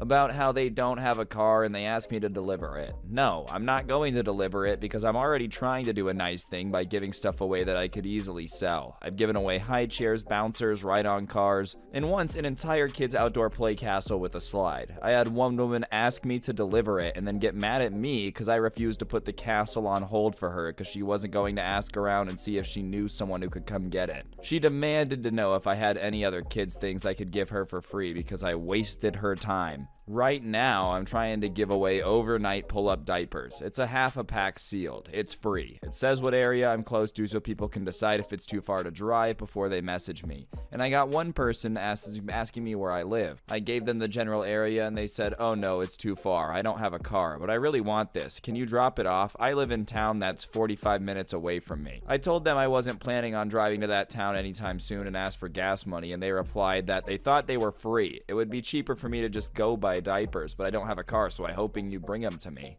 It's always with kids stuff I give away for free, and I'm tired of being treated like a jerk for not wanting to drive all over the place to deliver stuff for free. I'm trying to be nice, but I'm not a charity. Honestly, you gotta love the entitlement of these people, dude. Hey, this guy's giving away stuff for free. Let's demand that he brings it to us instead of doing the normal thing and going to get it. What? He should do that. I mean, if he's giving it away for free, he might as well offer a bunch of his time, gas money, and everything else that would be associated with driving it over here. I personally would love to drive 45 minutes out of my way to give away stuff that I was already trying to give away for free in the first place. My neighbor has been yelling at his parents for hours. So I can't sleep because my next door neighbor is yelling at his parents. We call him Yeller. They moved into his house temporarily because a tree fell on their house, and Yeller is helping them pay for it, and we didn't hear about any trouble with them for 2 weeks they've been in the neighborhood. Apparently though, they are the type of people that thinks buying too many expensive things makes you snobbish. From what I can overhear, I know I shouldn't be listening in, but I can't sleep, they've apparently been selling off some of his stuff. Games, game consoles, watches, clothes. Apparently they were putting that money towards groceries, so it sounds like they are not keeping that money themselves. They did this yesterday and today. Oh wow, apparently the screaming guy went out to dinner with his girlfriend and was proposing to her, only to find out when he opened the ring box that the ring wasn't there. His parents took it and pawned it for gas money and cleaning supplies. I don't think his parents are staying there much longer. They even pulled out the "your stuff is our stuff" card and called him spoiled. I am hearing him yell at them to get out of his house. Honestly, in what reality is it okay to sell your host stuff? Kid or not, that is rotten. They are quieting down a bit. Hopefully I can sleep now. Man, dude, if anybody thought their parents kinda sucked, imagine being in a situation where you're about to propose, only to find out your parents went ahead and pawned the ring to pay for gas money. I understand your parents might be in a bad situation, but you don't go digging through somebody's stuff looking for the most expensive thing you can take to the pawn shop to get a little loan for. My goodness gracious, imagine if you found out somebody took your game console or your PC and pawned it without your permission, dude. I'm surprised he's not only kicking them out of the house, I'd be surprised if he didn't cut them out of his life after this too. I don't know, that's pretty out there. I need to give a little backstory first. My parents divorced when I was 10 and now I'm 20. And because my dad found out my mom was cheating on him when she told my brother and sister, who were 7 and 8 at the time, weren't his. When asked for her reason, she said that she found a man who was able to give her a high life, unlike my dad, a farmer trying his best to maintain a family while managing my grandfather's farm. When discussing custody over me in court, my mom said she wanted nothing to do with me and left my dad with full custody while she took my brother and sister with her, and then married her side piece a month after everything was done. Of course, with the rise of social media, she only includes me in family photos to make herself look good, even though she tosses me to the side afterwards. I don't even have a relationship with my siblings because they look down on me for some classist and petty reasons. Now, with that out of the way, on with the show. It was about 7:30 in the morning. I was feeding cattle and having a jam session when my dad came out to the feedlot to tell me someone was here to see me. I asked him who it was, but I didn't need him to answer once I saw an angry look on his face, and he throws a cigarette he failed to light. I hop off the tractor and go walking around the farmyard until I spot a brand new Porsche with my mother sitting in the driver's seat. To describe what she looks like, imagine someone did a shitty job doing James Charles and Jeffree Star's heaviest makeup routine at the same time, a Karen haircut with only the blondest of highlights, and a spray-on tan that would make Trump look pale. I often wonder if she'll ever do a face reveal just so the world could see the hunk of Swiss cheese under all that. I walk up to her car and very politely say hello to her before she wrinkles her nose and looks at me in disgust. Don't you have anything better to wear besides those filthy rags? And take that wad of chewing tobacco out of your mouth. Honestly, I'm embarrassed that you're my son looking like that. These are work clothes and I was working and I just put this chew in. It hasn't even kicked in yet. What do you want? She looked me up and down with disgust again before taking a deep breath before speaking. I need to ask you a favor. In fact, it's rather important. The only thought going through my head was, she's part of a cult and needs me to be a blood sacrifice at tonight's meeting. Well, what is it? See, your sister is going to be graduating this year, and I think it would only be fair you gave her the money your grandfather left you, since you obviously don't need it. I know what she's after now. My grandpa had put aside $25,000 for each grandchild once they turn 18 that they can use for college, buying a car, whatever. The only catch was you either needed to graduate high school or obtain a GED. Now, why she would be wanting this money, you ask? Well, I'll tell ya. She had asked my grandpa after the divorce that not only should her kids, my brother and my sister, still get the money, but also he needed to beef it up a few grand. My grandpa, out of spite, took the money originally meant for them and put it all in my name and told her his only actual grandkids would get the money. A few years later, when he passed away, my dad had added some of his inheritance into it, so when I graduated, I ended up with $93,000.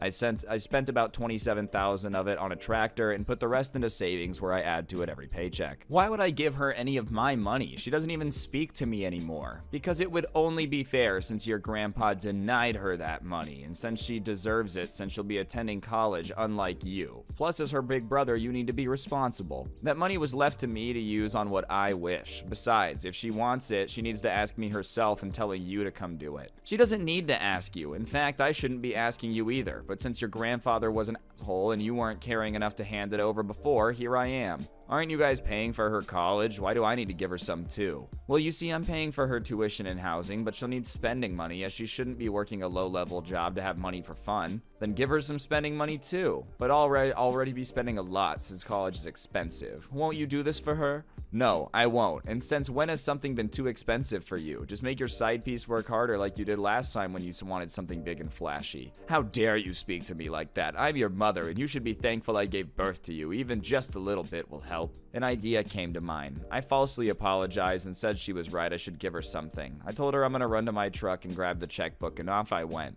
Once I was at my truck, I proceeded to dig through the cup holder for pennies. Every little bit helps, right? Once I gathered 20 or so pennies, I walked back and told her to put her hand out and drop the pennies in them with a smile. What's this? You said a little bit could help, didn't you? So, I thought you could have that. This isn't what I meant in mind. A few thousand is more what I had in mind. She then throws the pennies at me and then starts blaring the horn, screaming at the top of her lungs that I need to give her what she asked for. Honestly, where's a Pokeball when you need one? Because this one needs to be trained professionally on how to act. I'm just standing there watching her go on like this as she's demanding money, calling me everything under the sun when she goes quiet as I hear my dad yell out from somewhere, "Shut the you." At taking this moment, I look at her and said, "You never said thank you. And you will give your sister what she deserves. When you do a face reveal, I will." She then told me to go myself and sped off, and that was the end of that. That's all for this episode, folks. Until next time, remember to pick up your popcorn containers and leave the theater in an orderly fashion. I think my favorite character out of all that, to be honest, is the grandpa who just out of spite put all that money towards the one grandkid instead. What an absolute G. I'm also very impressed he didn't fork over any cash. That's what you really need to be able to do, man. Telling your family no is hard. I guess it's probably a lot easier when your mom's swearing at you, calling you every name under the sun. I will say though, bro, you gotta throw that savings into an investment of some sort. Inflation's eating that. I'm pregnant with my first child with my husband. We still haven't decided on a first name for our child, but I made the choice, which my husband wholeheartedly supports, to give her the middle name of a deceased friend of mine who I loved very much. My dear mother-in-law visited us over the weekend and not only trashes our home, but pays me no mind at all during her entire visit. All she does is fuss over how my husband is going to be a dad and she's going to be a grandma, ignoring the woman literally carrying the grandkid. The most interaction she has had with me so far is barking orders at me on Saturday night during dinner. However, after she insulted my cooking, she turned to my husband and said, "So dear, what name are you going to give the baby?" I piped up, since I'm fed up with her acting like my husband is the one carrying the grandchild. "Well, Miss X, we haven't decided on a first name yet, but her middle name will be the aforementioned friend's name in honor of one of my best friends who died a few years back. If you have any suggestions for her first name, we'd be more than happy to hear them." This woman turns and gives me the dirtiest look I've ever received in my life, and she proceeds with a long, stupid rant. First of all, why was I not informed that you had already made a choice regarding my granddaughter's name? Did you even consult my husband when you decided to give the baby that name? Look, I'm sure your friend was a great person, but I don't approve of that name at all. I'm sorry, the person may have been nice, but the name isn't nice. Instead of honoring the girl by naming my grandbaby after her, why don't you honor her by raising the child to be a good, religious, pious lady? Pious lady. Oh wait, you can't, I suppose. You're a lazy, good-for-nothing, useless junkie. You're the opposite of what a mom should be. I'm ashamed that you're carrying my grandchild, slut. At this point, I left and cried up in my room. From what I heard, my husband yelled at her for what she said and kicked her out, and as of now, I've blocked her on everything, and my husband and I withdrew ourselves from Christmas dinner her with his side of the family. The whole ordeal also reminded me of the trauma of losing the friend I mentioned, and I really hope my daughter doesn't inherit anything from that awful woman. What are you gonna give my grandbaby a middle name of somebody that you care about that died? What are you, an idiot? Psh, no. My grandbaby can't have a middle name like that. You're causing this much of a fuss over a middle name, bro? Call me crazy, but like the amount of times my middle name has literally ever mattered is 0. It's a good thing for the mom to honor her friend. You know, it means something to her. It'll mean something to the daughter. But if you don't like your grandbaby's middle name, you don't have to go around telling everybody about the middle name. I just feel like it's really not that complicated, easy to avoid issue. This happened the summer of when I was 14, so around 2004. This entitled mama bear was griping about wanting to get out of the city and do something fun. She wanted to go to the beach, and my dad finally decided it was time to take a leave from work for a week and go there. He wanted to drive, but, you know, the entitled mom wanted to fly, so she went ahead and bought plane tickets for the trip. When my dad finally got back to look at the tickets, he noticed that there wasn't one for me. The entitled mom played it off and said that she must have lost it. My dad said he'd make a call to the airline, and if they couldn't find my ticket, then there'd be an issue. That's when she started doing the thing that Karens do, where they just want you to blindly take their word on something fishy. So my dad grilled her until she admitted to only buying 3 tickets, and she used his credit card to buy them. He was livid, and she started making excuses that I wasn't a little kid anymore and that I didn't need to go. My dad, having enough of her crap, called the airline and canceled the trip, and then told my stepmom that if she wanted to go so bad, the next time invite me or pay for the trip herself. She cried and called my dad financially controlling, but he turned that on her and said that she couldn't have a family vacation without me if she was using his money to pay for it. Then she asked what was her plan when it was time to go. Was she just gonna have to leave me at home last minute or pretend to have lost the ticket at the airport? My stepmom didn't have an answer, so she just walked away and did her usual of getting drunk on the patio. Instead of flying to the beach, my dad packed us all up in his car and we drove south to the nearest beach, and I ended up having a great time, and my sister did too. But my mom spent half the trip looking like she was sucking on a lemon in her mouth because she didn't get away.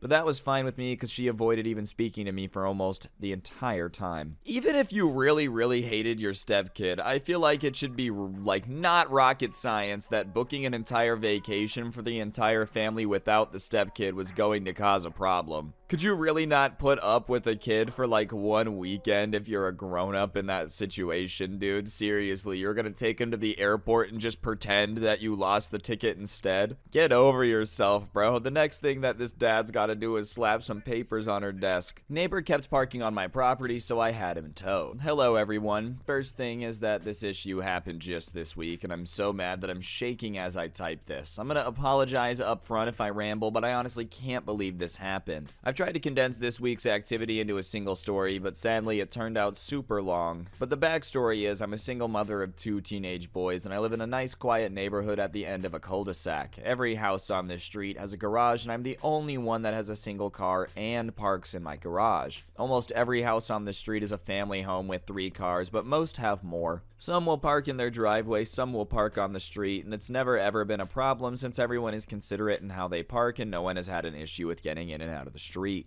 In addition, I tend to keep to myself. I'm not antisocial, and I wave and say hello to my neighbors when I come and go from my home, but usually when I get home, I stay home. So I say all of this to give you an idea that I'm a homebody, and my neighbors pretty much know that when I get home, I stay home. About 6 months ago, the house to my right was sold to a larger family that consisted of a dad, mom, and 3 teenagers. The day they started moving in, I made a point to go over to the edge of the property and wave and greet them in order to welcome them to the neighborhood. They were friendly, and I was happy to have nice people move in next door. Also, you need to know that his family used their garage for storage and parked their 4 cars in the driveway. I didn't know it at the time, but their youngest son was months away from his 16th birthday, and now that you have more of that information onto the story itself. Last Tuesday, around 6 p.m., I received a knock on the door, and it was from my neighbor, and this is the following conversation. Good evening, how are you? I'm talking through the screen door. We're okay. I'm sorry I can't open the door, but my youngest came home from school with a sore throat. I'm not sure what's going on. How can I help you? Oh, I'm sorry to hear that. I hope it's not anything serious. We're okay. My son turned 16 a few weeks ago, and I'm sure you saw the new truck we bought him. I sure did. It's such a pretty truck and big. Does he like it? Yes, he does. It's what he wanted, so we got it for him. It's very big, and that's what I wanted to talk to you about.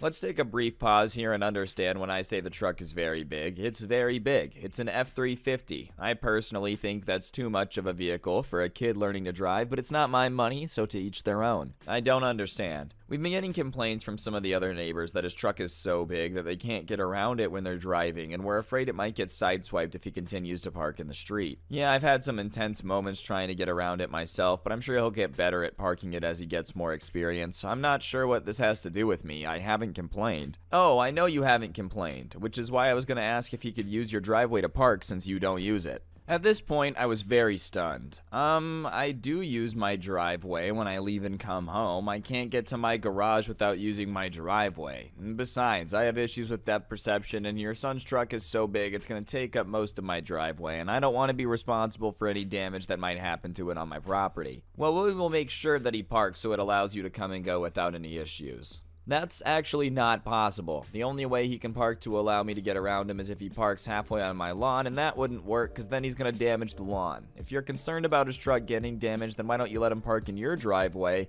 and have one of the smaller cars park in the street? We already discussed that. We'd have to park 2 cars in the street in order for him to use the driveway. It would be very easy for him to park in your driveway, and I can assure you that it would not be an inconvenience to you. You don't even use your driveway. I'm sorry, but the answer is no. I'm not going to be responsible for a vehicle on my property, and I need to be able to come and go without worrying about somebody else's stuff. My neighbor, who's very upset at this point, "You're not being very neighborly. I thought you were a nice woman. You don't use your driveway and this would benefit the whole neighborhood." I'm starting to lose my temper at this point. Listen, I told you I do use my driveway every time I pull into my garage and every time I leave. I'm sorry you don't have enough parking for all your vehicles. I'm sure it's frustrating, but it's not my problem that you decided to buy a vehicle that doesn't fit on your property. Now, while I also find it irritating to try to navigate the road with that truck in the way, it is public parking, so I have to deal with that. I will not have anyone else's vehicle on my property. Now, if you don't mind, I have a sick kid and I need to get back to him. Have a good day. And with that, I closed the door and looked out the people and saw him give the bird before he turned to leave. I just shook my head and had to take a moment to understand if I actually just had that conversation. Then I loaded my son up in the car and left to take him to a minor emergency just to get him checked out. All this test came back negative, and I was told he probably had a run-of-the-mill virus and to keep him at home and do self-care,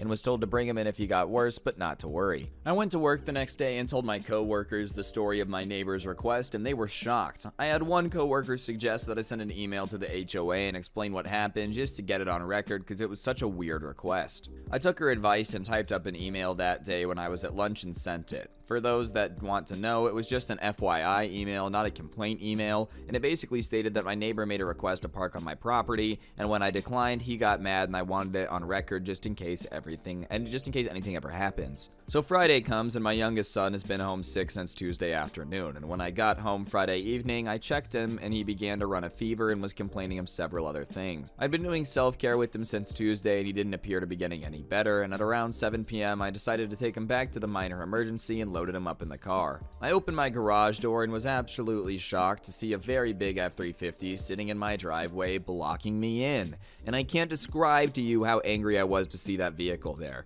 Now, before anyone starts asking me how I didn't know it was in my driveway, it's because my street is very busy and cars are coming and going all the time, and unless someone knocks on my door, I don't bother watching every vehicle driving up and down the street. The only window that can see my driveway are the ones in my kitchen, and I keep those drawn and don't look out. So I get out of my car and stomp over to my neighbor's house and bang on their door. This person answers out of the door with this conversation. "Can I help you? You're interrupting our dinner. Your son parked in my driveway after I told your husband he couldn't, and I need to take my son to the emergency that your truck is blocking me in." It is at this time he walks up behind the woman and proceeds to talk. "He isn't blocking you in. You can get around him." "No, I can't, and you need to move the truck or I'm going to call the police and tow it. I need to get my son in to see a doctor." At that point, the dad turned and called for his son and then turned back to me. "He's not blocking you, but I will have him move it. It doesn't matter whether or not you believe he's blocking me in or not. He's not allowed to park there in my driveway in the first place. No one's allowed to park there, and if I find an unauthorized vehicle in my driveway again, I'm not gonna bother knocking on your door. I'm gonna have it towed. It was at this time I saw the son arrive at the door with his keys in his hand, and I turned to leave and head to my car and wait for him to move it when I heard him call me the famous B word every woman has heard once in her life, and I ignored him and headed to my car and watched as he got in, and after some effort was finally able to back out of my driveway and parked his truck in the street a little way down the road. I was able to leave and take my son to the minor emergency where, as we waited for several hours to be seen, I shot off another email to the HOA about what had happened. I want to advise that the HOA had already responded the day before about what they received in my email and made a note of it and advised my property was my own and I could give or deny access to it as I wish. It was this email string that I responded to while waiting for my kid to be seen, and again, all tests administered to my son came back negative, and I was told it was a run-of-the-mill virus and he's gonna be fine. The virus just had to run its course, and I took him home and called it a day. Saturday evening, my oldest started complaining of a sore throat, and I was starting to feel poorly myself. My youngest appeared to be getting better, so I figured that whatever he had, we were getting, and so we stayed in all weekend. Sunday evening at about 5:30, my oldest son spiked a fever, and while it came down a little, it didn't come down enough, so I loaded him in the car and off to the emergency we went. The only one I could find that was open on Saturday was on the other side of town, so I drove 20 minutes just to get there, and we ended up waiting for 3 hours just to get in the door, and then another 45 minutes just till we saw the doctor. After a few more hours and all of his tests coming back negative, the doctor did state she could hear some wheezing in his lungs, so she prescribed an inhaler for him to help him get back, but basically told me the same thing, that he has a run-of-mill virus and has to let it run its course. I even had to drive further to the only 24-hour pharmacy to pick up the inhaler, and we didn't get back to the house until almost midnight. Let me set the scene for you. My son is half asleep in the passenger seat and complaining that he just wants to go home. I'm exhausted and feeling drained and having coughing fits myself, and I just want to go to bed, and I round the corner and I see the truck sitting in my driveway. I couldn't even pull in because he's blocking it, and I also noticed that he was parked partially on my lawn. I was so mad I could hardly see straight. I googled and found a 24-hour tow truck service and explained I had an unauthorized vehicle on my property that needed towing. The woman said it would be about 30 minutes before they could get a truck there, and I said that's fine. In the meantime, I walked my kid to the house, put him to bed, and then went outside and took a picture from the street to show how much of the driveway he was taking up, and he was also parked on my lawn. I couldn't understand why they would park in my driveway.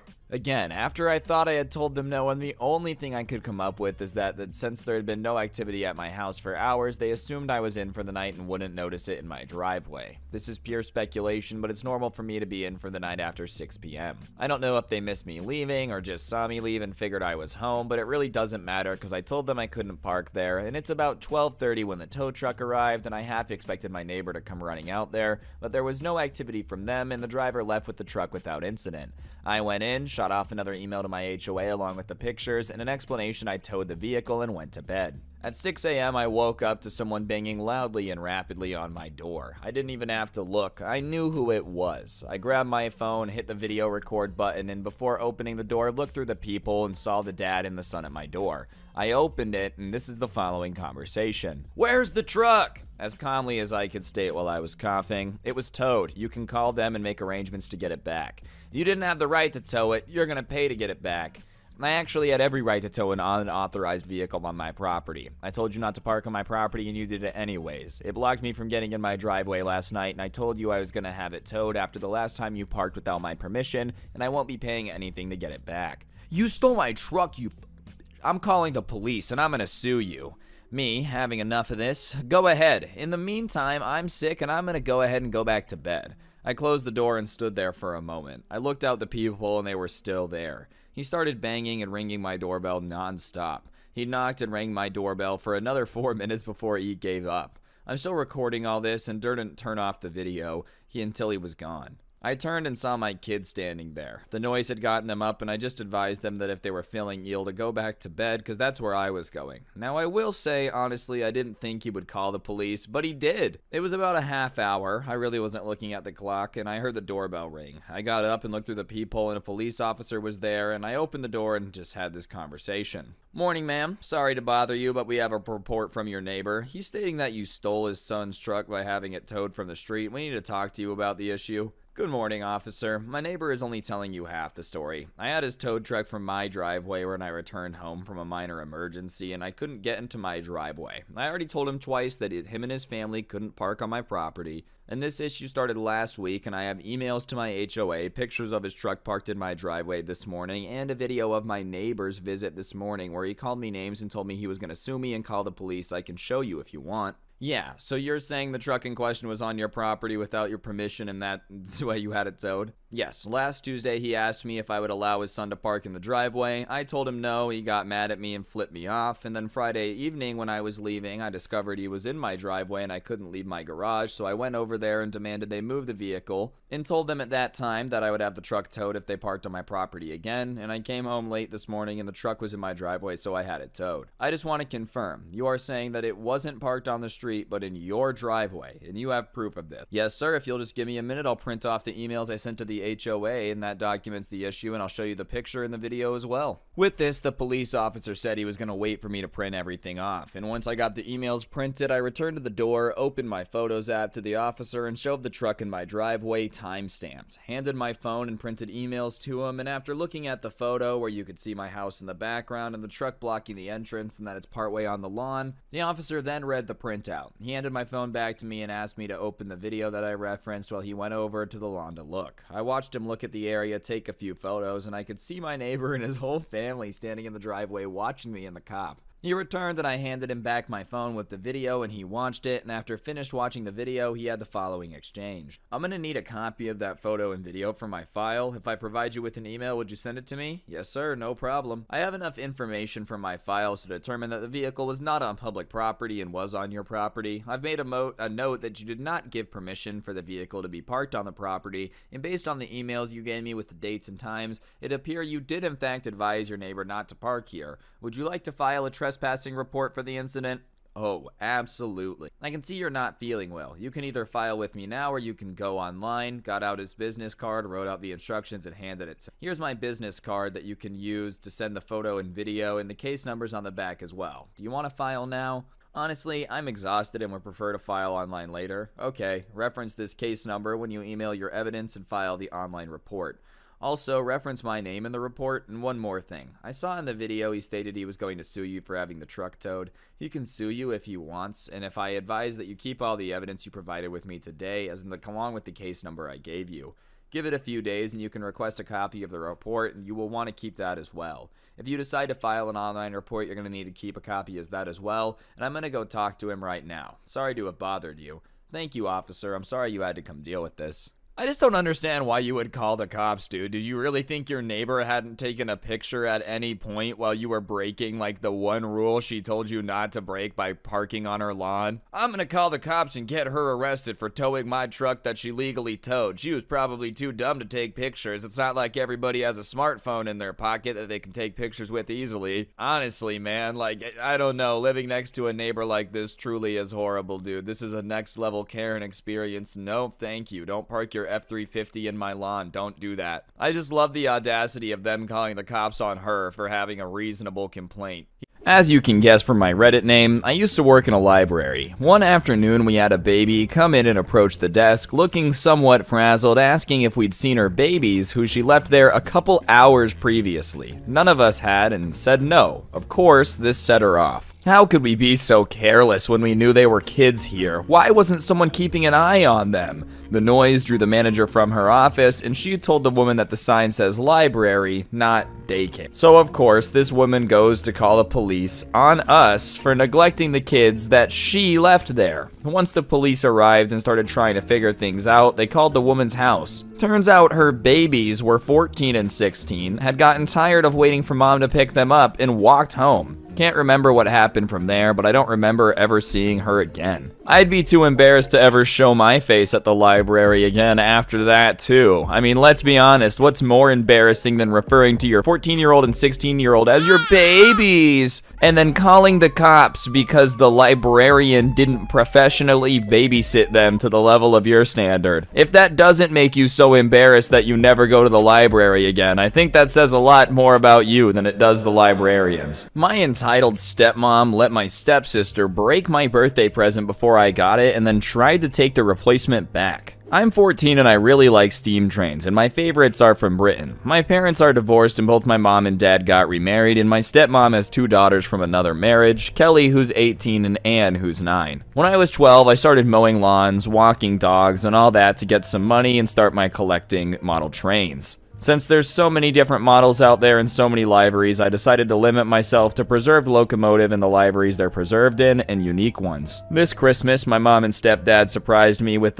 4 out of the 6 preserved A4s. On my birthday, I asked my mom, stepdad, and stepmom and stepdad for the remaining 2 A4s, Dwight D. Eisenhower and Sir Nigel Greasley. And my mom and stepdad got me Sir Nigel Greasley and the rebuilt W1. I went to my dad's the next day and saw my dad, stepmom, and stepsisters. I opened my gifts, and when I was done, my dad went and brought another bag out. I pulled out the tissue paper, and there was a model train inside. I pulled it out, but before I could look at it, it fell, and I looked at the box, and the back was ripped out. I showed my dad, and he looked confused when my stepmom chimed in. Oh, Anne threw a tantrum, so I let her play with that last week. I looked at the model, and the paint was scratched, and the side rods were bent, and one of the axles was cracked too. I was pissed that she did so much damage, and my stepmom just put it back in the box. I was pissed since I don't have much there, and the little stuff I do have, this girl is broken. I angrily asked, why do you let her break everything of mine? And my stepmom said, just get over it already. I snapped and said, I will when you stop letting Anne be so spoiled and start being a better parent. That pissed her off and she called me an ungrateful a-hole,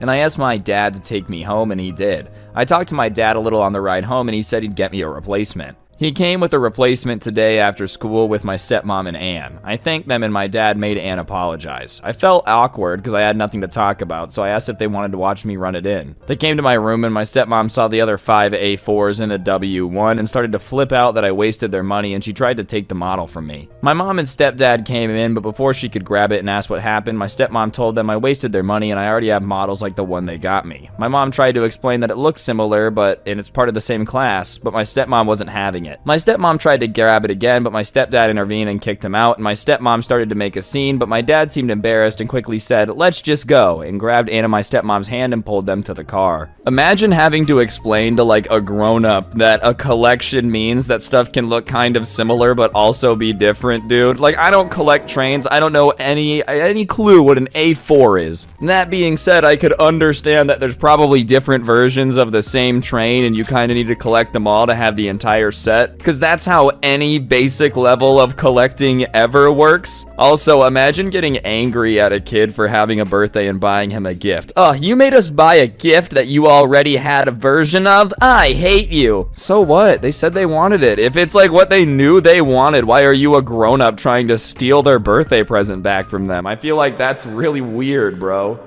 I was pregnant with my first child, and since I lived in a different state than my parents, my dad thought it would be a good idea to fly my mom out to be present for the birth so I could have some help in the week after. My husband wasn't thrilled at the idea, but thought it could help me ease into the transition to parenthood with changing diapers, sleep, and all that stuff, so he obliged. My dad stayed behind at their home because he's building it and used the excuse of the house building deadlines to say why he couldn't be there as well. He intended to come out for 2 weeks after my mom did to swap the help once she returned back home, taking shifts so to speak. Well, I get induced for delivery on Friday night and go through an intensive labor where after 29 hours, I'm 9 centimeters dilated. The baby won't come out, the vacuum doesn't work, and they give me an emergency C-section. The baby's delivered at 5:30 a.m. Sunday, and throughout the entire process, my husband has made it very clear he wants to stay with me the entire time due to the amount of complications. However, my mom makes it clear that she doesn't want to stay and forces my husband to chauffeur her multiple times from the hospital to the house,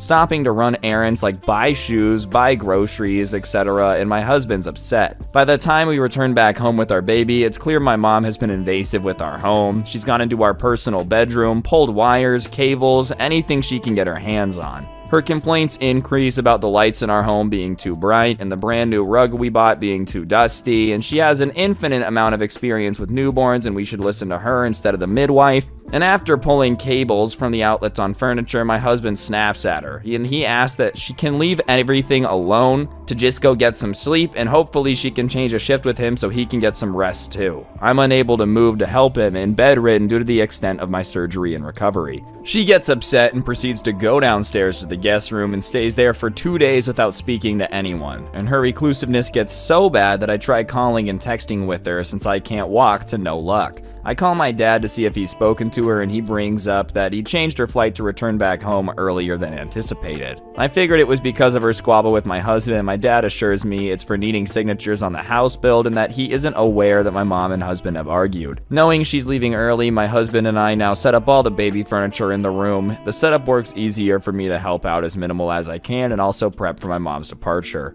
Well, after 2 days of speaking to no one, my mom finally decides to come upstairs and in the process is having a major fit. She begins saying that my husband and I are not very socially inviting and proceeds to call my husband all the names in the book. This includes telling him that he's hoarding the baby, a coward for not leaving the bedroom while she's insulting him while he's feeding the baby, and she begins to scream at me that I won't allow her into the bedroom and she can no longer help and she will be leaving that same day instead. Cue stomping and slamming doors. She ends up finding her way upstairs with her luggage and right out the front door, where she starts yelling at our neighbors that we're psycho and approaches another neighbor's car to ask if they'll Uber her to the airport. In all of this, she manages to call my dad and cry that my husband and I accosted her for helping rather than hear me out or listen to my version of events, and my dad immediately blames my mom's meltdown on me, that I should have been her better host and allowed her more time with our 5-day-old baby so she could be a proud grandma. My husband ends up texting my dad that my mom's out of line in the situation and needs some kind of mental help. Rather than me understanding of that, he begins to get irate and get belligerent on the phone, saying he can no longer look at my husband the same way, and how dare my husband say anything about my mom to him. Let's disregard my mom disrespecting us and calling us name, and glosses over the entire reason why she left early. That night, I found out my mom announced my birth to our extended family for me. I didn't even get a chance to tell anyone by publicly posting a bunch of photos of me giving birth on the bed and posting it to all the random people on Facebook. None of it's private either. I messaged her and my dad to please tell them to remove it as they were taken in an insanely private moment. The next day, I get another 2 texts from my parents and they asked if I hacked into my mom's Facebook to see the photos she posted and used some kind of government technology to get access to it, and how I did it. If it was criminal, they'd report me to the authorities. Now, I have many hills I'd die on, but hacking a Facebook page is not one of them. And if I were to go to jail for something, it wouldn't be for my mom's internet photos. I'm not sure how amazing she believes herself to be or why any parent would accuse their child of being criminal enough to want to do something so stupid. My guess is as good as any. I call my dad to ask why he'd even entertain such a stupid suggestion from my mom, and he backpedals before rage quitting the conversation and hanging up. Honestly, I'm so over my family and their years of poor treatment, and I'm just glad my husband got to see I wasn't making things up regarding my mom's temperament, and I definitely won't be hiding the skeletons in the closet for them if anyone asks why I no longer speak to my parents. They're ridiculous people and can keep their tinfoil hats on for all I care. It's just a shame that making a situation as beautiful as a birth to be made once again about them.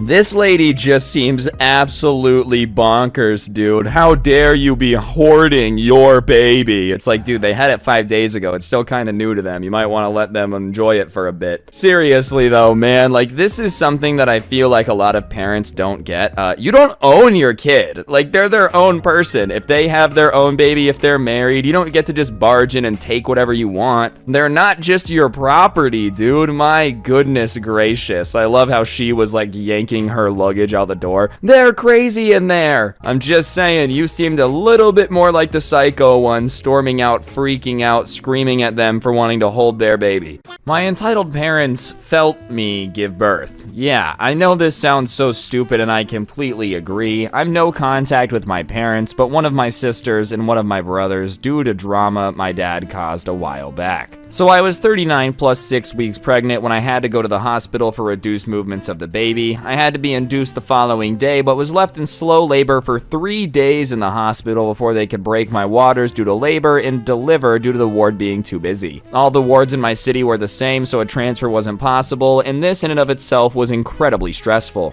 Eventually though, they break my water and started off with gas and air. It lasted nearly an hour before I asked for an epidural. Ladies who do it natural, kudos, you're strong wrong, but I don't cope with pain especially well. So with the epidural, for the most part, I felt nothing and slept through labor most of the day. There was instances when the tube moved and I felt pain in my left side. Eventually, I was rushed for a C-section because the little one's heart rate kept dropping. Fast forward to 2 days later, me and the baby are still in the hospital on antibiotics, and my sister and I, that I still talk to, calls to me angrily. "Why didn't you tell Mom you're in labor? You could have died for all we knew. She's heartbroken and she wasn't there to see her first biological grandchild be born." What are you talking about? We haven't spoken in over a year. I tried when I was pregnant to talk with her and she wasn't having it, so why would I have told her? Because she's your mom. She wouldn't have been able to come anyways. COVID restrictions mean only my partner was allowed, and we can't even have visitors apart from the birthing partner. Have you really just called me while I'm sat at the hospital to have a go at me? Blame Mom for not fixing this sooner.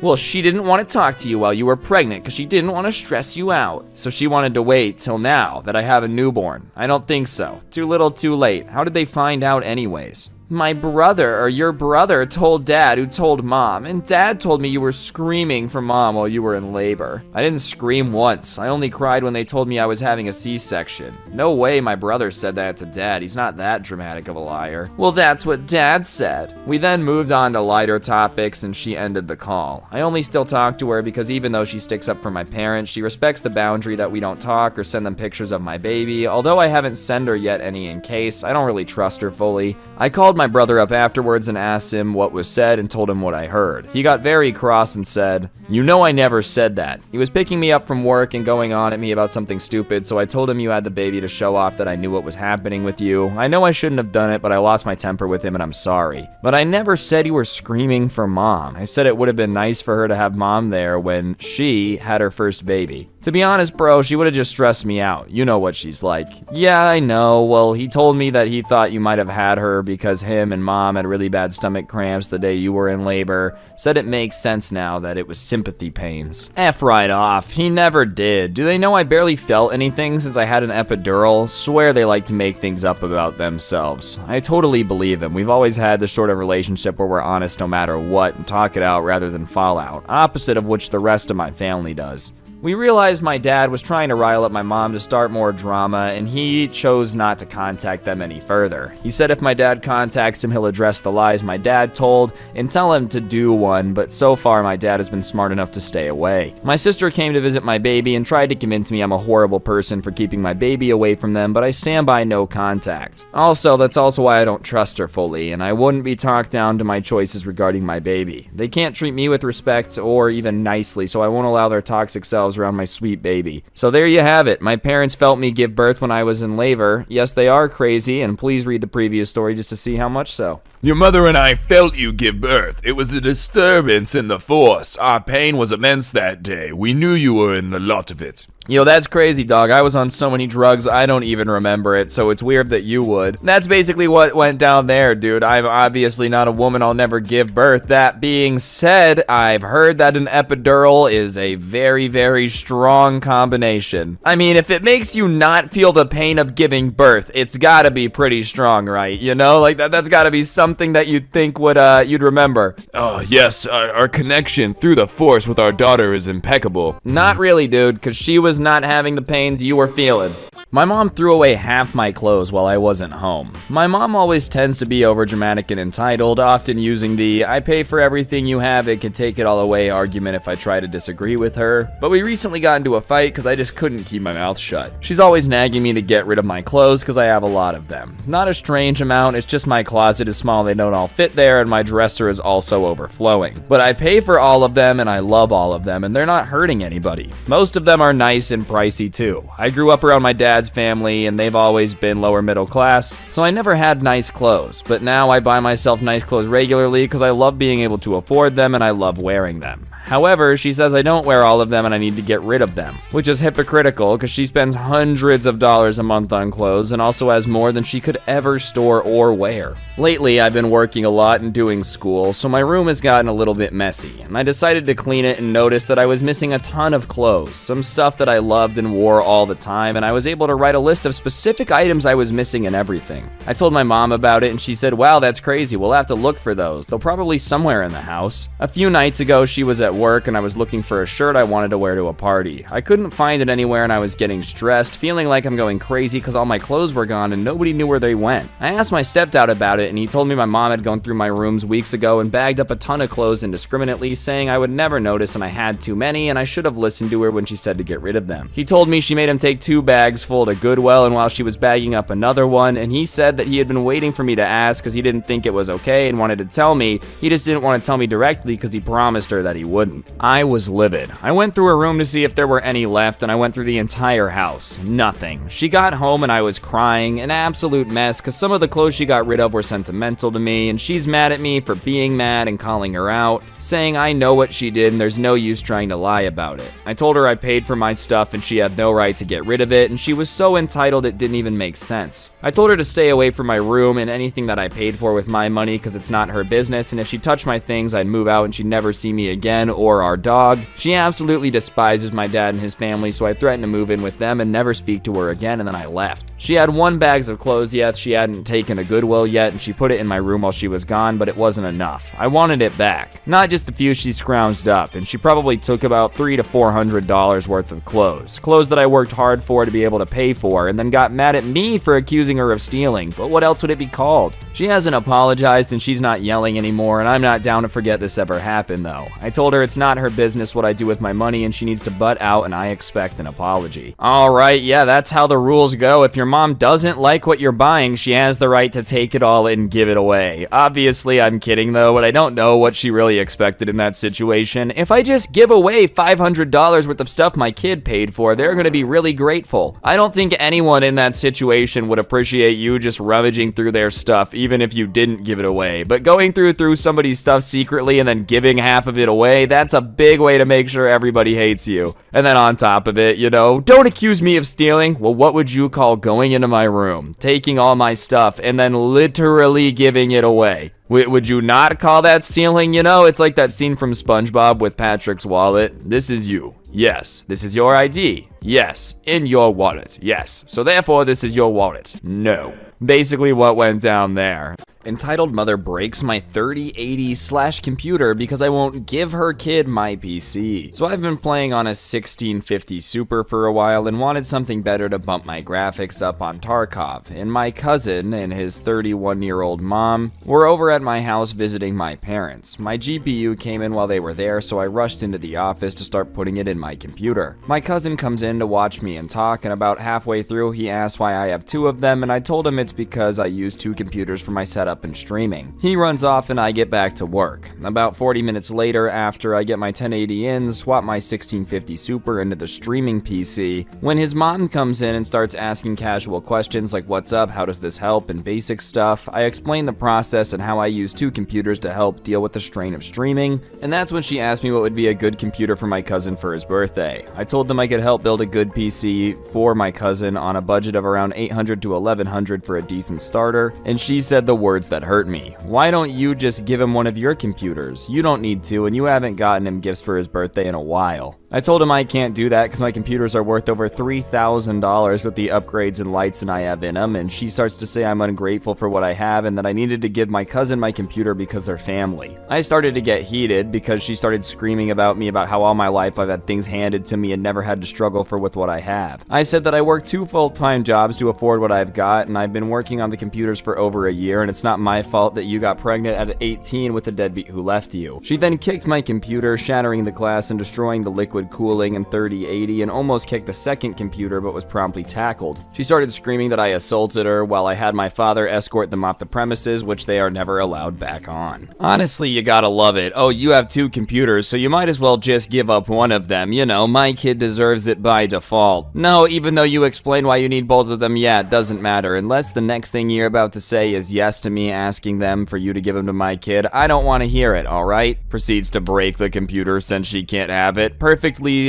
calm, normal, perfect logic sense to me. Hello, I'm in one of the many Midwest cities currently hit by snowpocalypse, and we ended up getting 14 inches of snow where I live. I want to preface this with saying that I don't necessarily like kids. I don't hate them, I just don't have any experience with kids and don't feel the need to produce any of my own. I work from home and received a knock at my door today, and there's a group of 4 12-year-old-ish boys outside, and they had shoveled my driveway and sidewalk and were now requesting payment and wanted $15 each. I was really confused because they never knocked and asked if they could shovel my driveway. They just did it without asking and were expecting to be paid. I was really dumbstruck and kind of said, I don't have any cash, and one of them pulled up a smartphone saying they had their mom's Venmo account. Again, me just being extremely confused, I started saying that I never agreed to pay them for anything and I was gonna shovel my driveway at lunchtime. If they had asked, I would have said no. They got really upset and were like, you're not gonna pay us for our work? But again, I didn't ask them to shovel my driveway, and they started yelling at me, so I shut my door. Fast forward a couple hours and their mom comes and knocks on the door, and I open it and she starts screaming at me for not paying the kids, and her points were that it was only $60, which wasn't gonna break me, which is wrong, and they put in the work and should be paid. Her boys did a nice thing for me, and she was proud of them for using their snow day to help people, and I was being ungrateful and gonna make them turn to drugs next time? This is when I started to get kind of mad. I said that I never asked for their services, and it was nice that they shoveled my driveway, but I never agreed to pay them, and they really should have asked first. She insists that I pay them this time, and they'll ask in the future, but I don't want to reinforce bad behavior just because they're children and people feel the need to let them get away with whatever. This is not just a cycle I want to perpetuate for the kids. You can't manipulate people into paying for something they've never asked for. I don't know. So far, I refuse to pay, and now I'm getting torched on Nextdoor for being a heartless monster who took advantage of children. I feel like this is just basically extortion. I don't know if that makes me heartless too, bro, but like, you can't just shovel somebody's driveway and then demand they pay you without asking first. I feel like permission is kind of important. Hey man, I went ahead and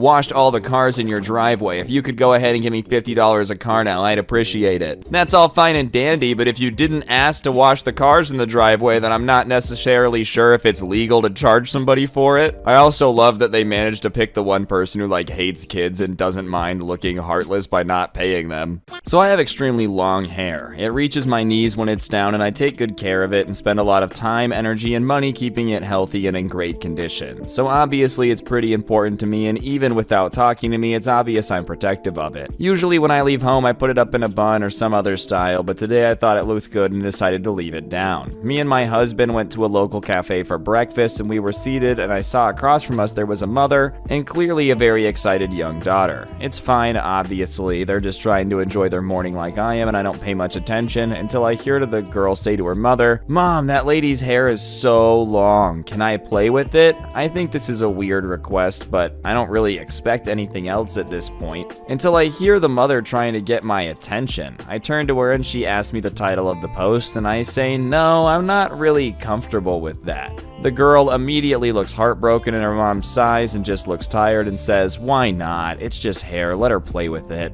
I give her my reasons. I don't like people touching me, I don't let people touch my hair, there's still a pandemic, I'd rather not get close to strangers. Even my husband chimes in and says she doesn't even like me touching her hair. Which is a lie. He's one of the few people that I'm very comfortable with touching my hair, and he just wanted to help me get out of the conversation because he's being sweet. The girl looks at her mother with a pleading look, but her mom just looks at her and says, the mean lady won't help you, and stares me daggers. Like, what the heck, dude? What did I do? Would you let strangers touch your hair, lady? I get she's tired, but I'm not in the wrong for keeping my boundaries in order. A slight annoyance, but luckily they were already mostly through their meal by the time we arrived, so they weren't there long, but it was still a weird situation that made me overall uncomfortable. Dude, who just like walks around letting their kid ask to touch strangers? I feel like that's a horrible lesson to teach anyone. If you ever see something you want to touch on a stranger, just go up to them and ask. Like, who really wants to teach their kid that that's what they should be doing if they see a stranger walking around, dude? This is the most bizarre parenting I've ever heard of in my entire life.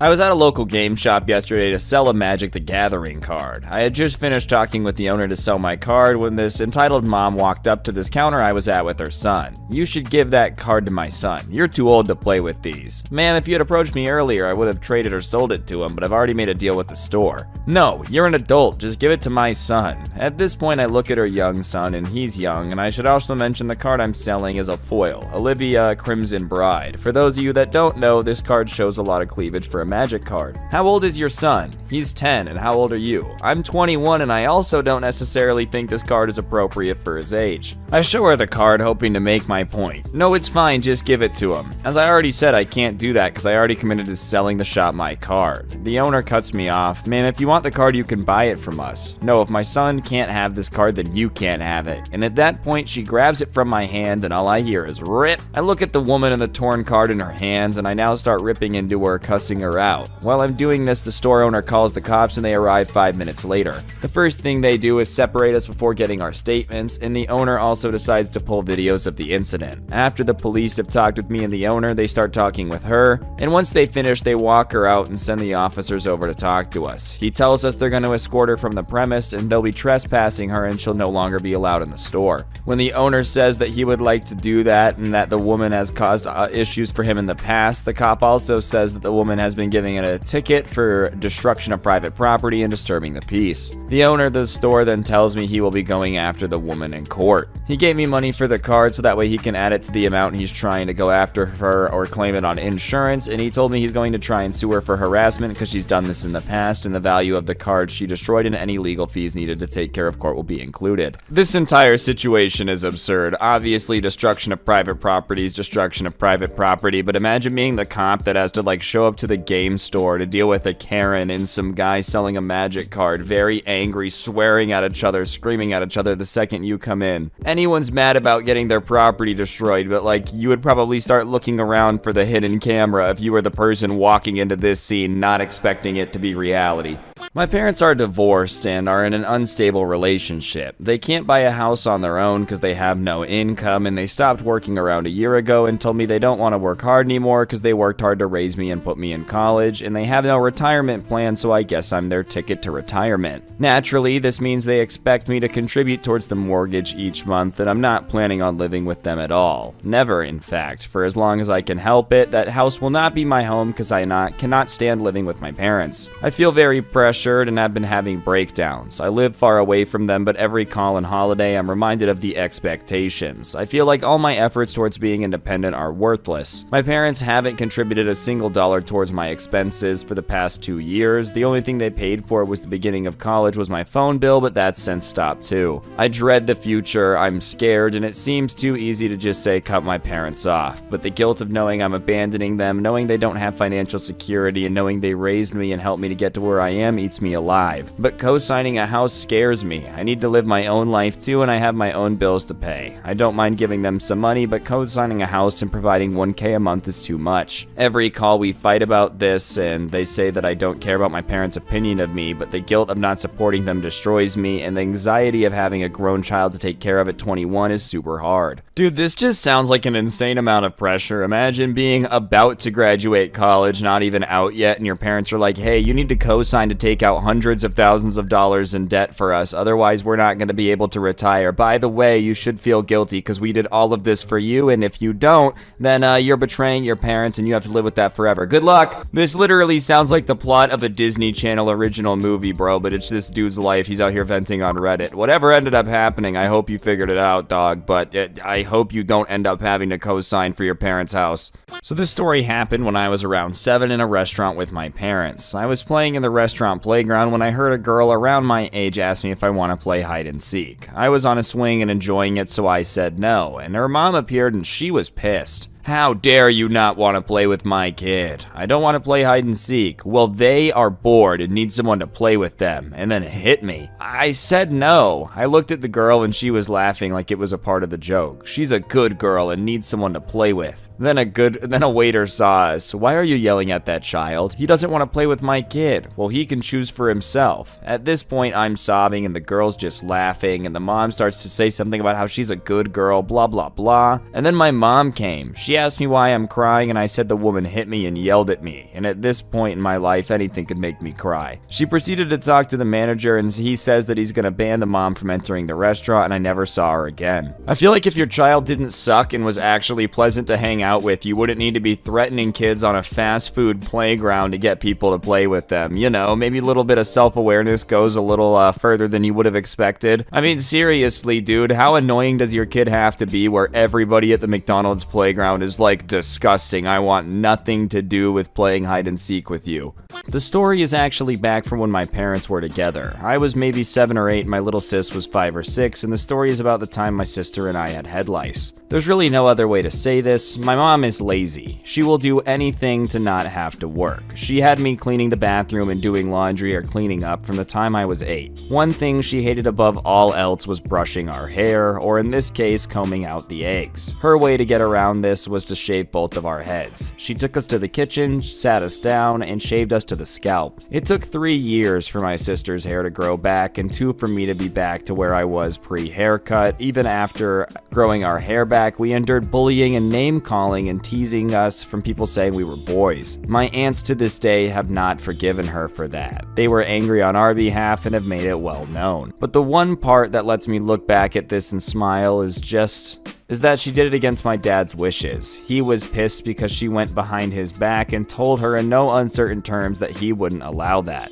So he got revenge for us. He made her sit in the same chair and shaved her head too, and she never tried to do that again. Suddenly picking eggs out of her daughter's hair for a couple hours was not a big deal. I feel like lice is one of those things that everybody knows is mad contagious, so, you know, spending a bunch of time with kids who have lice and shaving their head is basically a guaranteed way when you get lice, which you probably will, to earn a one-way ticket to getting your head shaved too. I mean, honestly, there's gotta be a better way than shaving a head, right? You know, I guess it depends. If I shaved my head, I wouldn't think it's a very big deal. But obviously, if you're in a situation where you shave a kid's head and it takes 3 years to grow back, you probably should not just be doing that all willy-nilly. I don't know where it belongs, but it's a story. I'm 15 now, but 14 when it happened. My mom works with a lot of single parents, and one day one of the mom asked if I'd be willing to babysit her 2 kids while she worked. I was homeschooled at the time, so I said, sure, whatever, some spending money, whatever. Here's the thing, I was there from 12 p.m. to 10 p.m. and she gave me $40. That's $4 an hour for a 14-year-old babysitting 10 hours after dark. The kids weren't mean, but they fought constantly and didn't do anything their moms said. They would lie about what she said, use screens when they told me they weren't allowed to, and they didn't really listen. She only left enough food for me to make dinner for the 2 of them, so after leaving, the first thing I did was get dinner because I hadn't eaten at all. I also had to put both of them to bed and then sit there for an hour doing nothing because they went to bed at 8:30 and it only took about 30 minutes to clean up. I dealt with temper tantrum and screaming fights for 10 hours for $40, and she never gave more than a 24-hour notice. So yeah, I don't know if this belongs here, but looking back, it wasn't too great. This is just basically highway robbery, bro. She's like, hey man, I'm gonna leave enough dinner, not enough to feed you, but you're gonna watch the kids for 12 hours, okay? Okay, good luck. Seems like she thought because you were a kid, she could basically get away with ripping you off, dude. If I were you, I would not go back to doing all that work for $40. My goodness, dude, breaking up a fight, having a potential ankle bite situation like it's COD Zombies, no thank you.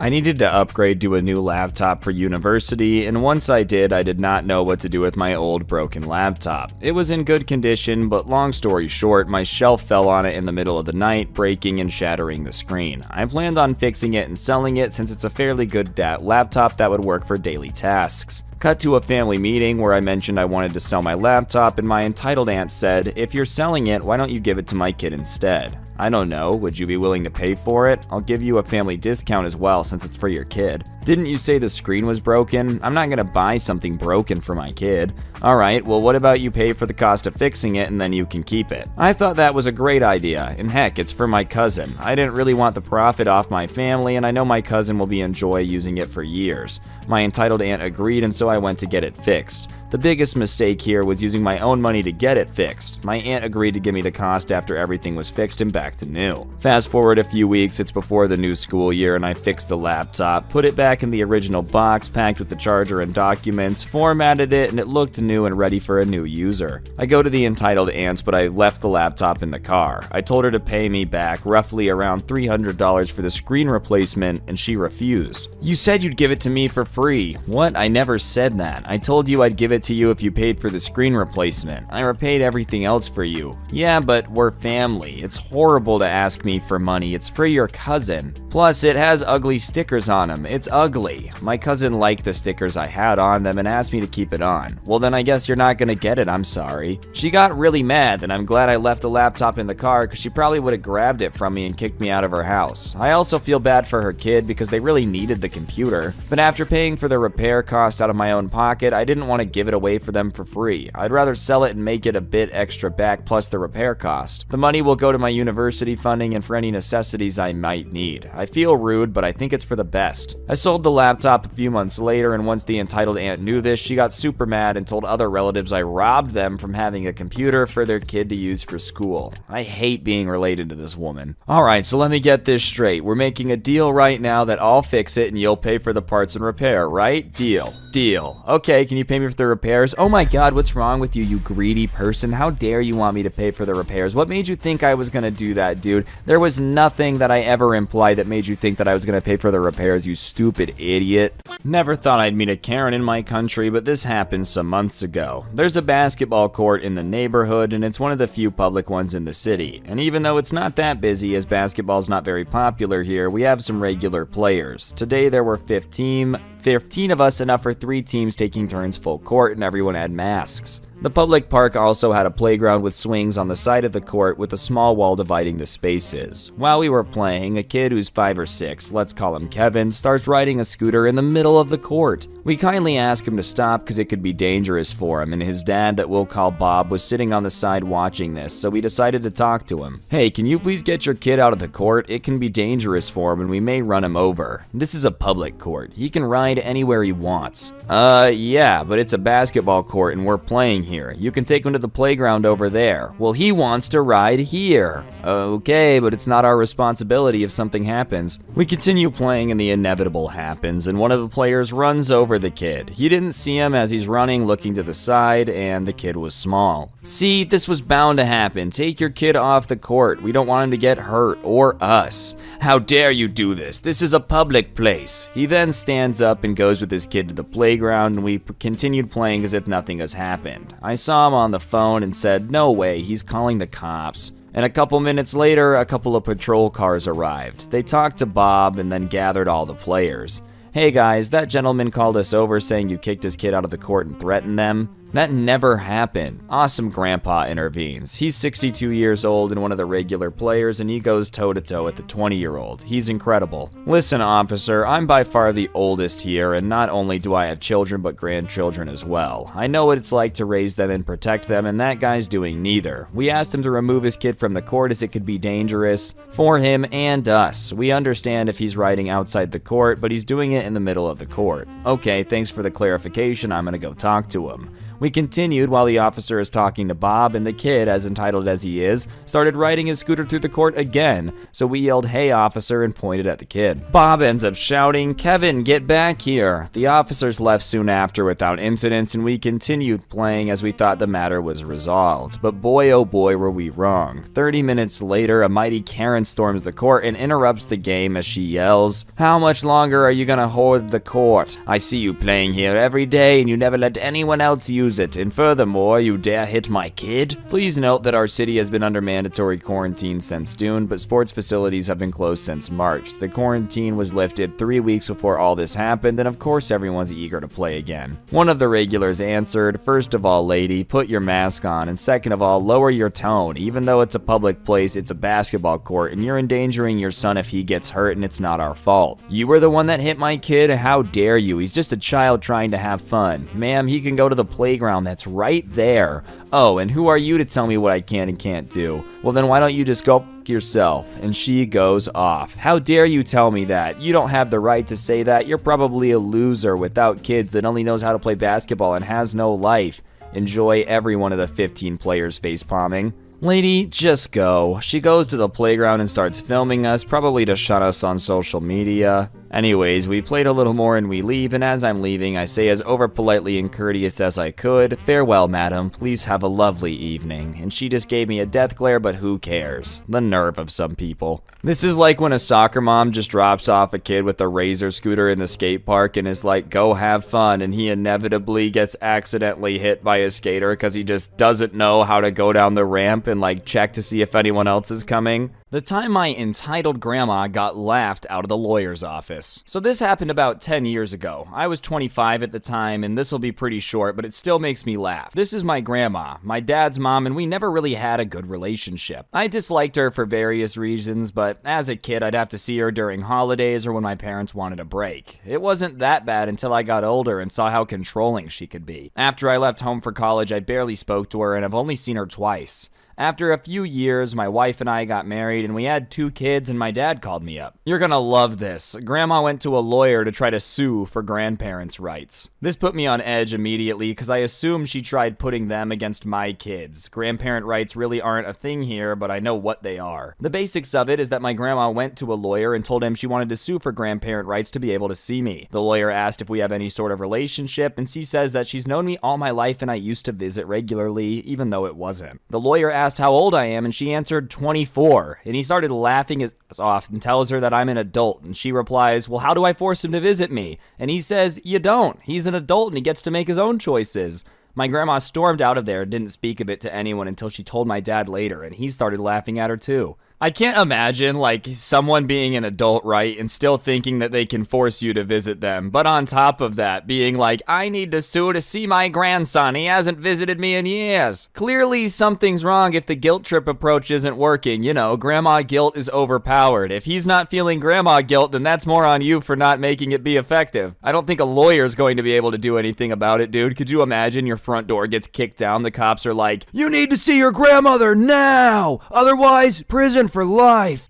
My future in-laws invited my estranged father to my wedding. I was informed by my future in-laws that they spoke with my father and he's coming to my wedding. Anyways, I'm 26 and my entire life I had only met my father once at a funeral, and he still didn't want anything to do with me. He actively denied that I was his child for the first 10 years of my life until my mom wrangled him into court and ordered him to take a paternity test. And since then, I've had zero contact with them. My future in-laws were old friends with him and decided to invite him even though they know everything about the situation. And when I asked why he'd be coming, I was told, "He's your dad, of course he's coming." I'm floored. I actively said that I didn't want him around. He's literally a meth head who abandoned me in the womb. Why would I want him considering what would be a special day for me? And my son's going to be there. I'm considering just eloping just to not invite any of these people. I feel like your in-laws definitely aren't big on the whole respecting you thing. If you're like, "Hey, I really don't want my dad there," and then they just still went and did it. I could see maybe they didn't realize the situation was this bad and they just made a giant mistake, but the fact that you've told them everything about how he abandoned you and they were like, "Man, you're just being dramatic, he'll get over it." I don't know, man. You might have a monster-in-law instead of a mother-in-law, you feel me? Obviously, she's just being ridiculous.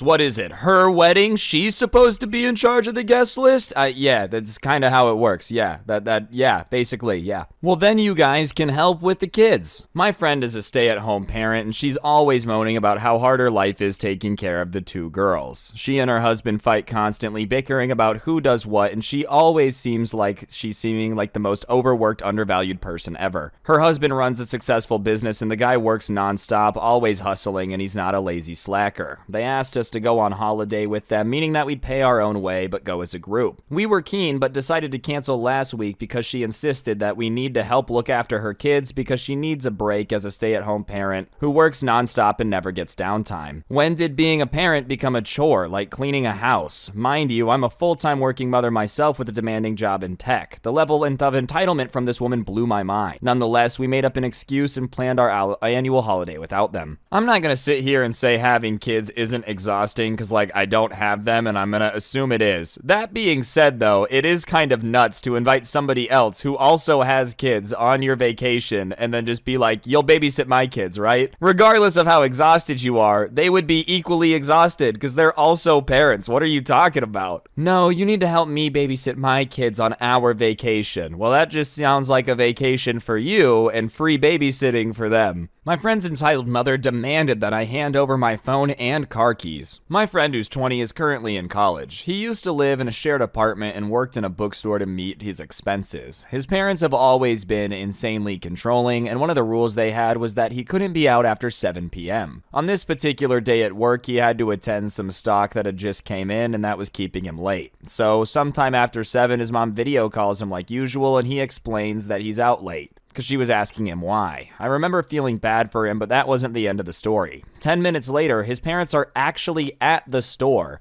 His dad is talking to the store owner. He wasn't yelling or anything, just calmly explaining that it's dangerous for their child to be out after 7. At this point, I'm wondering whether something really bad had happened to my friend or someone close to them at some point that made his parents this overprotective. And then the mother turns and walks towards me and asks me what I'm doing there. And I calmly explain why, and she starts screaming about how she misjudged me and how I was leading their child down a bad path and how I should be ashamed of myself. I stood there in shock for a couple seconds before she started pulling my t-shirt and demanding that I give her my phone. I shouldn't be having one because I'm not a responsible adult and I will use my phone to lead people astray. She starts grabbing at my pockets, demanding my phone and car keys. She was finally pacified by the store owner and my friend, while his dad was telling me I should have handed it over because now he will do everything in his power to ruin my life. Words that came out of that woman's mouth while shouting at me were, where you cannot refuse that's our phone. Everything you have belongs to your parents and they will give it to me. And there was also some insults about my mother's fidelity, which is a very huge insult in our culture, and the person who said it is usually met with a fist to the face. This dude is like somehow a werewolf that always turns into a wolf after 7 p.m. or something. Like, why are his parents freaking out so much about it, dude? I also love, she's like, hey, you give me your phone, all right? Okay, this is how this works out. Is this just all some ploy to get some free minutes off someone else's cell plan? Like, I'm just really not following here. One day your kid's gonna grow up and go outside after 7 p.m. and nothing's bad's gonna happen, and he's like, my parents are full of it.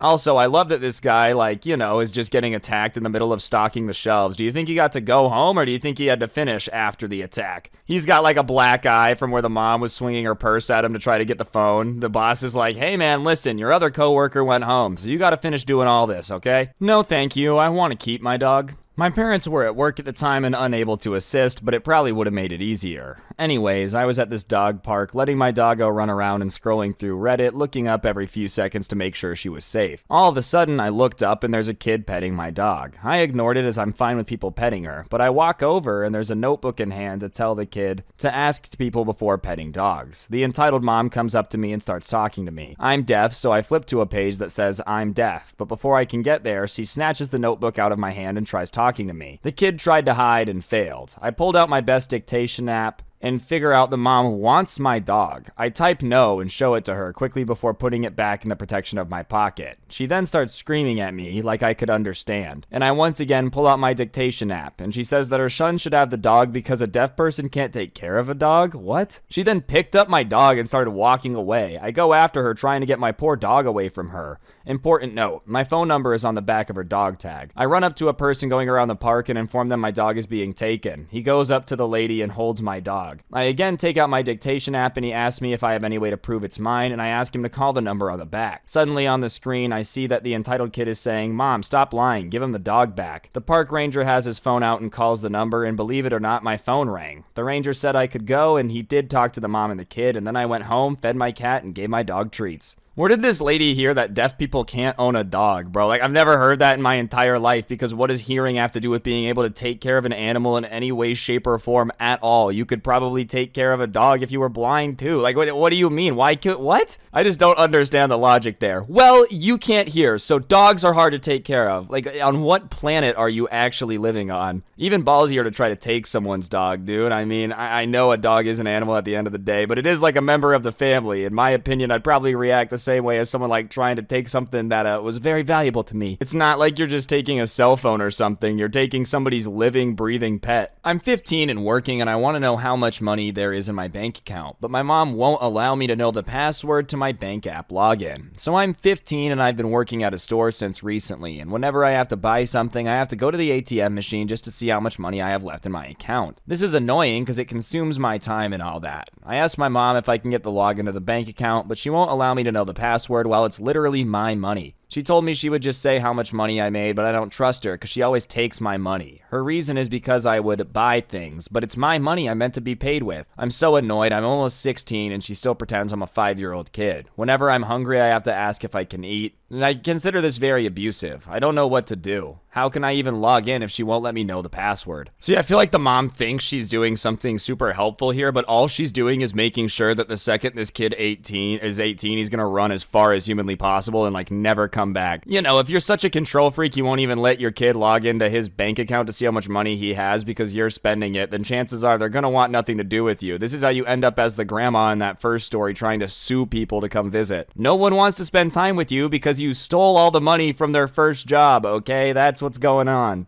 I've gone no contact with both of my parents. When I told my mom that on top of my dad stealing money from my debit card and getting food stamps in my name, there had also been utilities placed in my name and some cell phones, and most of them are delinquent, and that I had called the police and pressing charges against my dad, she hung up on me. She then called me back and sounded like she was emotional and said that since I didn't care what I'm doing to my family, I'm not a part of it, and she only has one daughter now. Then she and my aunt got into an argument, and she told my aunt she won't give me any of the information for my financial aid to go to college, and she said my dad agreed to mail my birth certificate and social security card to her house, but I can forget about that now, and she doesn't want anything to do with my aunt either. So even if she changes her mind, I think it's best for me to not have anything to do with her for a while, and obviously my dad, so no parents. And my credit is messed up, but I think I'm getting over COVID though. And I think I might go to Job Corps instead of college anyways because it's free and I can live on campus and they help you find a career in the field you study. So at least I have a backup plan. I want to start working when I test negative too, so I don't have to have my parents. And I miss my brother and sister, and I guess I've kind of lost them now too, but at least I have my aunt and my cousins and have a plan, so I hope I'll be okay.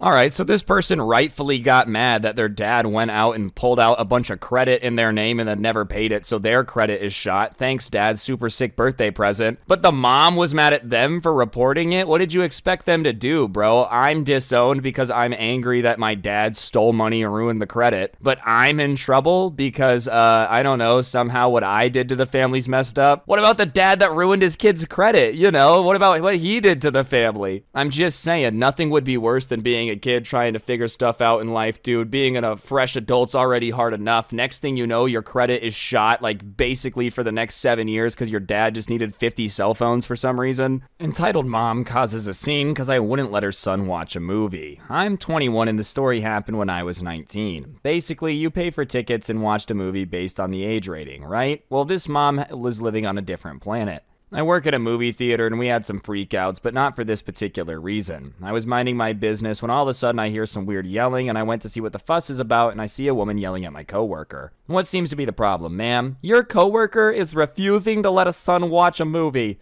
It might have been for good reason. He discriminated against my son for his age and didn't let him watch the movie. At this point, I was not going to do this, however, it's what I get paid for. So then I told her, how old is your son and at what movie does he want to watch? He wants to watch Birds of Prey and he's 13. Well, Birds of Prey is rated R and I can tell her that it's 18 or older only. She goes insane. You son of a... It's not fair to discriminate against someone for age. Well, it's not my fault. The movie is for people over 18. Let your son watch a PG-13 movie or something. Thankfully, the son was an understanding kid and he said, Mom, I understand. Let's just watch a different one. No, I'm not ruining my son's birthday. I'm never going to this theater again. I worked in a theater for a bit, dude, and I've gotten yelled at for the same thing, but it's like, lady, it's not like my choice, okay? Trust me, I've watched movies that were above PG-13 when I was younger too, but I can't sell this to you. Like, I could get in a lot of trouble. The business could get in trouble, you know? It's just like, I'm not getting yelled at by my manager so your kid can watch a movie. Trust me, I'm sure he wants to watch Birds of Prey. I don't even know what that movie is, but I'm sure he wants to watch watch it. Just like get it on Netflix or something, because I'm not getting yelled at and losing my job for you. My goblin cousin was trying to steal my stuff. Basically, it was my brother's birthday, and I was excited to get to the resort my family was at and celebrate with them. As I'm packing my stuff to get there, my entitled cousin suddenly ran into my room and took my phone. Obviously, I went to get it from him, but he ran straight to his mom and asked if he could have it. Obviously, there was no way I'd give my phone to him, and I snatched it away and he cried. Loud, his mom came running into my room, screaming at me for not letting her child borrow my phone. My mom went upstairs to see what the fuss is about, and my mom and the entitled parent then proceeded to have an argument. My child should be able to borrow your son's phone. He has a computer, so why does he need that? Well, your child has a tablet, for God's sake, and you have a phone. Why don't you let your kid borrow your phone? My phone is for calls, plus my job. Plus, I forgot his charger for the tablet. He was so excited to go swim in the resort. Well, then I guess go borrow somebody else's charger. There are like 20 people here. At least one person has a charger.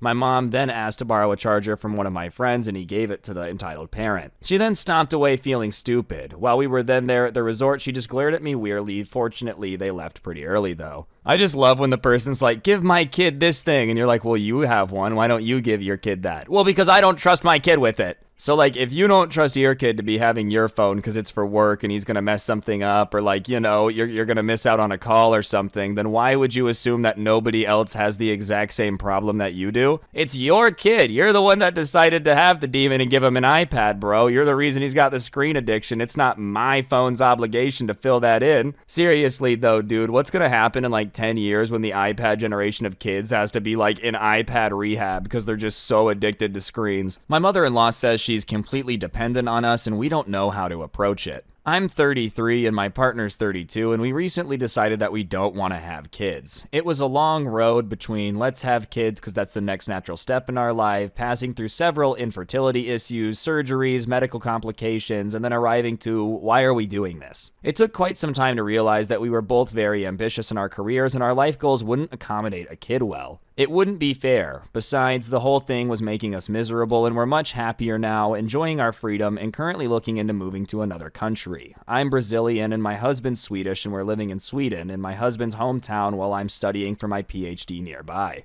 My mother-in-law has always had a complicated relationship with my husband. He's an only child and they never built a strong relationship as mother and son, but she thinks they do have one simply because she's his mother. They clearly don't feel the same about each other, but they've succeeded in avoiding issues for many, many years by keeping it superficial. My husband knows that, but she won't admit it, and she thinks she's super involved in our lives and a present parent. Lately, things have begun to get difficult for her. Her second husband has been suffering with several complications after his cancer treatment and has been in and out of the hospital nonstop since June. With his health deteriorating, we became concerned about her living situation. They live in an old house with steep stairs up on a hill in the outskirts of the city and depend on a car for everything, have a large garden that needs care, and the house is in desperate need of maintenance. My mother-in-law has epilepsy and sometimes has limitations for driving due to her meds, and her husband is a selfish, accommodated butthole who refuses to learn how to drive because his mother-in-law is the chauffeur. They cannot take care of that house without our help. She is relatively young but has joint problems and can't handle the garden or the house maintenance by herself anymore.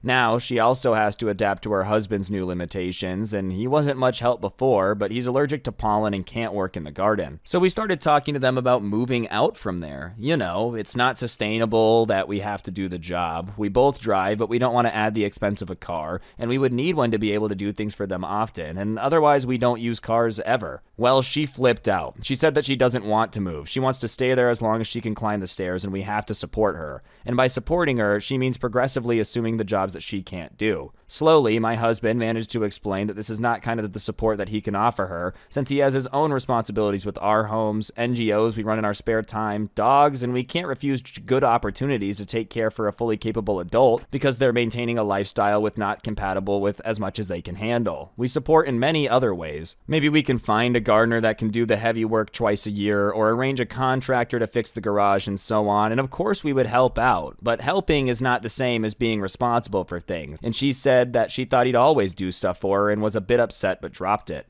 Anyways, these conversations calmed down for a while until Sunday when we were out for lunch because she was alone as her husband was in the hospital for surgery. She was tense and we were talking about how important it is to have a friendly support network in difficult times, and I'm thankful for my own friends that were there when my dad passed. That was when she dropped this. I agree we're not completely independent. For example, I'm completely dependent on you two. My husband and I looked at each other a bit panicky, and I didn't know how to respond at the moment. All I wanted to say was, I sure hope you're not being serious. Being completely dependent on someone is horrible for you and a very heavy responsibility to drop on the other part. But I didn't. I just said I think human beings are never completely independent from each other, but we need to be able to take care of ourselves. We left it at that, but now I'm concerned about how she's going to react when we actually move. We're not going to change our plans because of her. My husband thinks that the distance will probably be good for her to realize she can't depend on anyone, and now he wants to move as far away as possible. My own mother is the complete opposite. She misses me but deals very well with me being far away, and we have a good relationship, and she's super supportive of me chasing all my dreams. Since I was a kid, she has always said that she doesn't want us to give up things because of her, and she's prepared to adapt her routine and into her limitations as she ages. But I think my mother-in-law is going to turn our lives into a nightmare. I want to have this conversation with her, but don't know if I should.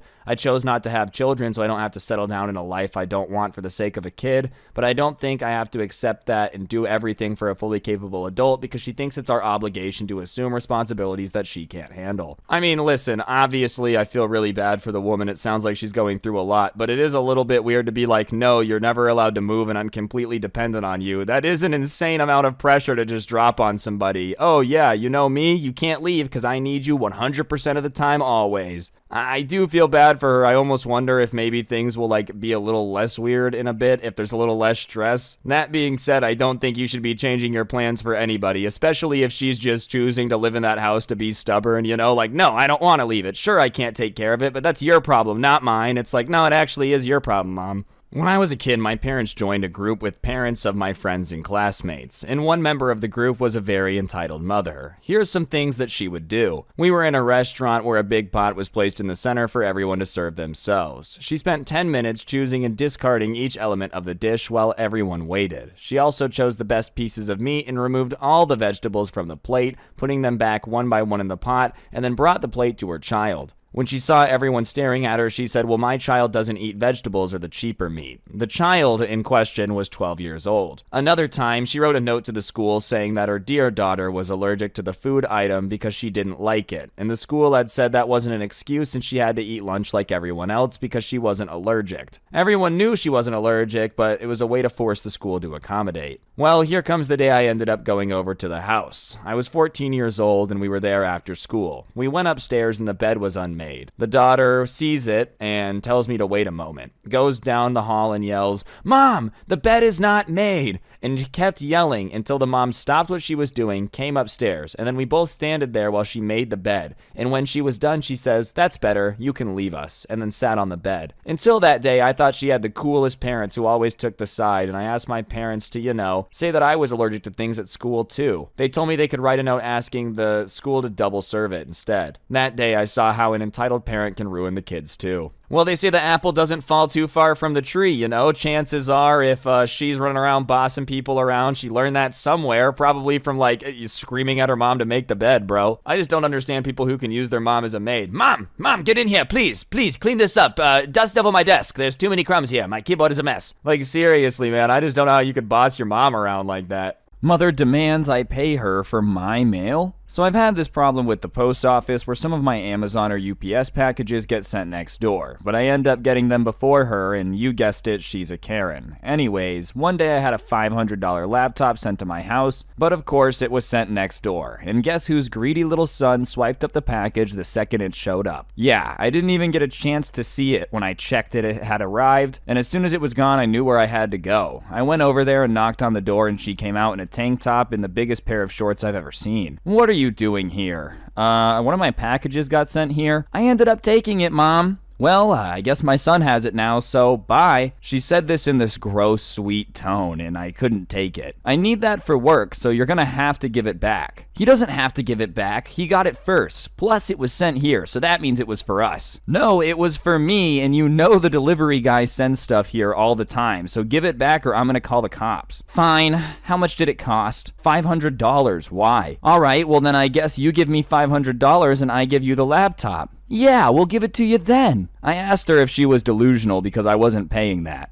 Well, I guess you don't get it then. We'd been arguing back and forth for about 10 minutes and it was about 5:30 by then, so I told her that she either could give it back or I was going to yank it from his hands right now. There was a time I had to take a package from him when he stole one before and his feet flew under him and he fell on his face. Anyways, she yells, "Are you threatening me?" with the most surprised look on her face, and she says, "If you do that, I'll call the cops on you." I get tired and ended up pulling the laptop from the kid, and he cried when I got it back, and she started grabbing me from behind, saying, "You're not leaving with that unless you give me my $500. Yeah, she really said her $500. So I pushed her off me and then heard the door slam and walked home very slowly. The kid was sobbing and she was furious, but I ended up locking my door and logged into my new laptop. Oh wow, this is a very expensive package that got dropped off on my porch. Alright, I know you already paid for it once, but I'm gonna need you to go ahead and swipe your card here to get it back. Imagine she pulls out like one of those square card reader machines. She's just so used to like holding people's packages hostage, she has a process for this. Honestly, I've never understood people that are gonna like steal packages, dude. Sure, you get lucky every now and then and get a laptop, but like how often do you go home and find socks from Amazon? And also, stealing packages is just lame, dude, and it's not finders keepers when it comes to mail.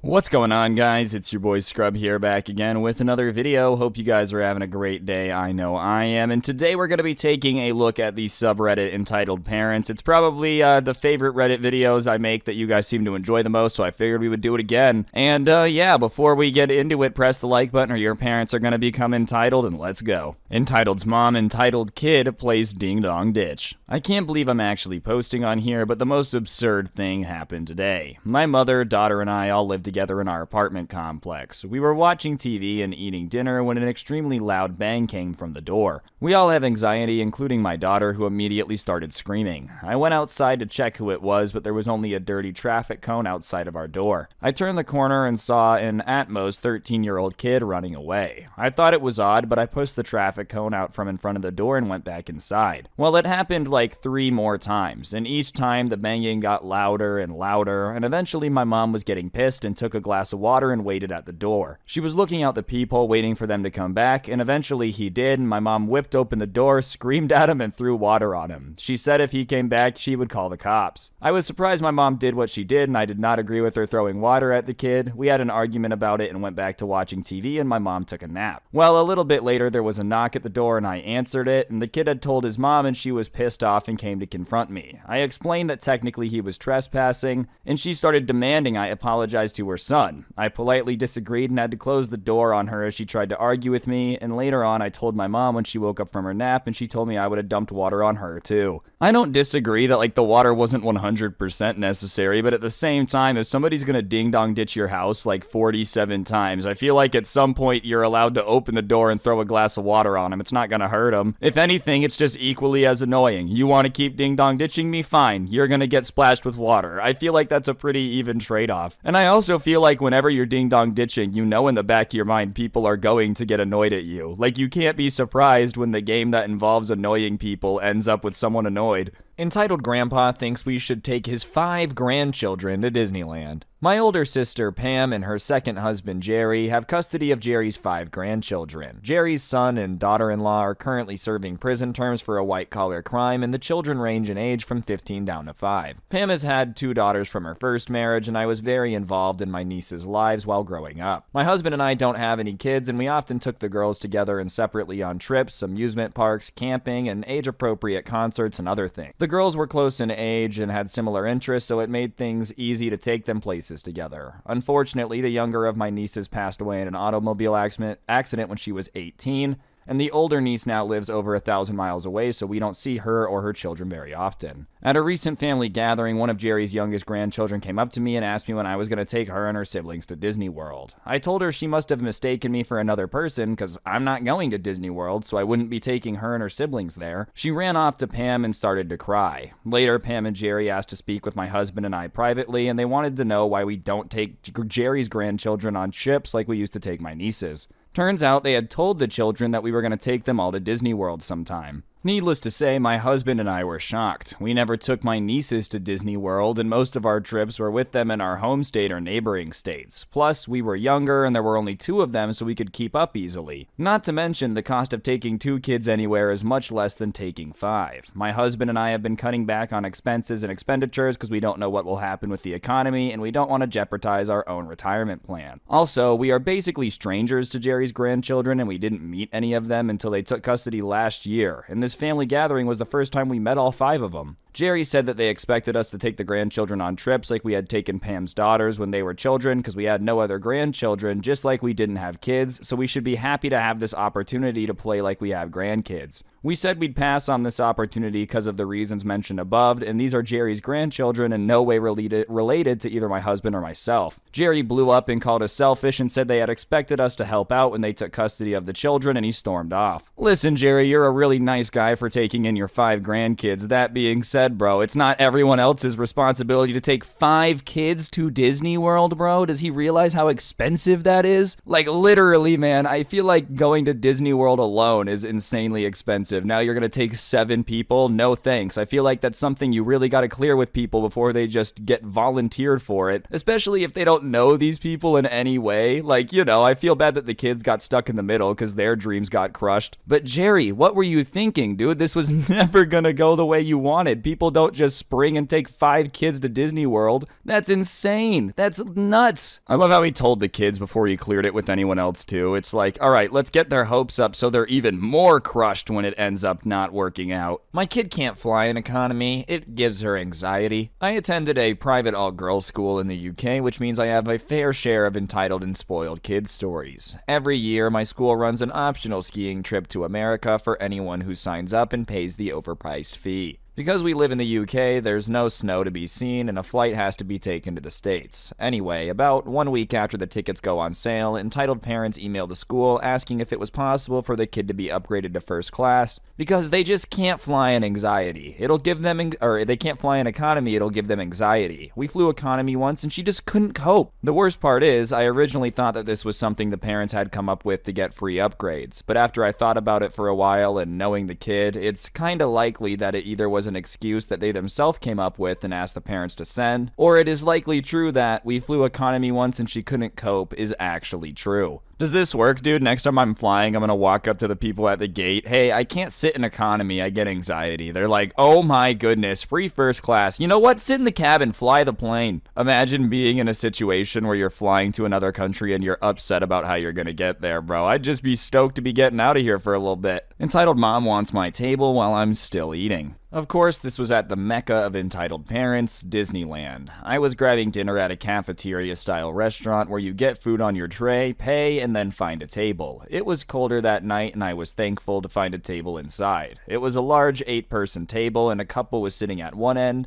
and I asked if I could sit at the other end since I was alone, which they were cool with. They were eating dessert and left soon, but I was eating my meal. While I'm mid-bite, this lady comes over and asks for my table. I said she and her family of 5 were welcome to sit there too, but she wanted the whole thing. She tried motioning to another smaller table which had opened up, but it was across the room and would have been a pain to get all my food and stuff there, and I was literally eating, so I declined. She ended up sitting at my end of the table and stared daggers at me. Most annoying was that she had gone ahead of her family to get a table while the rest were getting their food and paying and had a long wait. So by the time they got to the table to eat, I was done and packing up. So she got the table to herself and just didn't need to be a bee about it. I mean, if you offered to let them sit on the other end, I don't really understand why she just sat there and stared at you the entire time. That's really the best of all worlds. You don't gotta move all your stuff, you know, by the time her family gets there, you're leaving anyways. I feel like Disneyland's supposed to be the happiest place on earth. What's up with everybody being grumpy there, you know? Is it really the entitled parents' mecca? I can't confirm that. I feel feel like it's definitely possible, bro. Karen demands that I override this register to get her way. So I work at a grocery store and we had a sale on corned beef. My register will not allow anyone to get more than 2. And when I told this Karen this, she was extra pissed and ended up calling for my manager to complain. She wanted to do a separate transaction for the extra meat and we told her no because if our system says no, we don't want to go against it. She said that there wasn't a sign saying that she couldn't because there was a sign in the ad that said limit 2 instead. We ended up letting her just do it this time because she was holding up the line and we just wanted her gone. She kept saying she gets more all the time and we shouldn't change our policy because we can. Why do people always want us to go against store policy? I mean, let's be honest, dude. The reason she asked you to go against store policy is because you and your manager were like, fine, we'll just let you do it because you're holding up the line. Karens know that, dude. They're like, look, it's not that me being a pain in the butt is right. It's just that me being a pain in the butt means that everyone else is having a horrible time, so inevitably you'll just give me what I want, so I'll leave. You gotta stand strong. Let him scream, man. Let him scream. Entitled mother ruins my credit and then demands that I buy a house with a spare room for her. I just got accepted to a veterinary school and I'm excited and nervous about it. My partner and I have decided that buying a house would be a good investment for when we move to this school in the fall, but there are some barriers in the way. He has hardly any credit and I struggle with poor credit for my entire adult life. When I went to university for the first time in 2016, I took out student loans that I have not yet paid. They're deferred because I'm currently a student, so it's not a huge deal. I have also been told that a medical bill has been dinging my credit, which I thought was a late payment on a medical expense that was $40 that my mom promised to pay because I had just turned 18. I knew that she had paid late and there were arguments about it back then, so I just figured the late payment was staining my credit.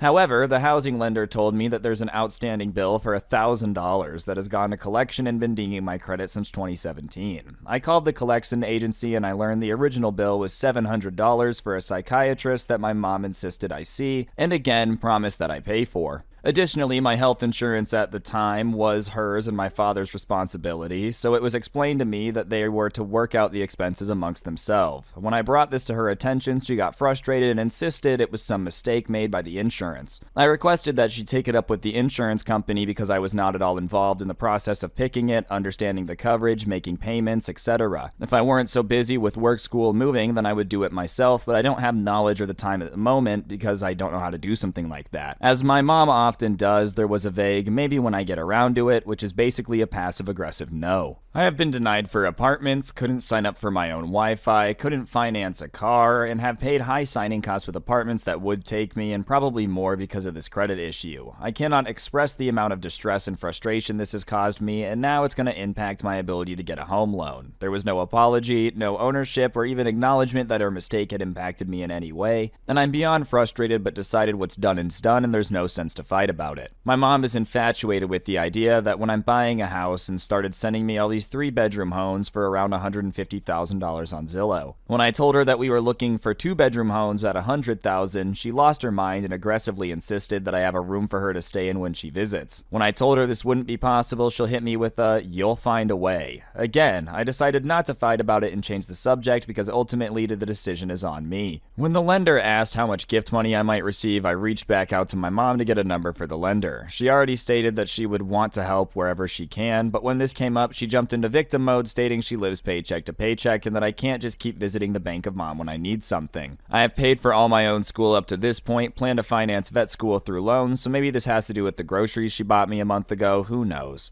She also just got a new designer dog, a car, replaced the carpets in one of her houses with wood, and recarpeted the other 2 floors of her massive houses. Doesn't sound like paycheck to paycheck to me, but again, I decided the fight wasn't worth it and dropped the issue. Basically, I'm at my wit's ends with this and I don't know how to address it. I don't know how to solve any of these problems and I can't afford to keep losing sleep over it. I'm just ready to move away and do a home without a spare bedroom. Listen, I don't think you should be relying on your mom's gift to get the house, but that being said, if she's gonna make a demand that you have a spare bedroom available for her, then she's probably gonna have to contribute a little bit because that adds $50,000 to the price tag. I'm just saying, you would increase increase the price of anything by 30%, and you better be willing to help out if it's your demand that's causing it. I don't know, man. I feel like in this situation, I just really would not want to be involved with a mom that's like this, and I would enjoy moving across the country without having a place for them to stay. So maybe that's the best benefit. You just go with the 2-bedroom house. Anytime she tries to visit, you just go, we have no room.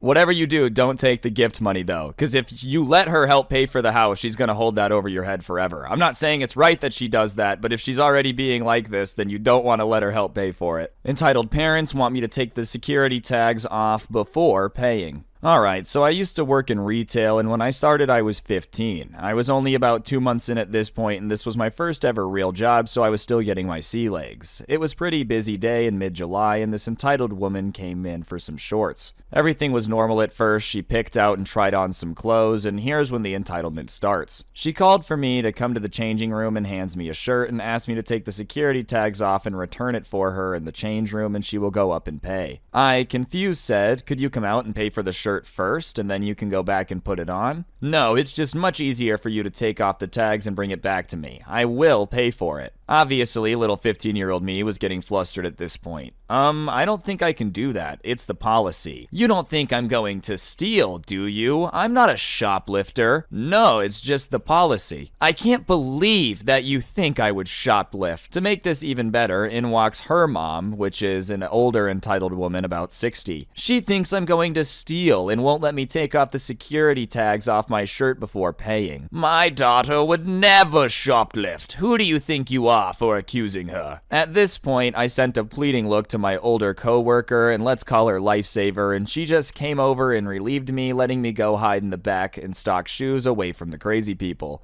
I just feel like there's very few reasons that you would want the security tag taken off before you pay for the item unless you're going to steal it. Like, in my mind, the only reason you would ask for this is if you're gonna steal it. Am I wrong? Otherwise, I think you'd be okay with waiting like the 25 seconds it takes to walk up to the register, swipe your credit card, and then officially own it so you can do whatever you want. I don't know. I don't blame this person for being a little bit sketched out. If somebody was like, "Hey, can you take off this security tag? I promise I'll pay for it." You know what else is really sick, dude? You don't need to promise to pay for it. If you just pay for it, I can give it to you with no security tag. How about them apples, huh? Nah, that's too complicated. You just gotta start screaming at the young workers and be like, "You think I'm a thief?" "No, I didn't, but the fact that you seem so angry that I would think you're a thief makes me think you might be one, yeah." Entitled mother thinks kids store is a playpen for her kids. I work at a certain store that lets you make your own stuffed animal. Ever since the nearest sister store to us was permanently closed down a month ago, we've been crazy busy on weekends, especially in the afternoons and evenings, and this story happened earlier this Saturday afternoon when we were jam-packed with people. Amid the crowded store, I see 2 kids at the sound station playing with the sound chips. Only one is carrying a skin, which is what we call the unstuffed animals, but both are carrying Poppy Playtime plushies. I see their mom, the entitled parent of this story that I'm going to call Karen, standing a few feet away from them, and her daughter standing beside her is also holding a skin. They were pretty close to the stuffer, and usually when people stand that close to the stuffer with skins, it means they're ready to go stuff. So I came up to the family and asked, "Did you guys want to get any sounds in your bears before we stuff them?" "No, we're just looking." "Oh, alright, well, let us know if you need any help." As I walked away, I heard Karen tell her daughter, "We're gonna come back on your birthday," and I internally groaned. I knew then and there that they weren't gonna buy anything, but I didn't raise a fuss about it. Parents do that depressingly often. What doesn't happen often is how this mom let her kids run buck wild around the store. The 2 skins the kids were carrying were discarded in random places around the store. One was in the heart bin. The boys kept messing with the sound station and dropping sound chips, which I had to clean up as I was assisting another customer with the station. One of them ended up shoving their pink Huggy Wuggy in my face, again as I was helping another customer, and throughout all of this, Karen was nowhere to be seen. Later, I was on the stuffer helping other customers stuff their bears, and the entitled boys were behind me using the bathtub to wash the Poppy Playtime plushies, and this is when I saw the entitled girl holding a dressed bunny that I knew was one of our displays, picking out a rainbow leash to put on it, and I'd had enough. I apologized to the customers I was helping and walked up to the girl who had set the bunny down and was now trying to fashion a lease to her. Are you going to buy that? She looked up at me dumbly, and after an awkward pause, I repeated myself. Well, no. I had already known her answer, but I had to ask. You can't take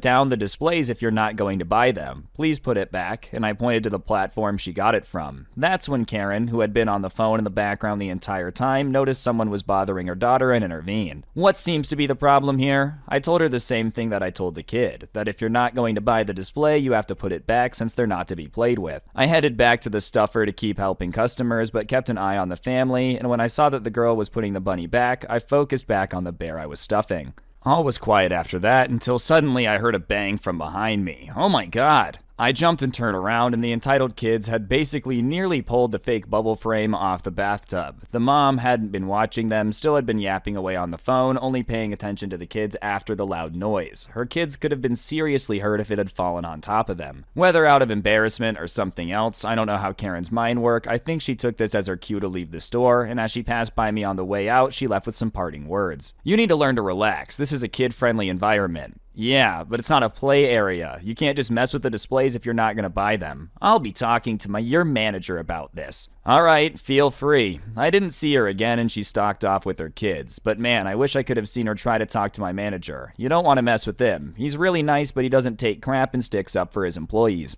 Even the customers I were helping were amazed at this entitled woman, and they commented on her neglectful behavior and agreed with me it's not a play area. Needless to say, I liked them and they were super nice. My shift ended 20 minutes later, but right before I clocked out, I checked the displays, and lo and behold, the bunny was missing her birthday crown and was wearing a different shirt. I don't know why that surprised me that she couldn't even put the display back right, and I also discovered another display half naked. Thanks, Karen. Entitled mother doesn't realize I'm her daughter's free Uber. A little bit of a build-up on this one, so hang with me. My mom's co-worker's schedule changed and she was no longer able to drive her daughter to school in the morning. I had just landed an after-school job at the school she went to, so she asked if I could drive her there each day and that she would pay for it. She gave her daughter $20 a day by her own choice to pay me, and my college was across the street and charted 20 minutes after the drop-off time, so it was fast, easy money. Well, my mom found out how much I got paid and told her to bump it down, so it went to $10. My mom told her to bump it again, and then it was $5. I would have agreed with this if they were struggling on money, however, Yu's mom makes a lot of money. A lot. Well, after a few weeks, either Yu was stealing my pay or they just stopped caring about paying me, because every now and then she would give me $5, but it ended up being like $5 every 2 weeks. Since this took about 15 minutes extra out of my mornings, I just let it go. After a few more weeks of me doing it for no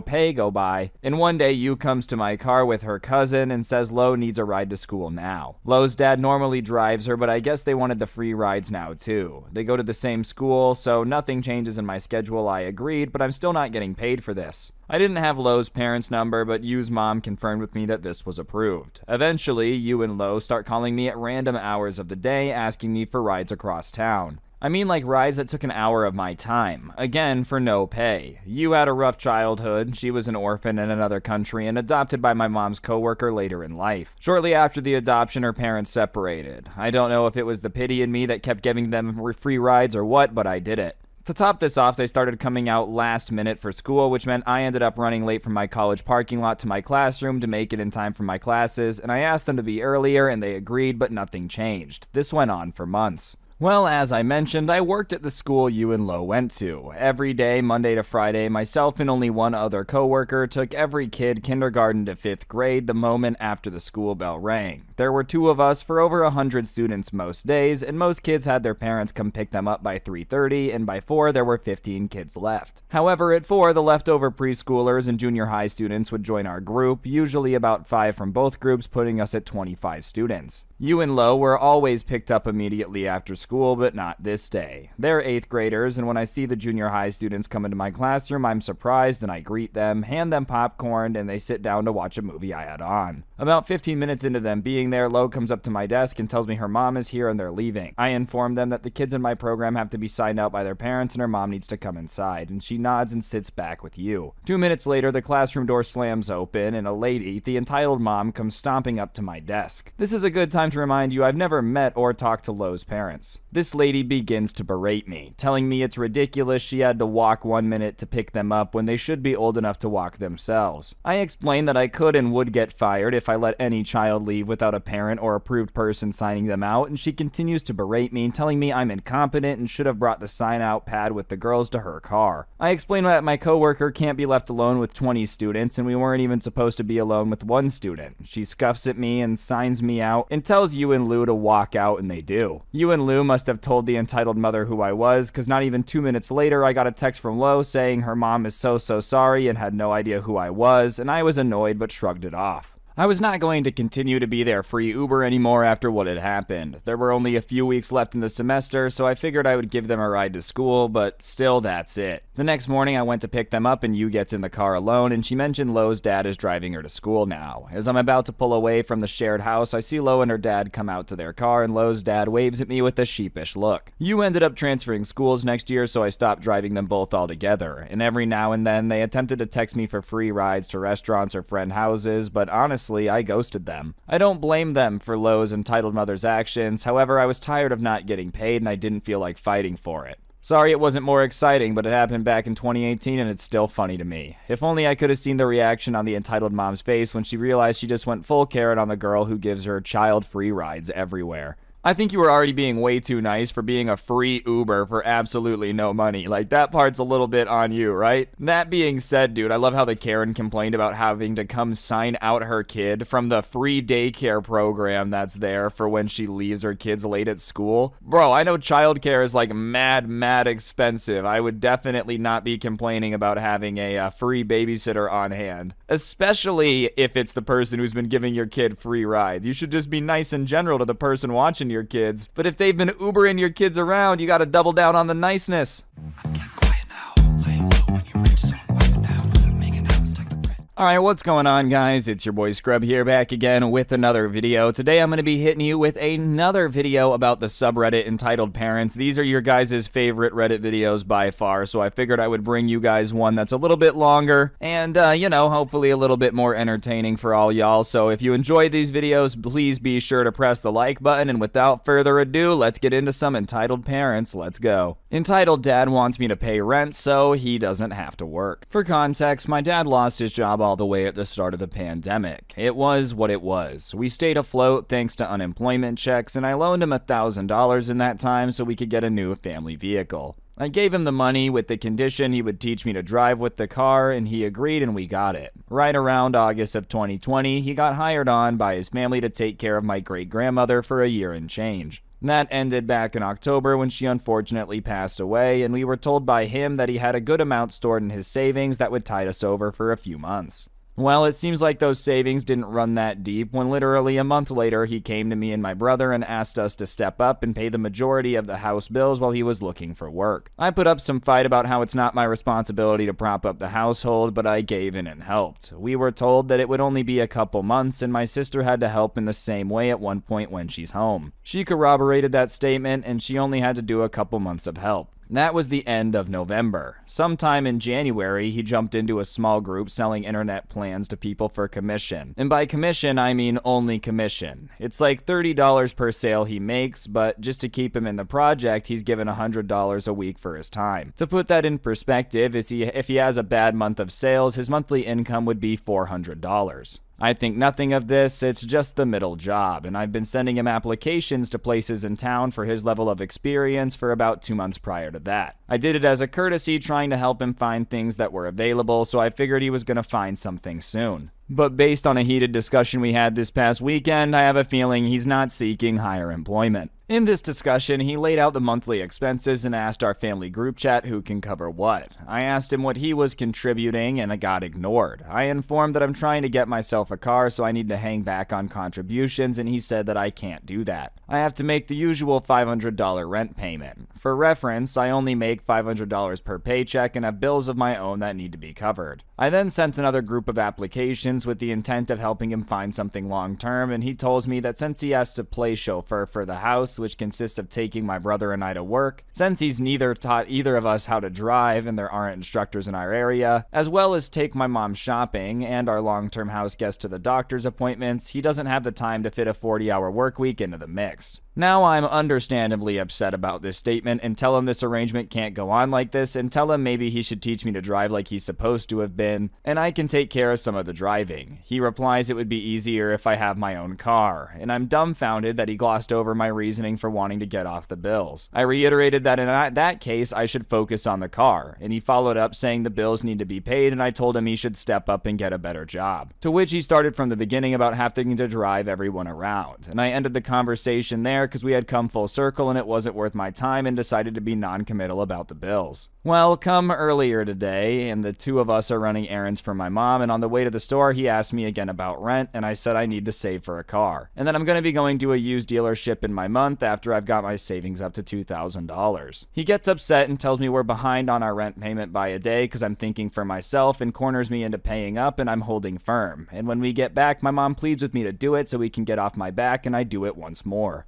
I'm ranting to my mom about the whole ordeal, and she tells me that with all the job applications I've sent and given him, he hasn't even bothered to try. He's relying on me and my brother as a crutch so he doesn't get the motivation to work higher than he is now. So I declared to her I'm actually going to be dropping the bills and focusing on the car, and that my dad needs to understand I'm not going to be around forever to pay the bills for him. Meanwhile, she's been arguing with him over the same thing in the background, and apparently he's getting my mom to try to find employment to help out as well, which isn't fair to her. Sorry to come here and rant, but his lack of willingness to even try has got on my last nerve, and he wonders why I want to move out. I love how he's like telling everyone that they need to work more hours in order to pay the rent that they're behind on, you know, but meanwhile his reasoning for not working is I have to drive people places. Like, hey bro, at least be picking up an Uber Eats order on the way back, you know? I just don't understand how you could ever tell your kid that it's like their responsibility to take care of a majority of the rent. Obviously situations happen, sometimes kids gotta help their family, but being like, hey, I'm not gonna have a job and you're gonna do all the work, K? Like, how do you do that to somebody, dude, without feeling insanely guilty? My mother-in-law is announcing my pregnancy before we do. A few months ago, my wife and I discovered that she's pregnant. We'd been trying for a while, and we were super excited to start telling people, but because of a few miscarriages in the family, we wanted to wait till after the first trimester. Out of too much excitement, we finally decided to tell our parents and siblings, and that was it. And we weren't worried about anyone spreading the word without permission. That is, besides my mother-in-law. Because of this, we made it very clear that we do not want her to tell anyone until we start making it public, and she said she understood and would not tell anyone. Fast forward only a week later, and we got a call from her, and she's with her mother, my wife's grandmother, and basically forces us to tell her. Annoyed and frustrated, we go along with it to avoid an awkward moment. Plus, it's my wife's grandma, and we aren't against telling her, we just wanted to wait a little bit later. Then there's today, while in class, I get a text from my wife to tell me that she was just congratulated on the pregnancy from one of her mother's friends, and that pissed us both off. I've never met someone so selfish and incapable of keeping a secret. Sorry for the longish post, but I needed to rant and don't want to let my wife know how upset I am at her mom. Well, this did get a little bit popular on Reddit, so I don't know if she saw it or not. That being said, this does sound awful, dude. Nothing's worse than being like, hey, can you keep this on the down low? The person's saying yes, and then them turning around and telling literally everybody. Like, you know, if you would have been honest about not being able to keep a secret, I just wouldn't have told you. But nope, now you had to go flap your gums everywhere, and everybody knows all my business. Thank you so incredibly much. Entitled parent tried to guilt trip my friend and I into buying his 4 kids food because he didn't want to wait in line.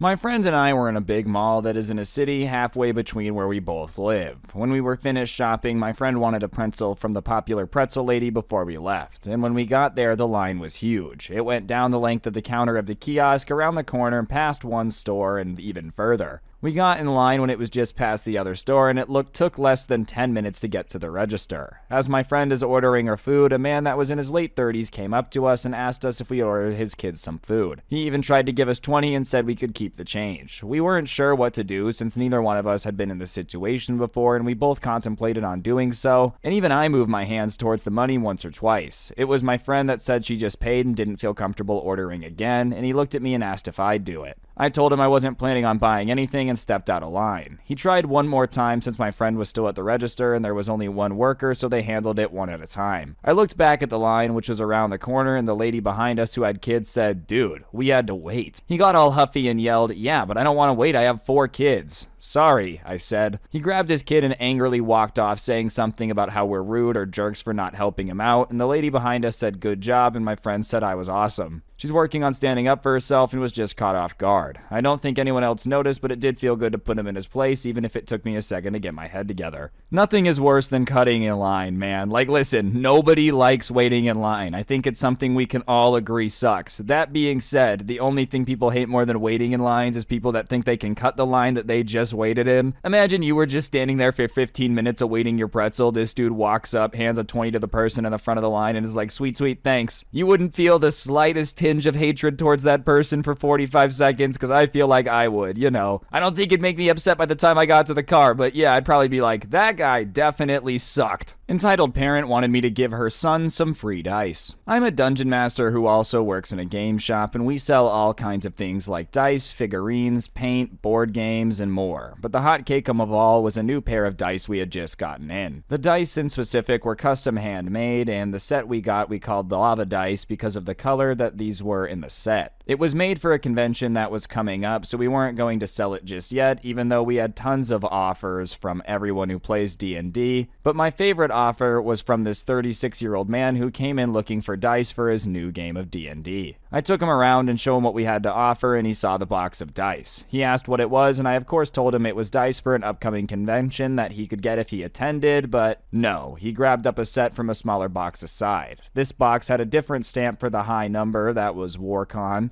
and looking at it and the color, he seemed to instantly fall in love, but I had to tell them that they weren't for sale. The others you could order online or purchase while at the convention if you like, and if you were attending the convention, you can give him the set of dice back to him when the convention happened. Well, I don't really think I want to go to the convention. Oh, so I can have it ordered online, I guess, if you want. No, I don't want to pay. Excuse me? Yeah, I don't want to pay for these. Sir, these are custom handmade products. If you want them, you have to pay. Otherwise, please put them up front so the bag can be changed and disinfected. No, but I want them. Yeah, so you have to pay. He eventually put the dice down, and because he had touched them and ran them all over his hands, they had to be cleaned, and walked to the front with nothing but a dice board, a custom board so dice won't roll off the table. I had to yell at him to be rang up. I ring him up and he pays and he leaves, but a couple minutes later, this woman in her 60s walks in with him following behind, and she doesn't greet me as I say hello. Instead, she storms to the back, picks up the dice from the table where I had to rebag them, and started to walk out of the store. And I screamed at her, telling her she can't leave without paying, and when I grab her arm, she started screaming I'm hurting her. I let go because there were customers in the shop and I was getting weird looks, and she grabbed the phone from behind the counter and called the police. When they arrived, she told them that I tried to assault her after she bought the dice for her son, but luckily the other customers in the store saw the teenager being harassed and about to be arrested, and a few people stepped in to defend me. I gave the boss a call and he came down while we were checking cameras the moment it showed her taking the dice without leaving, and suddenly she was feeling faint, and we wound up having 2 police officers, an ambulance, and several onlookers in the store while she was checked and dragged out in handcuffs.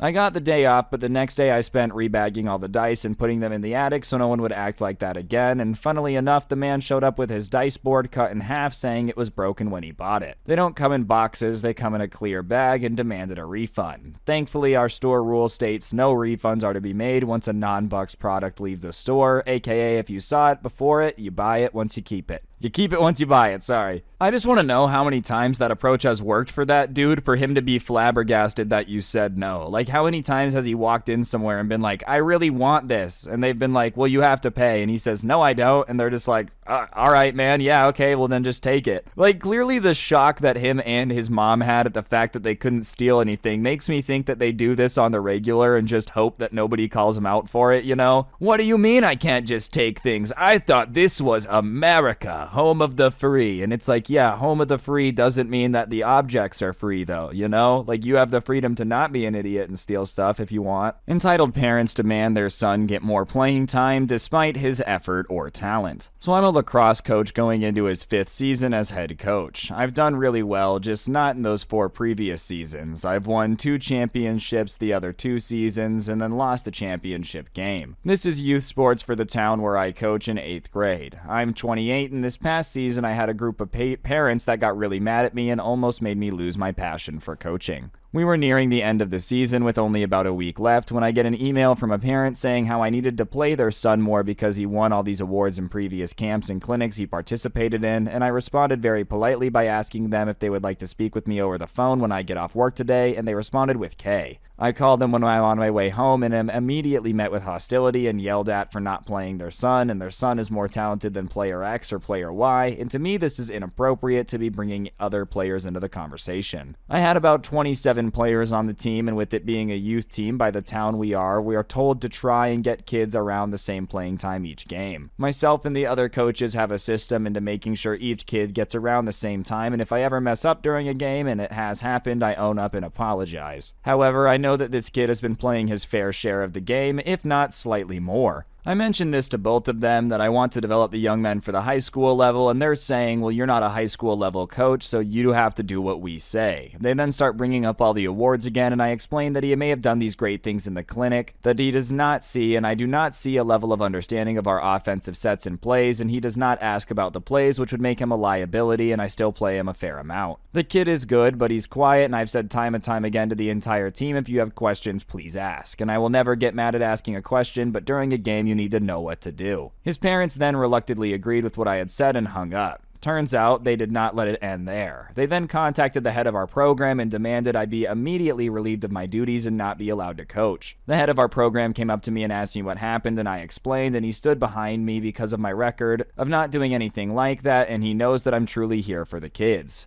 I've never gotten a complaint like this in my first 3 seasons, and in my 5th season starts in a couple days, and our pay amount has been restructured to have to deal with the feedback from parents, so I'm nervous I'm going to end up losing hard-earned money that I deserve due to some bad sports.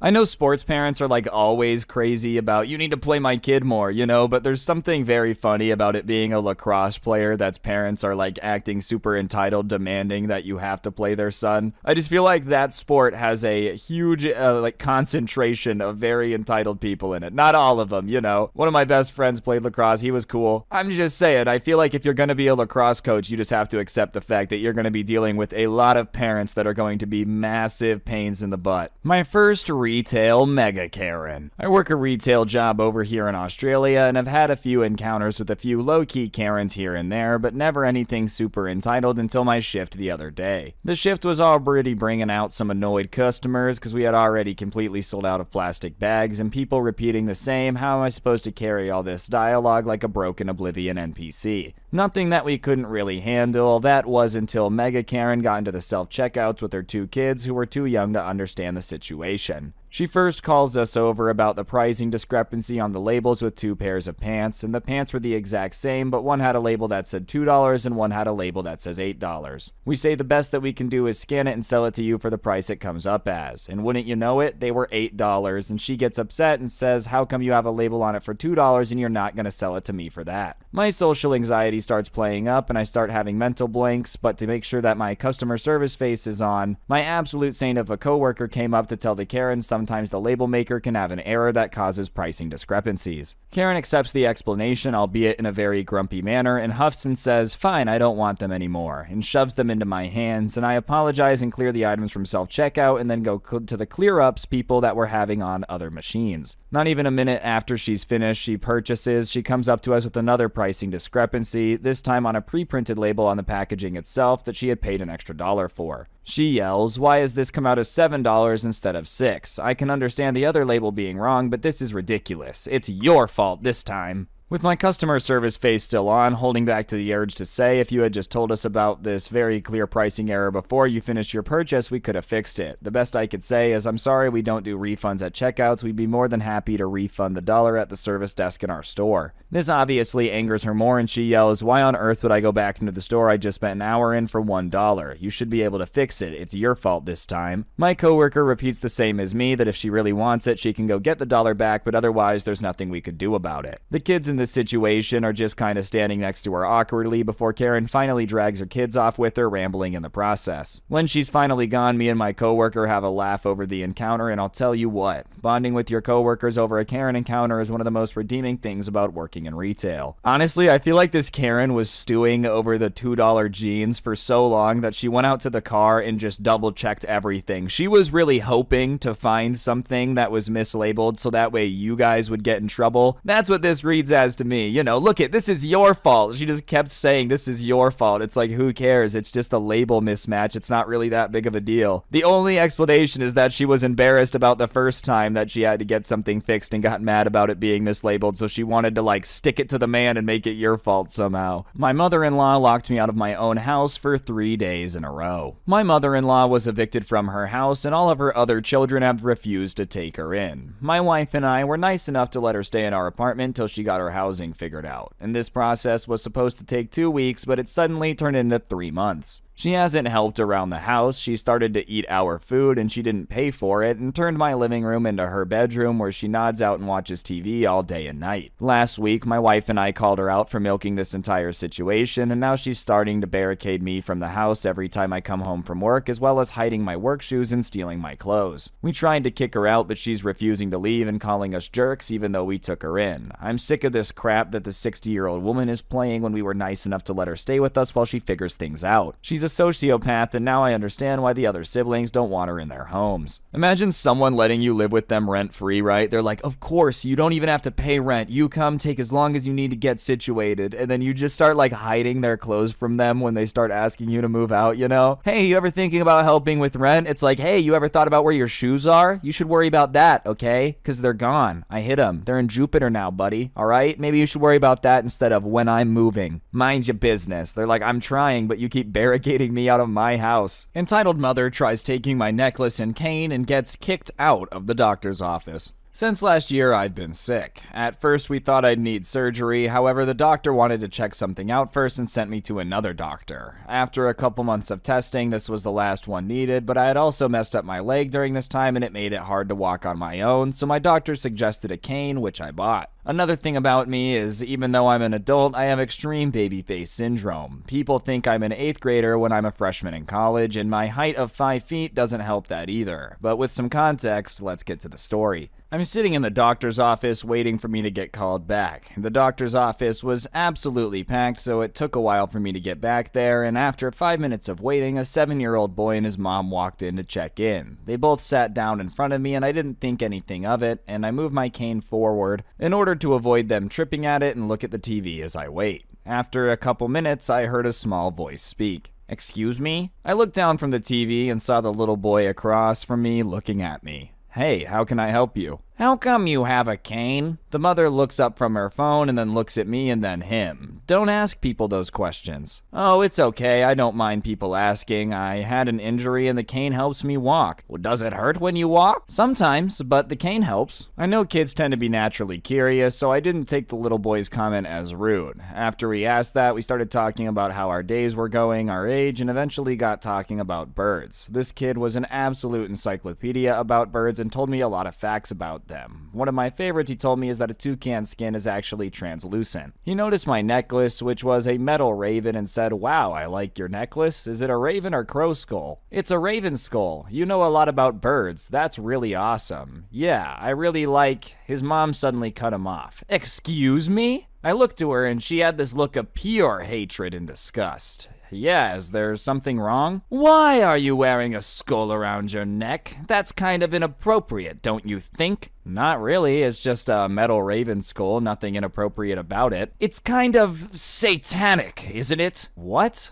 Her saying that literally blew me out of the water. In what world is wearing something like a metal bird skull satanic? "Ma'am, it's just a necklace. It's nice and I liked it, so I bought it." "Well, you really need to take that off. You're gonna corrupt my son. We're Christians." I looked over at the kid and he seemed as dumbfounded as I was. "Mom, it's just but she cut him off. "Be quiet. You need to take that off right now and give it to me. Also, you look too young to be using a cane. You just want attention." Me taking none of her crap. "I'm not giving you my necklace or my cane. And if anything, you're the one wanting attention and ignorant for thinking that just because my necklace has a bird skull on it, it's satanic. Also, you think young people can't have a cane because they're young? Young people use things like canes and walkers all the time. How dare you talk back to me?" At this point, she got up and tried to grab my cane, and necklace, and I was ready to push her back, but the security guard who was coming inside stepped between us. Ma'am, I'm gonna need you to sit down and leave this person alone. What?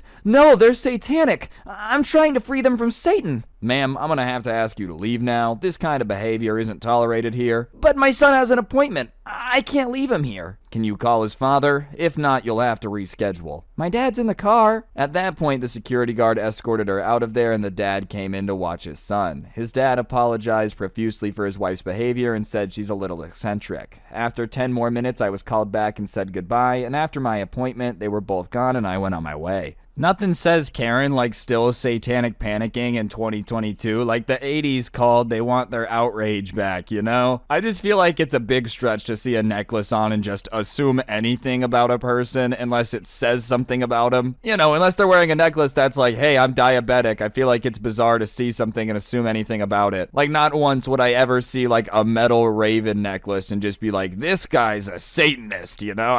Hey, that seems like jumping to conclusions a little bit more than I'm comfortable with. Entitled Mom Wants Our Upgraded Seats for Free. This happened a few years ago, pre-pandemic, when flying overseas from the US to Europe. My girlfriend and I were taking a trip to visit a few places in Europe for vacation. This was her first time overseas, and it was the first time she'd ever flown on a long-haul flight of more than 3 to 4 hours. In the lead up to the trip, we decided to upgrade our seats from economy to whatever the premium economy variant was for the airline. Seeing as it was my girlfriend's first time on a long flight, I figured it was worth it for the extra room and perks, and in total we paid $150 for the both of us to upgrade. We boarded the flight and got settled into our seats, which were in the last row of premium economy section on the right side of the plane. There's no noticeable division or indicators between the section other than a small plaque above our row that said premium economy or whatever, and my girlfriend took the window seat and I sat in the aisle. This entitled mom and her son then board and are seated several rows behind us, but in the middle of the row aircraft, 2-4-2 seating. Her son has his nose buried in his Switch, as you'd expect a kid his age to do, as they barely get to their seats when the mom comes up to our row and stares at us with no greeting. She's standing in the aisle as other passengers are trying to get around her to get to their seats. Can you swap seats with my son and I? He likes having a window seat and we don't have one. My girlfriend and I look back where their son is sitting and then at each other, and I try to politely decline her request. Unfortunately, no ma'am. We paid to upgrade these seats, so we'd like to keep our assigned seats for this flight.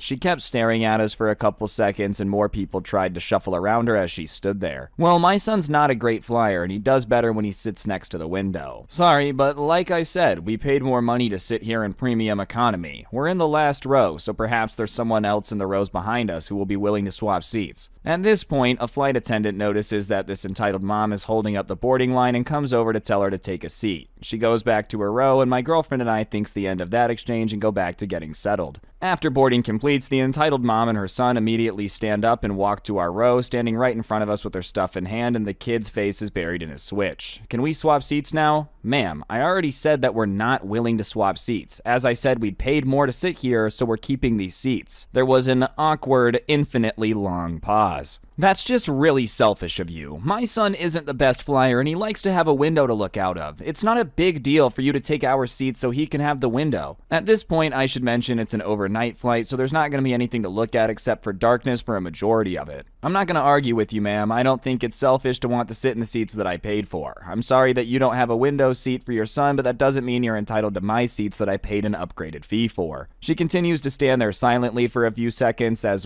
if we'd give in eventually and move in if she didn't leave. I'm guessing you don't have kids if you act like this. Ma'am, I don't know what to say to you at this point. If it's that big of a deal for your son to get a window seat, then you should have done so in advance. Did you try asking anyone else if they're willing to swap? Well, no one back there is traveling together, so they aren't going to want to swap. I turn around and saw an older couple a row behind us, a pair of coworkers in another row that were watching a video and one headphones and laughing, and a middle-aged woman alone in an aisle with the window seat. She then started to open up the overhead bins and put her stuff in there. Ma'am, we're not swapping seats with you. I think you're just trying to guilt us into giving up our seats so you can sit in premium economy. If a window seat was that important, you would have moved on and asked other people behind us once we told you we weren't willing to move. You just want us to give you a free upgrade. She becomes furious at this point and continues to call us selfish and how what I said wasn't true, and then she then starts to bend over and grab my stuff like she's going to evict us from the row. Lady, don't touch my stuff and leave us alone. Thankfully, the flight attendant came up and asked what the problem is. She tried to go on a rant that I'm denying her kid a window seat and being selfish and rude to her and her son, and when she was done ranting, I explained the actual situation. Ma'am, they aren't obligated to swap seats with you. They said no and you need to take your seats now. Please go back to your row. She escorted them back to their seats as she huffed and puffed, and then she spent the rest of the flight glaring at us from the aisle seat. When the plane finally landed, she rushed to the front of the aircraft ahead of everyone and gave me a solid bump as she passed by with her bag, which definitely wasn't an accident. Her kid was fine for the whole flight too. Anytime we saw him, he was either asleep or was heads down playing a Switch. She was 100% trying to milk you for the free upgrade, dude. That kid didn't care if he sat in the window seat or not. If he had a Switch, he was conked out gaming for the next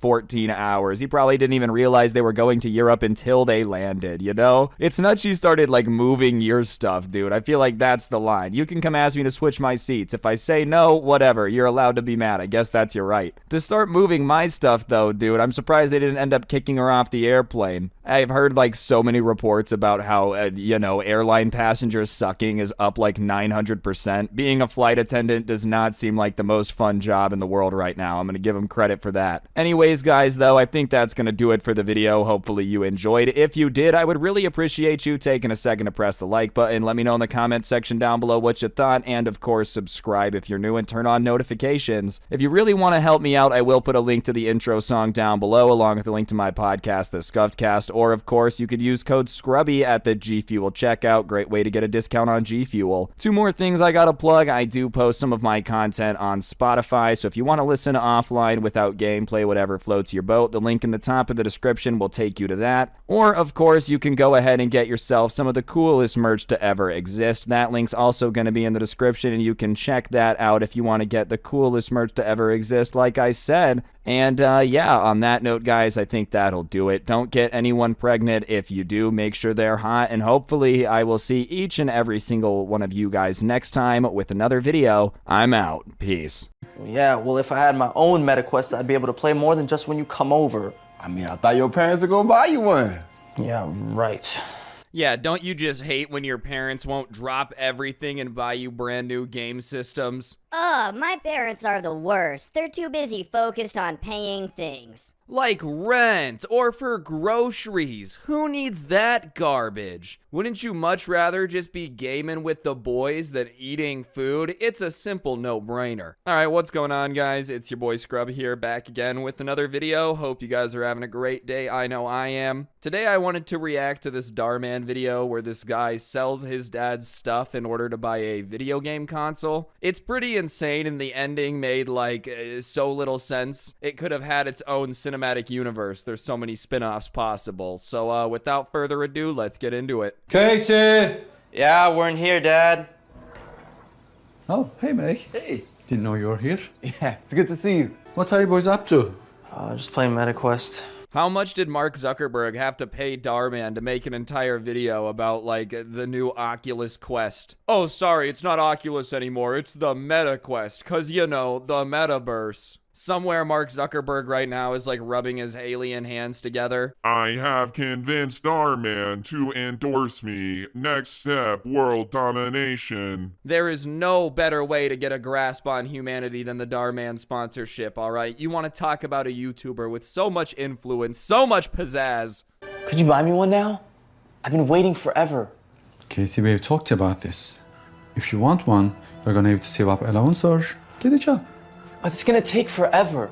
I guess you better get joining then. Yeah, no, seems pretty fair, man. Money doesn't grow on trees. Actually, paper's made from trees? Alright, go ahead. Go try to make some money. Let me know how that felony tastes. Seriously, though, you're more than old enough to get a job, so therefore your parents aren't gonna be giving you fun money for game consoles anymore. I don't know, I just feel like that's the way it kind of worked with me. Once I could get a job, my parents just kind of expected me to pay for things that I really wanted if it was some crazy expense. They weren't gonna pay for my PC, I had to go figure that out, you know what I'm saying? This is the key to me getting my MetaQuest.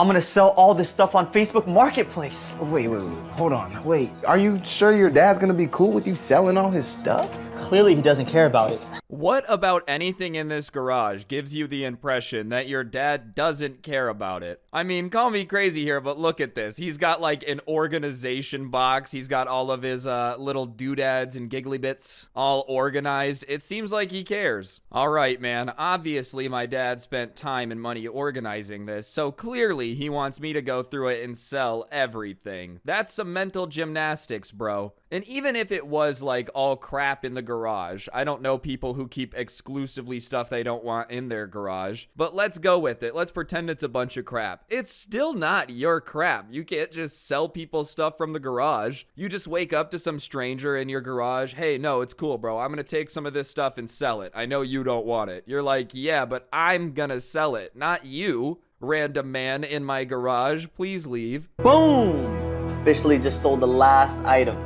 Now I have enough money for that meta quest. I don't know. What are you gonna tell your dad when he asks you how you got the money? I don't know. I'll say I found it on the sidewalk or something.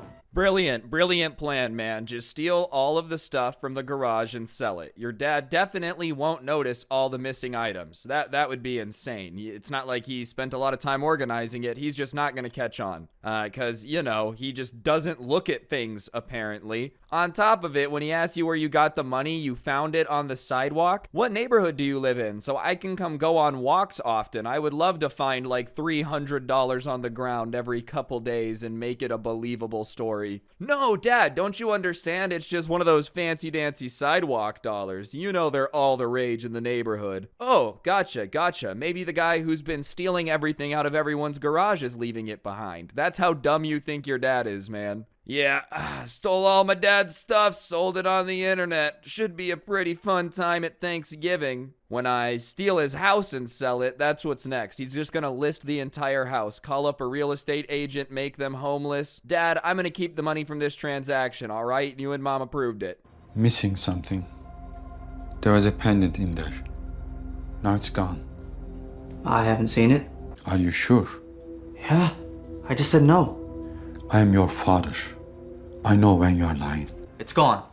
Gone. What? Wow, way to hold up to the pressure, buddy. You definitely could withstand any interrogation. The dad, where's my thing? I haven't seen it. Son, I know you took it. Fine, it's gone. Wow, goodness gracious. I hope that this guy never gets into any, like, criminal group, because he'll be snitching on them before they even get arrested. He'll just see a cop driving next to them, pull out a bullhorn, lean out the window. Officer, we are on our way to commit at least 3 felonies. Please pull us over at the next intersection. I will be helping the driver pull over. It's almost like you could expect someone's reaction to having their stuff stolen and sold without their permission to be not a good one. Dad, why are you mad at me for simply taking your things without your permission and selling your belongings? I thought you would be way more cool about this. Now I can get the new meta quest, Dad. Don't you understand? The MetaQuest will rule all. Everyone will bow to the MetaQuest. The MetaQuest is now the lord of the meta.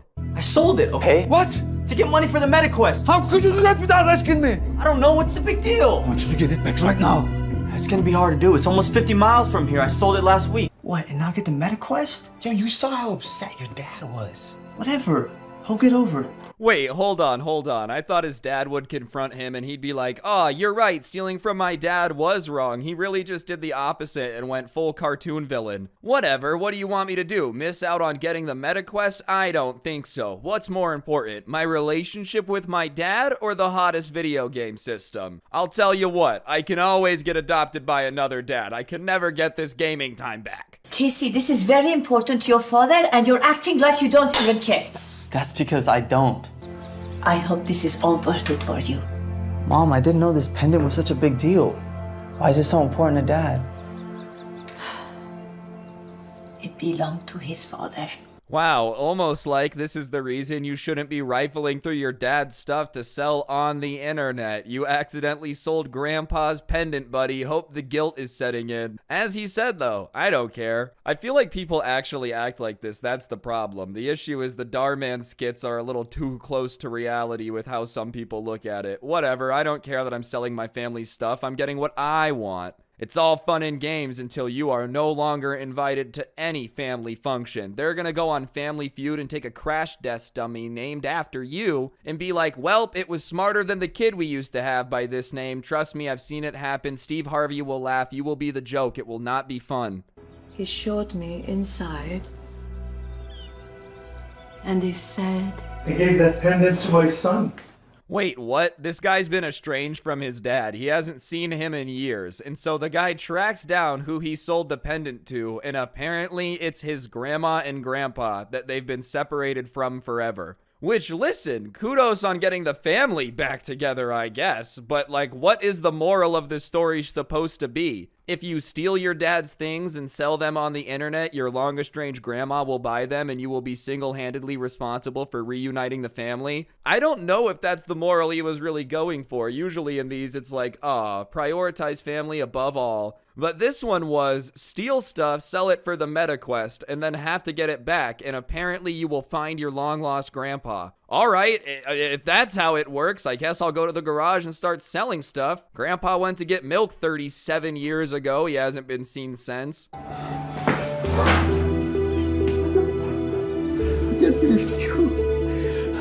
I've been looking for you so long. And none of this would have happened without your kid stealing your stuff. Like, am I missing something? Is the moral of the story not steal your dad's stuff and sell it so you can find your grandpa? Spoiled kid sells dad's belongings and lives to regret it. I mean, does he regret it? Like, oh, if I didn't steal that stuff, I would have never known my grandparents. I don't really know if that classifies as regret. Sure, he learned it's wrong to steal from his dad, but like, in his mind, it's probably an end justifies the means situation now. Stealing is wrong, unless you're stealing to track down family members. This is like the Nicolas Cage school of crime. If you steal the Declaration of Independence and the map is on the back, you're all good. Sure, you still stole the Declaration of Independence, but the map was on the back. Yeah, you still robbed your dad, but you found his dad, so all is forgiven. I don't know. Darman, listen, I said you're an illustrious YouTuber with a lot of pizzazz and influence. I'm just not getting this one, man. I just don't. Anyways, guys, I think that's gonna do it for the video. Hopefully you enjoyed. If you did, I would really appreciate y'all taking a second to press the like button. Let me know what you thought in the comment section down below. And of course, subscribe if you're new and turn on those notifications. If you're hyped the reactions are back, I'd appreciate y'all liking and commenting. And yeah, on that note, I'm gonna go steal my dad's stuff and sell it now. Don't get anyone pregnant. If you do, make sure they're hot, and I'll see you guys next time. I'm out. Peace. All right, what's going on, guys? It's your boy Scrub here. Today, it's just gonna be a compilation of all of the most popular series I've ever made on this channel. Karen's Gone Nuclear. I hope you guys really enjoy it. Have yourselves a happy new year, and I appreciate you. Don't get anyone pregnant. If you do, make sure they're hot. Nice rack and her ass Brazilian. Just turned 21, but my bank's a million. I'm putting you on citizen's arrest right now. Are you serious? For what? Because look how close you parked. Okay, I'll move my car. No, you're not moving your car. We're staying right here till the cops come. No, I'm gonna move my car right now. You're staying right here. Stop filming me! Bruh, I love how Karens act like making a citizen's arrest is some important thing. You do realize it has the word citizens in it, right? Like, anyone can citizen's arrest anybody. Could you imagine the cop pulls up, he's like, what seems to be the problem here? Yes, officer, he parked really close, and when he offered to move the car, I said, no, you are stinky, no, you can't move car, you have to get arrested. The officer's like, ma'am, you do realize there's actual crimes going on? Like, I was on my way to a call for a child that was apparently being kidnapped, and I came here instead? Well, good, because that child is missing, but you can solve this problem today. Yes. Hey, okay, what? I'll call you back. Hey, I have seen you around this neighborhood too many times. This is ridiculous. You think you can trick me with this, like, what, Fugaz Karen? No, I know a real Karen when I see one, and this isn't one. Also, like, it's just too Karen. You know what I mean? It was just way over the top, way too fast. Karens escalate naturally. This is a fake one. Next. Reporting me now? Hey, internet, this man and his Doberman just attacked me and my Chihuahua. It's not a Doberman. Oh yes, this man and his vicious Doberman definitely look violent. I love how she's trying to say that, like, this man and his vicious attack dog, while the dog is just calmly walking away, really just vibing, minding his own business. Also, this Karen definitely needs to take off the shades, because this is what a Doberman looks like, alright? Like, they're not even close to the same thing.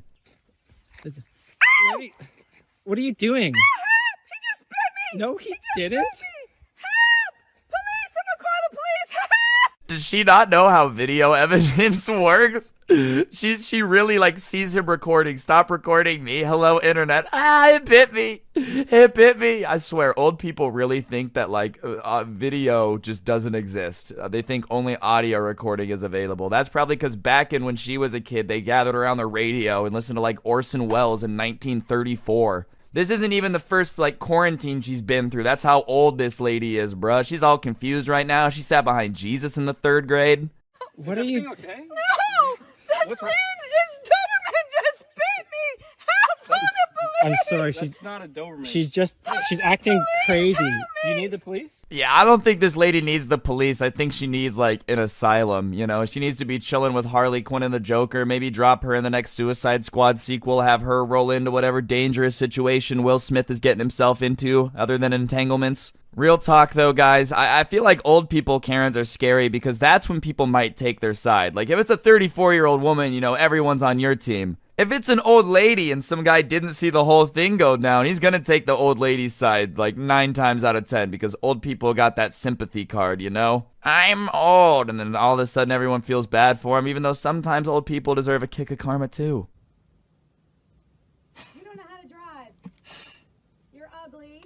Oh, God. Ooh. Anybody that looks like somebody who would go to a like live reunion of the Desperate Housewives should not be calling out anybody's appearance, okay, Bambino Becky? You look like you sip wine coolers from your hydro flask at your kids' soccer games. You have no right to be talking trash about anybody's appearance, you know? And I'm not calling her ugly. She is, but like, I'm not calling her ugly, okay? But like, people who just are not hot should not be talking crap about anybody's appearance. That's the rule. Like, if you are not a 10 out of 10, just stay away from the appearance insults, because everybody's insecure, bro. You don't gotta be going around doing stuff like that. I did it to her because that's karma. If you throw it out, you get it back. That's the rule. If someone said that I look ugly, man, I insult people. That's what it takes. I admit, you know, I'm probably a solid 6 out of 10.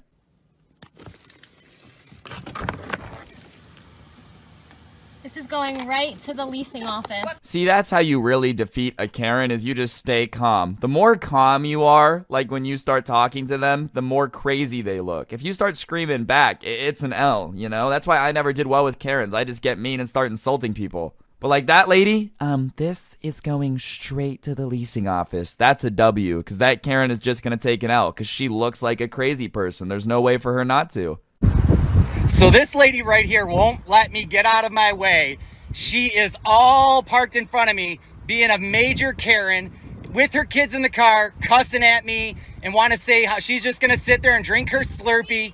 I don't have enough context to really know what's going on here yet, but can we just take a moment to appreciate how this dude said Slurpee? I don't know what it was, but that was nice. Slurpee. There she was, drinking her Slurpee. Slurpee. Dear neighbor, you just moved into this neighborhood a year ago, and I wanted to give you time to correct this problem on your own, but you are apparently too inconsiderate to do so. Every day this week, when weather has been nice and windows are open, you proceed to let your small child run free in your backyard and laugh and giggle and carry on without end. This is very disruptive for my 2 dogs and bird who sit next to the window and like to look into your yard. Perhaps you could ask him to tone it down a bit, or at least limit his outside time to 15 to 20 minutes a day so my dogs can be outside without seeing him running around. If this kind of behavior persists, I will call the police. Yeah, just your typical neighborly festivities here in the States. You know how it is whenever you see kids running for joy and it just immediately courses pain through your veins because your husband took the kids 40 years ago. Like, honestly, imagine writing a letter to somebody complaining about the fact that kids are being kids enjoying themselves, especially like during quarantine, dude. What do you want kids to do? They can't go to school. Some of the parks are still closed. Like, where would you like them to go play? I'm sorry that your dogs are apparently like just don't like kids. I guarantee that the dogs are 100% louder than the kids too. Like, I've never really been chilling in a house and been like, oh my god, those kids giggling in the backyard are so disruptive. Karens are really going above and beyond to get pressed for no reason. I don't think so. Okay, well, it's illegal to take pictures of people that they don't have to give you permission. So, good to know. Do you want to delete it now, or do you want me to talk to someone about pursuing something? Did this Karen really just threaten to pursue something over being in the background of somebody's TikTok? Oh my god, please waste all the taxpayer money to get the courtroom for that day. Yes, Your Honor, these girls were doing a fancy dance here in this Cabela's and I was in the background, and I just don't appreciate that. As you know, you need permission, so I'm suing them for $8 million for their TikTok. You were in the background just walking, ma'am? Yes, I was in the background just walking. Yeah, case dismissed. You're a stupid Karen. Please just never complain again. With you, since it's illegal what you just did. You can talk to security if you want. Okay, let's go. I love how Karen's always hits you with that let's go. Like, I remember one time at the skate park, this mom got pressed at me and was like, we're gonna go talk to the cops. Come on, let's go. I'm like, I'm not going with you. Why would I do that? Like, what? Also, this Karen, once again, yeah, I guess technically it's illegal for you to record somebody without their permission, but it's 2 teenage girls and you're in the background of a TikTok. Like, why are you so pressed? Are you in the witness protection program or something? Oh, I'm not calling you. You can tell them what I look like or something. Okay, that sounds good. So I'll just get a picture of you. Very nice. And I will go send that to security. Hey, Karen, didn't you just break the law? You just took a picture of somebody, Karen. Oh my god, you broke the law. Let's go talk to security, Karen. The fact that she doesn't understand the irony of taking a picture of an underage person without their permission while complaining about being in the background of a TikTok really just shows that these Karens don't understand how dumb they are.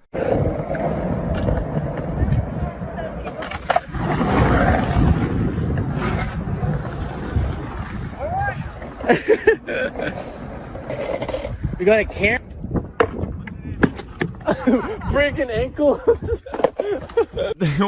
What is this, dude? This would honestly be so fun. You get to play keep away with a 45-year-old woman in your skateboard. That sounds like a fun Friday afternoon. Also, like, all right, I can understand, you know, if the skaters are in a busy area, like destroying property, grinding on stuff, but it legit just looks like they're skating on flat ground. There's nothing to grind on. There's nobody around. Why are you pressed? As somebody who used to skate an absolute crap ton, I understand why businesses like don't want you outside of there when there's people there if you're damaging property. But if you see kids just skating on the ground, you don't need to run at them and try to get them to leave because you're 45 and mad at your husband. Do you want me to leave or not?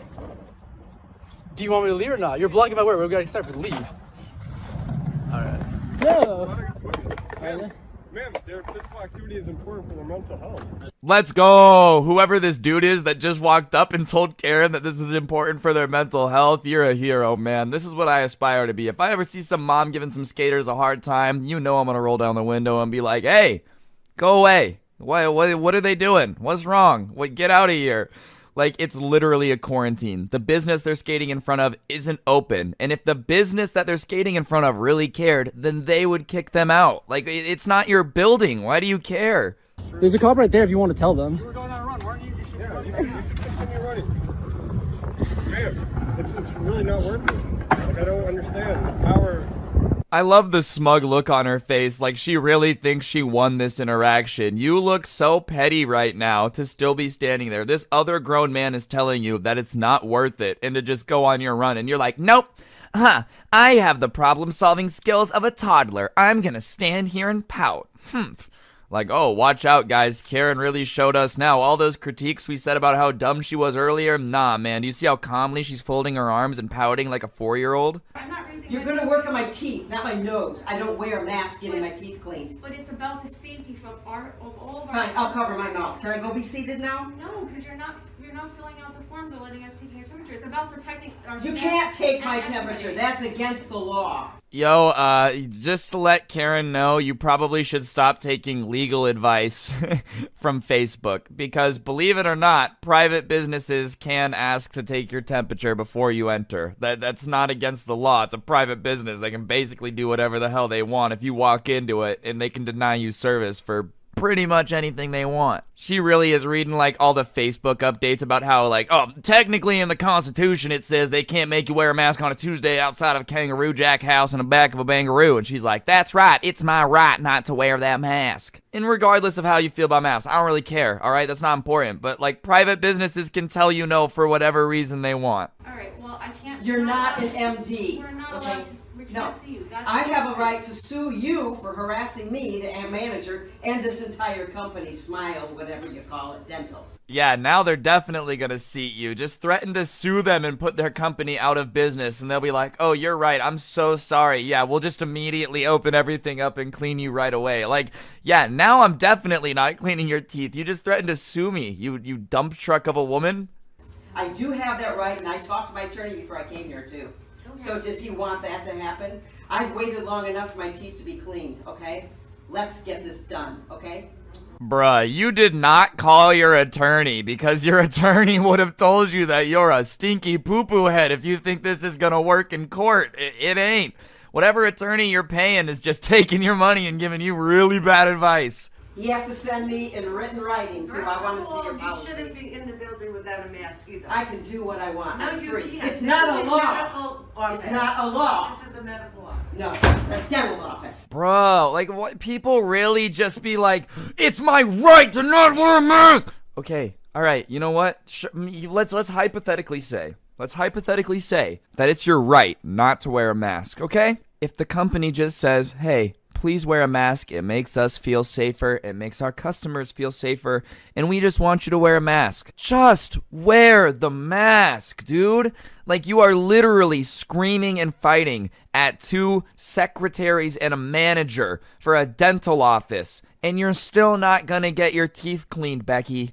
I would be mortified if this was like my parent ever doing this. So I really do feel bad for the kids of these parents. But yeah.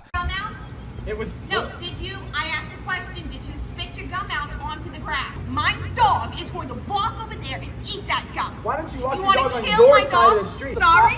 I mean, I'm not saying the guy who littered his gum was in the right, but I think accusing him of purposely trying to kill your dog is a little bit much, Karen, okay? Did you just spit your gum in the street? Oh, do you want to just take a knife and stab my dog? Because that's basically what you did. No, I'm pretty sure he did not think about a dog eating your gum and dying. Also, call me crazy here, but the Karen's like, my dog's gonna cross the street and eat the gum. Maybe this is just because, you know, I'm an alpha male and I'm way better than everyone. But can't you just like, I don't know, not let the dog eat the gum? Hey. Problem, buddy? Why are you touching me? And why do you have a mask on when it's over? Look into my eyes. Don't you see that I'm a man and I will kick your... Ah yes, the wild male Karen, also known as a Darren. These guys are my favorite. I love how he's aggressively up in the other dude's face saying like, oh, I could beat you up, while also having to look 2 feet into the air to look him in the eyes. Whoever this dude is trying to fight is built like the Iron Giant bear in the Big Blue House. I would not be trying to catch the fade from him. Why are you wearing a mask? I don't know, dude. Probably because for some reason, weird old people keep getting like 2 inches away from my face and screaming at me about how they want to fight me. Get away from me, you big guy! I can't tell if this dude's trying to fight him or flirt with him, dude. He just grabbed his boobies and was like, come here, big guy. Like, is that supposed to be a threat? I understand he's trying to look threatening, but my goodness, you need to go back to like fighting school if you think grabbing someone's boobs and calling them big boy is like an insult. Honestly, any second now he's gonna start trying to kiss him, dude. You want peace? Prepare for war! We represent peace here, so when... This dude definitely wears those shirts on Facebook that are like, I'm so awesome because my wife is born in August and I fight in MMA. My goodness, dude, you want peace? Prepare for war. What are you talking about? You're the one up in everybody's face. I feel like it's always the dude starting the fight and getting up in everybody's face who is the same guy who's like, yo, man, you guys don't want this smoke. It's like, yeah, I know I don't. So why do you keep trying to make out with me with my mask on?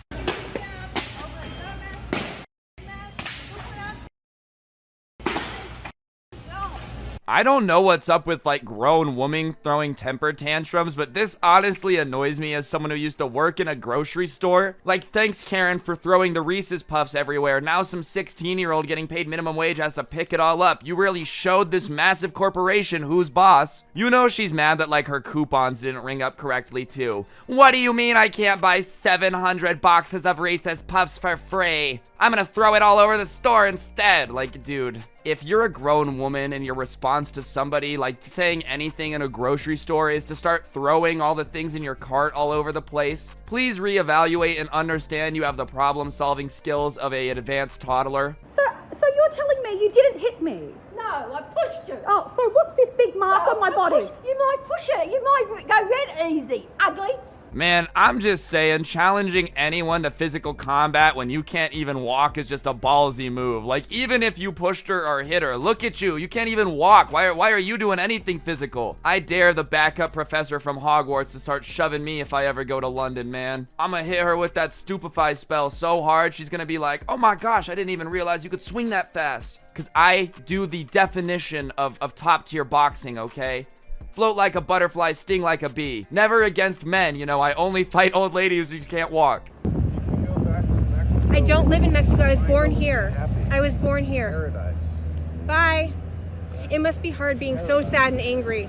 You know this dude only has like 3 brain cells because the look on her face when she was like, I was born in America, not Mexico, is so just like, wait, what? This guy really doesn't think that anyone who looks like they're from another country can be born here because he just, you know, grew up in like North Dakota or something. Also, I'm just saying, if you wear these headphones, you are automatically a male Karen. There is no room for you to improve whatsoever. Like what is this? I also love how people like this think that's an insult. Like, oh, go back to the place you're from. Like, what? Is that supposed to be like a threat or like, you know, insulting at all? I just feel like telling somebody to go somewhere isn't that scary, you know? Oh, yeah, go to the grocery store. Like, dude, you're not threatening, man. Shut up. Look at your whack headphones.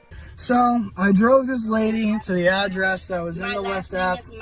Exactly where it said that I should go. I get here. This isn't the right address. I've never seen a more defeated look on someone's face than this Uber driver, bro. Have you ever seen anyone looking more annoyed with the way someone is behaving? Listen, dude, she gave me this address. I pull up. Now it's not the right address. Like, for somebody that's low-key being accused of kidnapping in the back of the Uber, he's taking it very well. Kudos to him, man. You can tell this lady's just nuts, too. By the way, she's just, like, screaming louder into the phone while he's talking. And she's very upset that I didn't take her to the right place, but it's not my fault that the address in the app is not correct. I can't fix that. And now she's insisting on me bringing her to the correct address for free. She's saying I'm threatening her. That's absurd. I haven't said anything threatening. This dude seems like the least threatening person I've ever seen. Like, his face just screams the nice guy in the friend zone on a Disney Channel TV show, man. Like, if you put the wrong address in the Uber, it's not his fault. Like, he's just going to where his phone tells him to go. No, you see, I messed up and put in the wrong address, so now it's your job to drive me somewhere for free, and if you don't, I'm gonna call the police and say that you're threatening an old lady. Like, that's just blackmail, dude. The only thing I've told her is to get out of my vehicle. No, he told me to get the out of his car. You're right. You're right. I said get the out of my car. That is not a threat, man. Man, you're telling someone to get out of your car is a threat now, and you can call the cops? Oh my gosh, I don't know what my voice just did. Think about it. All the possibilities are endless now. I'm just gonna go up to cars at red lights, start hopping in the passenger side and be like, whoa, why are you telling me to get out? Are you serious right now? Like, yeah, lady, if you start demanding that I do a job for free and claim that I'm threatening your life, I'm telling you to get out of my car. And I even think it's one thing, you know, if I was an Uber driver and an old lady was like, oh my gosh, I'm so sorry. I really don't know how this app works. It's the wrong address. Is there any way you can take me to the right one? You know, I'm probably gonna do it. But if you just call the cops and are like, help, I'm being kidnapped. Like, no, I'm not driving you anywhere. Listen, ma'am, I'm sure if you just explain to your insurance, I'm sure if you explain to your insurance company. In the street. Ma'am, could you please let me speak? No, I'm not getting stranded in the street. You're not being stranded by anybody. I'm not getting stranded. I'm in a car. Nobody is stranded. I'm not cutting out here. Dude, what was that? Was that like a velociraptor moan? Like, I don't even know what that was. Ma'am, I'm not trying to strand you. Like, why is she screaming help? I've never seen someone remain this calm for so long in this situation. Also, it's his car. Like, if he wants you to get out, it doesn't matter if you don't want to. You know that, right? What is screaming like a banshee gonna do? Like, he can still kick you out of the car. He really doesn't have to let you stay in it. Not that he should. Like, I'm not saying you should, but it's just weird that this carrot is like, oh, if I scream like a banshee, it's cool. I won't get kicked out. Like, nah, he can still kick you out of the car just because you're screaming.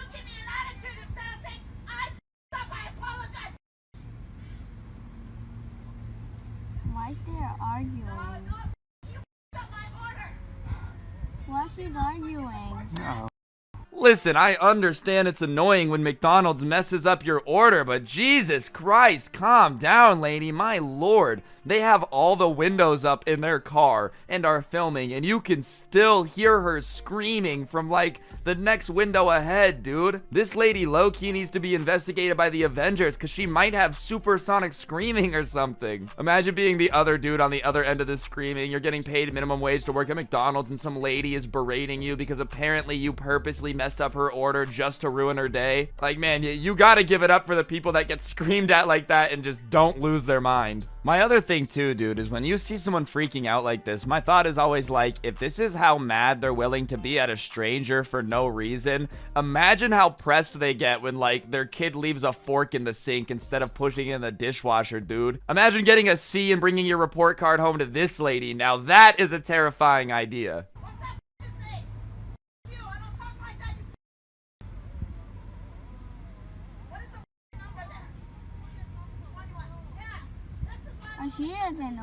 You gotta love how it's like 8 a.m., man. Some kid in the backseat is trying to get his McDonald's breakfast. He's like, Mom, can we just get our food, please? I'm trying to go home. Mom, can we go to McDonald's? No, we have food at home. Fine, I guess we can go to McDonald's just this once since you seem sad that I said that, son. Next thing you know, you're in the middle of like a cop pursuit because some lady dove through the window and started fighting the clerk for messing up her order. Then pay them and leave. Pay them and leave. Because why do we have to even deal with this? Look how much food you guys got. Ordered so much and you're gonna leave without paying? Look at how much we left. Without paying? I don't think this lady actually understands why it's wrong to steal food from a restaurant. Like, just because you don't eat it doesn't mean that it's not wrong. Well, yeah, we're not paying, but like, look, we left a lot of food. Yeah, but they can't go serve it to somebody else. Hey, listen, man, you ordered the lobster and these two chicks came in here earlier and ordered this one. Trust me, we just microwaved it. It's good. Like, people this stupid honestly should just be in jail because you're just stealing from a restaurant for a really bad reason. What's going on, guys? It's your boy Scrubby back again with another video. Hope you guys are having a great day. I know I am. And today we're going to be taking a look at some Karens freaking out. Karen's gone nuclear number 3. The other 2 have done great. So, you know I had to milk it for a 3rd video. And I will literally take any excuse to make fun of Karens. It's one of my favorite parts of the day. So, yeah, without further ado, let's get into it and press the like button. Otherwise, you're confirming that your girlfriend should break up with you. You still ordered it. They still cooked your food. Without paying. You still left without paying. You came up to us. Because you're video recording. For them, for their protection. Go, pay them and leave. Why are you recording me committing a crime? Like, stop it. Like, that's just really not cool. It's like none of your, like, business. This is a Karen who definitely hasn't reached middle-aged woman status yet, but is well on her way already, dude. I don't know how you can be mad at somebody for filming you when you're the one, like, stealing from people. You know what I mean? Please record your moving furniture. Record your man. Record your man moving furniture. Hang on, I'm gonna get my camera to record you in your robe. Good. I don't know why Karens get so mad about being filmed, dude. Like, they're always like, oh, how would you feel if I filmed you? I don't know, I'm fine. I'm not the one being an unhinged crazy person, so go ahead and film me, dude. The only time you're gonna get upset about being filmed is like when you're doing something crazy, which I feel like this lady's about to. I also love how she's yelling at them for moving furniture. Like, I didn't know that was illegal, Karen. My bad, it won't happen again. But you've been screaming since what time? You just moved in. You just moved in. Yeah, you're the one that had the police. Making a scene, dude. Yeah, no, they're the ones making the scene, for sure. They're the ones screaming in their pajamas in the middle of the road. The lack of self-awareness with the Karens is what always kills me, too. You're the one making a scene, dramatically pointing the finger and screaming at night in the middle of the neighborhood. Tell me how you clap on people again. Go ahead. So you're in the store complaining that people aren't wearing masks, correct? Are you hiding now? Please tell me someone was not stupid enough to complain about people wearing masks or not wearing masks while they weren't wearing a mask. Like, people this stupid don't actually exist, right? Please, please. And you want to say that you're going to f***ing cough on me? You're going to cough on me. You're going to cough on me? She'll be up here in a minute. Thank you. I don't. Why would you want to cough on somebody in the first place? Like, okay, obviously it's even worse right now because there's a global pandemic, but like purposely scaring somebody by saying you're gonna cough on them and try to give them a virus isn't a very like cool thing to do, even if somebody made you mad in the Lowe's. Like, how do you think that's okay? Oh my gosh, somebody made me mad in the grocery store. Better cough on them and try to get them sick. That's what I should do. These are the type of ladies whose husbands definitely try to like fist fight you for a parking spot in the middle of the mall. And you're like, dude, the parking lot is empty, you know? Yeah, but that one's got my name on it, so you need to move now. And you think you have the right to take your mask off to get everyone else sick. Meanwhile, you just threatened to f***ing cough on me during a global pandemic. Are you for real? Is that funny? Did you guys hear that laugh she let out? That was definitely an evil witch laugh. This girl has definitely eaten at least 2 kids, Hansel and Gretel style, dude. She has a candy cabin out in the woods to just lure unsuspecting children in, 100%. Nobody laughs like that unless they've eaten at least 2 kids, like minimum. That's paint. No, this is not paint. That's paint. That is not a scratch. Sir, look at the whole thing right here. Look at, you did it with your Ouija. Right here's your scrape. Bro, it's a handrail. Like, no offense, but is it really worth pointing out a scrape on a handrail that's outside and, like, used to balance people anyways? Isn't it going to get scraped? Like, it's literally a handrail next to stairs. Who cares if it has a scratch on it? No, you... Are you just gonna complain and about everything to me? I bought this, Greg. Did you see anybody? I bought this in my rail. This is my rail. Oh, guys, watch out. It's her rail. Handrails still get scratched, man. Could you imagine this? Like, you pick a certain handrail in the school. This is my rail. My rail. Don't touch it, Greg. Greg, how dare you touch my rail, Greg? There's nothing association. You are one psycho freak. I want you to give me some of my money back because of the scratches you made. Okay, let's call Betty and have her come over here. How's that? That's fine. Bro, even if you were gonna make him pay for the damages, what are the dollar amount of damages for a scratch to a handrail? Like $2 and an apology?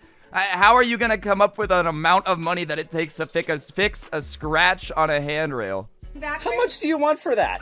Give me something back because you wrecked my rail. How do you wreck your rail? I don't know, man. This rail looks absolutely destroyed to me. Obviously, now anyone who goes up these stairs is going to fall down them and become paralyzed. And it's all your fault, man. If that scratch wouldn't be there, people wouldn't be so distracted while walking up the stairs. So, I think you owe her a small settlement. Let's say $20 million should suffice to start. And once we get into emotional damages, we'll let your lawyers know. And you wonder why I don't want to. I need to give you some of your money for this? That's right. That's right. You got to prove that that's me, first of all. I did. I saw you when you walked out. All right, Karen. So let me get this straight. This guy that you hired to do like this job for you, right? Does the job, does it well, does everything good. And then when he's leaving, purposely scratches the handrail just in front of you, by the way, while you're watching him, just to piss you off. He no reason. Like, literally, he just scratches your property for absolutely no reason after he just cleaned it in front of you. And now you want just a little bit of your money back, not all of it. I don't know about you, but if I hired somebody to do a job and on the way out they started like kicking my house, I'm taking all my money back. I don't only want a little bit. Walked out. What do you think you want for that? I want $20 for you. 20 bucks. Get out of here. Get the hell out of here. Call the cops. Call the cops. I'm not giving you 20 bucks. You're just trying to extort money from me. I don't know, Karen. If you really want money, go ahead and call the cops. It seems weird to me that she apparently is so adamant that he scratched her rail just to piss her off, and now she's like, no, I'm not gonna, I won't call anyone. You just have to give me $20. And even then, dude, it's a scratch on a handrail. It's not worth $20. And like he said, how do you know I did it? Are you not done with me? You still gotta come back out? You gotta, seriously grow up. I don't understand your problem. You just realized you made me pay you 20 bucks for something that we don't know is mine. You'll never be back on my property again. Yeah, okay. Wait, hold on. They're neighbors? Like, he lives across the street from her? Dude, I thought this was just some random dude she employed. She went off on her neighbor like that? Oh my god. How awkward does this have to be, like, when you're taking the trash out and you see this guy, knowing that you just screamed at him, yelled at him for like 20 minutes over $20? I would feel mortified to talk to any of my neighbors like that, dude. That's gotta be an old person thing. I feel like our generation just knows better than to, like, scream at people for stuff they didn't do. Hey, Karen apparently got her $20 back, though, so that's a W. That guy, I'm not gonna lie, just shouldn't have given the money back. I probably would have just been like, tough luck. Sorry. I would have scratched it on purpose. Because he's smoking in this park, and smoking is illegal. illegal in any city park, and it's also illegal to bring a After she started following us. Oh my god, he's smoking in a park, dude. Like, listen, I understand smoking might be bad, like if your kids are around, whatever, but it literally looks like it's nighttime. I don't know why it's any of your business if somebody's just like minding their business in a corner smoking. Who cares? Smoking in a park is illegal. Okay, Karen, I'm sorry. Did I accidentally interrupt your nighttime jog at 2 in the morning through the park? My bad, my bad. And so that'll let you can smoke in there. We live here. As soon as she said dogs weren't allowed, we were on our way out. No, she started following us. She started following us. Not within 6 feet. Back the Please. Your mask is not over your nose. Oh my god, this escalated quickly, dude. We went smoking in the park is illegal to the cops being like, whoa, whoa, whoa, whoa, whoa, calm down. Did she try to fight the girl? I love how they were just like walking their dogs smoking, and the lady runs up and is like, this is illegal. I'm calling the police. There's nothing you can do. I will call the police. Ha! I just started like following them around, taunting them, screaming how she's calling the cops. Have a great day. Well, see you later. Go ahead and send it to corporate. That's absolutely fine. That's your right. But I didn't do anything wrong, and I have witnesses in here who will stand by me. So now I will ask you to leave, and I will call the police. Choose your. I'm gonna back you up. Choose your deciding. This lady is having none of it, dude. The Karen came in all, I'm gonna start this recording and get you fired by corporate. And she said, that's absolutely fine. That was definitely somebody who's dealt with this before. Someone raised by a Karen is the only person who can have this level of expertise dealing with one. What's going on, guys? It's your boy Scrub here, and welcome back to another video, aka Karen's Gone Nuclear number 4. This is honestly one of my favorite series to make here on the channel because I will take any excuse to make fun of Karens. It's my God-given right as an American. Regardless, the ones I've got today are pretty damn good, so yeah, that's what we're gonna be doing, and without further ado, let's get into it. Wait, so I'm not walking fast enough? As I walk out the door, you're going to call the police. You've been giving her a hard time for 20 minutes now. Yo, this Karen is getting owned, dude. I want this type of energy in every one of these videos from now on, dude. You know how much smaller the problem would be with people freaking out on, like, retail workers and stuff if everyone handled it like this? Did you hear how scared she sounded? She's like, what? You're not gonna offer me a corporate discount? What do you mean? I've watched the whole scenario. Call the police on her. You're hassling her. That's why I'm recording, because Good, I'm not you're hassling her. I'm not hassling Yes, her. you are. And that's why I guess I'll put it up on YouTube today. Good, you put it up. Dude, this lady posted this like she thought this was a W. Yeah, I'm gonna post this and you guys are gonna look like big stinky jerks. I want to know what the comment section on this looked like. Like, you know you're the jerk in this situation, right? I'm gonna give a big kudos to the bald man for just taking a massive dookie on this Karen's ego. Like, definitely just dropped a fat steaming one right on her. Well, at least I'll have a police record now. Terrific, yeah. That comeback was weaker than Greg Heffley and Diary of a Wimpy Kid, bro. Like, please come more correct. At least I'll have a police record now. Like, it's not a win. That's not a win, Karen. Having a police record is not something to brag about. I was the first one to hear I was hearing. You endangered me. You endangered me. Oh yeah, I'm sure you were super endangered by the Best Buy worker. They're known for being super dangerous and threatening. Not like they literally call a part of their team the Geek Squad. You don't understand, officer. I was terrified when the Geek Squad member threatened to pull my HDMI cable out of my TV. I don't understand how anyone at Best Buy can endanger you. Like, unless they make you stand directly under the 75-inch TV boxes and start pushing them on top of you. There's literally nothing dangerous in that store other than electronics that aren't plugged in. You know what you need to do? You need to stop selling bogus. This is crazy. You sell TVs to sell work. Bro, does she actually think that this Best Buy manager sold her broken TVs on purpose? Like you think this dude is somehow incentivized to sell you broken TVs? Like, Best Buy is a massive corporation. This guy does not care what the TVs, like, he wants them to work, trust me. This is what I never understood, dude. When I worked at a grocery store, people would come back all the time and, like, accuse us of purposely selling them expired milk and stuff. And we'd be like, why would we do that? Like, genuinely, why would I do that? Why would I purposely sell you a broken product if I know you're just gonna turn around and return it 5 seconds later? They bought TLC TVs. They are over 80 years old. Neither one of them worked last week. I bought this 2 weeks ago. This does not work. But where's the TV? Like, Karen, you can't return the box and just expect your money back. You gotta bring the broken TV so that way they know it's broken. Because if you don't bring the broken TV, then how do they know that they're not just giving you the money back and the TV's mounted on your wall? Like, did she actually expect them to just take the box as a return, be like, oh no, trust me, it's broken. I pinky promise every TV we bought is broken. And also, what are the odds of buying 3 broken TVs, dude? Are you kidding me? Like, I just don't believe your luck can actually be that bad. Unless you are breaking them on the way home, there is no way Best Buy sold you 3 different broken TVs. This does not keep any food cold. This I bought 1 week ago. This does not work. It does not connect to anything. This is defunct, 2 TVs and this. And they're telling me to leave the store. Dude, do you buy anything that works? Oh my god. Like, how? How does everything you buy at Best Buy not work? That's literally impossible. And I like to just record and make sure things are done legally. Does not work. This, 2 weeks old. This is a week old. Will not work. This is a brand new refrigerator from them. Does not work. Does not keep any of the food cold. My parents came in here 2 weeks before that. Yo, is this lady's power on? Oh my god. Yeah. My fridge, my 4 TVs, my blender, nothing I ever buy from this store works. Okay, then why do you keep coming back? You ever think about that?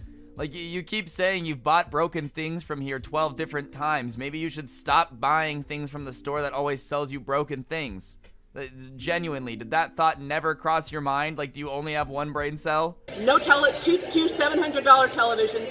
This doesn't work. That doesn't work. And now they're telling me this is a week old. This is 2 weeks old. And they're telling me they won't give me my money back because I'm upset. No, they're not giving you your money back because you're definitely lying. Like 100% cap. Like, listen, ladies and gentlemen, I might not be a hat salesman, okay? But I know cap when I see it. And this lady is capping so hard. There is no way everything she buys from this store is broken, dude. I've spent so much on Best Buy as a YouTuber. Like, every computer I've built has been from Best Buy. All the games I buy, I usually go to Best Buy just because I have a friend who works there and he lets me use his employee discount. And I've never, ever gotten anything broken from Best Buy. Monitors, TVs, anything. And apparently this lady literally cannot get 1 working product from their store.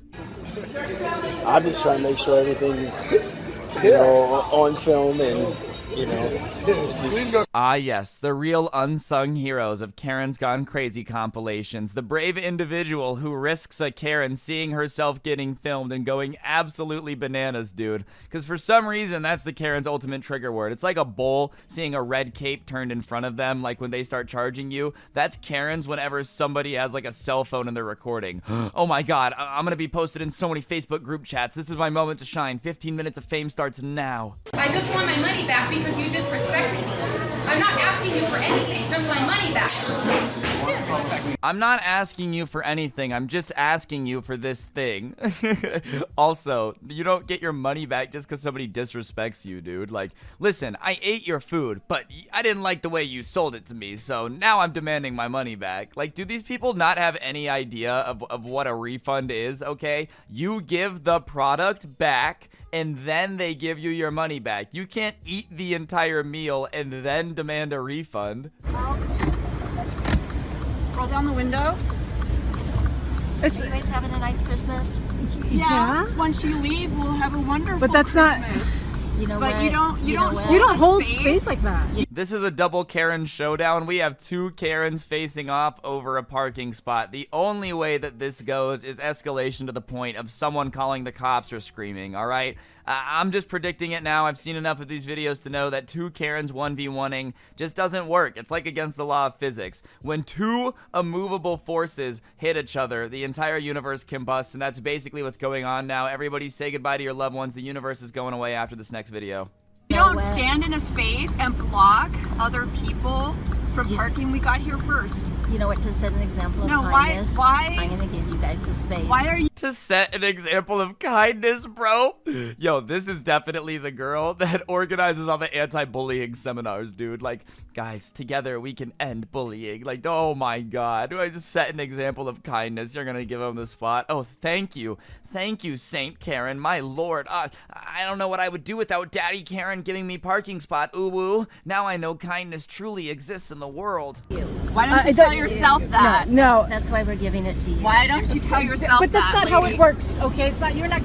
No police, sadly. One of the Karens stood down. She met an alpha Karen. We just witnessed a Karen actually becoming leader of the pack in a certain area. I know. Nature is beautiful. That's the same way if I'm talking to you here, a customer can't come next to you here and come ask me a question. I know exactly it's rude. It's not what right. you are saying, it's rude. but you have to say it's it rude. nicely. It's rude. You are rude. You're rude to the you customer. Are rude. No, I am not. Yes. I love how this Karen is like, listen, I understand you're being reasonable when you're saying that I'm being rude, but you need to be nice. Like, what? Listen, I understand that I'm being completely unreasonable and a massive jerk, but that doesn't mean that you get to be an unreasonable jerk. No, Karen, that's not how it works. It's called being fair. Maybe you should learn about it sometime. What's going on, guys? It's your boy Scrubby here, back again with another video. Hope you guys are having a great day. I know I am, and I know that I'm having a great day because I'm about to watch Karens freak out for a period of time. And anytime that happens, you know it's gonna be a beautiful, beautiful Saturday. Real talk though, guys, I know Karen's Gone Nuclear was gone for a bit. I'm gonna be doing one a week now, just so that way you guys are hyped, because all the comments on the videos are like, where's Karen's Gone Nuclear? But yeah, if you're excited that it's back, please be sure to press the like button. It just helps the video do a lot better. And without further ado, let's get into some Karen Spurgeon. Pay. Are you gonna replace it?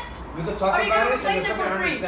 Are you gonna Can we replace talk about it? Can we talk about it? How much are you gonna charge me? Can we talk about it? How much are you gonna charge me? Karen, he's asking to talk about it, all right? He doesn't even know what's wrong with your drink yet. You're just like, oh, give me money, give me money. He's like, whoa, ma'am, you just walked inside here. That's not even the cup that belongs to our restaurant. Can we come to an understanding, please? No. How much are you gonna charge me? Let's talk. Your attitude is what makes it not. I don't give No, you have to give I don't it. I don't give When I give you my money and you don't deliver, then I don't give Don't worry about it. Shut the Bro, it's like people in these situations have never made a mistake before, dude. I highly doubt this barista purposely messed up your drink. Like, can you not just come into the store and be like, hey, you know, my drink was messed up. Is there any way I can get a replacement? Like, yeah, when you run in screaming, like, refund, me bad Karen, gimme money, F you. Like, yeah, it makes them not want to give you a refund because you're clearly unhinged. Like, I highly doubt this dude purposely messed up your order. If you're recording me, I will Touch me. Hey, don't record me! Ellie. Don't record me! Touch me. Stop it! Touch me. Stop it! Ellie. Oh, yeah, no, you don't want anyone filming you being a jerk. Okay, yeah, you just want to yell at this, like, you know, barista for messing up your drink on accident, accuse him of being a moron, you know, have a bad attitude, tell everybody in here to F themselves, and then you're like, wait, no, I don't want consequences for my horrible behavior. No, none of that. No, thank you. Please, no, don't post this anywhere. I know I'm being mean, but stop it. Also, I didn't know this, but filming people in public is, like, no longer illegal anymore. They changed that. Stop recording me! Hey, he's recording me! Don't Stop recording me! She is not asking the dude she was just screaming at to come help her now with this dude who's recording her. Yeah, he's recording you, lady. You were freaking out screaming in the middle of the coffee shop. What did you think they were gonna do? Just be like, oh, typical Tuesday and just keep sipping their mocha? No, of course they're gonna react.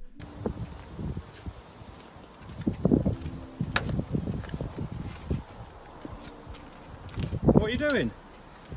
What are you doing that for?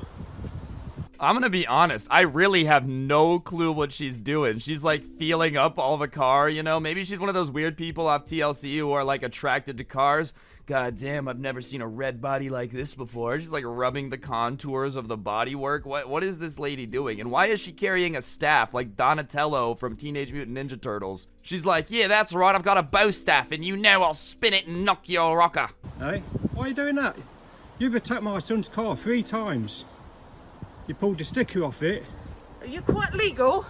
Why is she carrying this weapon around, bro? Like, I'm sorry, lady. You are not intimidating even with a weapon. Like, all I have to do to avoid you swinging your big metal stick on me is run. And I know for a damn fact you're not keeping up. So, sorry, I'm not that intimidated by the overwhelming, slowly approaching me, dragging your metal stick on the ground. You aren't from here, are you? It doesn't matter. That doesn't mean you can attack someone's cars, Karen, okay? To park over somebody's drive? Is it a drive? Don't get too close, please, because I don't want to breathe the same air as you. Well, you are, unfortunately. Yes. Well, it's Corona, if you don't mind, so keep back off. Alright, so apparently she's claiming that this kid is parked in front of her driveway, so I did some massive video editing work. Alright, some CSI crime scene level investigation. Here's the screenshot. Unless I'm crazy, that wall right there definitely is not a driveway, so I don't think that the car is parked in front of her driveway, but whatever. Back to Karen being Karen. You back off! You stop vandalising my son's car, right? You're a bully. Why am I? You're a thief. He's the bully. You're the one trying to kiss him, bro. He said back up. He doesn't want Corona, and you just started approaching him like, no, you back up. Like, that's the definition of being a bully. Not to mention, he just walked over because you were like trying to pull stuff off of his son's car because it was parked in the street in front of your house. Like, yeah, obviously he's gonna come out and film it. That doesn't mean he's trying to pick on you. That's just what people do when some random lady is like messing with their car. Get over him, will you? You're like stealing from your workplace. Why am I stealing from a workplace? You're a criminal. Why am I a criminal? Well, for one, you're using your phone, aren't you? Oh, it's good evidence, isn't it? Oh my god, guys, did you hear that? If you've ever used a cell phone, you're a criminal, dude. This guy is not even at work. She's like, you steal from the workplace and you use your cell phone. Like, are those crimes? I mean, obviously stealing from the workplace is a crime, but they're not at work. How would this lady know if he steals from work? Do they work together? Are him and Barbara going way back at, I don't know where British people work, Hogwarts or something? Yeah, I was called the police on because I asked for my money back after I was told the wrong proportion. I was told the wrong proportion by her employee. I was told the wrong proportion. So, therefore, she called the police because I came back up and asked for my money back. The roles have flipped. The business owner has become the Karen. I don't know, like, obviously, if your employee lied to a customer and they come back in and they're like, hey, let me get my money back, your employee told me the wrong thing, you know, that's probably time to give him a refund or say no. I feel like calling the cops is a little bit extreme if he's not, like, upset. Obviously, we didn't see it beforehand, but yeah, obviously now he's a little pressed because she called the cops on him for asking for a refund. But you didn't say you wanted your... That's what I said. No. That's what I said. I recorded everything. I have it recorded, ma'am. Oh, this Karen really was about to try it too. She's like, nope, that's just not true. He's like, no, I recorded literally everything. Trust me, ma'am. I have it all on footage. The look on her face when she realizes that he has everything recorded too is like, balls. I asked for. I've been standing here. I know you want to do this. I just want to get my money and go. I've been here so long. I just want my money. Can I go? I just want my money and go. I don't want nothing from you but my money. Bro, why does she think he has to listen to her, dude? She's like, listen, I will give you your money if you hear me out. No, I don't want to hear you out, Karen. Your employee was wrong. Just give me the money so I can go home. It's not that complicated. He want to make a decision to make, like I'm doing something. You're making a scene, all right? We're not going to have a scene. I just want my money. Why she got to talk to me? There wouldn't be a scene if you would just give him his money. He doesn't have to answer this random lady's questions. Do you hear her in the background? Let me ask you one question. No, just give me my money. I want to go home. I don't want to talk to her. I want to go. I want to get my money and go. I want my money and go. I don't want to talk to her. Why are you going to sit me up here and try to make me sit in here and listen to her? And y'all telling me to get out the way. I want to go. Yeah, in civilly, you should just give him the money so he'll leave. Listen, because he's obviously upset. The longer you make him sit here and not get his money, it's going to become a scene. If you would just give him his $7 back, he would leave. And he would go home and there wouldn't be a scene. Like, you guys are making the scene by trying to force him to listen to this Karen explain why, you know, he's wrong when he has everything on video footage. Like, obviously he's annoyed. He just wants his money and he wants to leave. I don't understand what's so hard to get about that. This was just annoying me. Give us some name now. Mashed potatoes and chicken. Here. Mashed potatoes and chicken. Mashed potatoes and chicken. Well, I mean, I can't say I didn't see it coming. Eventually, the crackhead Karens were gonna come home to roost, and that is definitely what this lady is doing, dude. If you ever get to the point in your life where you're standing on the counter in like a Wendy's screaming at people to get you mashed potatoes and chicken, just know you've done way too much crack and you just need help, all right? Like, if there's anything like hitting rock bottom, it's what's going on right now, and she still's about to ask for the manager, too. Mashed potatoes and chicken. I'll get fired. You didn't work here. Yes, I do. You don't work here. Yes, I do. No, you don't. What are you even supposed to do in this situation? She's like, you don't even work here. Literally wearing the uniform, doing everything, rang her up, was in charge of the cash register. Ma'am, if you don't think I work here, then I really don't know what to tell you. On the bright side, it lets you know that she's like so gone that you could just go around the corner, take off your mask, come back out and be like, hello, I'm the manager. And she would probably have no idea that you were the same person. Realistically though, when somebody ends up being this crazy, you can't give in to their demands, bro, because soon they're gonna start asking to be like Queen of the Lollipop Guild. They're in another planet. Yeah, you do that. This is an unconstitutional, unlawful taking of public property. Please do not approach me with the scissors. You don't like it? Why does every Karen, as soon as they see a camera, start talking about the Constitution? Like, yes, okay, sure, every American has rights from the Constitution. I don't think anyone's arguing with that. But that doesn't mean you get to just run around the park with scissors, cutting caution tape off everything. That's what we call not good. You know, I don't really know what we call it. We don't have a word for it in America. Because surprisingly, up until like this pandemic and the rise of the Karens, we didn't have a bunch of soccer moms running around screaming about their constitutional rights with safety scissors. Please do not approach me with the scissors. I'm not chasing you, you dumb sheep. Okay. Go to the hospital. Tell him to put you on a ventilator.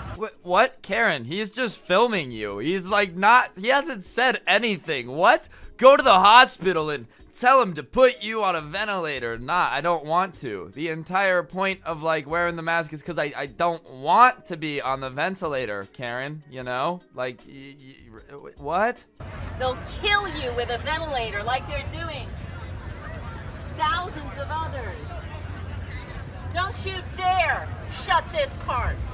All right. I'm gonna play devil's advocate for a second. Let's pretend that Karen isn't obviously crazy. Let's pretend that the government like made up the entire thing, bro. Ventilators are killing people. Let's pretend. That's not true, obviously. Like, that's not true. But let's pretend that it is.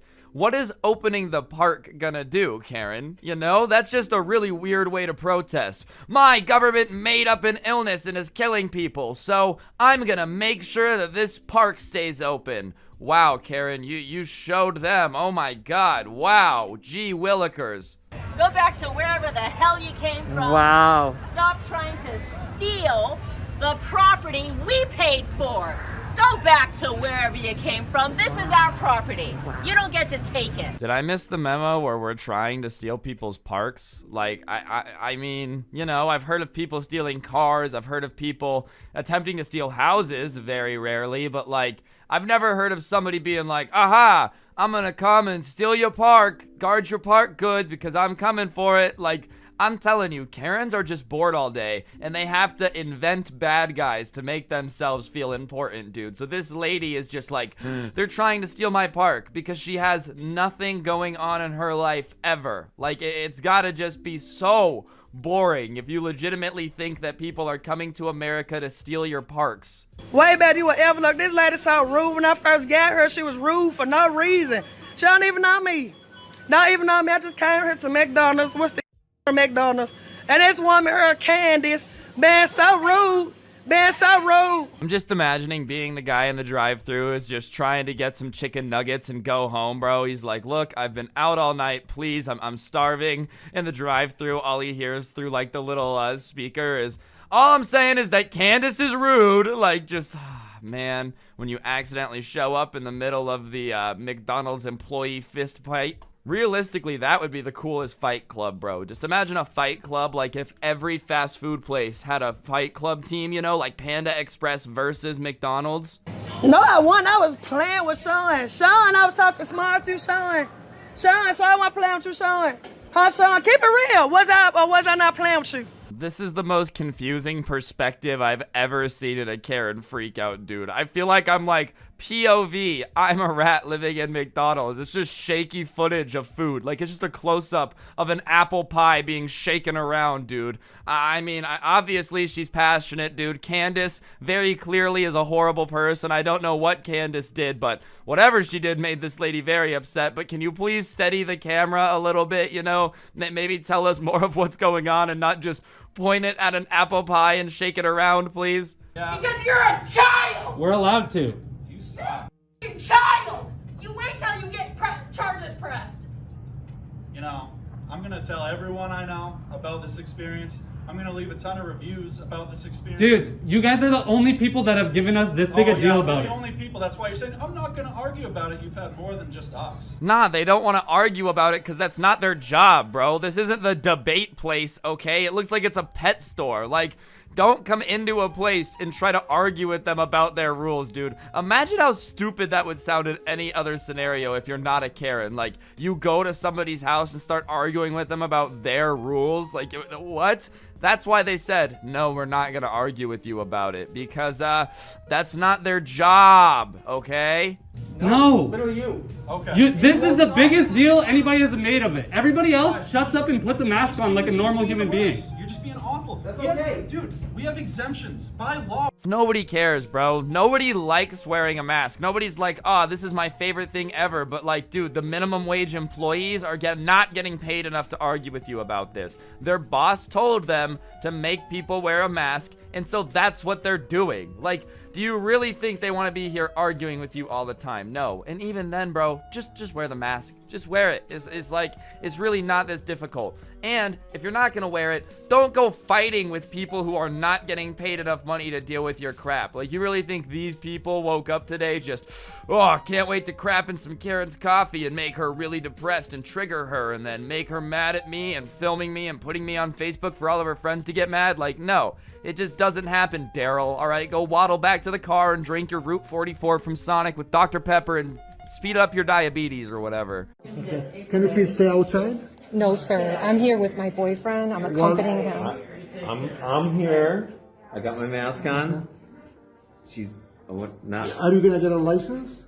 What? I really don't understand what Karens think is gonna happen here. You're basically saying, look, we're half following the rules, but I'm just not gonna do it. Like, I don't think that's how rules work. You can't just say, well, officer, I might be going 300 miles per hour, but my husband back there, he's following the speed limit. That's not how rules work, Karen. Sir, I'm accompanying my boyfriend. You have to stay outside. Please stay outside. Because only we have a limited capability how much we can have here. Please wait outside, okay? Your occupancy permit? Maybe your breath just smells like dog poop. Did you ever think about that? Like, yeah, you might walk around thinking that everybody's discriminating against you because you're not a sheep for wearing a mask or whatever, but maybe your breath just smells really bad and they want you to stand outside because they can smell your whack dentures filled with cinnamon bear leftover residue that you haven't brushed since 1842, and it's steaking up the joint. It just doesn't smell pleasant. How many does it allow for? I could tell you outside. We have spots. See the spots?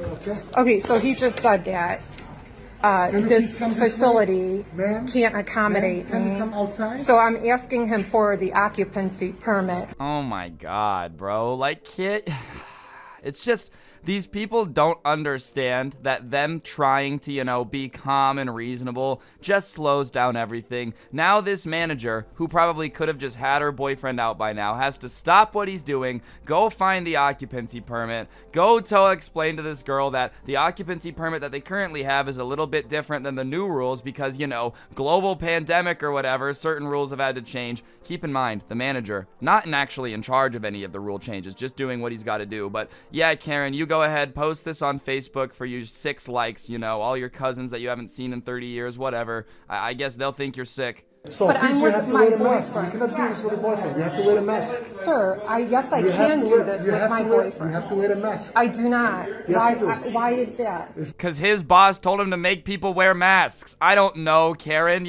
Why is it up to, like, the retail workers or the people in charge of these offices to explain to Karen the thing that has literally been nonstop on the news for the entire year? If you don't turn on TV because you've got, like, this Amish thing going on, you're afraid that it's going to melt your brainwaves or whatever, then, like, that's on you. But it's not up to this dude to explain to you the thing everybody already knows. You know why. You know. Like, what do you mean? Why do I have to do that? It's obvious. Okay, so I'm being given a pretty hard time here about not being able to stand next to my boyfriend. I unironically hope that this lady's car is parked in the driveway and a team of rabid possums climb inside of it, have an absolutely wild reproduction party, and then birth millions of small possums all over her back seat. But don't clean up their afterbirth. Just leave the gooey, red weirdness of an animal birth right on her back seat. Like, that's what I hope happens to this lady. Without wearing a mask. Ma'am, I say to you, no recording. You want me to call the police for you? Sir, I'm recording myself, but you're invading my space. You are not wearing a mask. You must wear a mask. Okay? Besides who? The governor. Go no, outside. the governor is not the law. I'm gonna call the police. If I was a cop, I would be so fed up with this. Like, honest question, how many times a day do you think the cops have to go to some random store and pull some 30-year-old woman reading her information off Facebook out of there? Like I say in most of these videos, even if, you know, you don't believe that masks help, dog, just wear it in the store so that way you don't have to fight with the manager all the time. Like, oh my God. Yeah, but I need him because that's not how he handles. This is how he's training y'all to be. And if he's going to be rude, his staff is going to be rude. I need to speak back to him. So somebody was rude to you, so you're just going to assume that the rest of the staff is also rude. Do you really think that managers at fast food places have that much control over people? Like, oh, if the manager is rude, then obviously he shapes the thoughts and opinions of everybody who works here, and his employees are gonna be rude. What?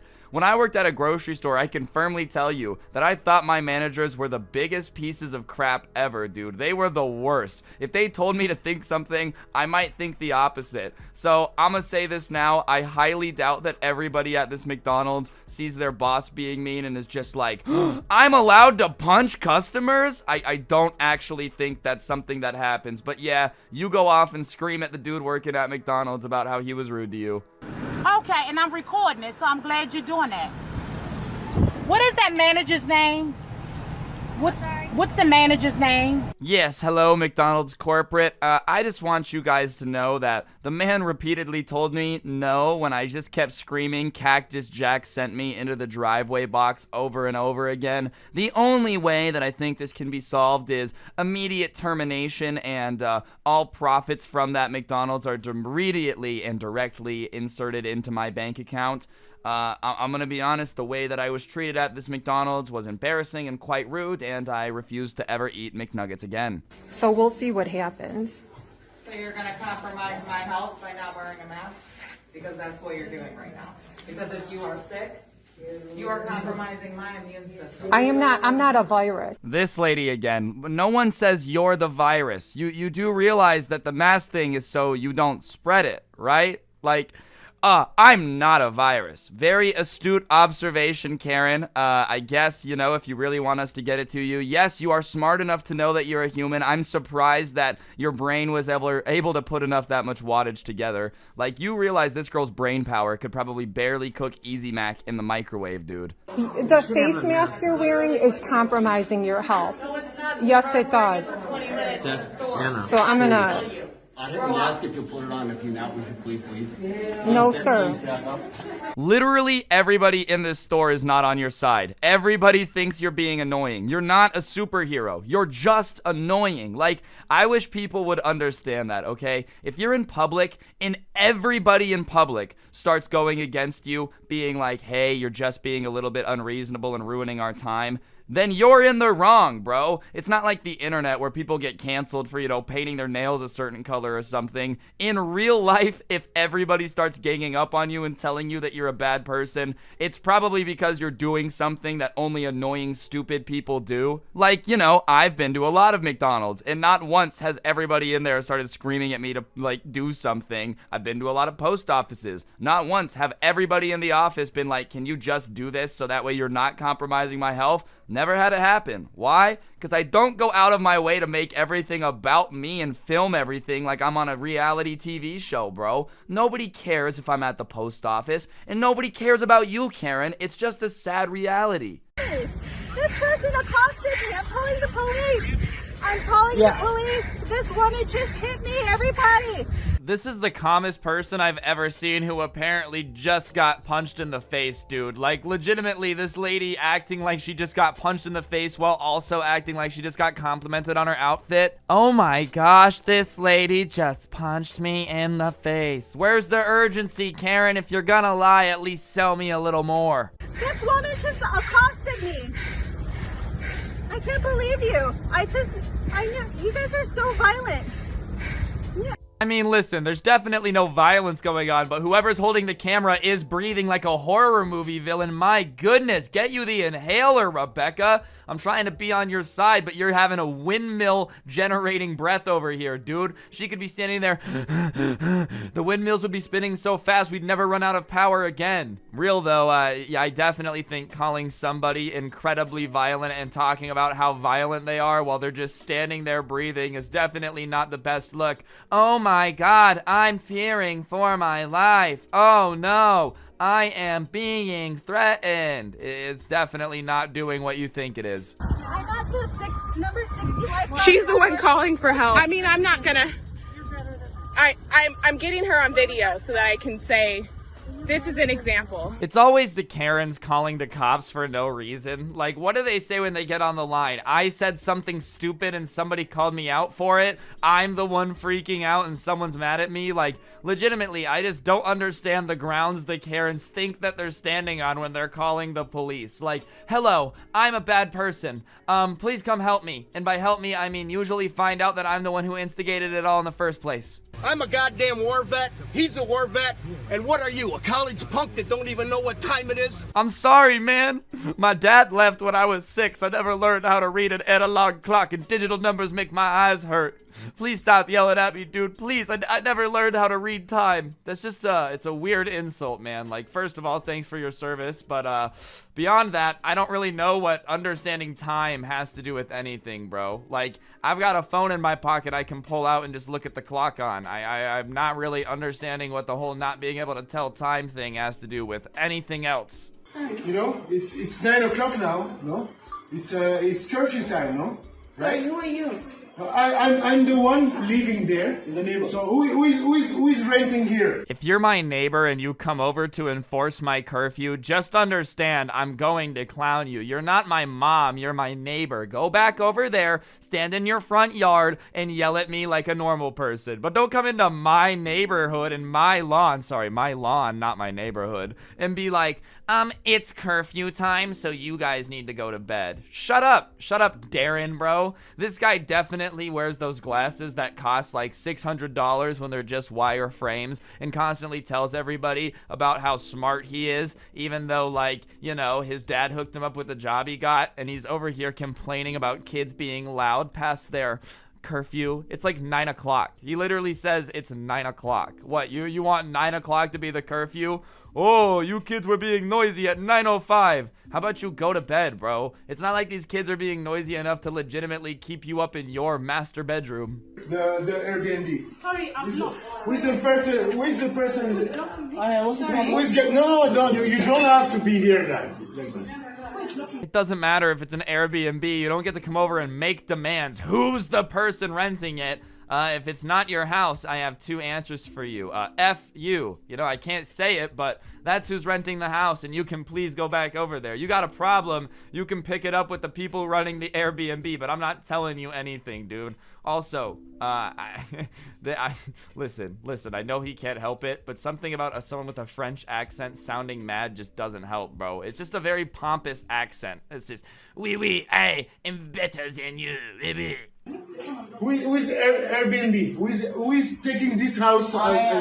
You are? Hello. Okay, hello. Hey, can you, first of all? No, I will. Hey, you can't come into a space and shout. What the You can't shh them in their house, dude. Like, this guy is just a giant douche canoe, man. You could literally take this dude down the Colorado River like Davy Crockett. That's how much of a douche canoe this guy is. He might be a seafaring vessel, the level of douche canoery that is coming out of this guy. He really just told other adults to shh. Your address? Because you don't have. This is not. I got him. Can someone No, hey, you don't. Why are you Hey, don't touch me. Hey, racist! Hey, don't touch me. I'm going to go fight your husband for filming me, okay? But you can't touch me. Me, I can touch you. I can fight you, but you guys can't touch me. That's how it works. This is not your house. I know you paid for it. I have no right to really come over here and tell you what to do because it's not my house either. The owner is the one renting it, but I'm going to pretend that I do, okay? Pretend that I'm important, and then I'm going to say F you. Well, guess what, dude? F you back, all right? They're not gonna stop. Is that what you wanted? There's no curfew. Sorry, buckaroo. Go back to Paris and tell them, oui, Americans are mean. Right. Racist. You know where you are. Oh, Mr. Big Guy ain't so tough now, are you, buddy? When you were screaming at these ladies and your fingers in your face gonna go fight them, oh, you're a big tough guy. As soon as people that could beat the crap out of you get up in your face, no, oh, I'll sue you. I'll sue you. I hate people like this, dude. Don't act all tough and then as soon as there's gonna be consequences, start, I'm gonna sue you, man. I really am. Like, oh, yeah, 3 young, like, 20-year-old dudes that are ripped get up in your face and you're like, oh, my bad. I didn't mean any of it. I will sue you if you touch me. You're the only reason it's getting heated in the first place is because you were about to fight somebody, dude. Cough.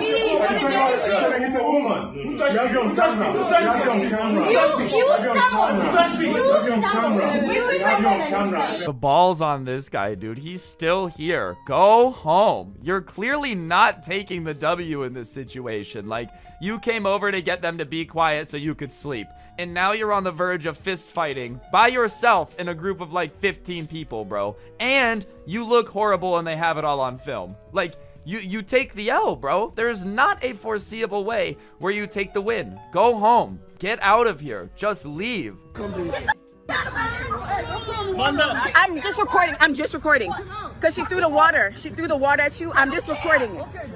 I'm recording. I'm just recording her throwing the water at you because she assaulted you when she did that, right? All right, somebody come get their mom and tell them that it's not a dodgeball game. You can't just throw water bottles at children in the middle of the street. What is up with these Karens? I swear, every time I make a Karen's Gone Nuclear, they get more insane. Like, it started off, you know, let me talk to the manager. Now they're just throwing water bottles at people walking down the road. If this is how you behave as a person, just know nobody likes being around you. Do that again? I was delivering my pizza and what were you saying? Get out of here. Why? This is private property and you're trespassing. I'm delivering a pizza. Yeah. Wait, what? Are you actually mad at him for being on your property to deliver a pizza to your house? Like, how does this even work? Yeah, I know you just brought me my food. Now scram before I press charges, you punk. I thought this only happened in Home Alone when you're using a mob movie to scare away the pizza delivery man. I didn't realize that people attempted that in real life too. Jesus Christ. What is wrong with you? Will you please get out of my way? Are you serious? Get out. Did she just actually spit on someone? I didn't realize that people that aren't llamas do that. She kind of looks like one, but real talk, if you spit at people, you are just the weirdest of the weird. This is the type of girl who would bite you if you checked out the book she wanted in elementary school. Who spits at people? Once again, especially somebody that's like delivering you food. How are you going to get mad at somebody bringing you stuff?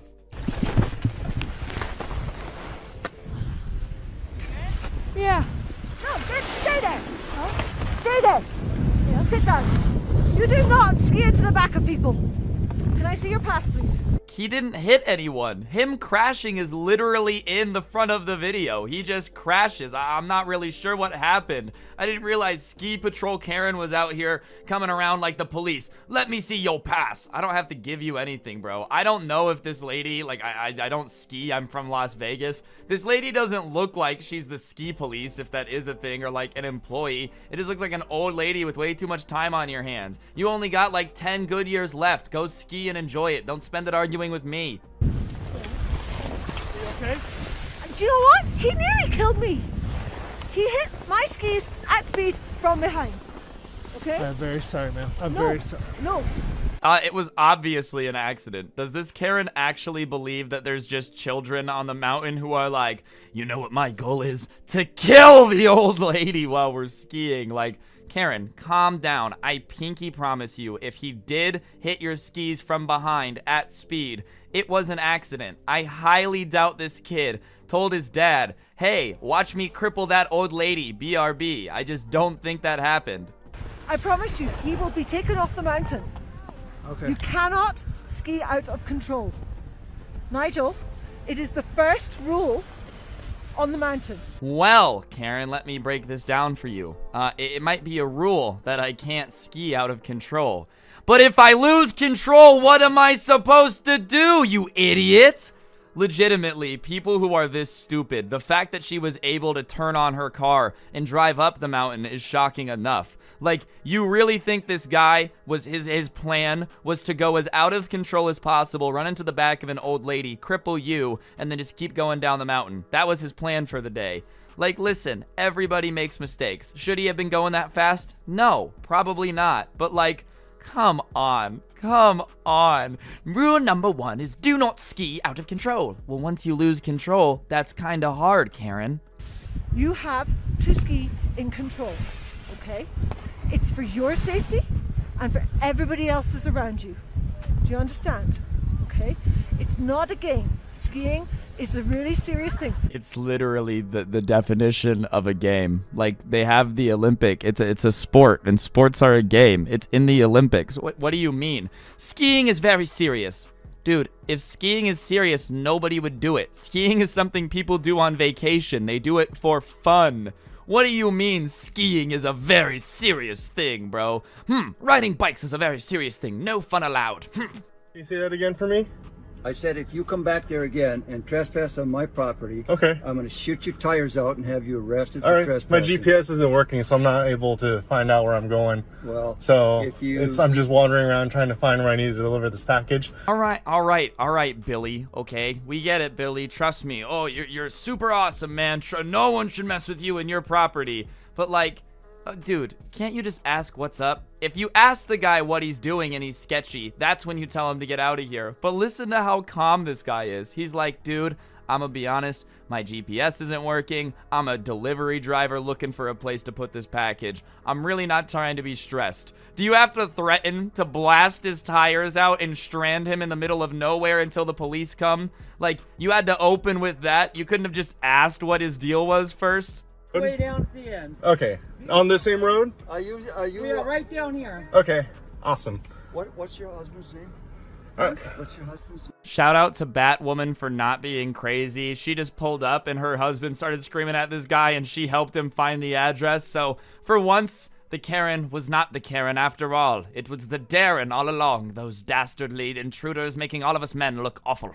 I'm suing you. I want your names. Regina, who else is on staff right now? I'm the manager in charge right now. Regina, this is discrimination. Are you aware of California 51A, Civil Section Codes 51A? It says we have the right to shop anywhere we want, regardless of age, sexual orientation, race, or medical condition. These are some pretty serious accusations, Karen. I really hope that Starbucks hasn't been discriminating based on gender, race, age, or anything like that at all. That would be horrible. But it's probably you just not wanting to wear a mask. If I really had to guess, Starbucks doesn't discriminate based on gender, race, age, or anything like that. It's probably just the fact that you just refuse to do the one thing everybody knows you have to do to go through a drive-thru these days. You really don't. You're abusing the law, and I will sue you. You know what? Lennon lost his job. I'm Amber, and you know what? You guys are gonna get sued. I didn't think I was gonna sue you, but now I'm suing you. Yeah, you know what? I got $5,000 donated to me. So let me get this straight. You've been to this Starbucks before and are currently in the process of getting one of their coworkers fired,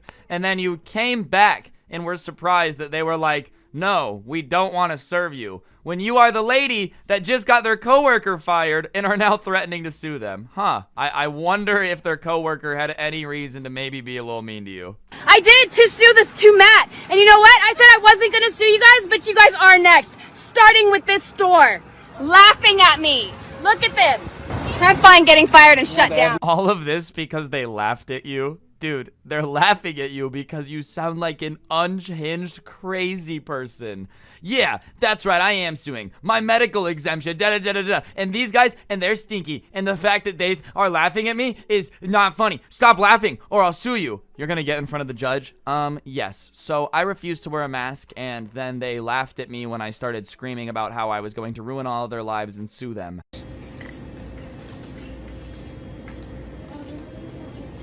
Thank you so much. I appreciate it. And take your dirty ass outside. Thank you so much.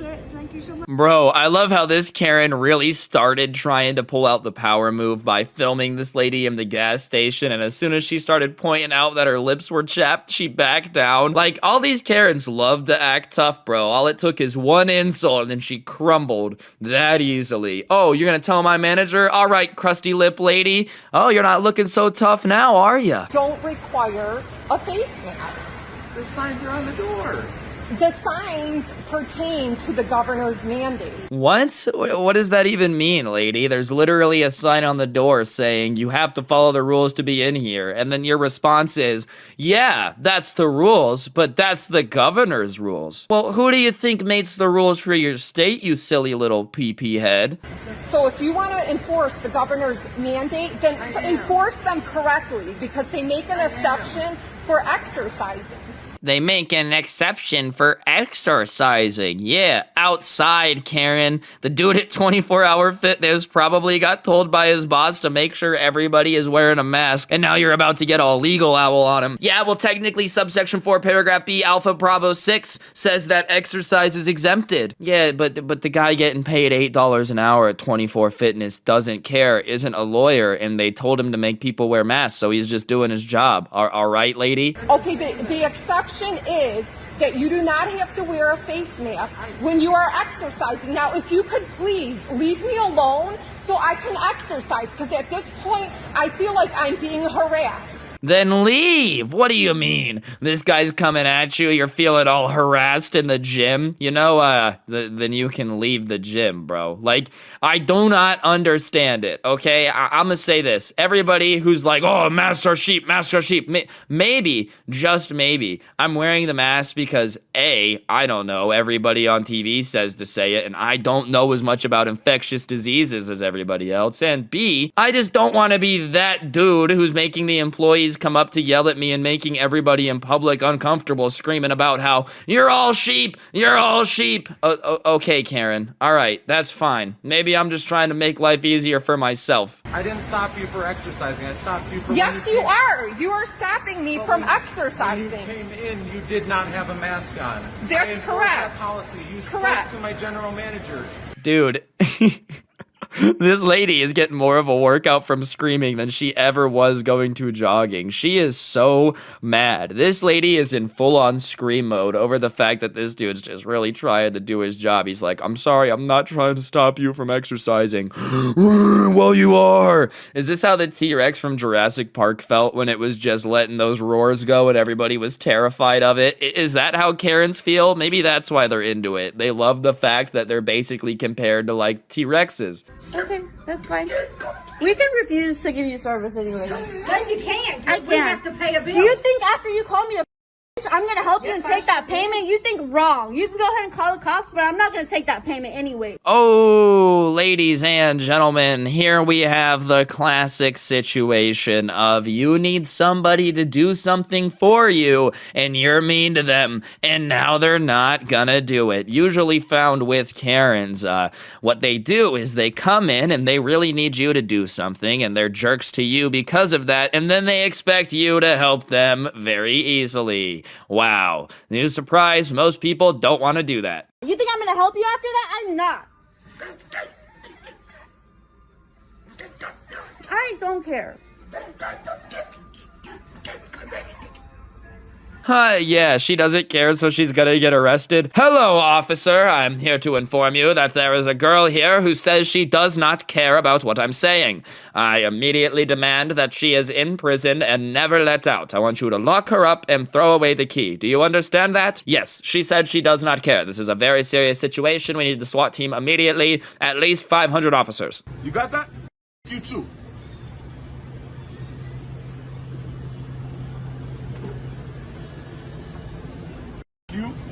your social media, wherever you put in it, you too.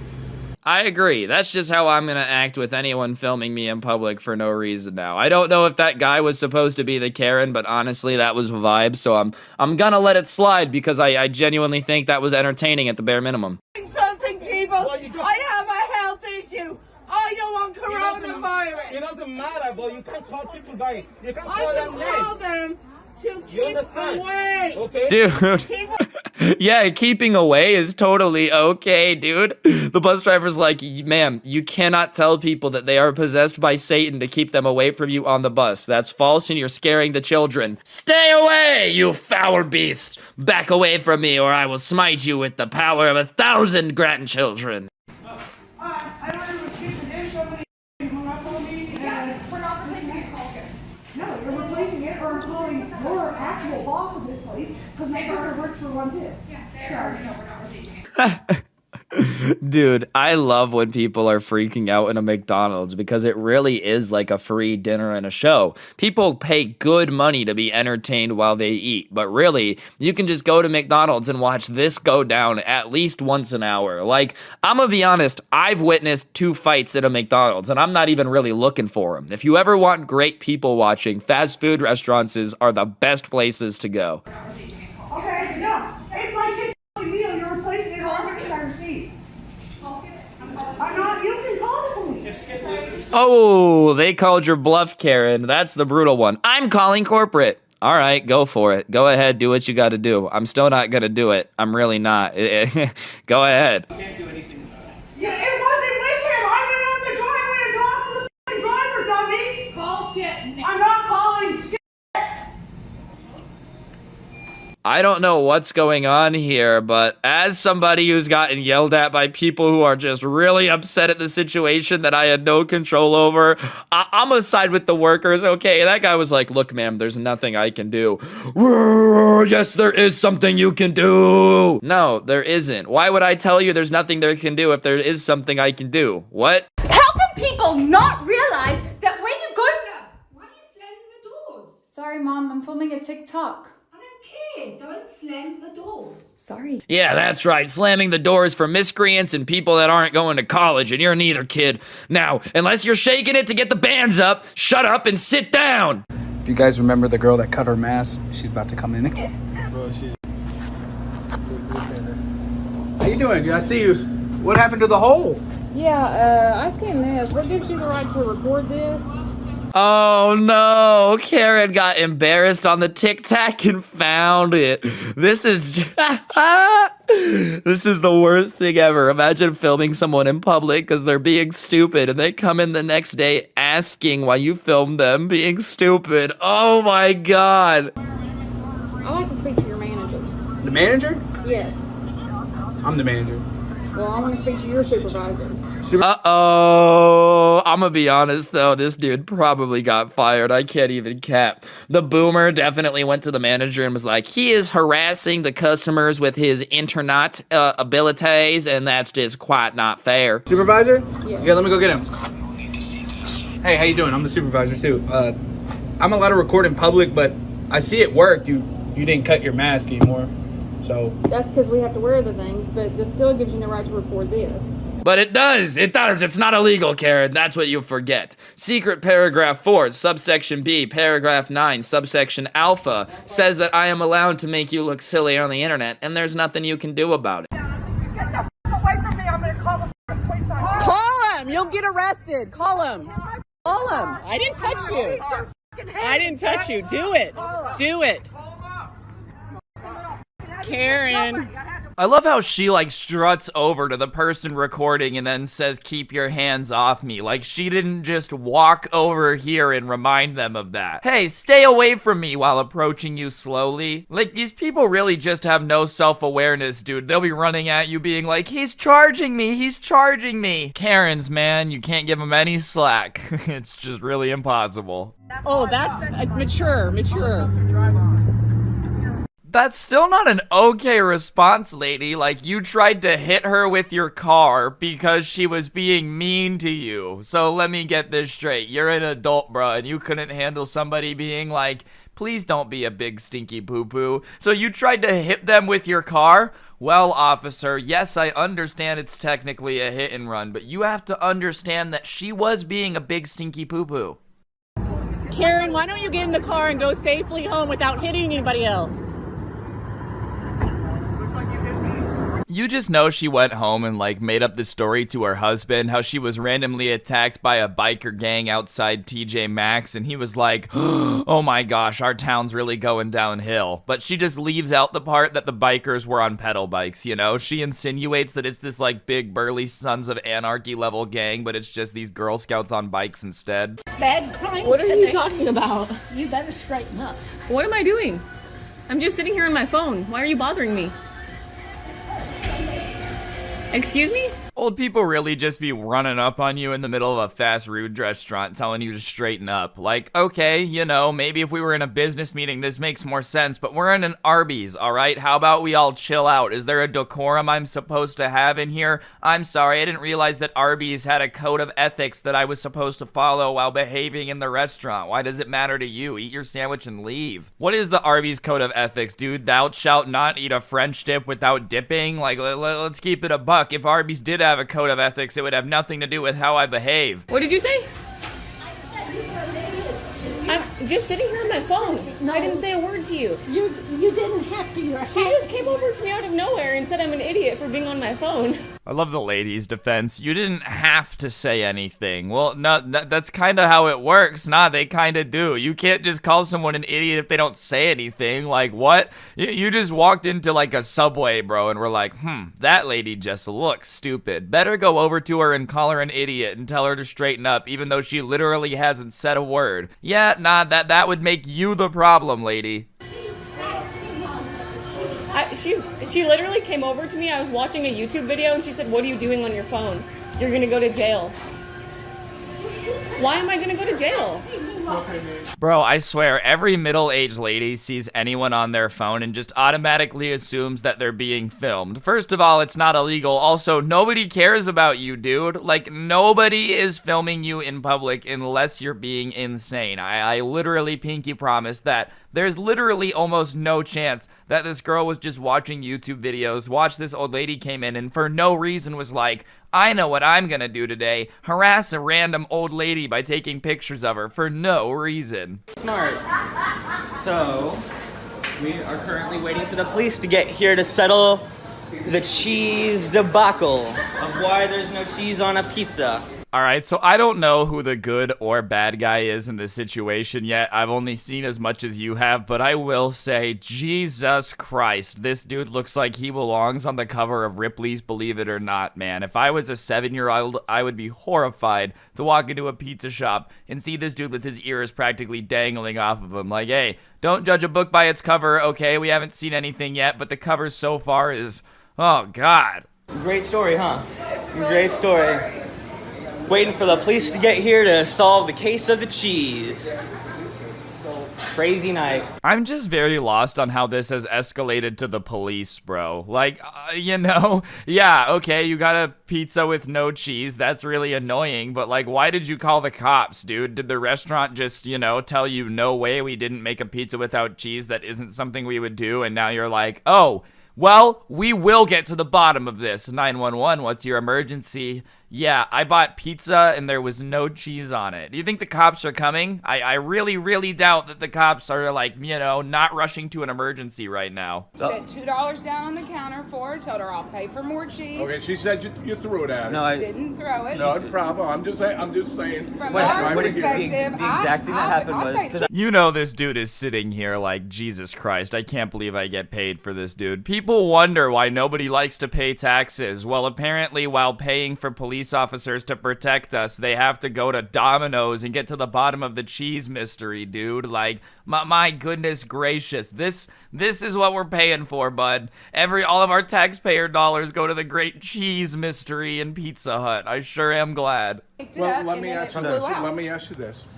At this point, how do we want to go about All I want is cheese on my pizza. They're not going to give you I can't make them give you a refund. All of this for cheese on your pizza, bro. All of, like, just go get a different pizza. Listen, I understand it's annoying. Like, It's the same thing. Obviously, it's annoying when the drive-thru messes up your order, bro. But you're telling me that you ordered pizza from a place that was so stupid they couldn't even put cheese on it, and now you want them to. Not to mention, you just called the cops, you caused all these things. You think they're not gonna, like, spit on your pizza, dude? You think you're gonna get a nice, normal pizza from these people at this point? Like, I understand the principle of getting mad, but you definitely don't want food from a place that you just did this at, I pinky promise. All I want is cheese on my pizza.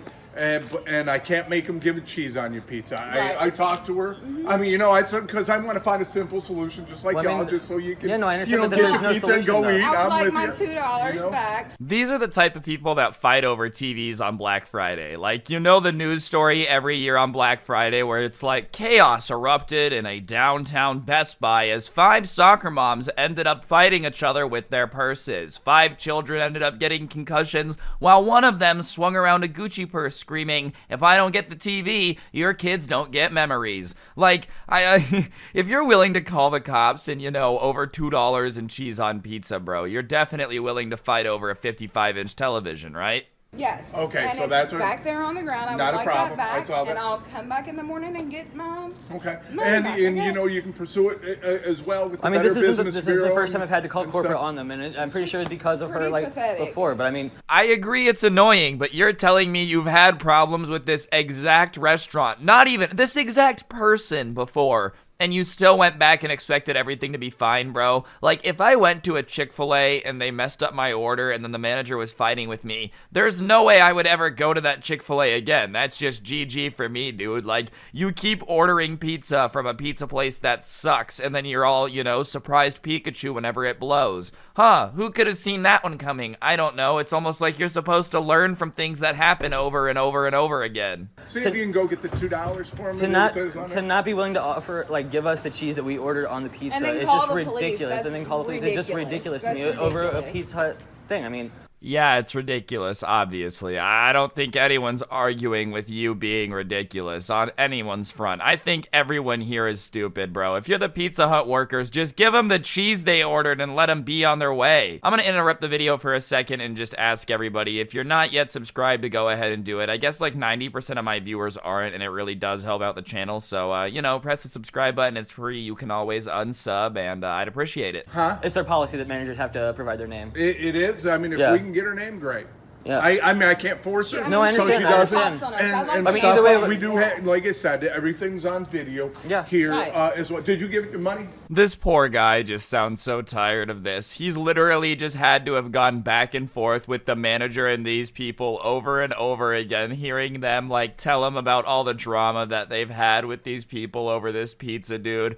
I mean, listen, like, as far as a job goes, this is a pretty easy Friday night, but this is basically the equivalent of having to listen to, like, 5-year-olds explain why they're no longer friends with their best friend because he took the Pokemon card that he wanted, but it wasn't his, but it also was the one that was his. The only difference is everyone here is a fully grown adult that should know better than to, like, literally fight people over cheese on a pizza, but hey, apparently that memo doesn't come through all the way sometimes. Anyways, guys, that's gonna do it for the video. Hopefully you enjoyed it. If you did, I would really appreciate you pressing the like button, commenting down below, subscribing, all that good stuff. It is appreciated. Check out the merch, which is OG Sub Club and Haha merch. The link's down below. If you want more content, I do have a podcast called The Scuffed Cast. I'll put a link in the description. Feel free to check it out. And yeah, other than that, last but certainly not least, if you want to become a member, you get a shout out at the end of every video. Big shout out to Ansel, Tom, Master Milks, For the Boys, Aaron, Antog, Kronos, TNT, getting to 1K subscribers with no videos, Way Too Psycho, Pepe, Bored, Braff, Imposter, William, QWERTY, Daddy Chill, Christian, Pixels, Ender, Neon, Mackenzie, Philosopher, Kyle, Big Ben, Hey Boy, Rogue, Playing Crazy, Parker, Jellybean, Sam, Brony, Woofles, Potassium Prime, Luna, Benedicti, Nick, Mom, Man Madness, Brandon Grove, Slick Pickle, Kim, Dylan, Tiny Proxy, Zorik, Dashy Boy, Savage, Unreal Decoy, Y'all Like Ratos, Bees, Johnny Dude, Cosmic Ramen, Candy Rose, Fabulously Terrifying, Chandler Lewis, Ryuki, Sparky, and Why So Blurry. Thank you all so much. Don't get anyone pregnant. If you do, make sure they're hot, and hopefully I'll see you guys next time. I'm out. Peace. What's going on, guys? It's your boy Scrub here, and I hope you're having a fantastic day, because I know that I am, or at least I was until I saw something that is arguably the absolute dumbest thing I have ever seen on the internet, and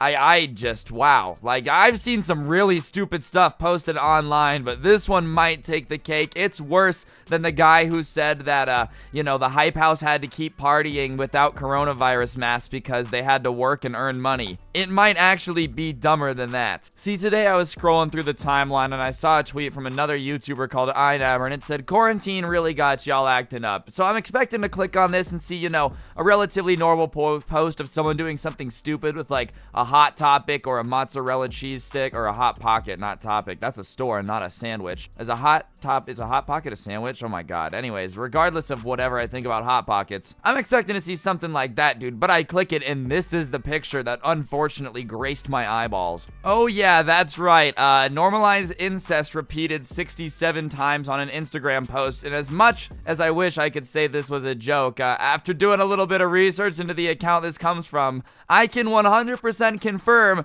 that this is real, and we have to talk about it because honestly, after this, I might have to be done with the internet. Hey, yo, girl, I'll leave you alone. Don't hold my head when I fall down, but I know something's got to. All right.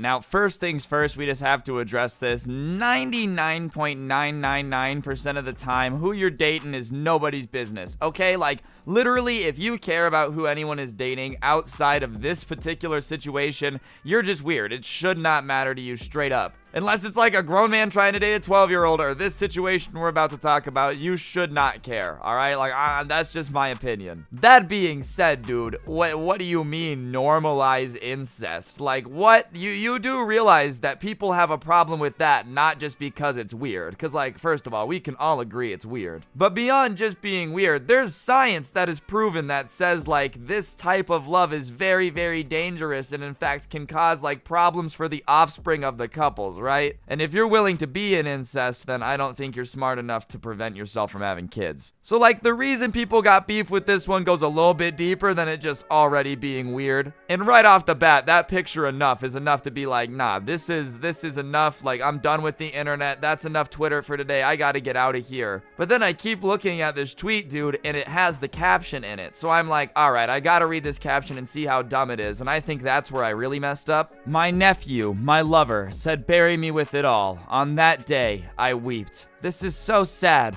I'm so sick of Eurocentric relationship standards. Cultural insensitivity is so rampant these days. Alright, I missed the part of class where, like, only Europeans are the people who say don't date your cousin. Like, I'm pretty sure, call me crazy here, I don't know if I have viewers in place other than America and Europe, but, I'm pretty sure that dating your cousin is just weird. Like, straight up, it's weird. And you know what? Even if it's not weird, everybody, like, on the YouTube world can agree that it's just weird, man. I also love that deep quote, like, as if that's gonna make me rethink it all. Like, oh, you are in love with your nephew, right? Your sister's kid. And he was upset that he wasn't allowed to date you, and that's supposed to just make me rethink it all. Like, nah, dude, you dating your nephew is just weird. You dating your aunt. Like, really think about you dating your aunt and tell me that's okay. Like, that was the quote you were gonna roll with here? I feel like the type of people who make these posts just have nothing in their life that's actually hard, so they really have to start making stuff up, dude. Like, they're like, oh yeah, I'm an incest advocate. It's like, bro, do you understand how easy your life has to be to actually be concerned about the rights of people committing incest? You do realize that there's people in the world who, like, actually don't have rights based on certain situations, right? Like, legitimately just being discriminated against. And you're gonna sit here wasting your time that Mississippi should start exporting incest as their main way of making money for their economy? Like, I don't know, dude. That just seems kind of bizarre to me. Hey, listen, I know a lot of you guys are complaining about discrimination from the government and whatnot, but we gotta get this whole incest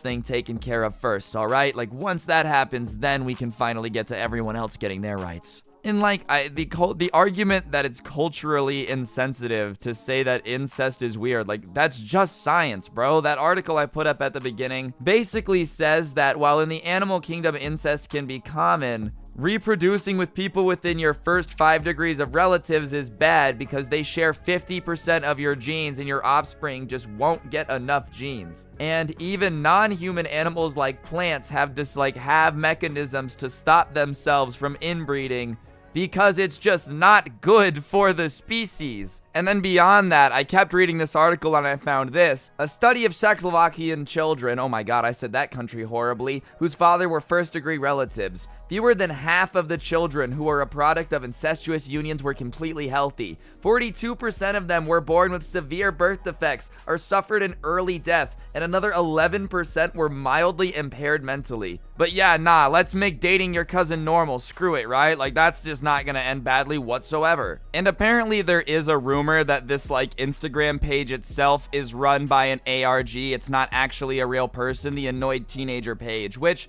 you know, I'm gonna say this right now. If that is true, it's a good troll because it sounds legit. But even if the person who posted it isn't really being serious, you know, which I don't know if it's an ARG, I'm not an expert. It's still got 12,000 likes, bruh, and there's a lot of comments agreeing, dude. So even if this person posted it as a meme, there's a lot of people in the comments being like, nah, this is a good idea. Like, I agree, bro. We need to normalize this for sure. Like, you ever just see something so stupid that you genuinely just, like, don't think people believe it, you know? Kind of like the flat earth, where you just look at a flat earther and you're like, okay, but why? Why would they lie? And they're like, to get power. And you're like, okay, but how do they get power just because they're lying about the shape of the earth? And they're like, because of the conspiracy. And you're like, all right, but, you know, the government is still the government if the earth is flat, Daniel. I don't understand why they'd lie. That's how I feel right now. Like, the people that believe in this have to just be so illogical. There's really, like, it's hard to argue with them, dude. It just makes you want to get off the internet for the day. And I'm really hoping that this page is a troll, because some of the other posts on here are just wow. Like, just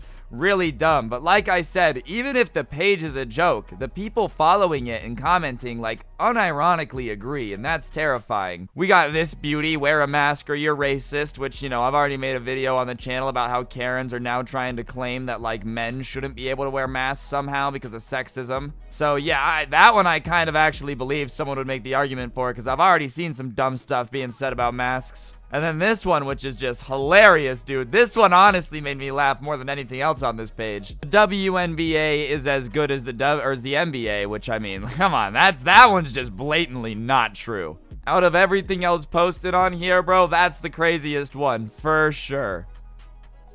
But, yeah, anyways, guys, seeing this just made me, that's enough internet for the day.